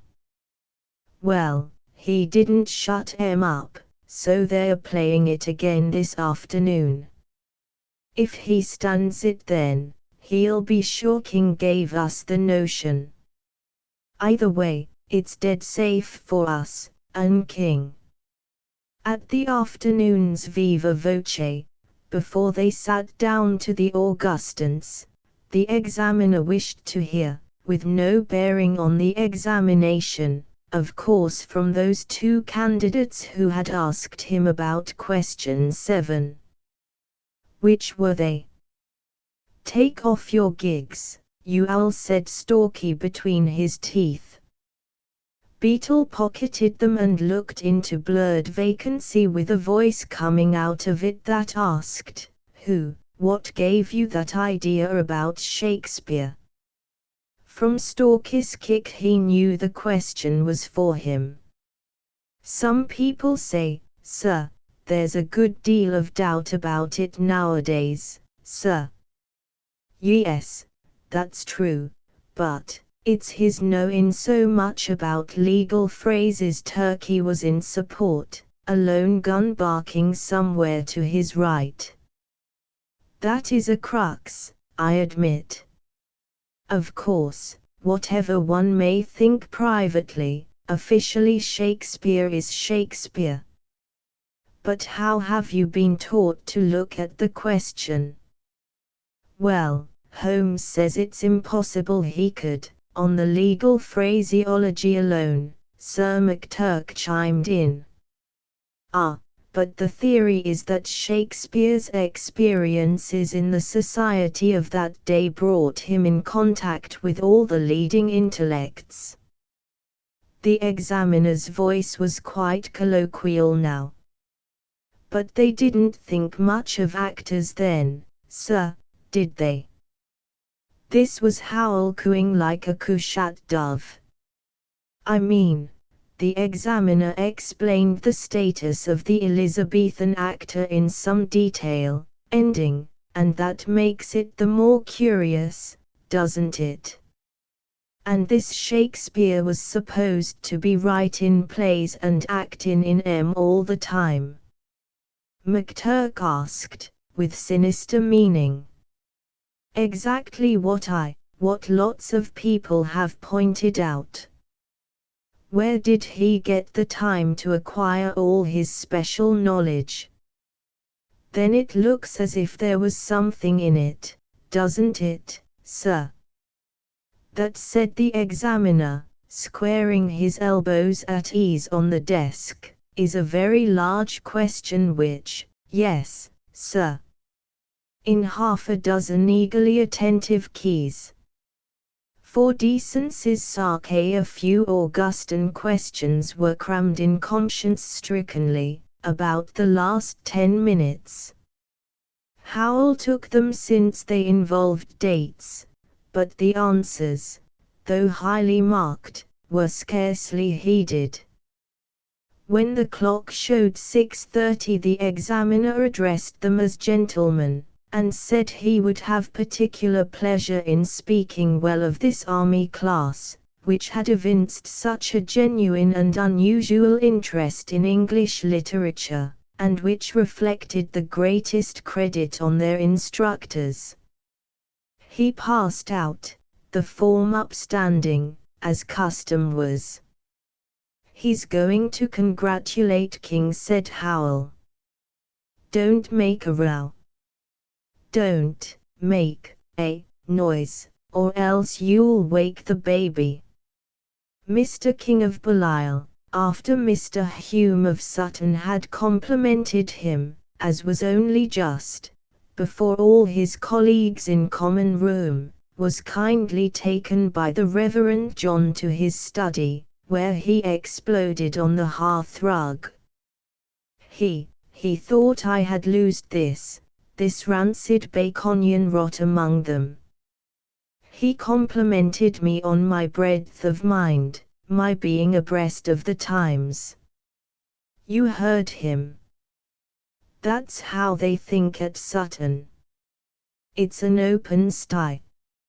A lair of bestial. They have a chapel there, Gillette, and they pray for their souls, their souls. His particular weakness apart, Hume was perfectly sincere about what you'd done for the army class. He'll report in that sense, too. That's a feather in your cap, and a deserved one. He said their interest in literature was unusual. That is all your work, King. But I bowed down in the House of Rimmon while he Baconist all over me, poor devil of an usher that I am. You heard it. I ought to have spat in his eye. Heaven knows I'm as conscious of my own infirmities as my worst enemy can be, but what have I done to deserve this? What have I done? That's just what I was wondering, the Reverend John replied. Have you, perchance, done anything? Where? How? In the army class, for example? Assuredly not. My army class. I couldn't wish for a better, keen, interested enough to read outside their allotted task, intelligent, receptive. They're head and shoulders above last year's. The idea that I, forsooth, should, even by inference, have perverted their minds with this imbecile and unspeakable girls' school tripe that Hume professes. You at least know that I have my standards, and in literature and in the classics, I hold maxima debita puris reverentia. For, it's singular, not plural, isn't it, said the Reverend John. But you're absolutely right as to the principle. Ours is a deadly calling, King, specially if one happens to be sensitive. For, the greatest respect is due to young persons. A friend of the family. A legend of truth once on a time, the ancient legends tell, truth, rising from the bottom of her well, looked on the world, but, hearing how it lied, returned to her seclusion horrified. There she abode, so conscious of her worth, not even Pilate's question called her forth, nor Galileo, kneeling to deny the laws that hold our planet 'neath the sky. Meantime, her kindlier sister, whom men call fiction, did all her work and more than all, with so much zeal, devotion, tact, and care, that no one noticed truth was otherwhere. Then came a war when, bombed and gassed and mined, truth rose once more, perforce, to meet mankind, and through the dust and glare and wreck of things, beheld a phantom on unbalanced wings, reeling and groping, dazed, dishevelled, dumb, but semaphoring dire deeds to come. Truth hailed and bade her stand, the quavering shade, clung to her knees and babbled, "Sister, aid. I was, thy deputy, and men besought me for my useful tongue or pen to gloss their gentle deeds, and I complied, and they, and thy demands, were satisfied. But this," she pointed o'er the blistered plain, "where men as gods and devils wrought amain, this is beyond me. Take thy work again." Tablets and pen transferred, she fled afar, and truth assumed the record of the war. She saw, she heard, she read, she tried to tell facts beyond precedent and parallel, unfit to hint or breathe, much less to write, but happening every minute, day and night. She called for proof. It came. The dossiers grew. She marked them, first, return. This can't be true. Then, underneath the cold official word, this is not really half of what occurred. She faced herself at last, the story runs, and telegraphed her sister, "Come at once. Facts out of hand. Unable overtake without your aid. Come back for truth's own sake. Co-equal rank and powers if you agree. They need us both, but you far more than me." A friend of the family there had been rather a long sitting at Lodge Faith and Works 5837 EC, that warm April night. 3 initiations and 2 raisings, each conducted with the spaciousness and particularity that our lodge prides itself upon, made the brethren a little silent, and the strains of certain music had not yet lifted from them. "There are 2 pieces that ought to be barred forever," said a brother as we were sitting down to the banquet. "Last post is the other." "I can just stand last post. Its Tipperary breaks me," another replied. "But I expect everyone carries his own firing irons inside him." I turned to look.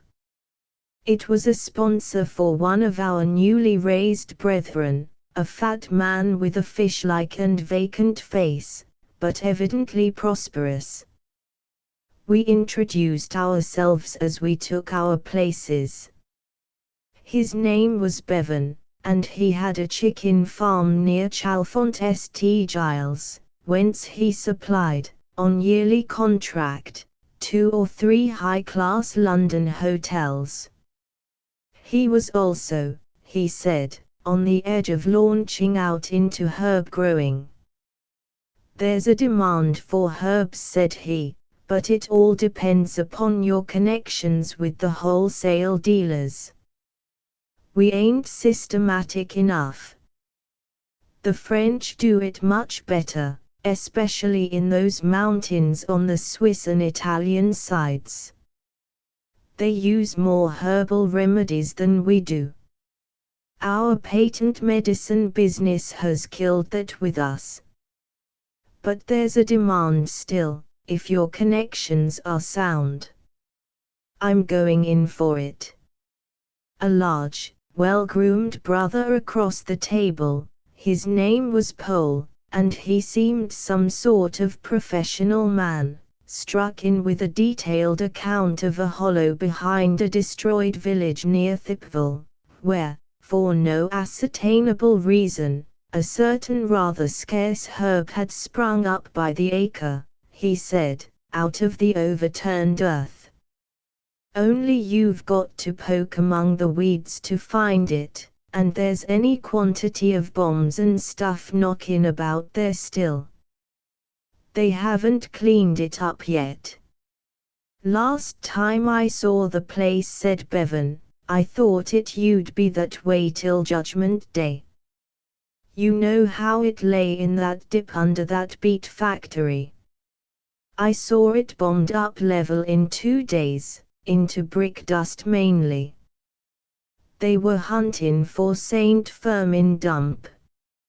He took a sandwich and munched slowly, wiping his face, for the night was close. Yes, said Pole. The trouble is there hasn't been any judgment taken or executed. That's why the world is where it is now. We didn't need anything but justice, afterwards. Not getting that, the bottom fell out of things, naturally. That's how I look at it too, Bevan replied. We didn't want all that talk afterwards, we only wanted justice. What I say is, there must be a right and a wrong to things. It can't all be kiss and make friends, no matter what you do. A thin, dark brother on my left, who had been attending to a cold pork pie, there are no pork pies to equal ours, which are homemade, suddenly lifted his long head, in which a pale blue glass eye swiveled insanely. Well, he said slowly. My motto is never again. Never again for me. Same here, till next time, said Pole, across the table. You're from Sydney, ain't you? How'd you know, was the short answer. You spoke. The other smiled. So did Bevan, who added, I know how your push talk, well enough. Have you started that republic of yours down under yet? No. But we're going to. Then you'll see. Carry on. No one's hindering, Bevan pursued. The Australian scowled. No.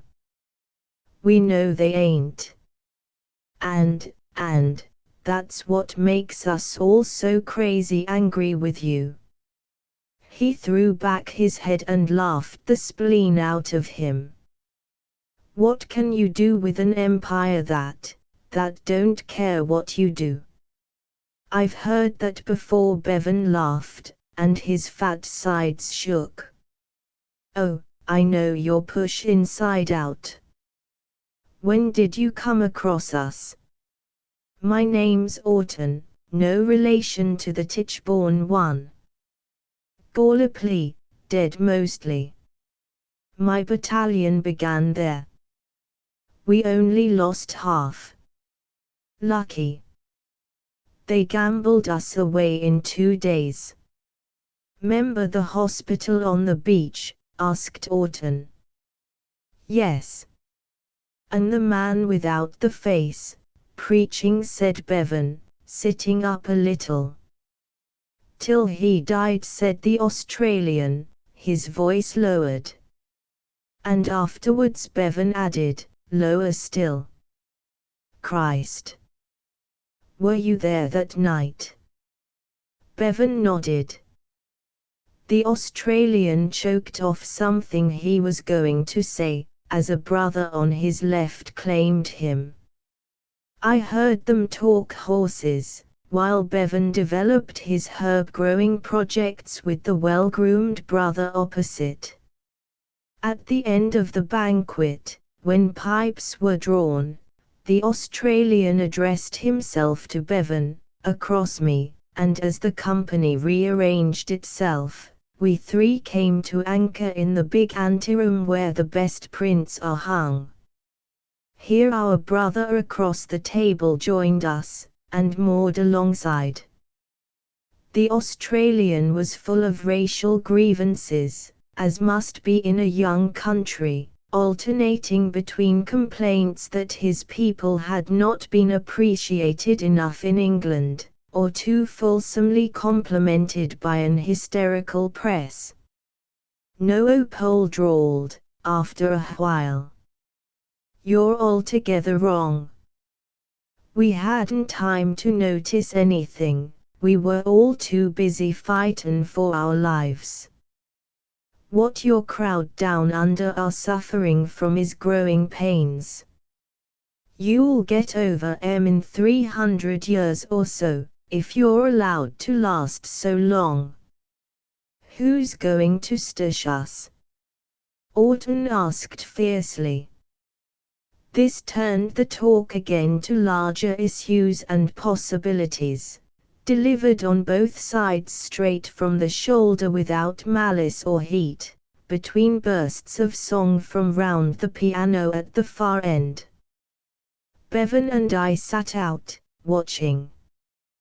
"Well, I don't understand these matters," said Bevan at last. "But I'd hate to have one of your crowd have it in for me for anything." "Would you?" "Why?" Orton pierced him with his pale, artificial eye. "Well, you're a trifle, what's the word, vindictive, spiteful. At least, that's what I've found." "I expect it comes from drinking stewed tea with your meat 4 times a day," said Bevan. "No.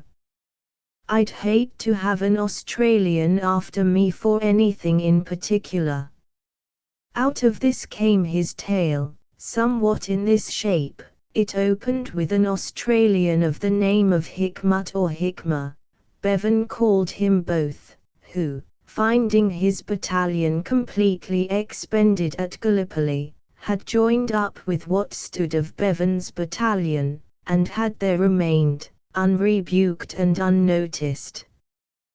The point that Bevan laboured was that his man had never seen a tablecloth, a china plate, or a dozen white people together till, in his 30th year, he had walked for 2 months to Brisbane to join up. Pole found this hard to believe. "But it's true," Bevan insisted. "This chap was born and bred among the black fellas, as they call 'em, 200 miles from the nearest town, 400 miles from a railway, and 10,000 from the Grace o' God, out in Queensland near some desert." "Why, of course. We come out of everywhere," said Orton. "What's wrong with that?" "Yes, but, look here. From the time that this man Hikmat was 12 years old he'd driven, what's the word, conducted sheep for his father for thousands of miles on end, and months at a time, alone with these black fellas that you daren't show the back of your neck to, else they knock your head in. That was all that he'd ever done till he joined up. He didn't belong to anything in the world, you understand. And he didn't strike other men as being a human being. Why? He was a Queensland drover." "They're all right," Orton explained. "I dare say, but, well, a man notices another man, don't he? You'd notice if there was a man standing or sitting or lying near you, wouldn't you? So'd anyone. But you'd never notice Hikmat. His being anywhere about wouldn't stay in your mind. He just didn't draw attention any more than anything else that happened to be about. Have you got it? Wasn't he any use at his job?" Pole inquired. "I've nothing against him that way, and I was his platoon sergeant. He wouldn't volunteer specially for any doings, but he'd slip out with the party and he'd slip back with what was left of 'em. No one noticed him, and he never opened his mouth about any doings. You'd think a man who had lived the way he'd lived among black fellas and sheep would be noticeable enough in an English battalion, wouldn't you?" It teaches them to lie close. But you seem to have noticed him, Orton interposed, with a little suspicion. Not at the time, but afterwards. If he was noticeable, it was on account of his unnoticeability, same way you'd notice there not being an extra step at the bottom of the staircase when you thought there was. Yes, Paul said suddenly. It's the eternal mystery of personality. God before whomever lie bare, some people can occlude their personality like turning off a tap. I beg your pardon. Carry on. Granted, said Bevan. I think I catch your drift. I used to think I was a student of human nature before I joined up. What was your job, before? Orton asked. Oh, I was the young blood of the village. Goalkeeper in our soccer team, secretary of the local cricket and rifle, law, clubs. Yes, and village theatricals. My father was the chemist in the village. How I did talk. What I did know. He beamed upon us all. I don't mind hearing you talk, said Orton, lying back in his chair. You're a little different from some of them. What happened to this damn drover of yours? He was with our push for the rest of the war, and I don't think he ever sprung a dozen words at one time. With his upbringing, you see, there wasn't any subject that any man knew about he could open up on. He kept quiet, and mixed with his backgrounds. If there was a lump of dirt, or a hole in the ground, or what was left after anything had happened, it would be Hikmat. That was all he wanted to be. A camouflager. Orton suggested. You have it. He was the complete camouflager all through. That's him to a dot. Look here. He hadn't even a nickname in his platoon. And then a friend of mine from our village, of the name of Vigors, came out with a draft. Bert Vigors. As a matter of fact, I was engaged to his sister. And Bert hadn't been with us a week before they called him the Grief. His father was an old-ish man, a market gardener, high-class vegetables, bit-o glass, and all the rest of it. Do you know anything about that particular business? Not much, I'm afraid, said Paul, except that glass is expensive, and one's man always sells the cut flowers. Then you do know something about it. It is. Bert was the old man's only son, and I don't blame him. He'd done his damnedest to get exempted, for the sake of the business, you understand. But he caught it all right. The tribunal wasn't taking any the day he went up. Bert was for it, with a few remarks from the patriotic old wassers on the bench. Our county paper had 'em all. That's the thing that made one really want the Hun in England for a week or two, said Paul. Mwc. The same tribunal, having copped Bert, gave unconditional exemption to the opposition shop, a man called Margits, in the market garden business, which he'd established since the war, with his two sons who, everyone in the village knew, had been pushed into the business to save their damned hides. But Margits had a good lawyer to advise him.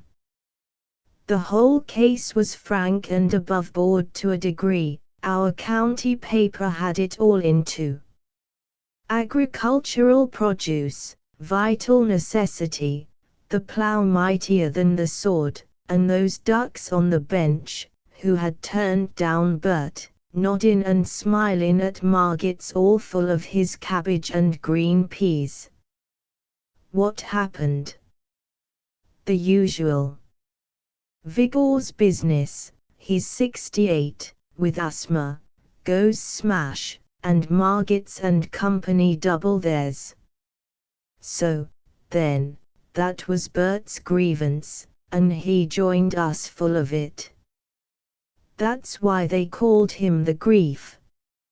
Knowing the facts, I was with him, but being his sergeant, I had to check him, because grievances are catchin', and 3 or 4 men with them make companies, sticky. Luckily Bert wasn't handy with his pen.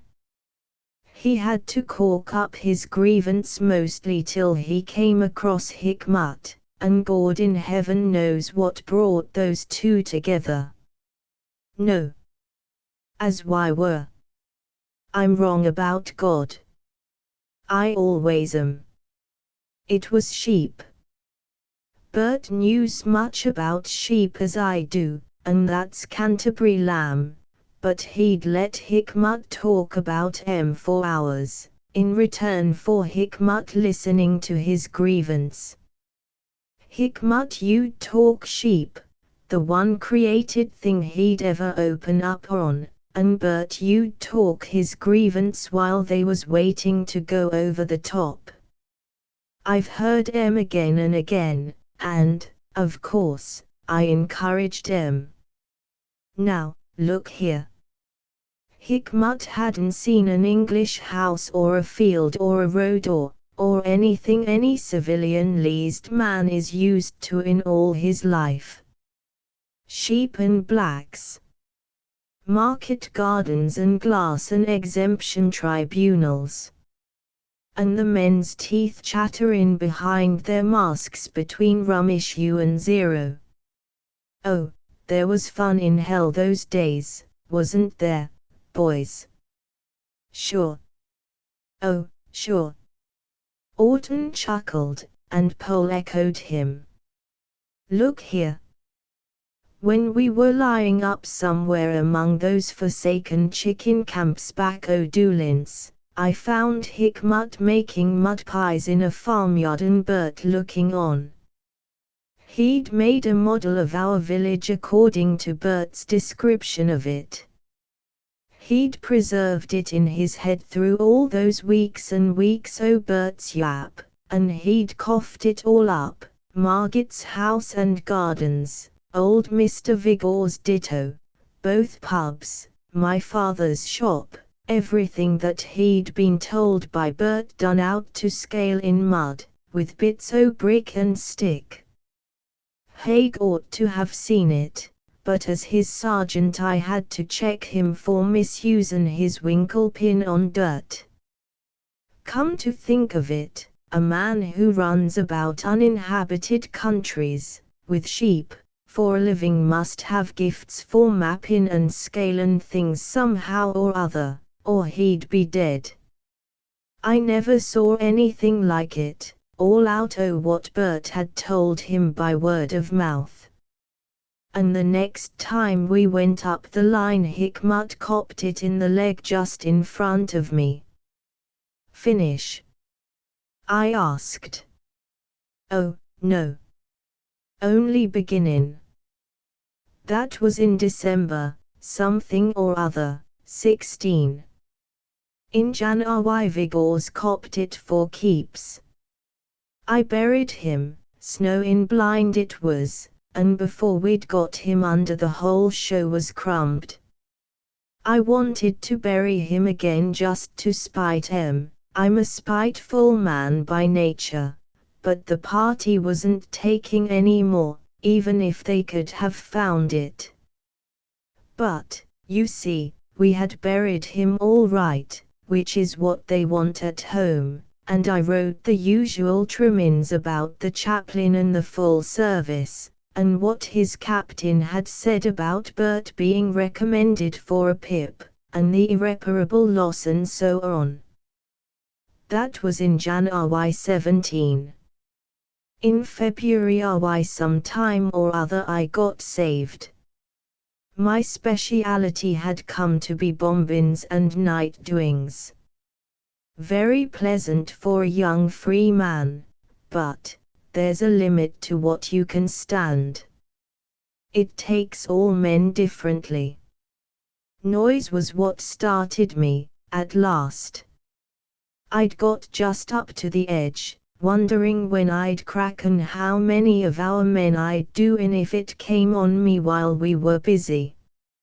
I had that nice taste in the mouth and the nice temperature they call trench fever, and I had to feel inside my head for the meaning of every order I gave or was responsible for executing. You know. We do. Go on, said Pole in a tone that made Orton look at him. So, you see, the bet-in was even on my draw in AVC or getting number umpty rest camp or a firing party before breakfast. But God saved me. I made friends with him the last 2 years of the war. The others went off too quick. They wanted a bombing instructor for the training battalion at home, and he put it into their silly hearts to indent for me. It took him 5 minutes to make me understand I was saved. Then I vomited, and then I cried. You know.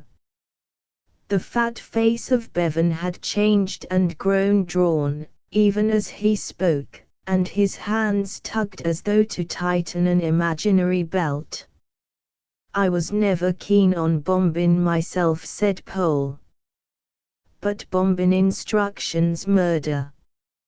I don't deny it's a shade risky, especially when they take the pin out and start shaking it, same as the Chinks used to do in the woods at Beauty, when they were cutting 'em down.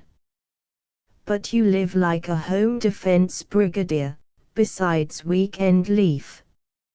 As a matter of fact, I married Bert's sister soon's I could after I got the billet, and I used to lie in our bed thinking of the old crowd on the Somme, feeling what a swine I was. Of course, I earned 2 VCS a week behind the Traverse in the exercise of my ordinary duties, but that isn't the same thing. And yet I'd only joined up because I couldn't damn well help it. And what about your Queenslander? The Australian asked. Tout de suite. Pronto. We got a letter in May from a Brighton hospital matron, saying that one of the name of Hickmer was anxious for news o' me, previous to proceeding to Rowanton for initiation into his new leg. Of course, we applied for him by return. Bert had written about him to his sister, my missus, every time he wrote at all, and any pal o' Bert's, well, you know what the ladies are like. I warned her about his peculiarities. She wouldn't believe till she saw him. He was just the same. You'd ha' thought he'd show up in England like a fresh stiff on snow, but you never noticed him.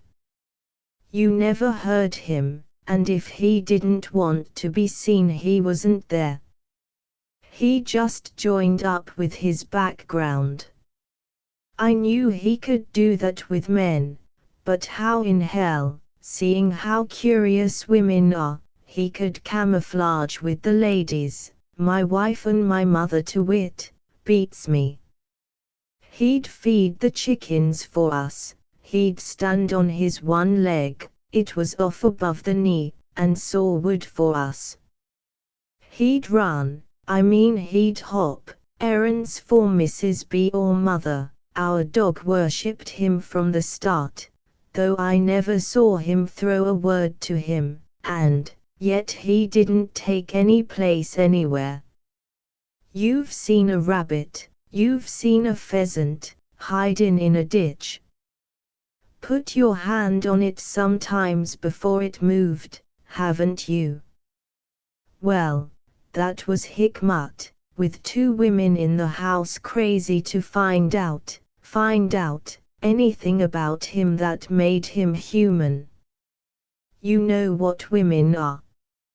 He stayed with us a fortnight. He left us on a Saturday to go to Rowanton to try his leg. On Friday he came over to the bombing ground, not saying anything, as usual, to watch me instruct my suicide club, which was only half an hour's run by rail from our village. He had his overcoat on, and as soon as he reached the place it was Marfish with him, as usual. Rabbit trick again. You never noticed him.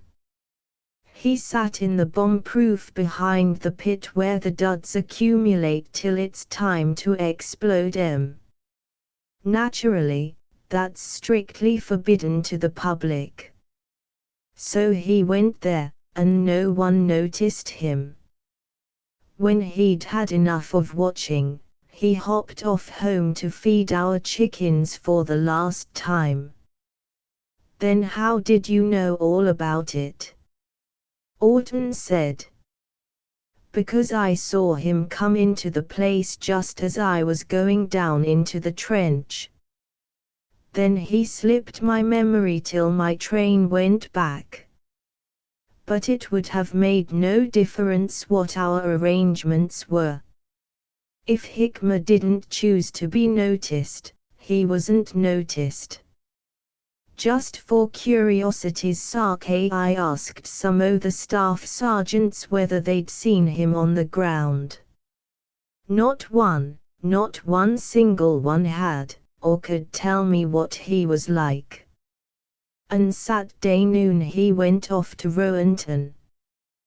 We saw him into the train ourselves, with the lunch Mrs. B had put up for him, a one-legged man and his crutch, in regulation blue, khaki Warman kit bag. Taking everything together, perhaps he'd spoken as many as 20 times in the 13 days he'd been with us. I'm giving it you straight as it happened. And now, look here, this is what did happen. Between 2 and 3 that Sunday morning, dark and blowing from the north, I was woke up by an explosion and people shouting raid. The first bang fetched 'em out like worms after rain. There was another some minutes afterwards, and me and a sergeant in the Shropshires on leave told 'em all to take cover. They did. There was a devil of a long wait and there was a third pop. Everybody, including me, heard aeroplanes. I didn't notice till afterwards that. Bevan paused. What? Said Orton. Oh, I noticed a heap of things afterwards. What we noticed first, the Shropshire sergeant and me, was a rick well alight back o' Margot's house, and, with that north wind, blowing straight onto another rick o' Margot's. It went up all of a whoosh.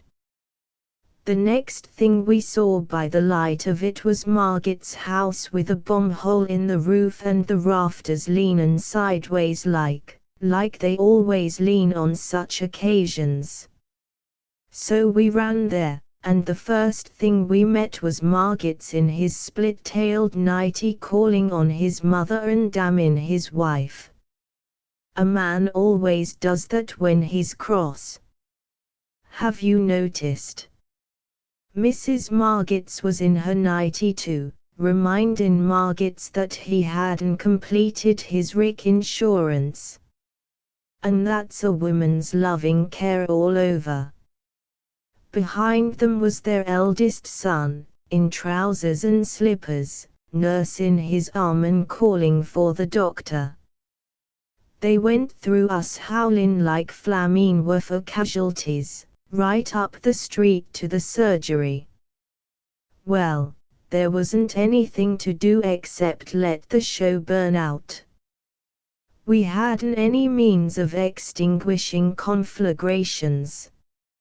Some of them fiddled with buckets, and some of them tried to get out some o' Margit's sticks, but his younger son kept shouting, "Don't! Don't! It'll be stole! It'll be stole!" So it burned instead, till the roof came down top of all, a little, cheap, dirty villa. In real life one whiz-bang would have shifted it, but in our civil village it looked that damned important and particular you wouldn't believe. We couldn't get round to Margit's stable because of the 2 ricks alight, but we found someone had opened the door early and the horses was in Margit's new vegetable piece down the hill which he'd hired off old Vigors to extend his business with. I love the way a horse always looks after his own belly, same as a gunner. They went to grazing down the carrots and onions till young Margits ran to turn 'em out, and then they got in among the glass frames and cut themselves. Oh, we had a regular Russian night of it, everybody giving advice and falling over each other. When it got light we saw the damage. House, 2 ricks and stable marfiche, the big glass house with every pane smashed and the furnace end of it blown clean out. All the horses and about 15 head o' cattle, butcher's stores from the next field, feeding in the new vegetable piece. It was a fair clean up from end to end, house, furniture, fittings, plant, and all the early crops. Was there any other damage in the village? I asked. I'm coming to it, the curious part, but I wouldn't call it damage. I was renting a field then for my chickens off the Miracroft estate. It's accommodation land, and there was a wet ditch at the bottom that I had wanted for ever so long to dam up to make a swim hole for Mrs. Bevan's ducks. Ah, said Orton, half turning in his chair, all in one piece. Suppose I was allowed? Not me. Their agent came down on me for tampering with the estate's drainage arrangements.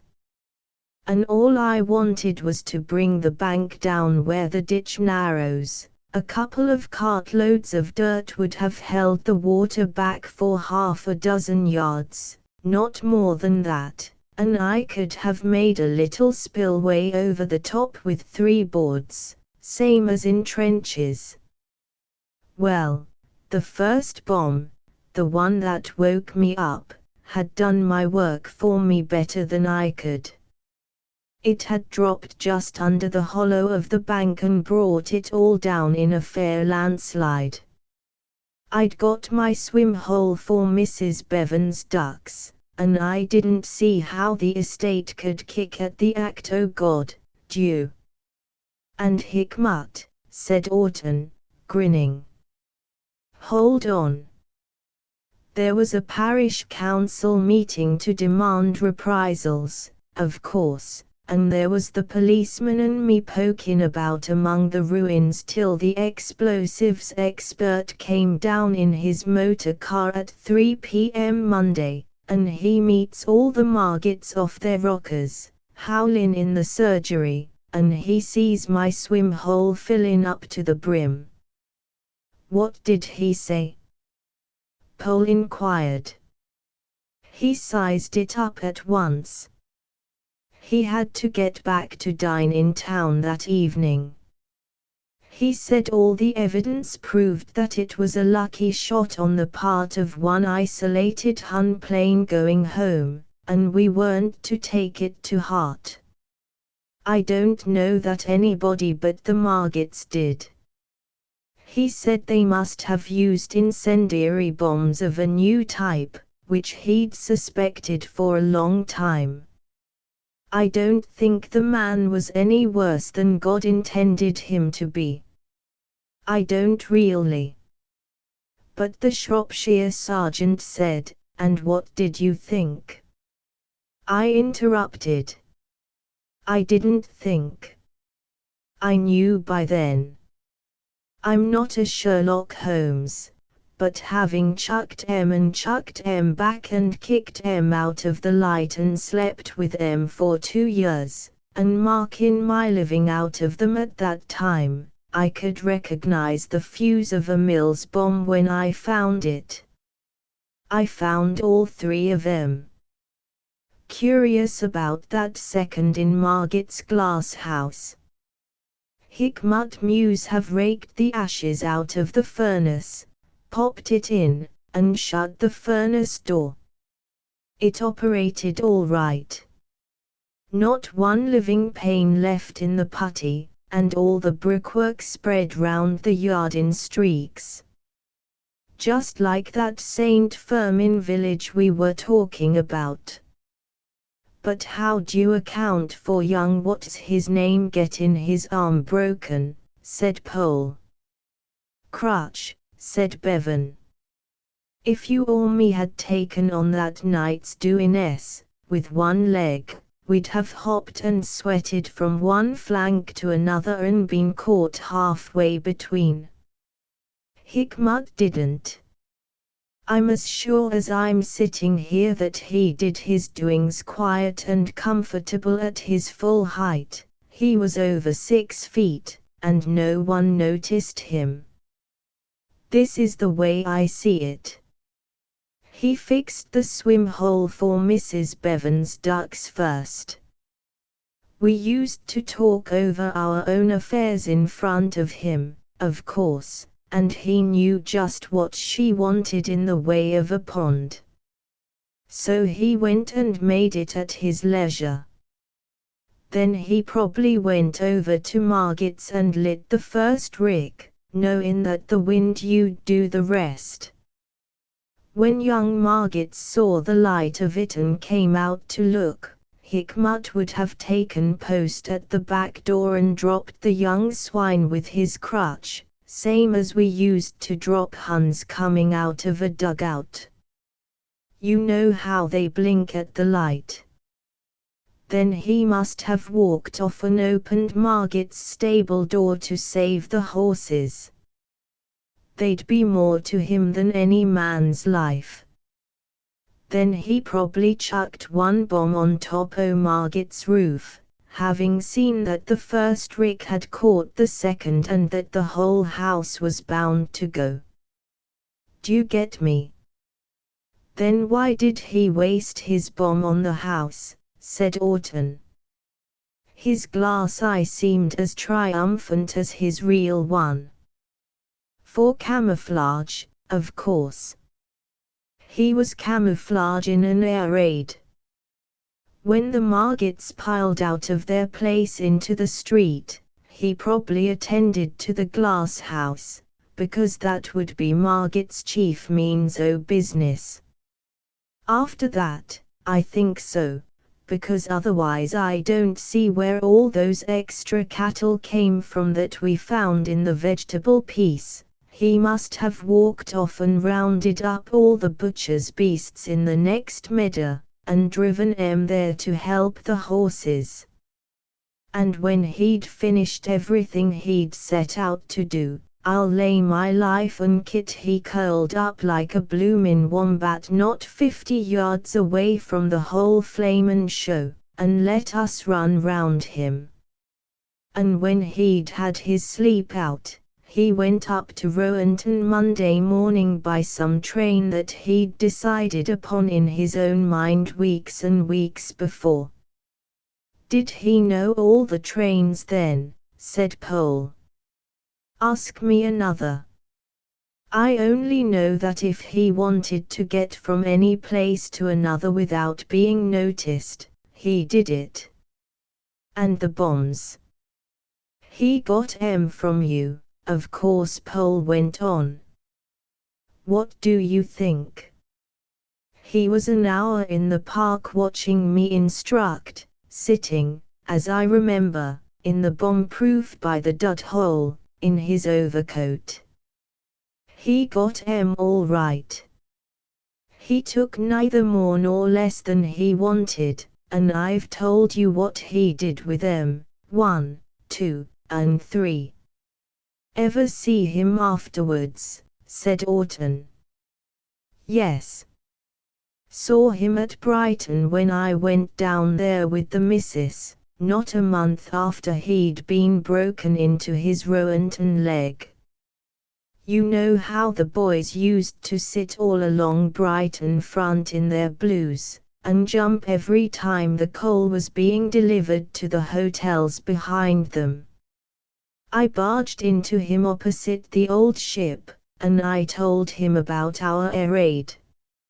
I told him how Margits had gone off his rocker and walked about staring at the sky and holding reprisal meetings all by himself, and how old Mr. Vigors had bought in what he'd left, though of course I said what was left, oh Margit's business, and how well my swim hole for the ducks was doing. It didn't interest him. He didn't want to come over to stay with us anymore, either. We were a long, long way back in his past. You could see that. He wanted to get back with his new leg, to his own God-forsaken sheep walk and his black fellas in Queensland. I expect he's done it now, and no one has noticed him. But, by God, he did leak a little at the end. He did that much. When we was waiting for the tram to the station, I said how grateful I was to Fritz for mopping up Margits and marking our swim hole all in one night. Mrs. B seconded the motion. We couldn't have done less. Well, then Hickmut said, speaking in his queer way, as if English words were all new to him, go on and bail up in hell, he says. Bert was my friend. That was all. I've given it you just as it happened, word for word. I'd hate to have an Australian have it in for me for anything I'd done to his friend. Mark you, I don't say there's anything wrong with you Australians, Brother Orton. I only say they ain't like us or anyone else that I know. Well, do you want us to be? Said Orton. No, no. It takes all sorts to make a world, as the saying is. And now, Bevan pulled out his gold watch. If I don't make a move of it I'll miss my last train. Let her go, said Orton serenely. You've done some lorry hopping in your time, haven't you, Sergeant? When I was 2.5 stone lighter, Digger Bevan smiled in reply. Well, I'll run you out home before sun-up. I'm a haulage contractor now, London and Oxford. There's an empty of mine ordered to Oxford. We can go round by your place as easy as not. She's lying out Vauxhall way. My God. And see the sun rise again. Haven't seen him since I can't remember when, said Bevan, chuckling. Oh, there was fun sometimes in hell, wasn't there, Australia? And again his hands went down to tighten the belt that was missing. We and they, father, mother, and me sister and auntie, say all the people like us, are we? and everyone else is they. And they live over the sea, while we live over the way, but, would you believe it, they look upon we as only a sort of they. We eat pork and beef with cow horn-handled knives. They who gobble their rice off a leaf, are horrified out of their lives, and they who live up a tree, and feast on grubs and clay, isn't it scandalous, look upon we as a simply disgusting they. We shoot birds with a gun. They stick lions with spears. Their full dress is UN. We dress up to our ears. They like their friends for tea. We like our friends to stay, and, after all that, they look upon we as an utterly ignorant they. We eat kitcheny food. We have doors that latch. They drink milk or blood, under an open thatch. We have doctors to fee. They have wizards to pay. And, impudent heathen, they look upon we as a quite impossible they. All good people agree, and all good people say, all nice people, like us, are we and everyone else is they, but if you cross over the sea, instead of over the way, you may end by, think of it, looking on we as only a sort of they. On the Gate a Tale of 16. On the Gate a Tale of 16. If the order above be but the reflection of the order below, as that ancient affirms, who had some knowledge of the order, it is not outside the order of things that there should have been confusion also in the department of death. The world's steadily falling death rate, the rising proportion of scientifically prolonged fatal illnesses, which allowed months of warning to all concerned, had weakened initiative throughout the necrological departments.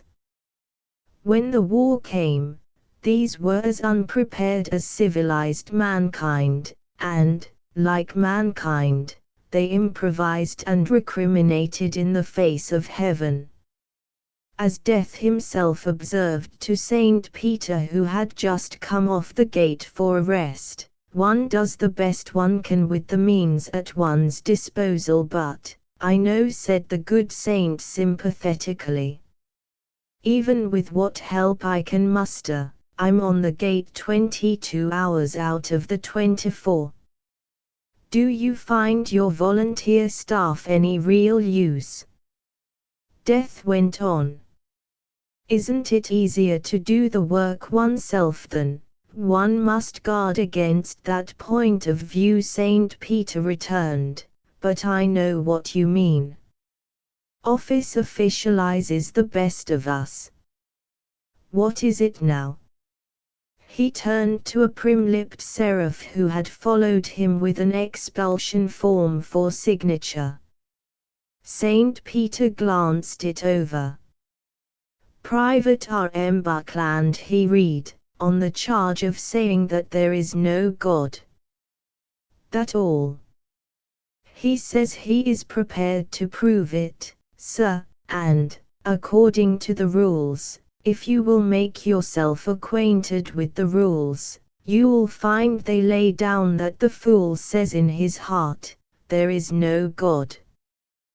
That decides it, probably shell shock. Have you tested his reflexes? No, sir. He kept on saying that there, pass him in at once. Tell off someone to argue with him and give him the best of the argument till St. Luke's free. Anything else? A hospital nurse's record, sir. She has been nursing for 2 years. A long while. St. Peter spoke severely. She may very well have grown careless. It's her civilian record, sir. I judged best to refer it to you. The seraph handed him a vivid scarlet docket. The next time, said Saint Peter, folding it down and writing on one corner, that you get one of these, tinted forms, mark it QMA and pass bearer at once. Don't worry over trifles. The seraph flashed off and returned to the clamorous gate. Which department is Q.M. said Death. Saint Peter chuckled. It's not a department. It's a ruling. Quia multum amavit. A most useful ruling. I've stretched it to. Now, I wonder what that child actually did die of. I'll ask, said Death, and moved to a public telephone nearby. Give me war check and audit, English side, non-combatant, he began. Latest returns. Surely you've got them posted up to date by now. Yes. Hospital nurse in France. No. Not Nature and aliases. I said, what was nature of illness? Thanks. He turned to Saint Peter. Quite normal, he said. Heart failure after neglected pleurisy following overwork. Good. Saint Peter rubbed his hands. That brings her under the higher allowance, G.L.H scale. Greater loveth no man, but my people ought to have known that from the first. Who is that clerk of yours? Asked Death. He seems rather a stickler for the proprieties.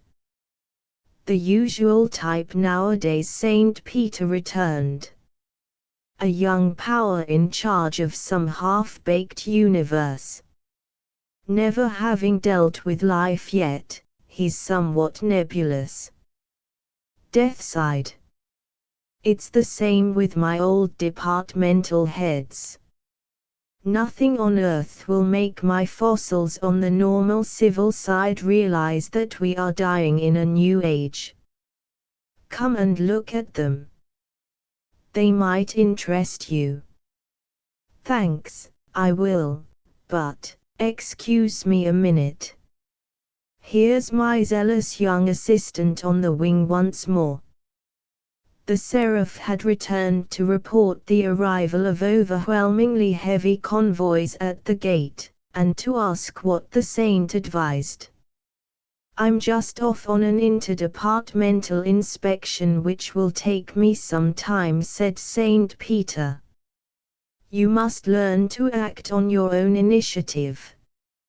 So I shall leave you to yourself for the next hour or two, merely suggesting, I don't wish in any way to sway your judgment, that you invite Saint Paul, Saint Ignatius, Loyola, I mean, and Saint Christopher to assist as supervising assessors on the Board of Admission. Ignatius is one of the subtlest intellects we have, and an officer and a gentleman to boot. I assure you, the saint turned towards Death, he revels in dialectics. If he's allowed to prove his case, he's quite capable of letting off the offender. Saint Christopher, of course, will pass anything that looks wet and muddy. They are nearly all that now, sir, said the seraph. So much the better, and, as I was going to say, Saint Paul is an embarrass, a distinctly strong colleague. Still, we all have our weaknesses. Perhaps a well-timed reference to his seamanship in the Mediterranean. By the way, look up the name of his ship, will you? Alexandria Register, I think, might be useful in some of those sudden maritime cases that crop up. I needn't tell you to be firm, of course. That's your besetting, I mean, reprimand them severely and publicly, but, the saint's voice broke, oh, my child, you don't know what it is to need forgiveness. Be gentle with them, be very gentle with them. Swiftly as a falling shaft of light the seraph kissed the sandaled feet and was away. Aha, said Saint Peter. He can't go far wrong with that board of admission as I've, arranged it. They walked towards the great central office of normal civil death, which, buried to the knees in a flood of temporary structures, resembled a closed cribbage board among spilled dominoes. They entered an area of avenues and cross-avenues, flanked by long, low buildings, each packed with seraphs working wing to folded wing. Our temporary buildings, Death explained. Always being added to. This is the war side. You'll find nothing changed on the normal civil side. They are more human than mankind. It doesn't lie in my mouth to blame them, said Saint Peter. No, I've yet to meet the soul you wouldn't find excuse for, said Death tenderly, but then I don't, arrange my boards of admission. If one doesn't help one's staff will never help itself. Saint Peter laughed, as the shadow of the main porch of the normal civil death offices darkened above them. This facade rather recalls the Vatican, doesn't it? Said the saint. They're quite as conservative. Notice how they still keep the old Holbein uniforms. Morning, Sergeant Fell. How goes it? Said Death as he swung the dusty doors and nodded at a commissionaire, clad in the grim livery of death, even as Hans Holbein has designed it. Sadly. Very sadly indeed, sir, the commissionaire replied. So many poor ladies and gentlemen, sir, might well have lived another few years, going off as you might say, in every direction with no time for the proper obsequies. Too bad, said Death sympathetically. Well, we're none of us as young as we were, Sergeant. They climbed a carved staircase, behung with the whole millinery of undertaking at large. Death halted on a dark Aberdeen granite landing and beckoned a messenger. We're rather busy today, sir, the messenger whispered, but I think His Majesty will see you. Who is the head of this department if it isn't you? Saint Peter whispered in turn. You may well ask, his companion replied. I'm only, he checked himself and went on. The fact is, our normal civil death side is controlled by a being who considers himself all that I am and more. He's death as men have made him, in their own image. He pointed to a brazen plate, by the side of a black curtained door, which read, Normal Civil Death, KG, KT, KP, PC, etc. He's as human as mankind. I guessed as much from those letters. What do they mean? Titles conferred on him from time to time. King of Ghosts, King of Terrors, King of Phantoms, Pallid Conqueror, and so forth. There's no denying he's earned every one of them. A first-class mind, but just a little bit of a SN, His Majesty is at liberty, said the messenger. Civil death did not belie his name. No monarch on earth could have welcomed them more graciously, or, in St. Peter's case, with more of that particularity of remembrance which is the gift of good kings. But when Death asked him how his office was working, he became at once the departmental head with a grievance. Thanks to this abominable war, he began testily, my NCD has to spend all its time fighting for mere existence. Your new war side seems to think that nothing matters except the war. I've been asked to give up 2/3 of my archives basement, E7, E64, to the Polish civilian casualty check and audit. Preposterous. Where am I to move my archives? And they've just been cross-indexed, too. As I understood it, said Death, our war side merely applied for desk room in your basement. They were prepared to leave your archives in situ. Impossible. We may need to refer to them at any moment. There's a case now which is interesting us all, a Mrs. Olaby.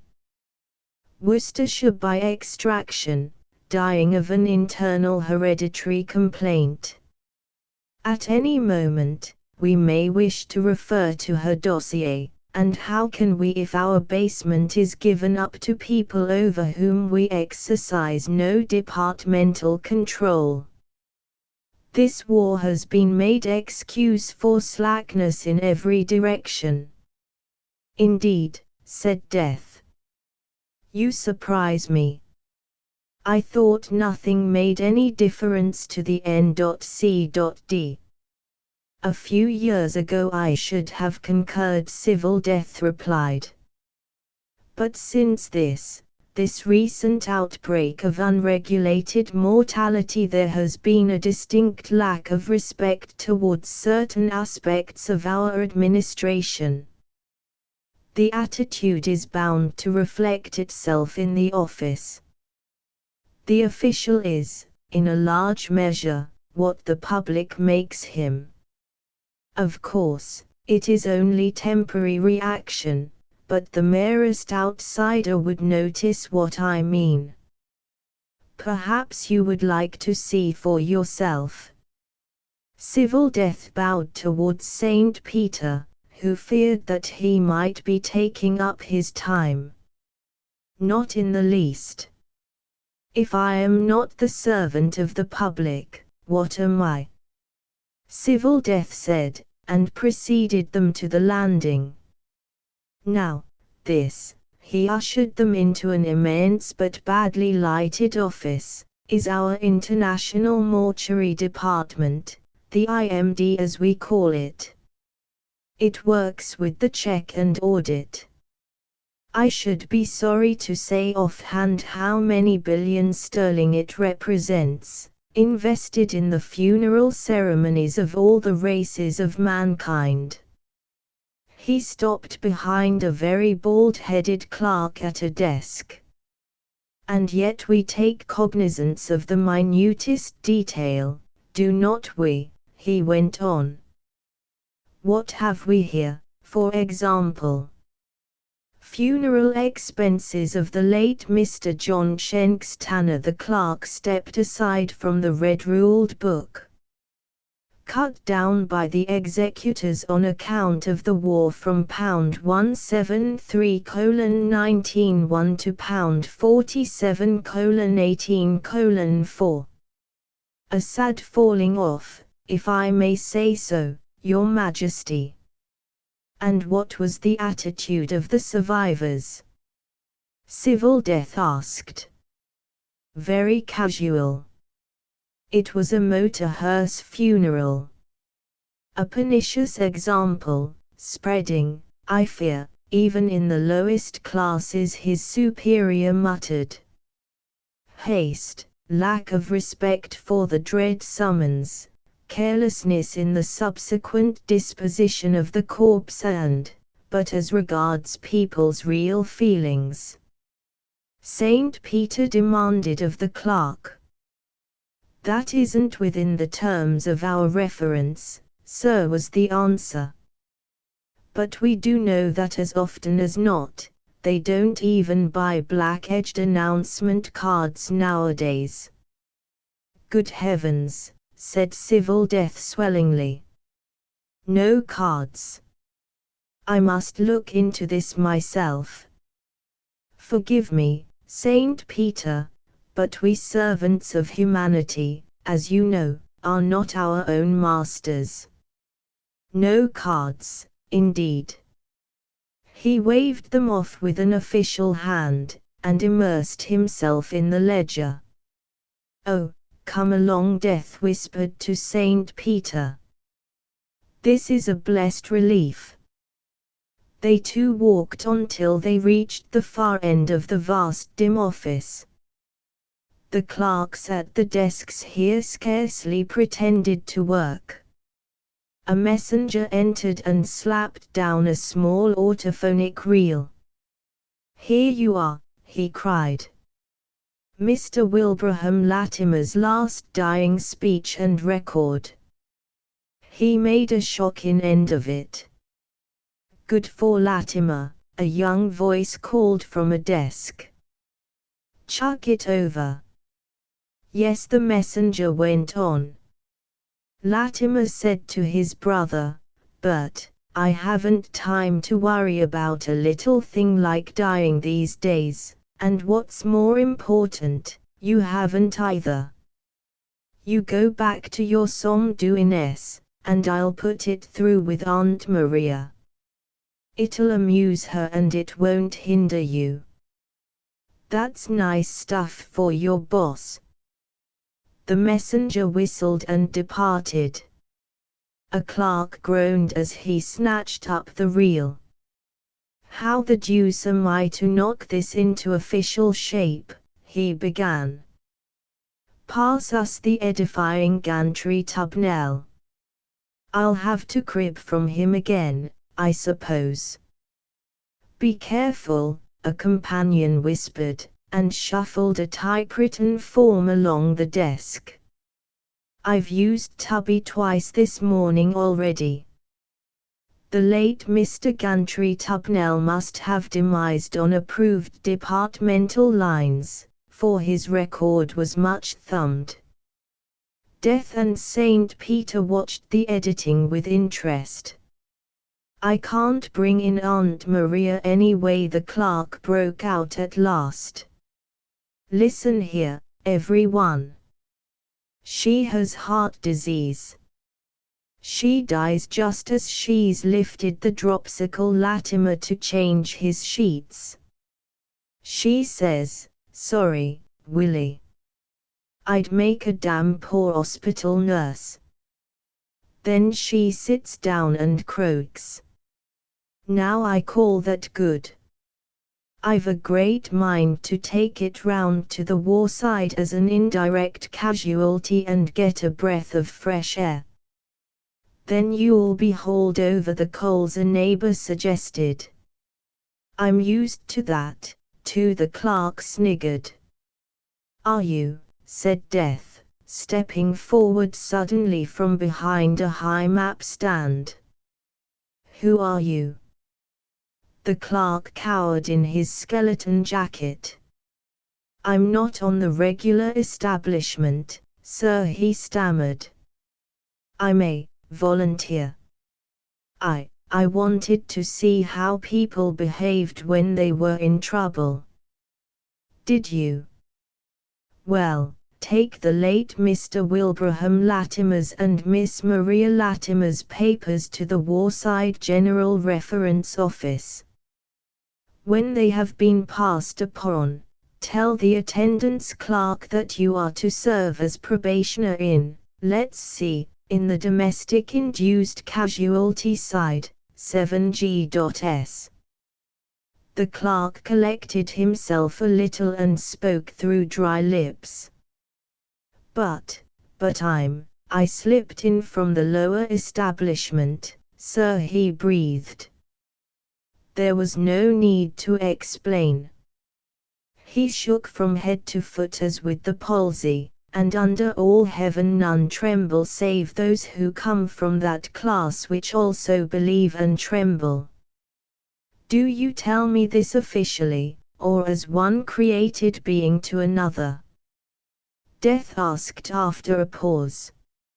Oh, non-officially, sir. Strictly non-officially, so long as you know all about it. His awe-stricken fellow workers could not restrain a smile at Death having to be told about anything. Even Death bit his lips. I don't think you will find the war side will raise any objections, said he. By the way, they don't wear that uniform over there. Almost before Death ceased speaking, it was ripped off and flung on the floor, and that which had been a sober clerk of normal civil death stood up an unmistakable, curly-haired, bat-winged, fawn-eared imp of the pit. But where his wings joined his shoulders there was a patch of delicate dove-colored feathering that gave promise to spread all up the pinion. Saint Peter saw it and smiled, for it was a known sign of grace. Thank goodness, the ex-clerk gasped as he snatched up the Latimer records and sheered sideways through the skylight. Amen, said Death and Saint Peter together, and walked through the door. Weren't you hinting something to me a little while ago about my lax methods? Saint Peter demanded, innocently. Well, if one doesn't help one's staff will never help itself, Death retorted. Now, I shall have to pitch in a stiff demi-official asking how that young fiend came to be taken on in the NCD without examination. And I must do it before the NCD complain that I've been interfering with their departmental transfers. Aren't they human? If you want to go back to the gate, I think our shortest way will be through here and across the warsheds. They came out of a side door into heaven's full light. A phalanx of shining ones swung across a great square singing, "To him who made the heavens abide, yet cease not from their motion, to him who drives the cleansing tide twice a day round ocean, let his name be magnified in all poor folks' devotion." Death halted their leader, and asked a question. "We're volunteer aid-serving powers," the Seraph explained, "reporting for duty in the domestic-induced casualty department, told off to help relatives, where we can." The shift trooped on, such an array of powers, honors, glories, toils, patiences, services, faiths and loves as no man may conceive even by favor of dreams. Death and Saint Peter followed them into a DICD shed on the English side, where, for the moment, work had slackened. Suddenly a name flashed on the telephone indicator. Mrs. Arthur Bedott, 317 Portsmouth Avenue, Brondesbury. Husband badly wounded. One child. Her special weakness was appended. A seraph on the raised dais that overlooked the volunteer aides waiting at the entrance, nodded and crooked a finger. One of the new shift, a temporary acting glory, hurled himself from his place and vanished earthward. "You may take it," Death whispered to Saint Peter, "there will be a sustaining epic built up round Private Bedott's wound for his wife and baby Bedott to cling to." And here, they heard wings that flapped wearily. "Here, I suspect, comes one of our failures." A seraph entered and dropped, panting, on a form. His plumage was ragged, his sword splintered to the hilt, and his face still worked with the passions of the world he had left, as his soiled vesture reeked of alcohol. Defeat, he reported hoarsely, when he had given in a woman's name. Utter defeat. Look. He held up the stump of his sword. I broke this on her gin bottle. So. We try again, said the impassive chief seraph.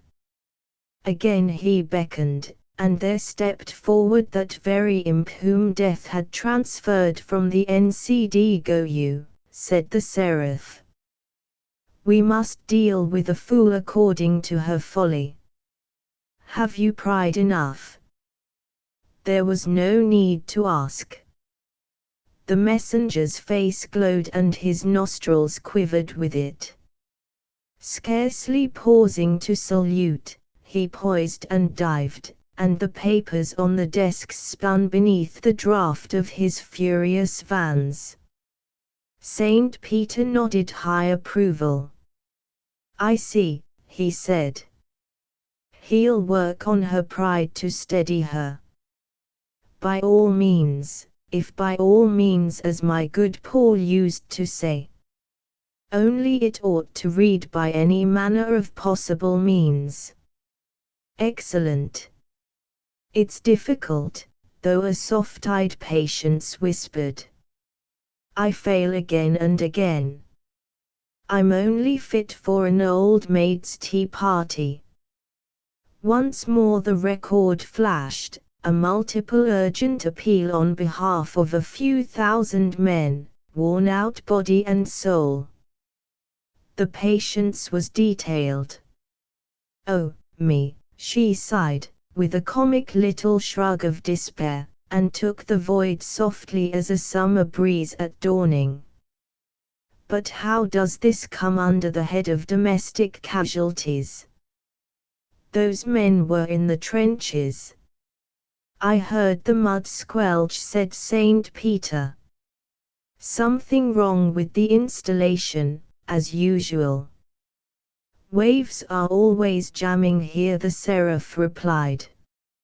So it seems, said Saint Peter, as a wireless cut in with the muffled note of someone singing, sorely out of tune, to an accompaniment of desultory poppings. Unless you can love as the angels love, with the breadth of heaven be twigged.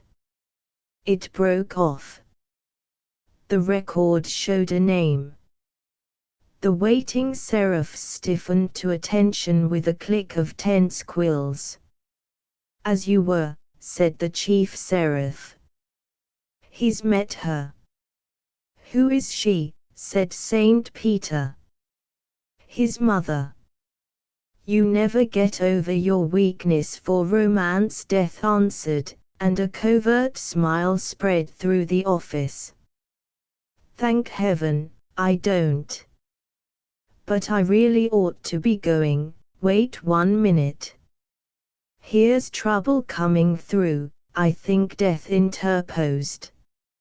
A recorder had sparked furiously in a broken run of S.O.SS that allowed no time for inquiry. Name. Name, an impatient young Faith panted at last. It can't be blotted out. No name came up. Only the reiterated appeal. False alarm, said a hard-featured toil, well used to mankind. Some fool has found out that he owns a soul. Wants work. I'd cure him. Hush, said a love in armor, stamping his mailed foot. The office listened. Bad case. Death demanded at last. Rank bad, sir. They are holding back the name, said the chief seraph. The SOS signals grew more desperate, and then ceased with an emphatic thump. The love in armor winced. Firing party, he whispered to Saint Peter. Can't mistake that noise. What is it? Saint Peter cried nervously. Deserter, spy, murderer was the chief seraph's suave answer. It's out of my department, now. No, hold the line. The name's up at last. It showed for an instant, broken and faint as sparks on charred wadding, but in that instant a dozen pens had it written. Saint Peter with never a word gathered his robes about him and bundled through the door, headlong for the gate. No hurry, said Death at his elbow. With the present rush your man won't come up for ever so long. Never can be sure these days. Anyhow, the lower establishment will be after him like sharks. He's the very type they'd want for propaganda. Deserter, traitor, murderer. Out of my way, please, babies. A group of children round a red-headed man who was telling them stories, scattered laughing. The man turned to Saint Peter. Deserter, traitor, murderer, he repeated. Can I be of service? You can. Saint Peter gasped. Double on ahead to the gate and tell them to hold up all expulsions till I come. Then he shouted as the man sped off at a long hound-like trot, go and picket the outskirts of the convoys. Don't let anyone break away on any account. Quick. But Death was right. They need not have hurried. The crowd at the gate was far beyond the capacities of the examining board, even though, as Street Peter's deputy informed him, it had been enlarged twice in his absence. We're doing our best, the seraph explained, but delay is inevitable, sir. The lower establishment are taking advantage of it, as usual, at the tail of the convoys. I've doubled all pickets there, and I'm sending more. Here's the extra list, sir. Ark J, Braidlorf C, Bunyan J, Calvin J. Iscariot J. reported to me just now, as under your orders, and took M with him. Also Shakespeare W. and, never mind the rest, said Saint Peter. I'm going there myself. Meantime, carry on with the passes, don't fiddle over M, and give me a blank or two. He caught up a thick block of free passes, nodded to a group in khaki at a passport table, initialed their commanding officer's personal pass as for officer and party, and left the numbers to be filled in by a quite competent-looking quartermaster sergeant. Then, Death beside him, he breasted his way out of the gate against the incoming multitude of all races, tongues, and creeds that stretched far across the plain. An old lady, firmly clutching a mottle-nosed, middle-aged major by the belt, pushed across a procession of keen-faced poilus, and blocked his path. Her captive held in that terrible mother grip no power has yet been able to unlock. I found him. I've got him. Pass him, she ordered. Street Peter's jaw fell. Death politely looked elsewhere. There are a few formalities, the saint began. With Jerry in this state. Nonsense. How like a man. My boy never gave me a moment's anxiety in. Don't, dear, don't. The major looked almost as uncomfortable as Saint Peter. Well, nothing compared with what he would give me if he weren't past. Didn't I hear you singing just now? Death asked, seeing that his companion needed a breathing space. Of course you did, the mother intervened. He sings beautifully. And that's another reason. You're bass, aren't you now, darling? Saint Peter glanced at the agonized Major and hastily initialed him a pass. Without a word of thanks the mother hauled him away. Now, under what conceivable ruling do you justify that? Said Death. I.W. The importunate widow. It's scandalous. Saint Peter groaned. Then his face darkened as he looked across the great plain beyond the gate. I don't like this, he said. The lower establishment is out in full force tonight. I hope our pickets are strong enough. The crowd here had thinned to a disorderly queue flanked on both sides by a multitude of busy, discreet emissaries from the lower establishment who continually edged in to do business with them, only to be edged off again by a line of watchful pickets. Thanks to the khaki everywhere, the scene was not unlike that which one might have seen on earth any evening of the old days outside the refreshment room by the arch at Victoria Station, when the army trains started. Street Peter's appearance was greeted by the usual outburst of cock-crowing from the lower establishment. Dirty work at the crossroads, said Death dryly. I deserve it. Saint Peter grunted, but think what it must mean for Judas. He shouldered into the thick of the confusion where the pickets coaxed, threatened, implored, and in extreme cases bodily shoved the wearied men and women past the voluble and insinuating spirits who strove to draw them aside.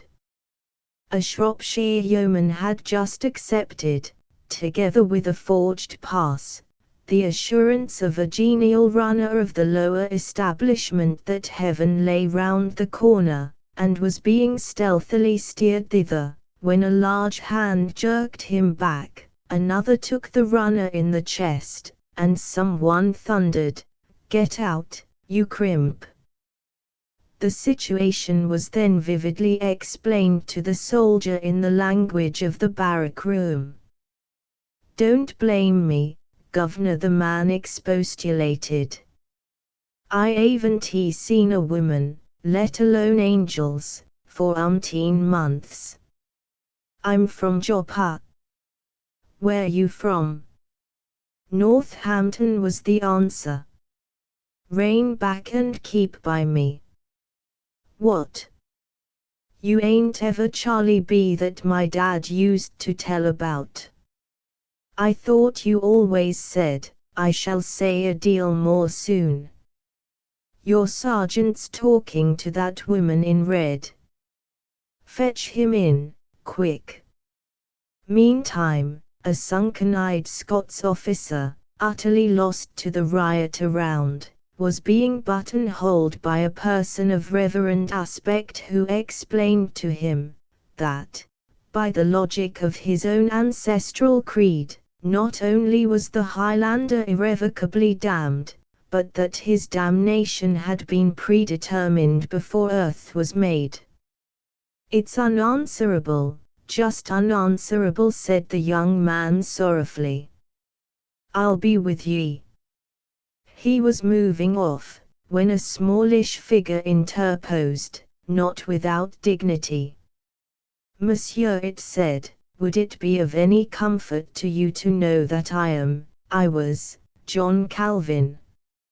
At this the Reverend one cursed and swore like the lost soul he was, while the Highlander turned to discuss with Calvin, pacing towards the gate, some alterations in the fabric of a work of fiction called the Institutio.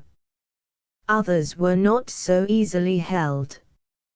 A certain woman, with loosened hair, bare arms, flashing eyes and dancing feet, shepherded her knot of waverers, hoarse and exhausted.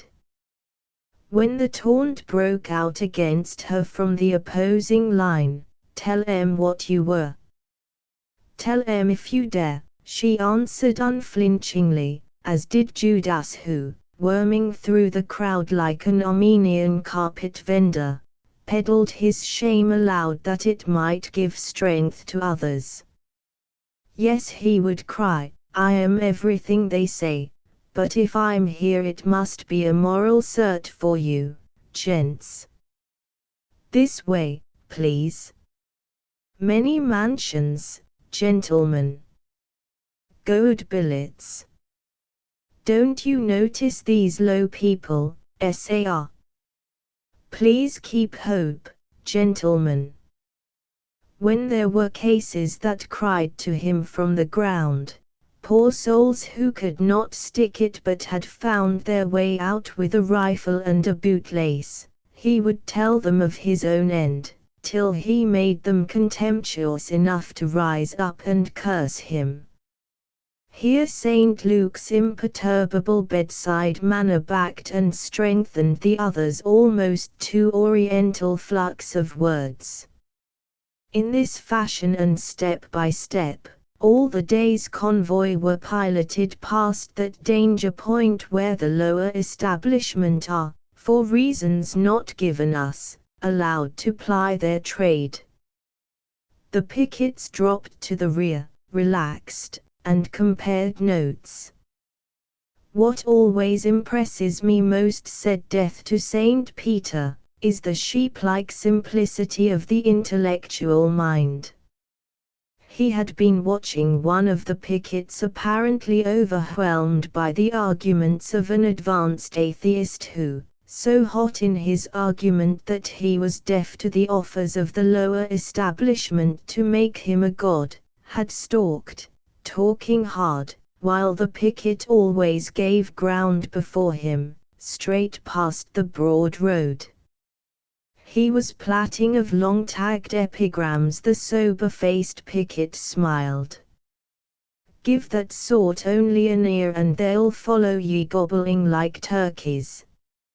And John held his peace through it all. A full fresh voice broke in. "It may be so," says John. "Doubtless, in your belief, it is so," says John. "Your words move me mightily," says John, and gorges his own beliefs like a pike going backwards. "And that young fool, so busy spinning words, words, words, that he trips past hell mouth without seeing it. Who's yonder, Joan? One of your English. Always late. Look." A young girl with short-cropped hair pointed with her sword across the plain towards a single faltering figure which made at first as though to overtake the convoy, but then turned left towards the lower establishment, who were enthusiastically cheering him as a leader of enterprise. "That's my traitor," said Saint Peter. "He has no business to report to the lower establishment before reporting to convoy." The figure's pace slackened as he neared the applauding line. He looked over his shoulder once or twice, and then fairly turned tail and fled again towards the still convoy. "Nobody ever gave me credit for anything I did," he began, sobbing and gesticulating. "They were all against me from the first. I only wanted a little encouragement. It was a regular conspiracy, but I showed 'em what I could do. I showed 'em. And, he halted again. "Oh, God! What are you going to do with me?" No one offered any suggestion. He ranged sideways like a doubtful dog, while across the plain the lower establishment murmured seductively. All eyes turned to Saint Peter. At this moment the saint said half to himself, "I can't recall any precise ruling under which, my own case, the ever-ready Judas suggested. No. That's making too much of it. And yet, oh, hurry up and get it over," the man wailed, and told them all that he had done, ending with the cry that none had ever recognized his merits, neither his own narrow-minded people, his inefficient employers, nor the snobbish jumped-up officers of his battalion. "You see," said Saint Peter at the end. "It's sheer vanity. It isn't even as if we had a woman to fall back upon." "Yet there was a woman, or I'm mistaken," said the picket with the pleasing voice who had praised John. "Eh, what? When?" Saint Peter turned swiftly on the speaker. "Who was the woman?" "The wise woman of Tycho," came the smooth answer. "I remember, because that verse was the private heart of my plays, some of 'em." But the saint was not listening. "You have it," he cried. Samuel 2:14. "To think that I should have forgotten. For we must needs die and are as water spilled on the ground which cannot be gathered up again.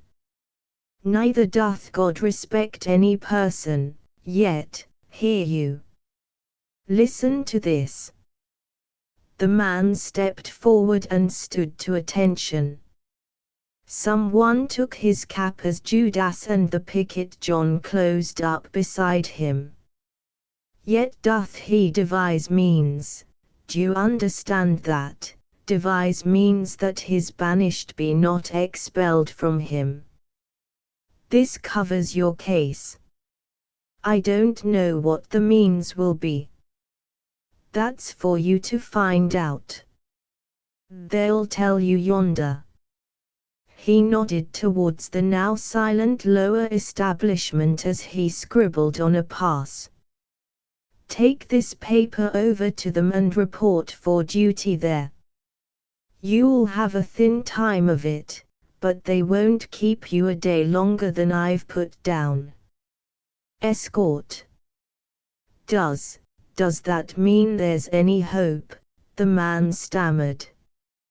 "Yes, I'll show you the way," Judas whispered. "I've lived there a very long time." "I'll bear you company apiece," said John, on his left flank. "There'll be despair to deal with. Heart up, Mr. Little Saul." The three wheeled off, and the convoy watched them grow smaller and smaller across the plain. Saint Peter smiled benignantly and rubbed his hands. "And now we're rested," said he, "I think we might make a push for billets this evening, gentlemen, eh?" The pickets fell in, guardians no longer but friends and companions all down the line. There was a little burst of cheering and the whole convoy strode away towards the not-so-distant gate. The saint and Death stayed behind to rest a while. It was a heavenly evening.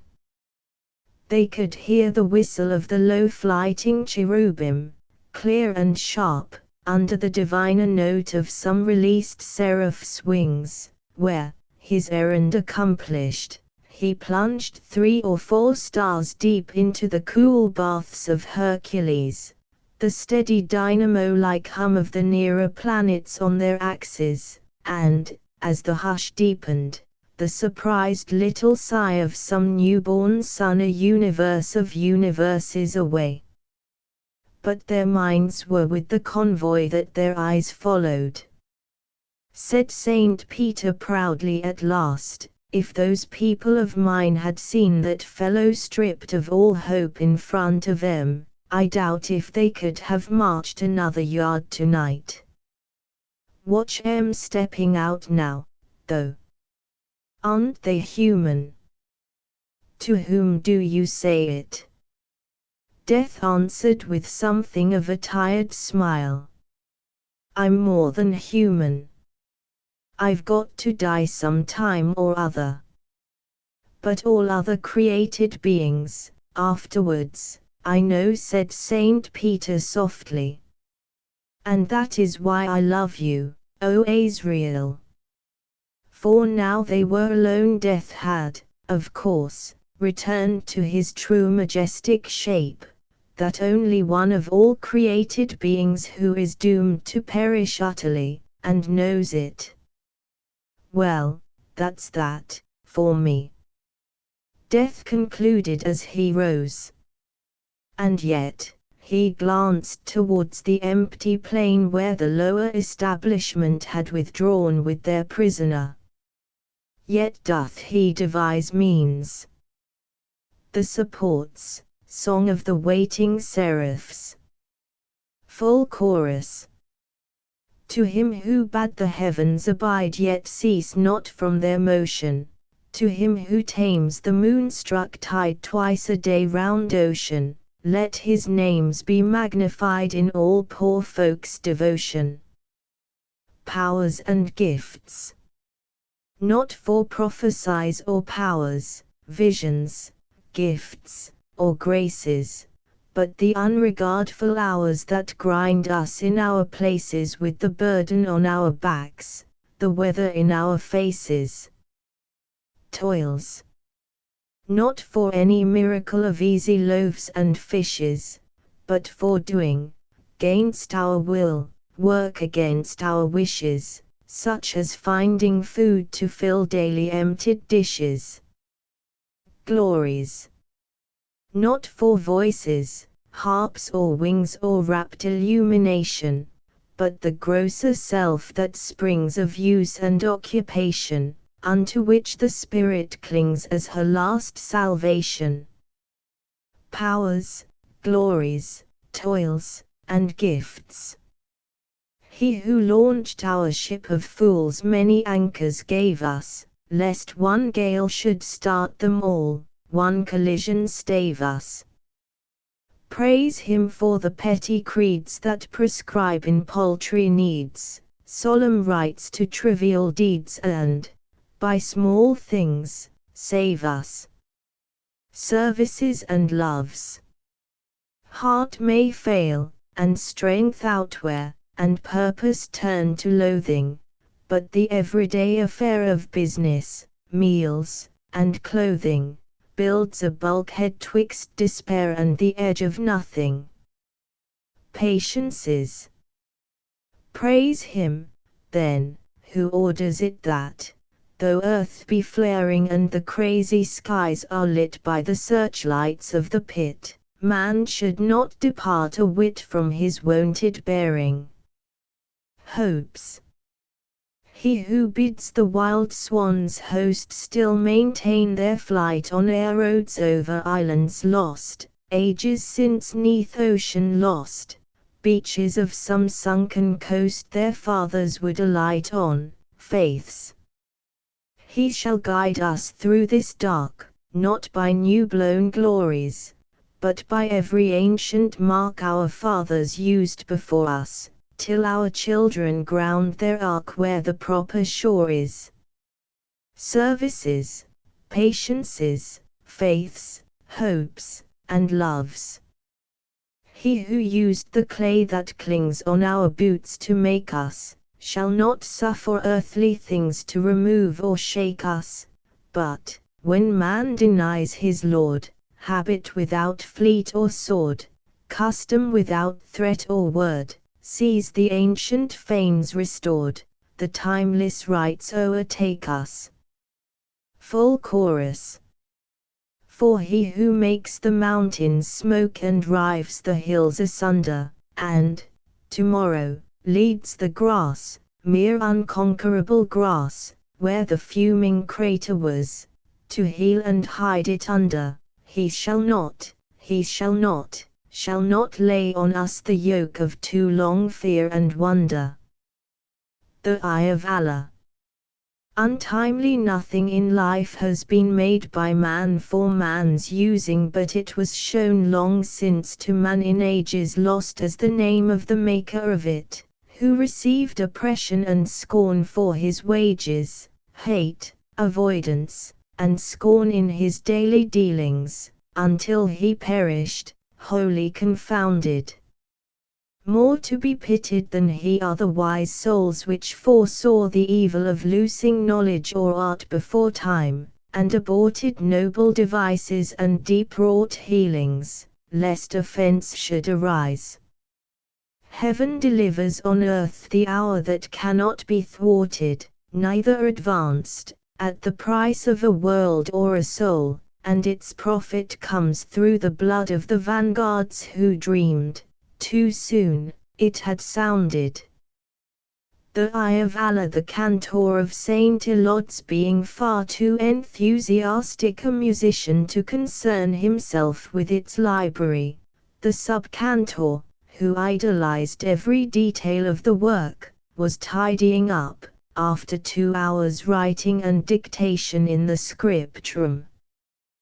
The copying monks handed him in their sheets. It was a plain 4 Gospels ordered by an abbot at Evesham, and filed out to Vespers.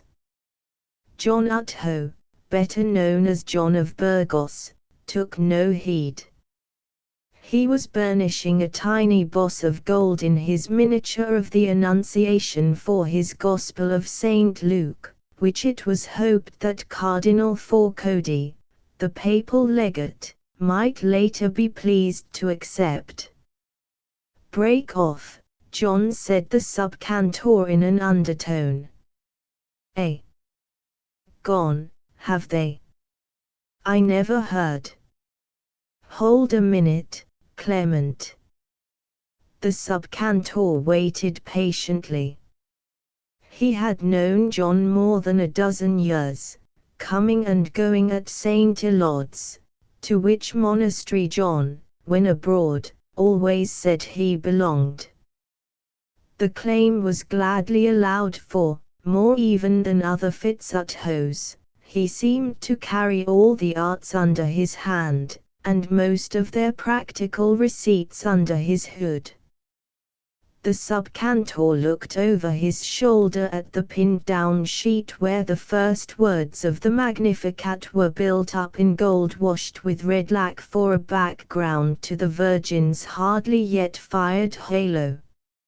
She was shown, hands joined in wonder, at a lattice of infinitely intricate arabesque, round the edges of which sprays of orange bloom seemed to load the blue hot air that carried back over the minute-parched landscape in the middle distance.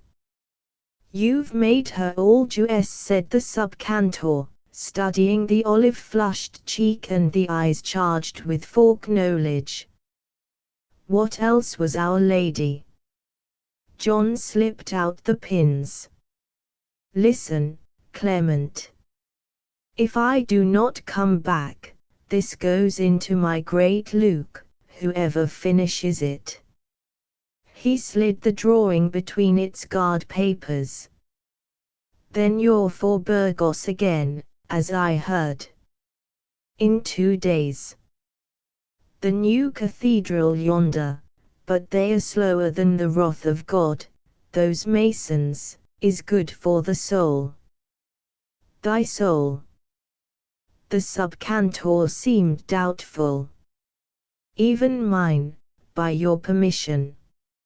And down south, on the edge of the conquered countries, Granada way, there's some Moorish diaper work that's wholesome.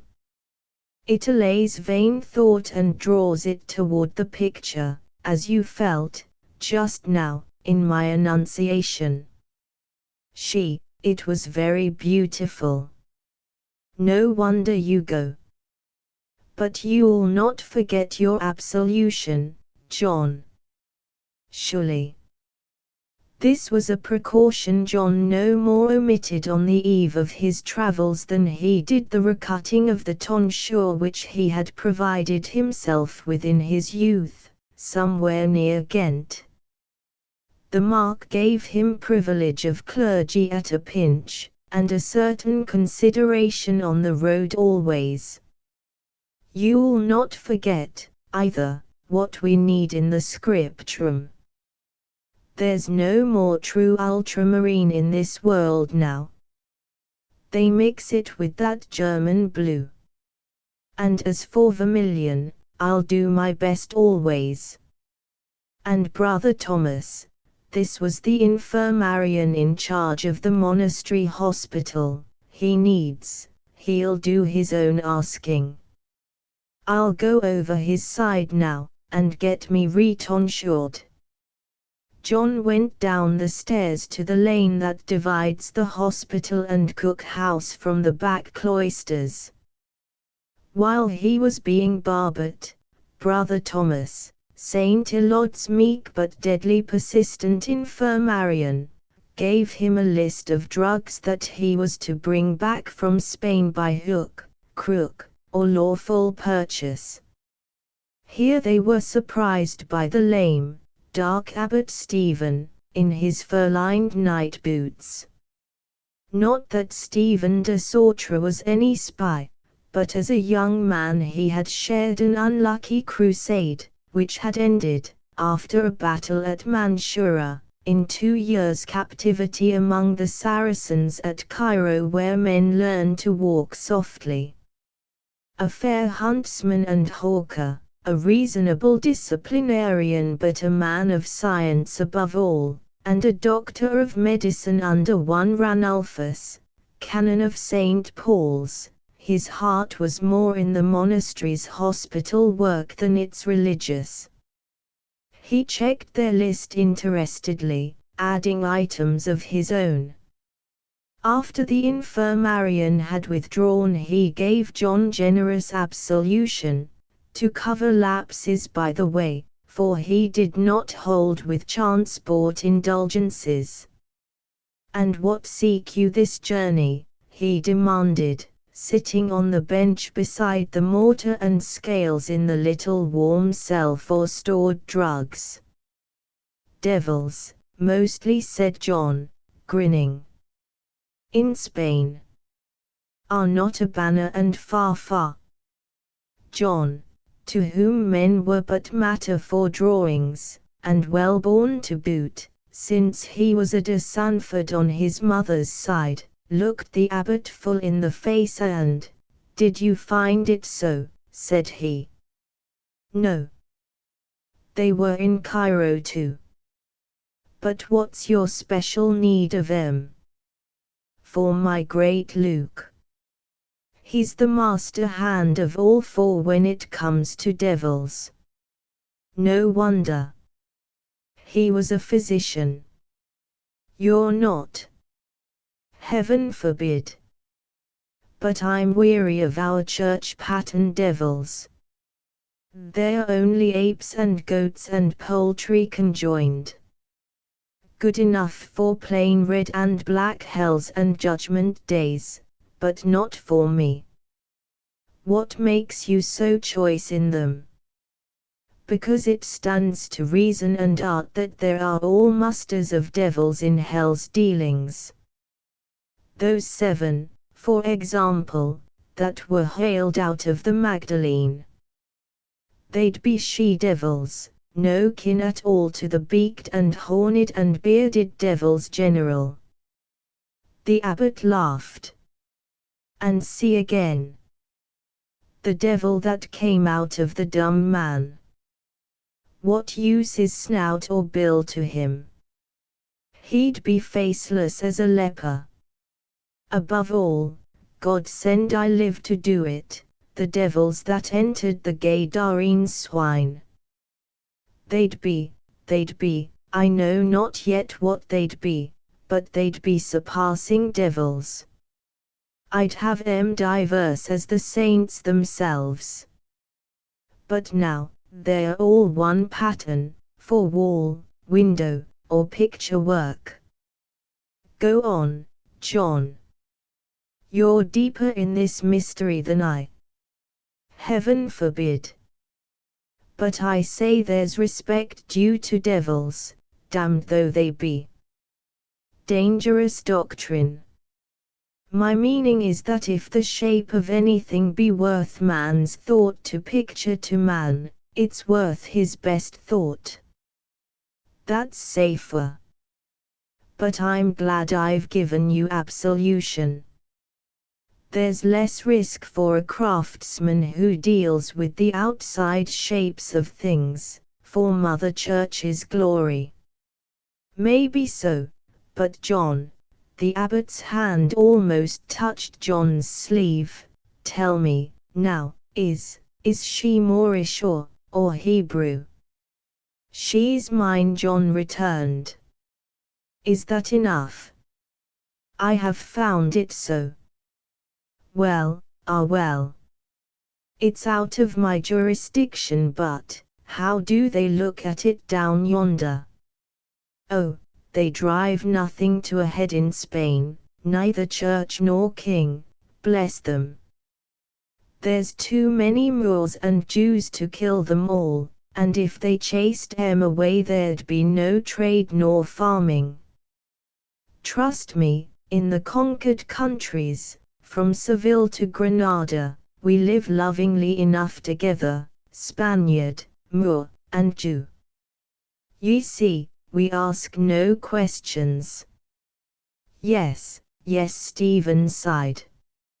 And always there's the hope, she may be converted. Oh yes, there's always hope. The abbot went on into the hospital. It was an easy age before Rome tightened the screw as to clerical connections. If the lady were not too forward, or the son too much his father's beneficiary in ecclesiastical preferments and levies, a good deal was overlooked. But, as the abbot had reason to recall, unions between Christian and infidel led to sorrow. Nonetheless, when John with mule, mails, and man, clattered off down the lane for Southampton and the sea, Stephen envied him. He was back, 20 months later, in good hard case, and loaded down with fairings. A lump of richest lazuli, a bar of orange-hearted vermilion, and a small packet of dried beetles which make most glorious scarlet, for the sub-cantor. Besides that, a few cubes of milky marble, with yet a pink flush in them, which could be slaked and ground down to incomparable background stuff. There were quite half the drugs that the abbot and Thomas had demanded, and there was a long deep red carnelian necklace for the abbot's lady, Anne of Norton. She received it graciously, and asked where John had come by it.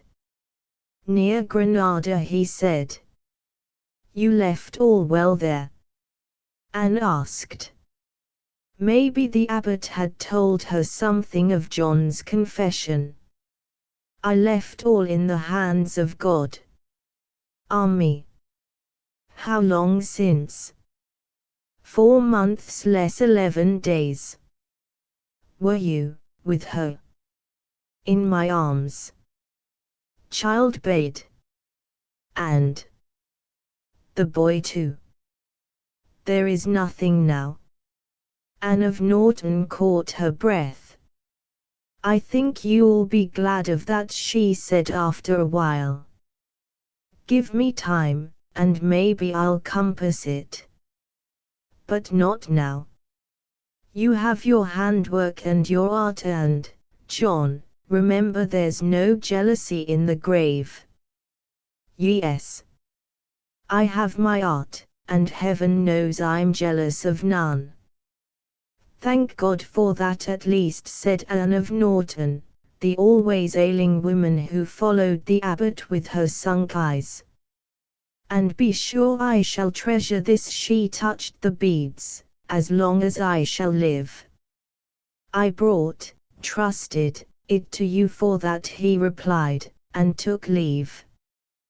When she told the abbot how she had come by it, he said nothing, but as he and Thomas were storing the drugs that John handed over in the cell which backs onto the hospital kitchen chimney, he observed, of a cake of dried poppy juice, this has power to cut off all pain from a man's body.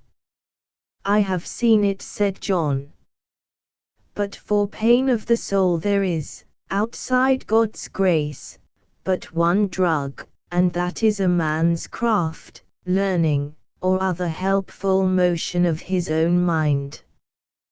That is coming to me, too, was the answer.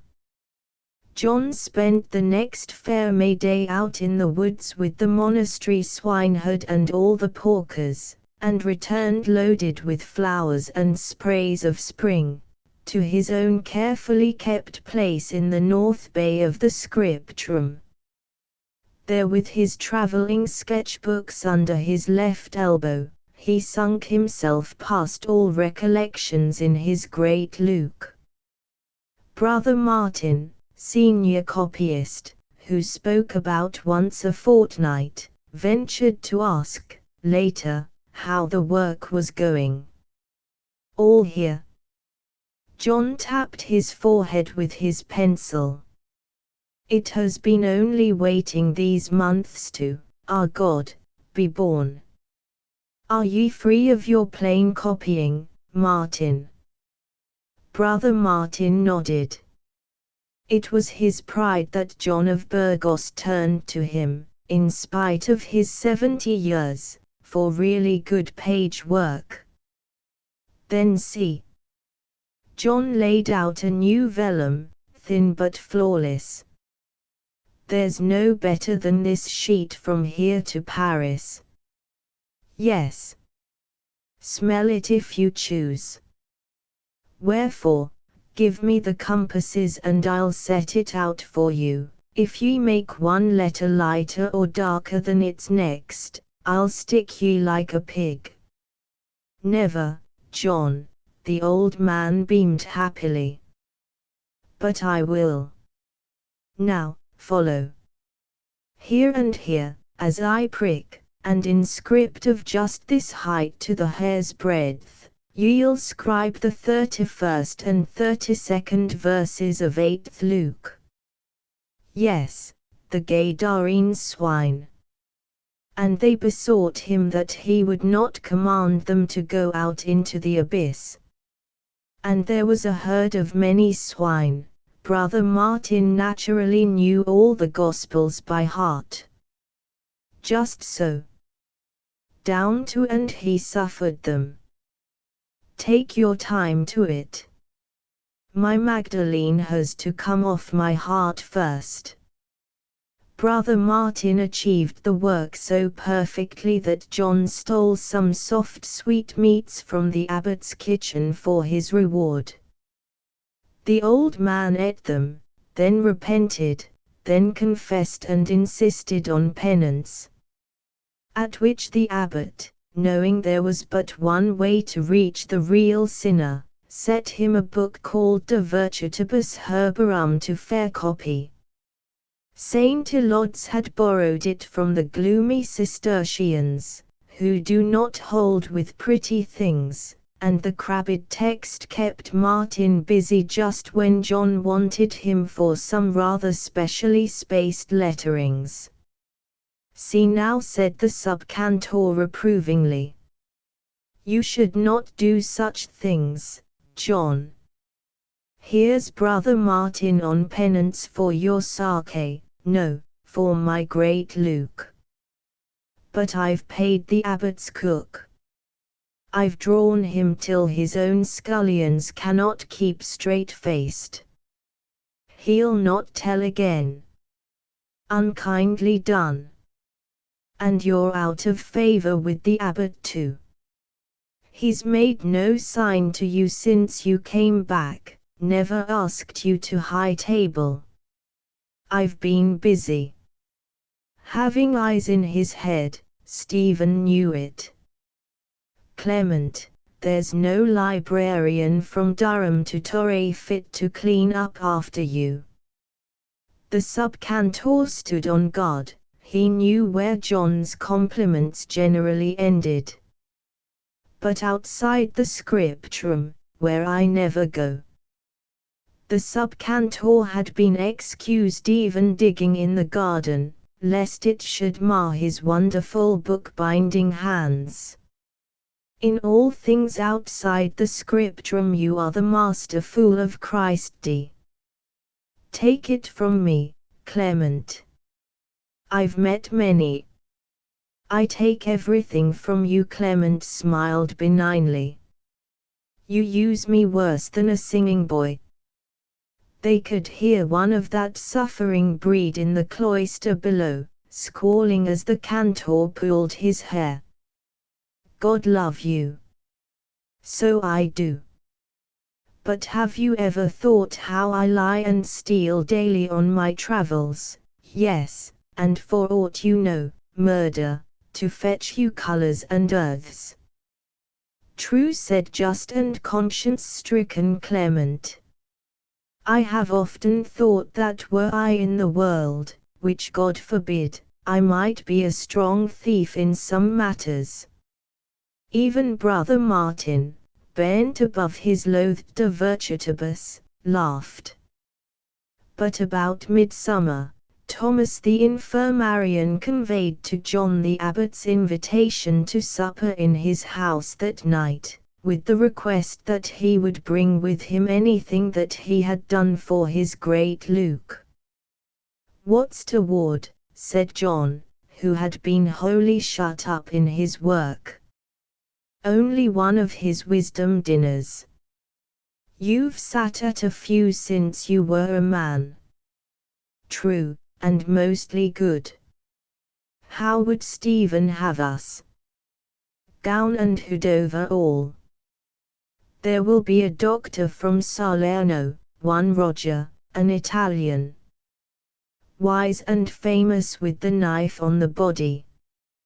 He's been in the infirmary some 10 days, helping me, even me. Never heard the name. But our Stephen's physicus before sacerdos, always. And his lady has a sickness of some time. Roger came hither in chief because of her. Did he? Now I think of it, I have not seen the Lady Anne for a while. You've seen nothing for a long while. She has been housed near a month, they have to carry her abroad now. So bad as that, then. Roger of Salerno will not yet say what he thinks. But, God pity Stephen. Who else at table, beside thee? An Oxford friar. Roger is his name also.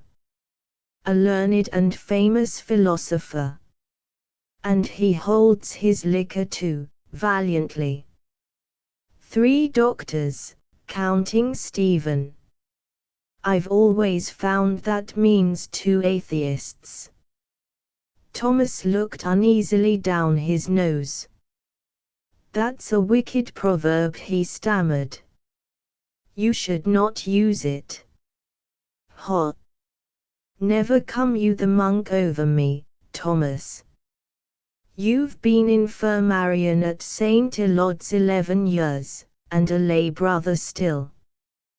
Why have you never taken orders, all this while?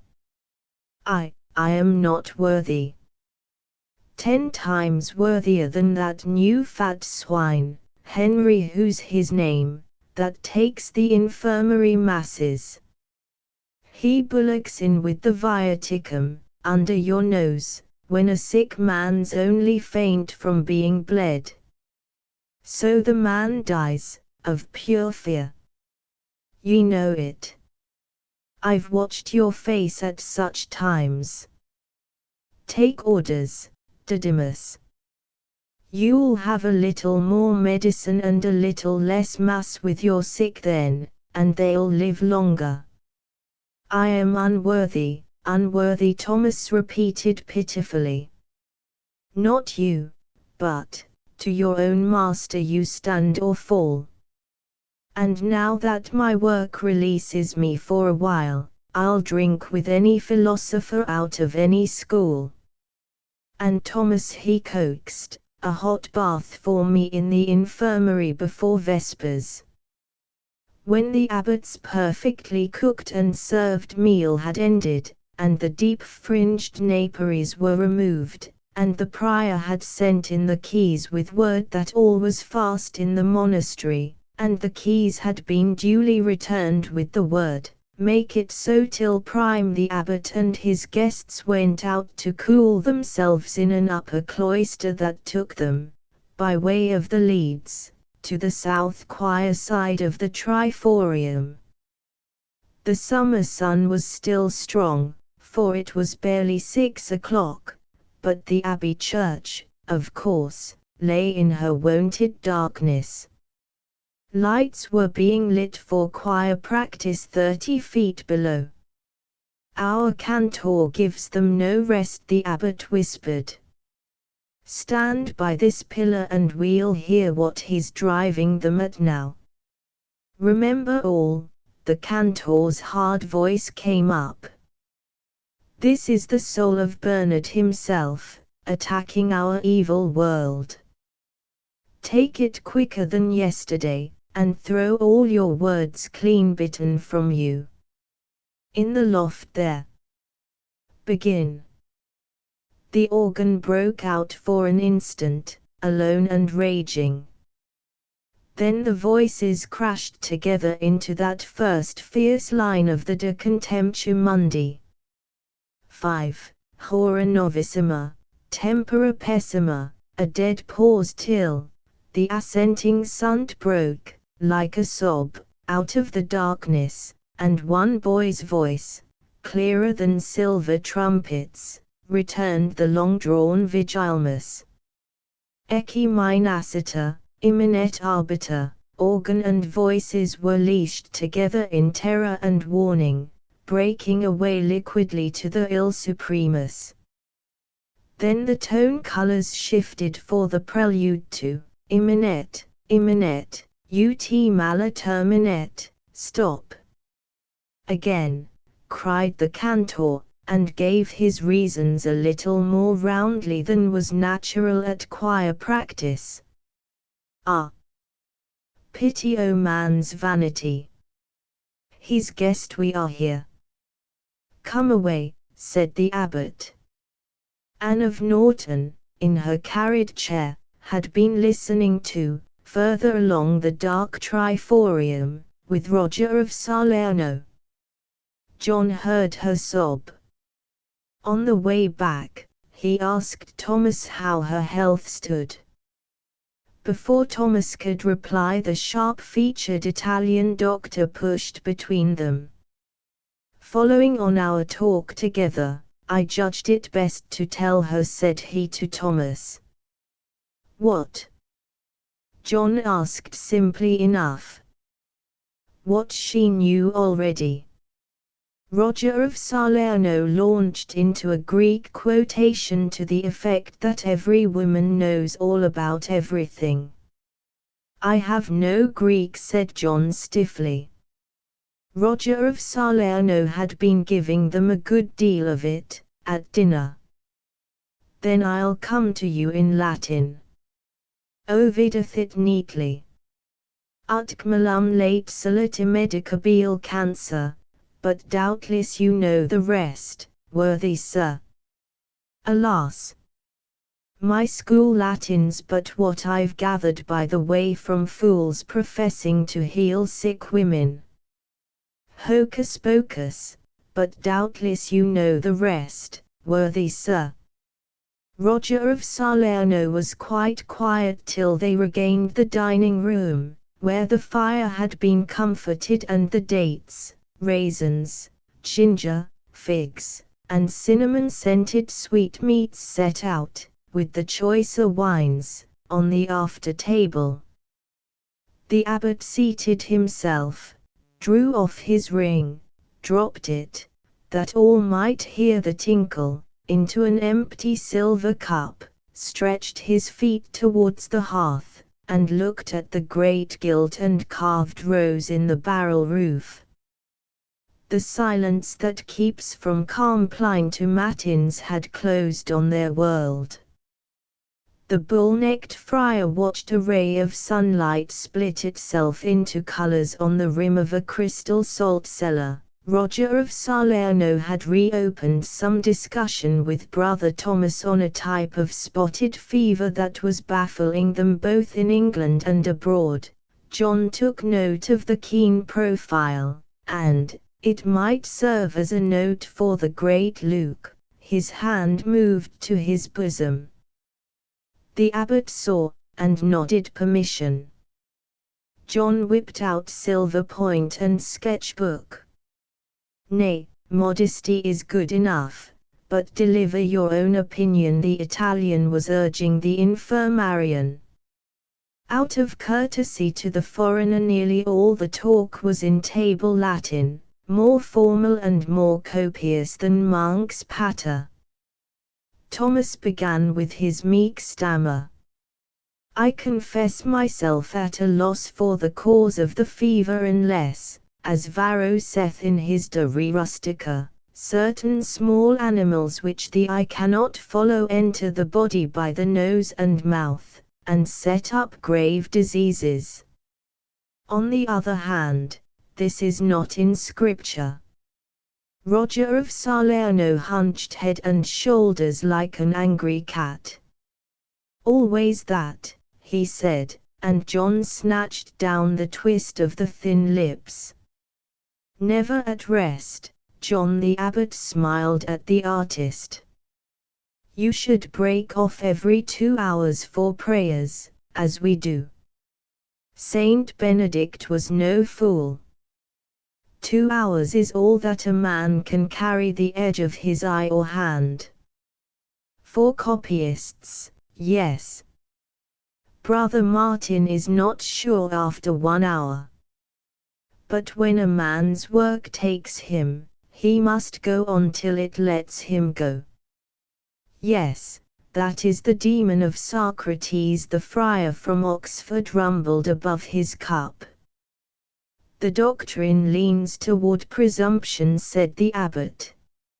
"Remember, shall mortal man be more just than his Maker?" "There is no danger of justice," the friar spoke bitterly. "But at least man might be suffered to go forward in his art or his thought. Yet if Mother Church sees or hears him move anyward, what says she? No. Always no. But if the little animals of Varro be invisible," this was Roger of Salerno to Thomas, "how are we any nearer to a cure?" "By experiment," the friar wheeled round on them suddenly. "By reason and experiment. The one is useless without the other." "But Mother Church, eh?" Roger de Salerno dashed at the fresh bait like a pike. "Listen, sirs. Her bishops, our princes, strew our roads in Italy with carcasses that they make for their pleasure or wrath. Beautiful corpses. Yet if we doctors, so much as raise the skin of one of them to look at God's fabric beneath, what says Mother Church? Sacrilege. Stick to your pigs and dogs, or you burn." "And not Mother Church only," the friar chimed in. "Every way we are barred by the words of some man, dead 1,000 years, which are held final.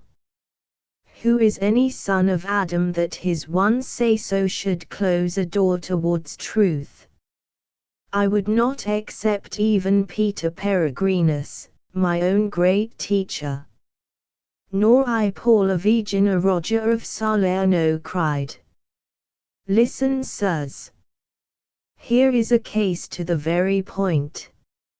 Apuleius affirmeth, if a man eat fasting of the juice of the cut-leaved buttercup, celeritas we call it, which means rascally, this with a condescending nod towards John, his soul will leave his body laughing. Now this is the lie more dangerous than truth, since truth of a sort is in it. He's away, whispered the abbot despairingly. For the juice of that herb, I know by experiment, burns, blisters, and rice the mouth. I know also the rictus, or pseudo-laughter on the face of such as have perished by the strong poisons of herbs allied to this ranunculus. Certainly that spasm resembles laughter. It seems then, in my judgment, that Apuleius, having seen the body of one thus poisoned, went off at score and wrote that the man died laughing. Neither staying to observe, nor to confirm observation by experiment, added the friar, frowning. Stephen the abbot cocked an eyebrow toward John. How think you? Said he. I'm no doctor, John returned, but I'd say Apuleius in all these years might have been betrayed by his copyists. They take short cuts to save themselves trouble. Put case that Apuleius wrote the soul seems to leave the body laughing, after this poison. There's not 3 copyists in 5, my judgment, would not leave out the seems to. For who'd question Apuleius? If it seemed so to him, so it must be. Otherwise any child knows cut-leaved buttercup. Have you knowledge of herbs? Roger of Salerno asked curtly. Only, that when I was a boy in convent, I've made tetanus round my mouth and on my neck with buttercup juice, to save going to prayer o' cold nights. Ah, said Roger. I profess no knowledge of tricks. He turned aside, stiffly. No matter. Now for your own tricks, John the tactful abbot broke in. You shall show the doctors your Magdalene and your Gadarene swine and the devils. Devils. Devils. I have produced devils by means of drugs, and have abolished them by the same means. Whether devils be external to mankind or immanent, I have not yet pronounced. Roger of Salerno was still angry. Ye dare not, snapped the friar from Oxford. Mother Church makes her own devils. Not holy. Our John has come back from Spain with brand new ones. Abbot Stephen took the vellum handed to him, and laid it tenderly on the table. They gathered to look. The Magdalene was drawn in palest, almost transparent, grisale, against a raging, swaying background of woman-faced devils, each broke to and by her special sin, and each, one could see, frenziedly straining against the power that compelled her. I've never seen the like of this grey shadow work, said the abbot. How came you by it? Non nobis. It came to me, said John, not knowing he was a generation or so ahead of his time in the use of that medium.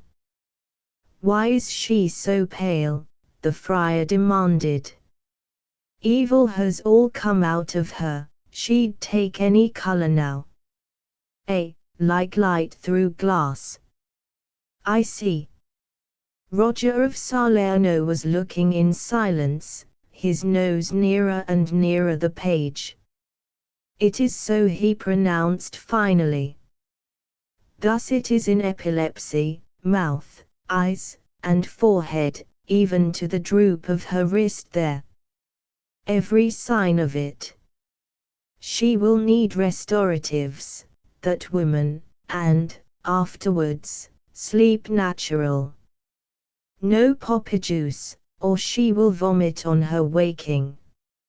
And thereafter, but I am not in my schools. He drew himself up. Sir, said he, you should be of our calling. For, by the snakes of Aesculapius, you see. The two struck hands as equals. And how think you of the 7 devils? The abbot went on. These melted into convoluted flower or flame-like bodies, ranging in color from phosphorescent green to the black purple of outworn iniquity, whose hearts could be traced beating through their substance. But, for sign of hope and the sane workings of life, to be regained, the deep border was of conventionalized spring flowers and birds, all crowned by a kingfisher in haste, atilt through a clump of yellow iris. Roger of Salerno identified the herbs and spoke largely of their virtues.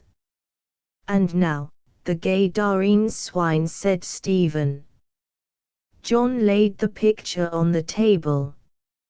Here were devils dishoused, in dread of being abolished to the void, huddling and hurtling together to force logment by every opening into the brute bodies offered. Some of the swine fought the invasion, foaming and jerking, some were surrendering to it, sleepily, as to a luxurious back-scratching, others, wholly possessed, whirled off in bucking droves for the lake beneath. In one corner the freedman stretched out his limbs all restored to his control, and our Lord, seated, looked at him as questioning what he would make of his deliverance. Devils indeed, was the friar's comment. But wholly a new sort. Some devils were mere lumps, with lobes and protuberances, a hint of a fiend's face peering through jelly-like walls. And there was a family of impatient, globular devilings who had burst open the belly of their smirking parent, and were revolving desperately towards their prey. Others patterned themselves into rods, chains and ladders, single or conjoined, round the throat and jaws of a shrieking sow, from whose ear emerged the lashing, glassy tail of a devil that had made good his refuge. And there were granulated and conglomerate devils, mixed up with the foam and slaver where the attack was fiercest. Thence the eye carried on to the insanely active backs of the downward racing swine, the swineherd's aghast face, and his dog's terror. Said Roger of Salerno, I pronounce that these were begotten of drugs. They stand outside the rational mind. Not these, said Thomas the infirmarian, who as a servant of the monastery should have asked his abbot's leave to speak. Not these, look, in the bordure. The border to the picture was a diaper of irregular but balanced compartments or cellules, where sat, swam, or weltered, devils in blank, so to say, things as yet uninspired by evil, indifferent, but lawlessly outside imagination. Their shapes resembled, again, ladders, chains, scourges, diamonds, aborted buds, or gravid phosphorescent globes, some well-nigh star-like. Roger of Salerno compared them to the obsessions of a churchman's mind. Malignant, the friar from Oxford questioned. Count everything unknown for horrible, Roger quoted with scorn. Not I. But they are marvelous, marvelous. I think. The friar drew back. Thomas edged in to see better, and half opened his mouth. Speak, said Stephen, who had been watching him. We are all in a sort doctors here. I would say then. Thomas rushed at it as one putting out his life's belief at the stake, that these lower shapes in the bordure may not be so much hellish and malignant as models and patterns upon which John has tricked out and embellished his proper devils among the swine above there. And that would signify, said Roger of Salerno sharply, in my poor judgment, that he may have seen such shapes, without help of drugs. Now who, said John of Burgos, after a round and unregarded oath, has made thee so wise of a sudden, my doubter? I wise? God forbid. Only John, remember, one winter 6 years ago, the snowflakes melting on your sleeve at the cook-house door. You showed me them through a little crystal, that made small things larger. Yes. The Moors call such a glass the eye of Allah, John confirmed. You showed me them melting, 6-sided. You called them, then, your patterns. True. Snowflakes melt 6-sided. I have used them for diaper work often. Melting snowflakes as seen through a glass. By art optical, the friar asked. Art optical? I have never heard. Roger of Salerno cried. John, said the abbot of St. Elod's commandingly, is it so? In some sort, John replied, Thomas has the right of it. Those shapes in the bordure were my workshop patterns for the devils above. In my craft, Salerno, we dare not drug. It kills hand and eye. My shapes are to be seen honestly, in nature. The abbot drew a bowl of rose water towards him. When I was prisoner with the Saracens after Mansoura, he began, turning up the fold of his long sleeve, there were certain magicians, physicians, who could show, he dipped his third finger delicately in the water, all the firmament of hell, as it were, he shook off one drop from his polished nail onto the polished table, even such a supernaculum as this. But it must be foul water, not clean, said John. Show us then, all, said Stephen. I would make sure, once more. The abbot's voice was official.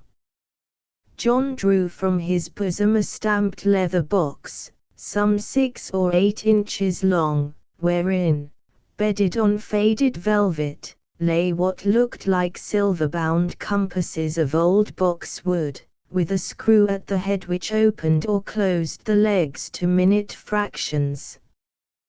The legs terminated, not in points, but spoon-shapedly, one spatula pierced with a metal-lined hole less than 1/4 of an inch across, the other with a 1/2-inch hole.